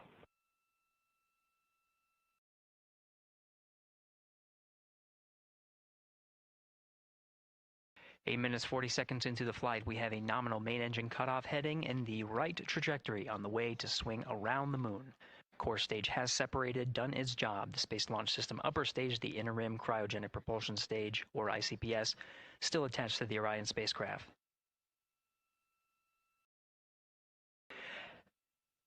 Nine minutes of mission elapsed time. Integrity crew of Reed Wiseman, Victor Glover, Christina Cook, and Jeremy Hansen now in orbit around the Earth at the beginning of their journey to the moon.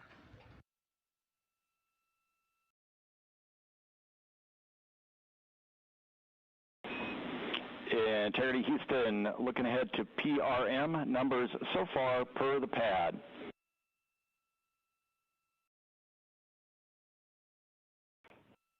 Copy that, Stan. Numbers for the pad.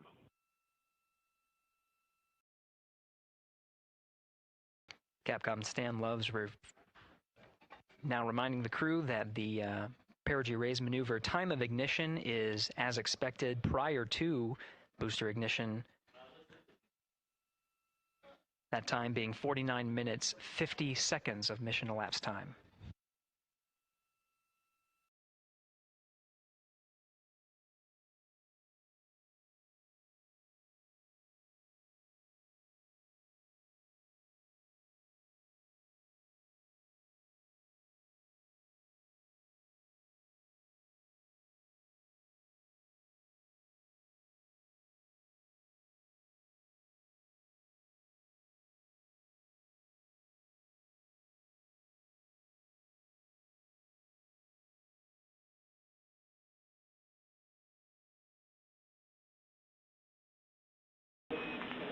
Integrity, good. Neds deploy.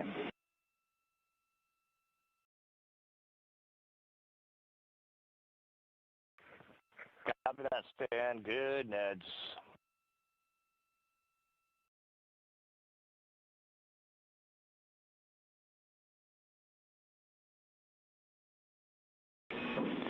And Integrity Houston for PWD setup. Just a reminder, halfway open on the secondary. We copy that, Stan. Halfway open.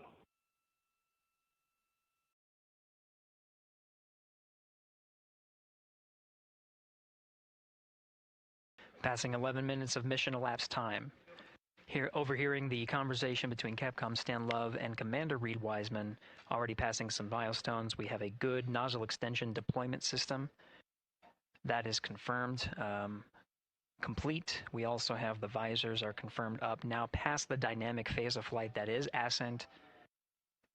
Their launch and entry suits that provided them an extra layer of protection, now not as needed. They're going to raise those visors. And later in today's mission, they will begin to egress or get out of the suits to begin some of their initial tasks of activating some of the systems aboard in the Integrity spacecraft. It's passing 12 minutes of mission elapsed time. Again, the perigee raise maneuver that's targeted near 50 minutes of mission elapsed time, 49 minutes, 50 seconds. That's what the crew is going to be working towards. The Commander Reed Wiseman, pilot Victor Glover will focus on preparing for that milestone. In the meantime, mission specialist Christina Cook and Jeremy Hansen will start some of the activation of environmental control life support systems. You may hear confirmation of their activation over the Orion to Earth communication network.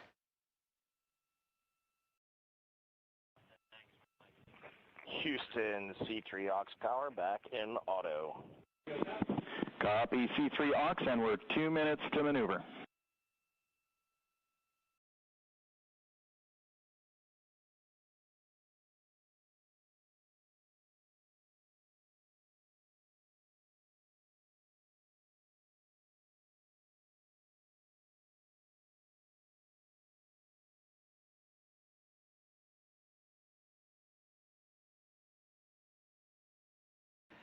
13 minutes and 30 seconds of mission elapsed time. We're going to continue to follow the crew of the Artemis II mission.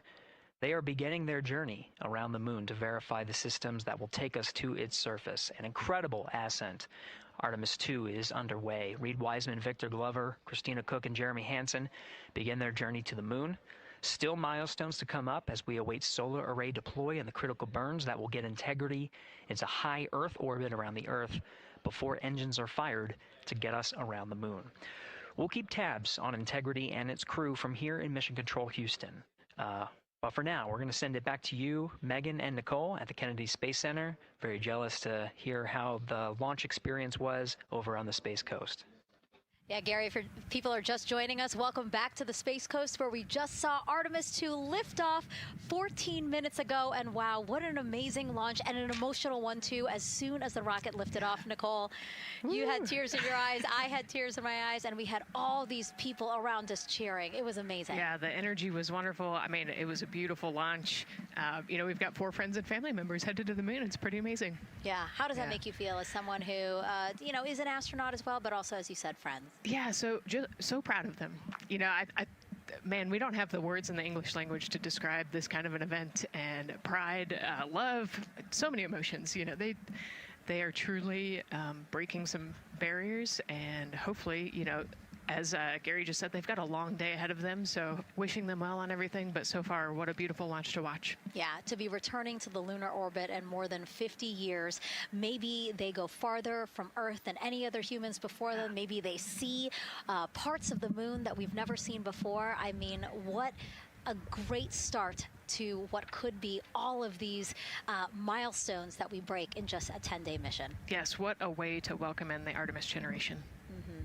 Yeah, how do you feel? I mean, we saw some beautiful shots we were covering of course, the rocket, of course, the Earth falling away as we continued up into our ascents, but also some of those crowd shots where we saw young and old, just emotional, overcome by this history-making moment. Man, we are going back to the moon for all, and we saw that today. We saw that in all the crowds. And yeah, you guys just saw that view, the sunrise or sunset, I guess. They just made it over the crest of the Earth, and you could see the sun peeking over. One of my favorite views from space. And I can't imagine what they're looking at now, and I can't wait to see what they're looking at in about 5 or 6 days. Yeah, and you know, I know a lot of people are like, you know what, I'm surprised this launched on the first try, because we know, like any little thing, we have to be keeping safety in mind, and we want to make sure we're ready to go. But we were ready to go, and I think it surprised a lot of people.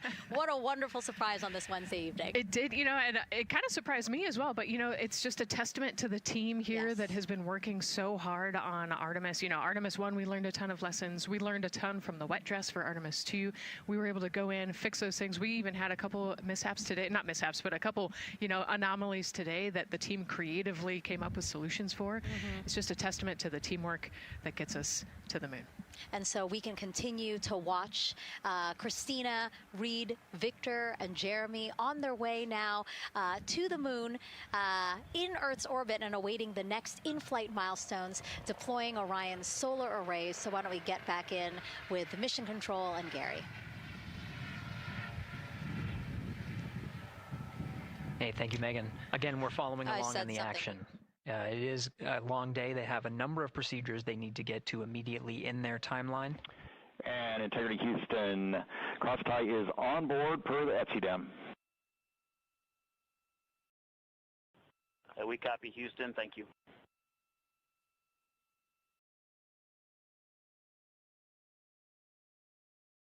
Cross-tie referring to flight controllers here initiating a connection between some of the batteries aboard the Orion spacecraft, allowing for an even distribution of power. This is the flight control teams that took us through ascent of the Artemis II mission today. Right now we're, as you see, passing 18 minutes of mission elapsed time. The Orion spacecraft Integrity and the interim cryogenic propulsion system are maneuvering tail to sun. It is in this orientation, this attitude. Integrity, any words on that momentary prop caution?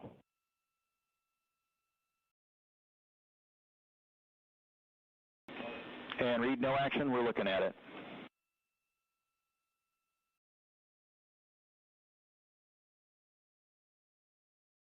Commander Reed Wiseman verifying what is being routed to his displays aboard Integrity.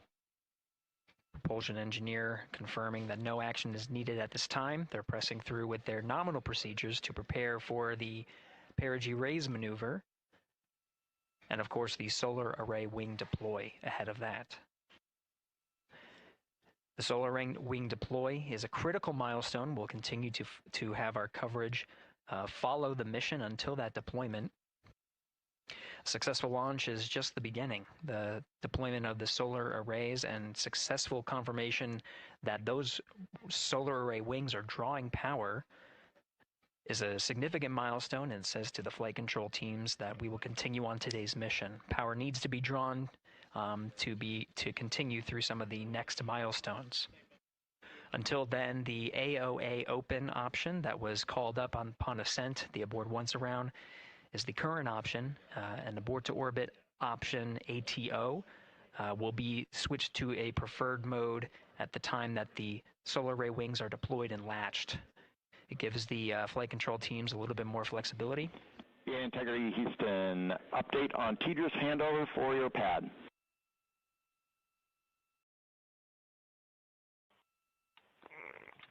Give us just 1 minute.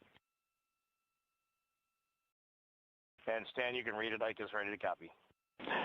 Roger. TDRS handover east to west expected 1 second earlier at 5:1 minutes 26 seconds.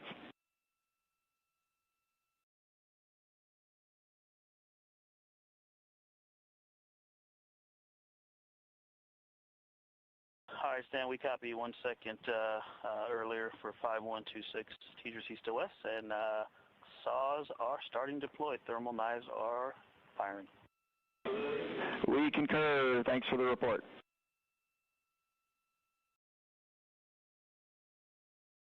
Read back of the reports that you just heard on the Orion to Earth network. Integrity has maneuvered tail to sun. The RL-10 nozzle on the end of the ICPS is pointed towards the sun, and the solar array deployment sequence has begun.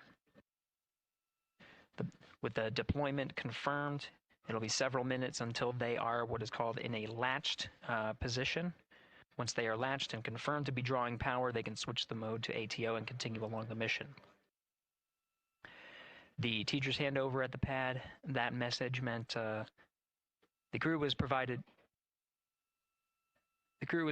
some preliminary numbers of when to expect handovers between the tracking and data relay satellites.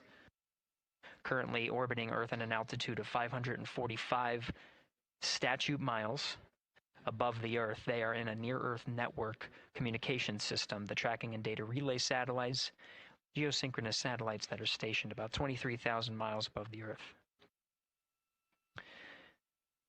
After the apogee raise burn that occurs later today, the burn itself will put them in an altitude that surpasses the range of the tracking and data relay satellites, and they will transition to the deep space network today.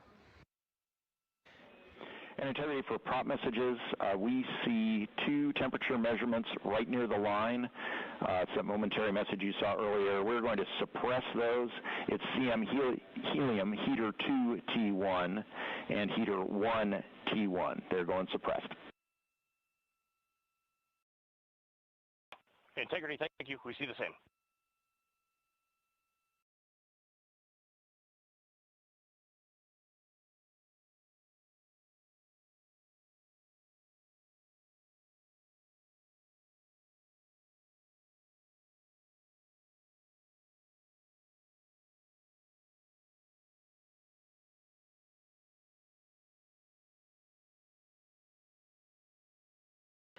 This is Mission Control Houston, passing 23 minutes of mission elapsed time into the Artemis II mission.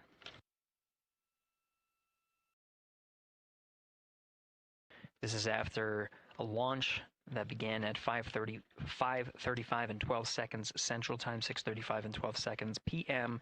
Eastern Time. Right now, the orientation you're seeing from our aero visualization that translates some of the telemetry that we're getting from the spacecraft and puts it into a model so you can follow along on some of the milestones that we are following here. The RL-10 nozzle that you see at the left end of your screen, though it is currently not firing, that nozzle is pointed towards the sun, and the solar arrays are currently deploying. From this visualization, they look fully stowed in a position. Integrity, we are happy to report that Jeremy has the O2 sensors on. Copy O2 sensors.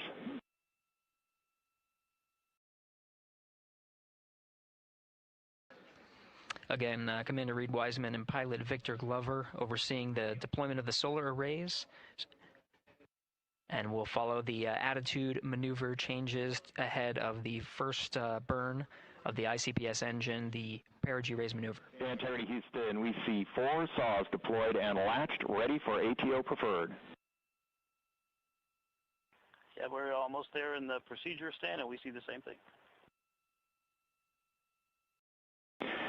And Integrity Houston, we are seeing a 7-second miscompare between the MET on Orion and ICPS.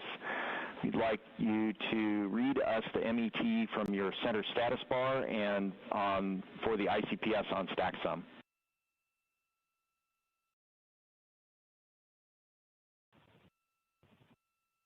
And Stan, we see a absolutely precise alignment. MET 25, 14, 15, 16, precisely aligned with ICPS MET. Copy, thank you for that. We'll investigate a ground issue. And Houston Integrity, ATO preferred set. Copy, ATO preferred.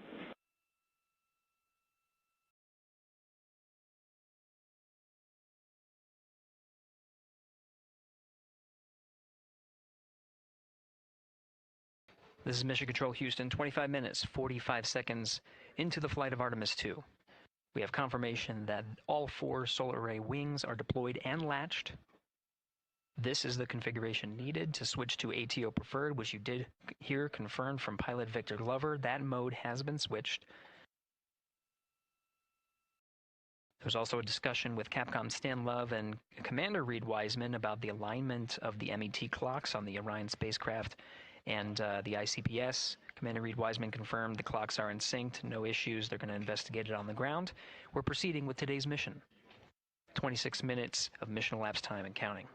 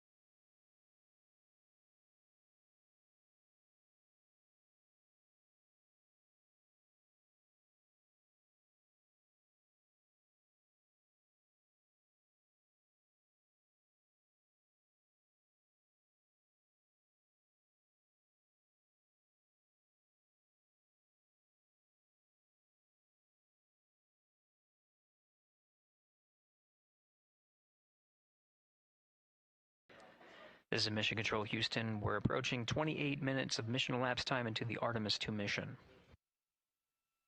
At this point, we've had a successful liftoff from the pad at 5:35 p.m.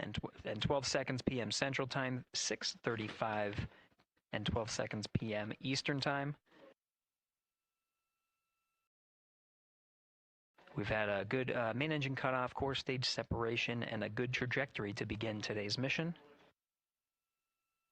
Right now, the Spacecraft has maneuvered tail to sun.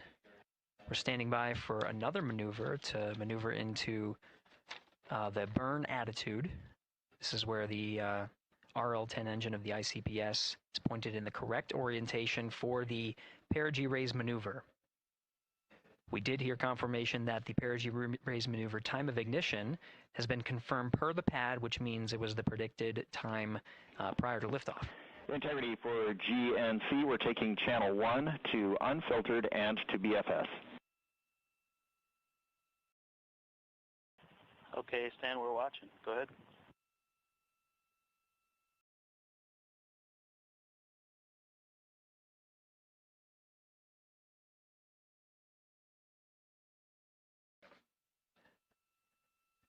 Capcom Stan Love rating up to the crew of Integrity. They will switch the navigation source from channel 1, standing by for confirmation that that switch has occurred. Pilot Victor Glover will receive confirmation when, and as at least watching to confirm that that switch has occurred. Again, the perigee raise maneuver that we're heading towards, not too long from now, we're actually inside 20 minutes at this time from the time of ignition of the perigee raise maneuver. We did have a successful deployment and launch of all 4 solar array wings. This is the configuration needed to commit to the perigee raise maneuver.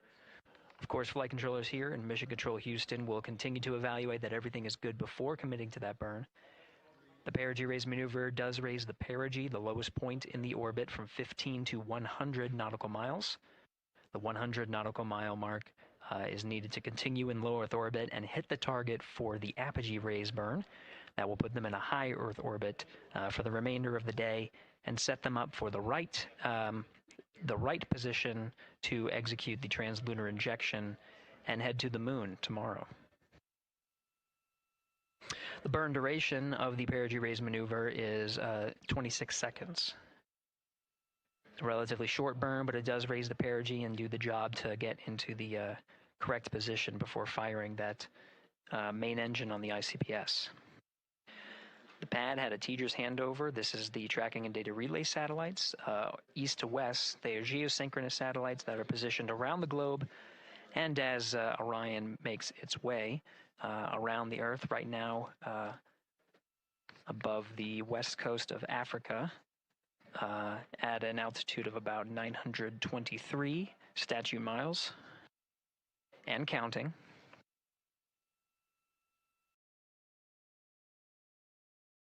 The perigee raise maneuver is not executed at the perigee. It is rather executed on the, actually closer to the apogee. But what it does is it raises the perigee on the other end of the orbit to 100 nautical miles.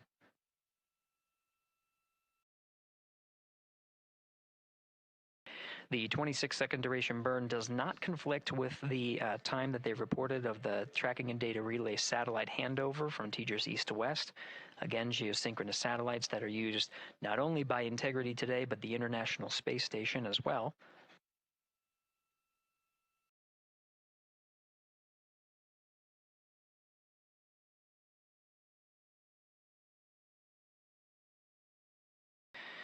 That time of handover is 51 minutes, 26 seconds. Plenty of margin before the perigee raise maneuver cutoff happens, and the trajectory is analyzed to see whether it was a good burn. A good burn means that the burn was performed as expected and sets the trajectory on course for that 100 nautical mile perigee target mark.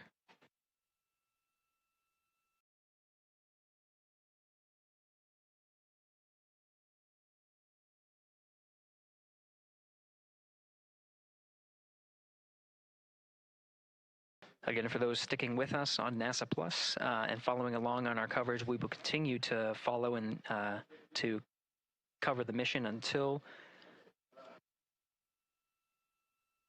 Well, actually, we'll continue to cover the mission 24/7.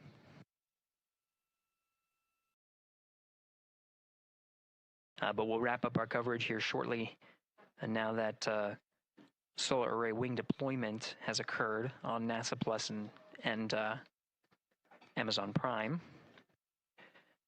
Again, we will continue coverage 24/7 at the NASA YouTube channel.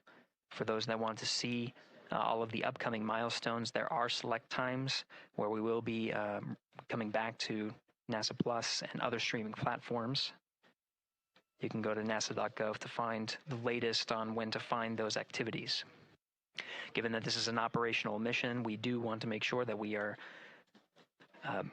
maintaining transparency in the mission and providing you all the information on what's happening in space as Reed Wiseman, Victor Glover, Christina Cook, and Jeremy Hansen head on their mission around the moon.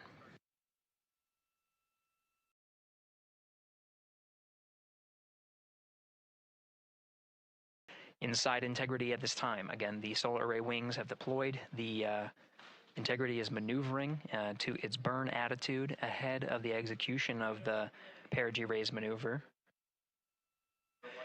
Overseeing these steps is primarily done by Commander Reed Wiseman and pilot Victor Glover. Mission specialist Christina Cook and Jeremy Hansen focusing on some of the system activation inside of Orion, namely the environmental and control and life support systems. The activation and checkout of some of these critical systems are very important to continuing on the mission, making sure that those systems are in a good condition and in a reliable condition to provide the necessary environmental and control needs of the crew, with humans on board through the duration of the mission that extends 10 flight days.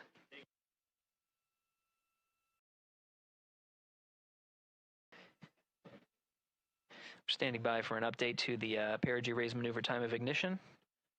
Should be read up to the crew very shortly. Integrity Houston, updated PRM numbers when you're ready to copy. All right, Houston, we are ready to copy. TIG is 2 seconds earlier at 4 minutes, 48 seconds.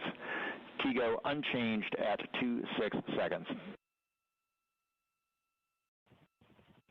49, 48, TIGO 26.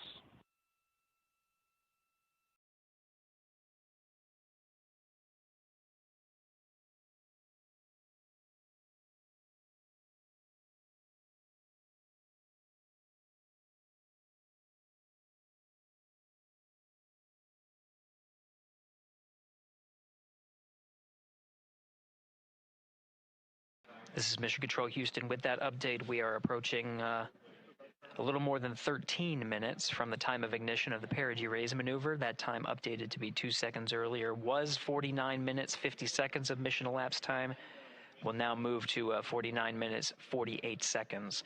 The duration of the burn, that's what was referred to as the TGO, will still remain at 26 seconds. Relatively short duration burn, again, just raises the perigee of the orbit today.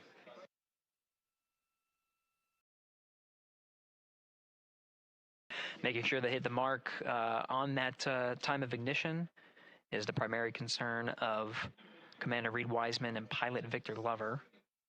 Mission specialist Christina Cook and Jeremy Hansen inside activating those environmental control and life support systems.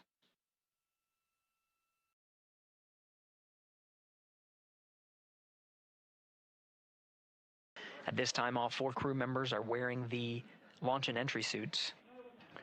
Integrity Houston, for Optimus on the PCD, we have time update instructions when you're ready.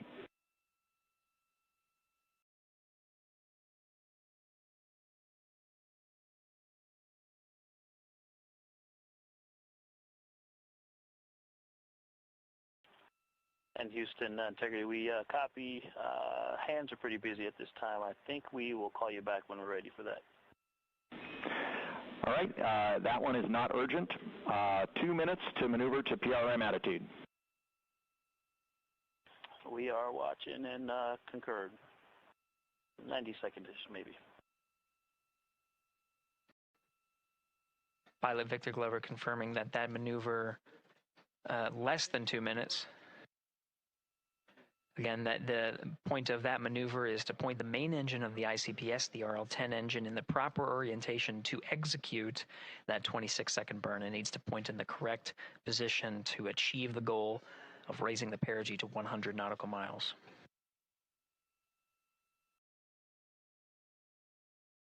You heard some of the environmental control system activations over Orion to Earth. Jeremy Hansen activated the O2 sensors. They'll be measuring the cabin of Orion.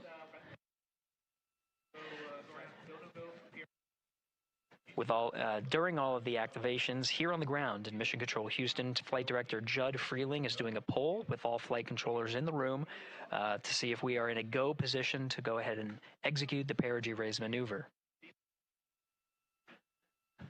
Once concluded, Stan Love will report it back up to the crew, and we'll stand by for that.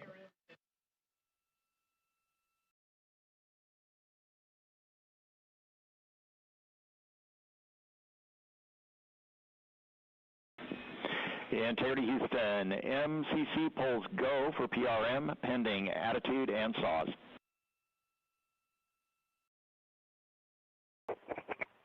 Hey, we copy. MCC is go. Maneuver starting.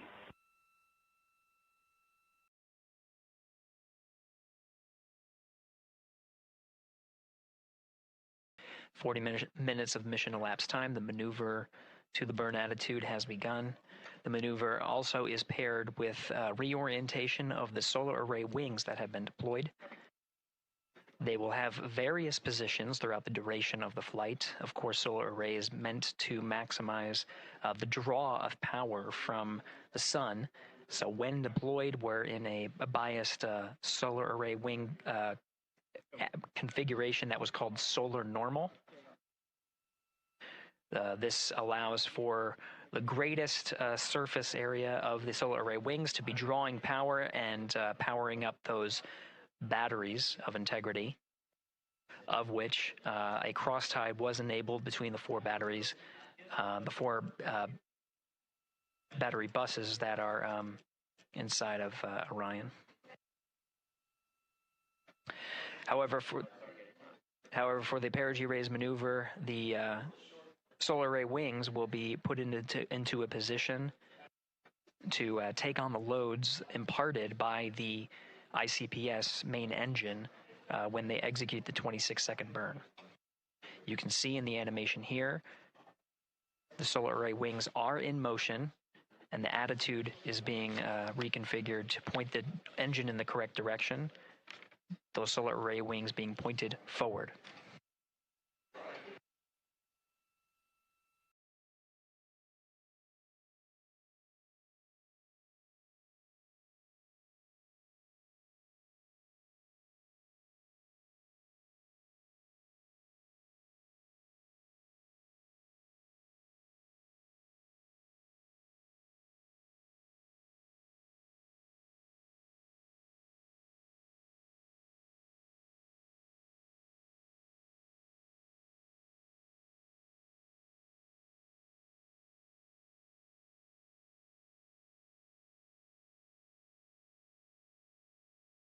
You're getting a live look inside the Artemis II mission flight control room. The team you see here oversaw the ascent of our four astronauts inside Integrity, launching at 6:35 and 12 seconds p.m. Eastern Time.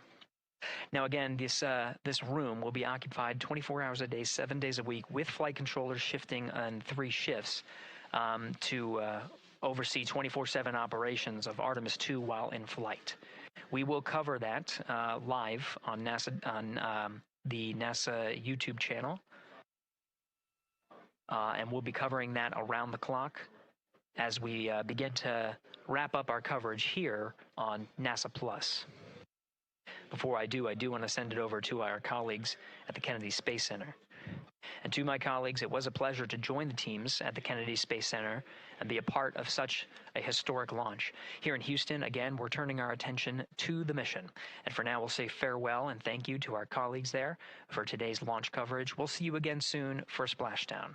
This is Mission Control Houston, sending it back over to Megan and Nicole at the host desk.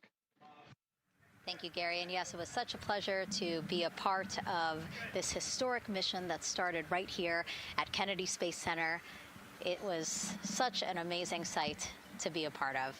And now, as Reed Wiseman, Victor Glover, Christina Cook, and Jeremy Hansen begin their journey, we here at the Kennedy Space Center are about to wrap our broadcasts. We'll, of course, though, have 24/7 coverage with our colleagues at Johnson Space Center starting as soon as we sign off, so don't worry. You can follow along our 4 astronauts every minute of their nearly 10-day journey to the moon and back. Nicole, I'll definitely be watching it, and I'm sure you will, too. Yes, of course. You know, they just started, right? The launch was beautiful. This was a historic day. They're on their way back to the moon for the first time in over half a century, but they've got a lot of work ahead of them, and so we're excited to see what they have to do and excited to test out the Orion spacecraft. This is a test flight after all, and we're excited to see what we can learn from this mission. Very humbling, inspiring. It was really amazing to be a part of this, and I'm so glad that so many people joined along by either watching here in person or watching online. And of course, Nicole, thank you so much for sitting through this, answering questions, adding so much context and information that really brought a lot out of what we saw today. Oh man, I had a blast. You're a rock star. You're a professional. This was great. Oh, you're great. So this was a wonderful day. Well, again, thank you so much, and thank you to you for watching at home. You know, tonight we didn't just launch a rocket, we launched the next chapter of human exploration. Our Artemis II crew now on their way back to the moon, and we're taking you with us. So thank you again for watching, and go Artemis II.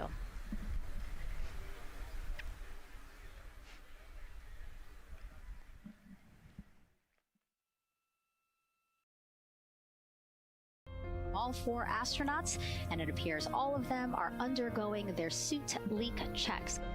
Yes, a pre-flight tradition that we have seen with our crewed flights, the card game. The astronauts who have just left crew suit up and are now walking down a hallway.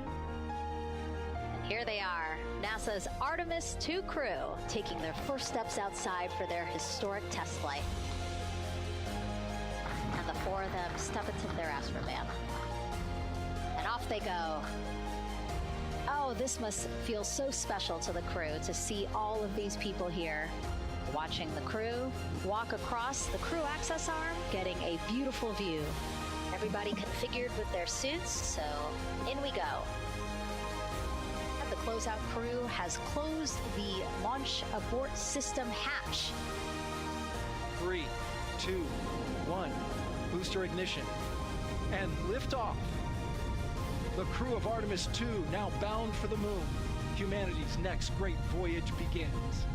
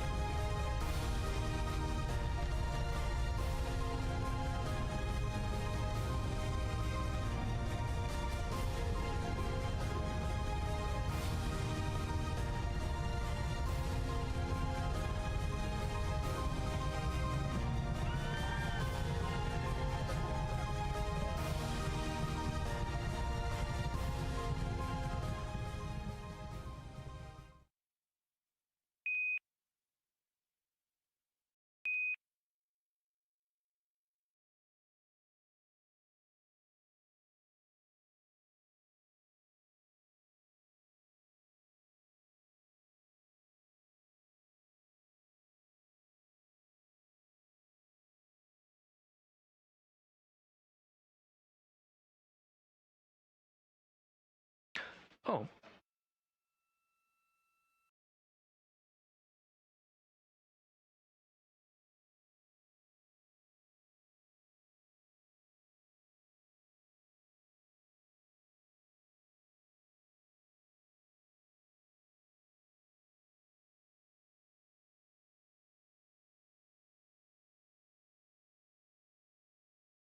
All right, this is Mission Control Houston. Welcome back for our 24/7 coverage of the Artemis II mission. At this time, we are a little more than 1 minute from the time of ignition of the perigee raise maneuver. At this time, the Orion spacecraft integrity has been maneuvered into the burn attitude, is pointed in the right direction, and the solar arrays are in the position to take on the loads imparted by the 26-second burn.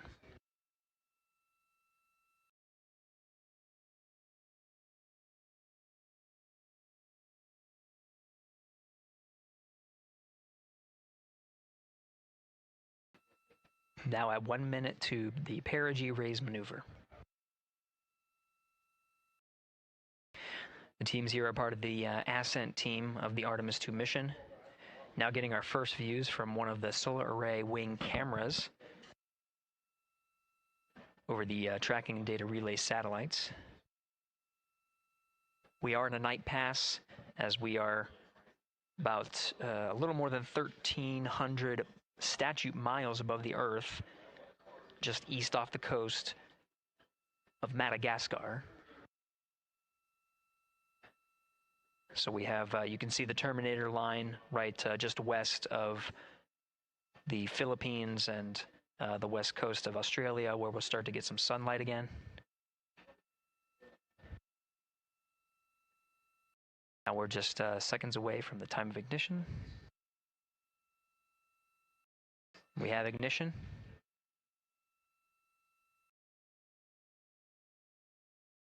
You can see the perigee raise maneuver from the main engine of the ICPS firing from the solar array wing. Standing by for confirmation of cutoff.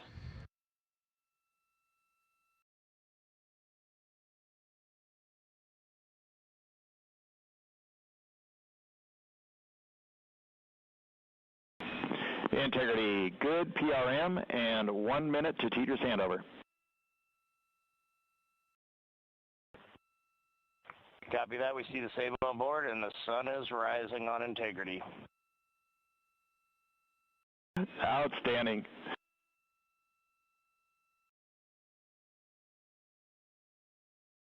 And with that, the first burn of the interim cryogenic propulsion system has been completed and put the crew on the right trajectory to get them to the moon.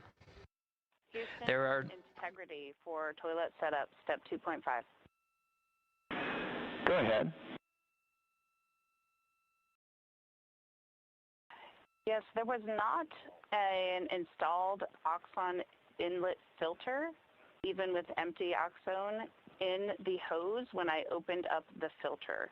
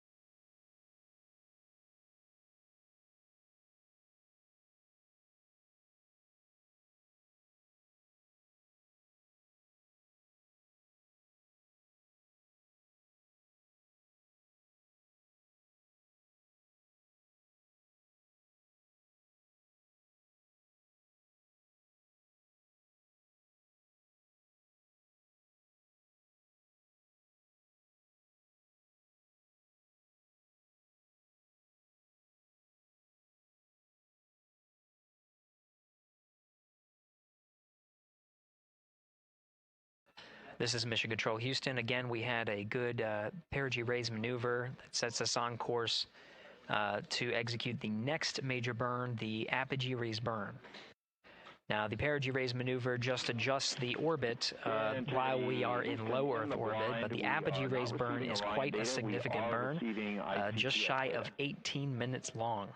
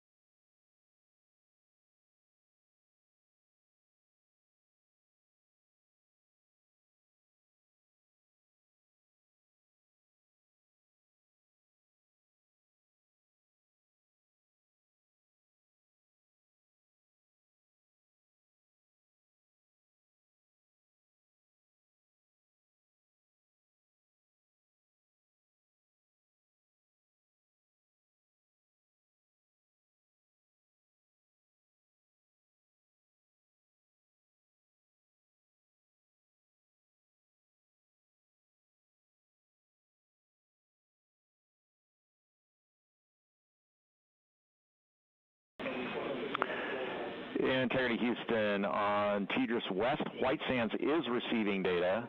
Houston is not. We're still troubleshooting.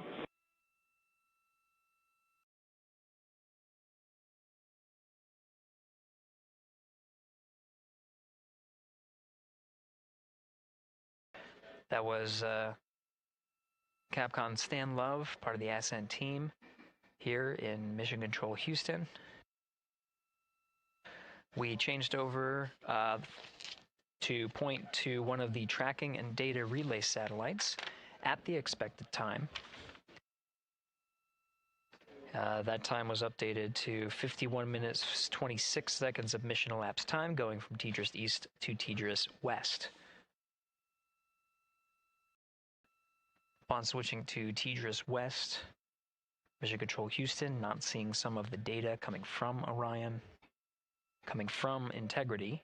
So we're standing by to regain the ability and troubleshoot some of the rationale as to why we are having some intermittent gaps in our data and communications with the crew.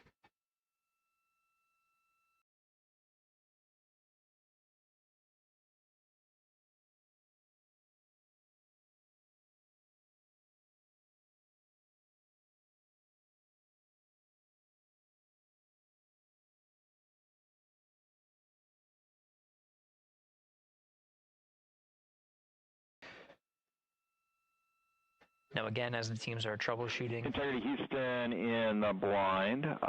We see good solar normal maneuver. ARB TIG is expected to be 45 seconds earlier than the pad. That's 1 hour, 46 minutes, 0.9 seconds. No update to TIGO yet.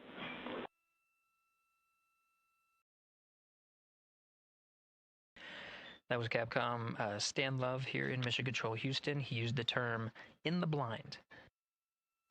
That refers to as part of the data that we are not getting from the TDRS West satellite. Noting that we understand that we may not be receiving communications from the crew, though they may be able to hear us. So Stan Love reporting what status is known on our end. We do know that from the data we are receiving that the upper stage and Integrity have maneuvered to solar normal, meaning that the orientation, the attitude of the spacecraft is such that the solar rays can draw the maximum amount of power.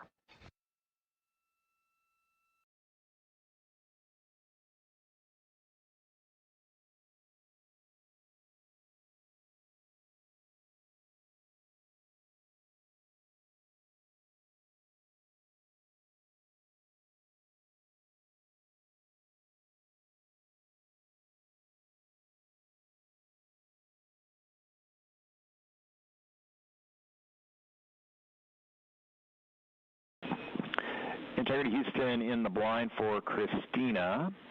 Just before the TDRS handover, we heard your report about the lack of an oxone inlet filter. We copy that there is not one installed as expected, but please put in a new one.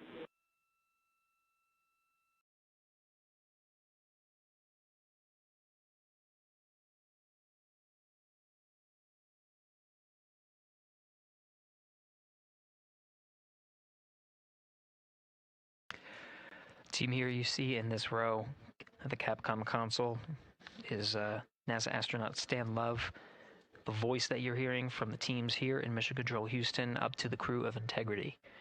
A Capcom voice that you'll hear throughout the mission as well. Next to Dr. Love, to his right is Jackie Mahaffey, the Chief Training Officer for the Artemis II crew, and a voice that you'll hear from here in Mission Control Houston. Flight Director Judd Freeling is to Stan Love's left. The Ascent Flight Director and leading the teams through the ascent that happened today. And to the left of Judd Freeling is Flight Director Rick Henfling, part of the entry teams here on console to oversee the ascent portion.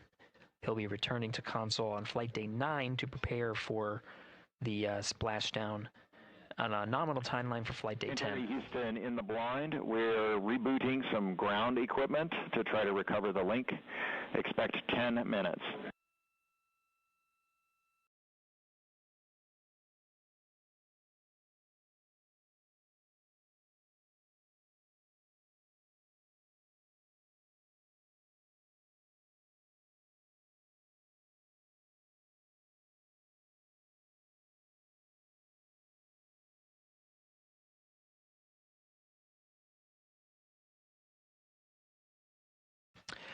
This is Mission Control Houston. Again, the teams here are troubleshooting the lack of a forward link, the inability to communicate with the crew aboard Orion. Teams are troubleshooting and planning to reset some ground equipment as the forward link was dropped at the time that we switched from TDRS East to TDRS West. That happened, that handover period started at mission elapsed time of 51 minutes, 26 seconds. Capcom Stan Love reporting some updates, what is called in the blind, meaning that though we... Integrity Houston, in the blind, expecting an imminent automated swap to string 2 on board. Also, reminder, we are still receiving good ICPS data.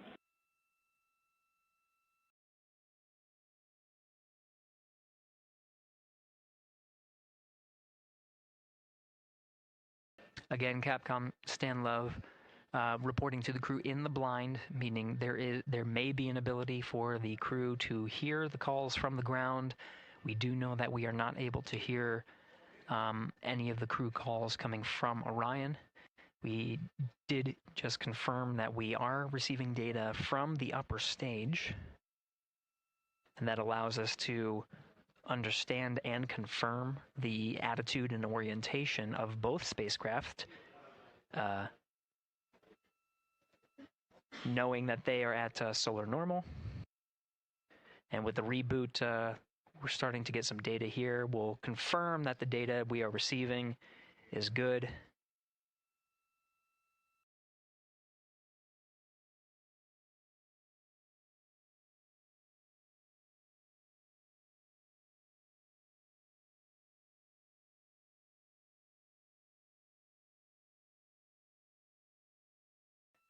And with the regain of comm, we're starting to get some views aboard the Orion spacecraft.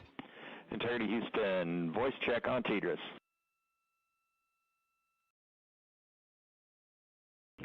Loud and clear, Stan Hallis. And we now have you the same. Good to hear your voice. And good to hear yours as well. All right, we are still trying to understand whether the automated swap to S-band string 2 recovered comm for us or what was going on the ground. We gave you calls about an ARB TIG and an Oxone inlet filter. Did you copy them? Copied all. Excellent.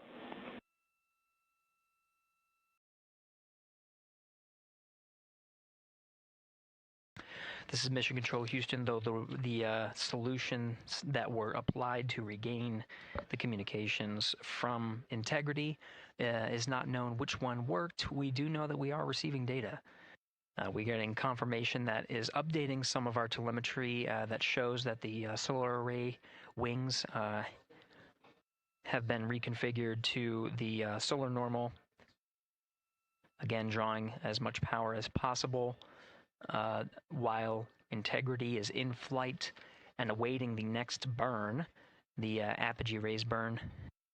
And you just heard confirmed, though Stan Love was reporting some things in the blind, meaning we could not hear the crew respond to any of the calls that were going on Orion to Earth.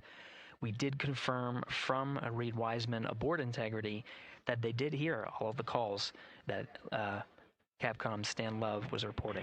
And Integrity for comm, while we are sorting out the earlier comm loss, we plan to remain on S-band string 2. Copy S-band string 2 and quid 19 has been inhibited for right CCD. Copy quid 19.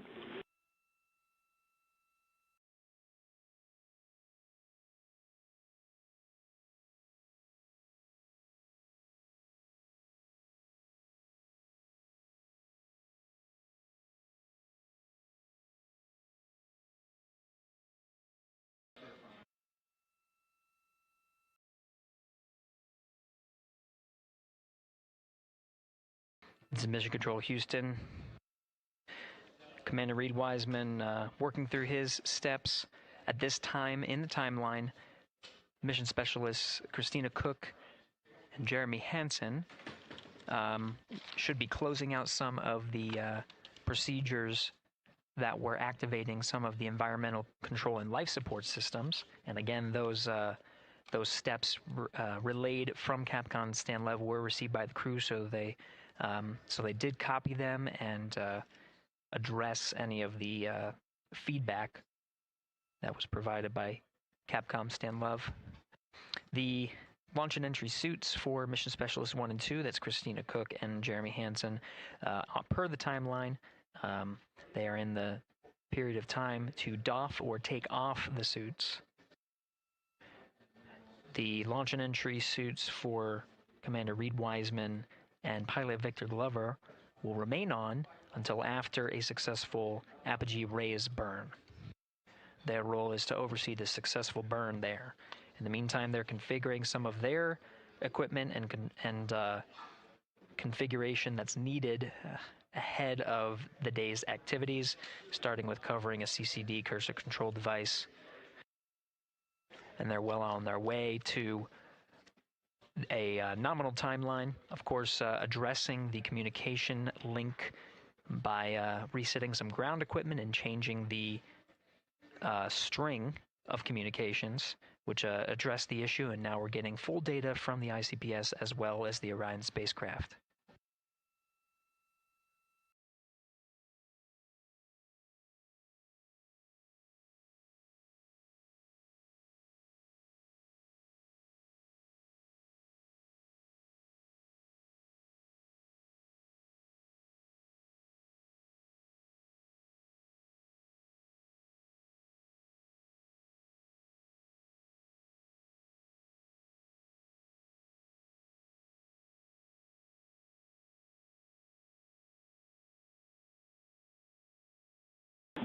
Interior Houston, questions for Jeremy and for Christina.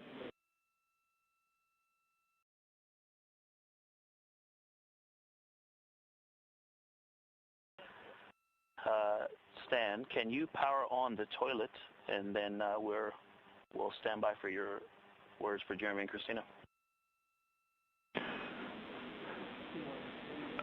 Toilet power up is in work. The questions are, can you confirm the HHP cam has been powered down? And then the question for Christina is whether the urine filter, that's the rubber part, was installed, but just no beads connected.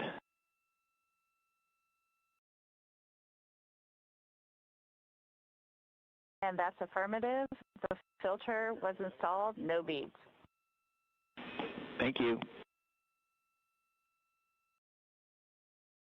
And Stan, we are wrapping up PWD right now. Jeremy will get the HHB cameras after that. There was a tremendous amount of back pressure on all those connectors, so it's taking a little bit of time. Copy. Thank you.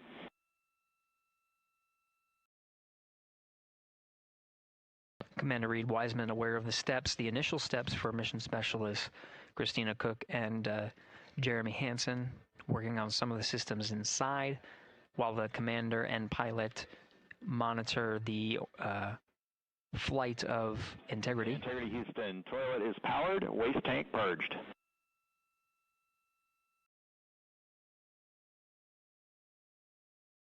We copy that, Stan. Thank you.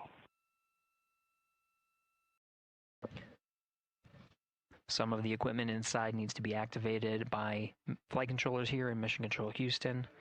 The activation of some of these necessary for their trip on their first day in orbit as part of the Artemis II mission.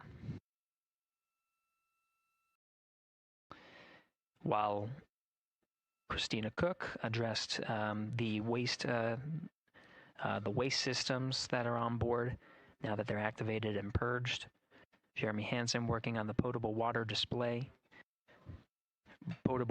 dispenser, rather. One of his initial steps is to activate the equipment and start filling some bags as a reserve. So he's working through those steps. The HHP camera is one of the internal cameras inside of Integrity. HHP camera was one that was captured through the duration of ascent and recorded into the flight computers. Go ahead.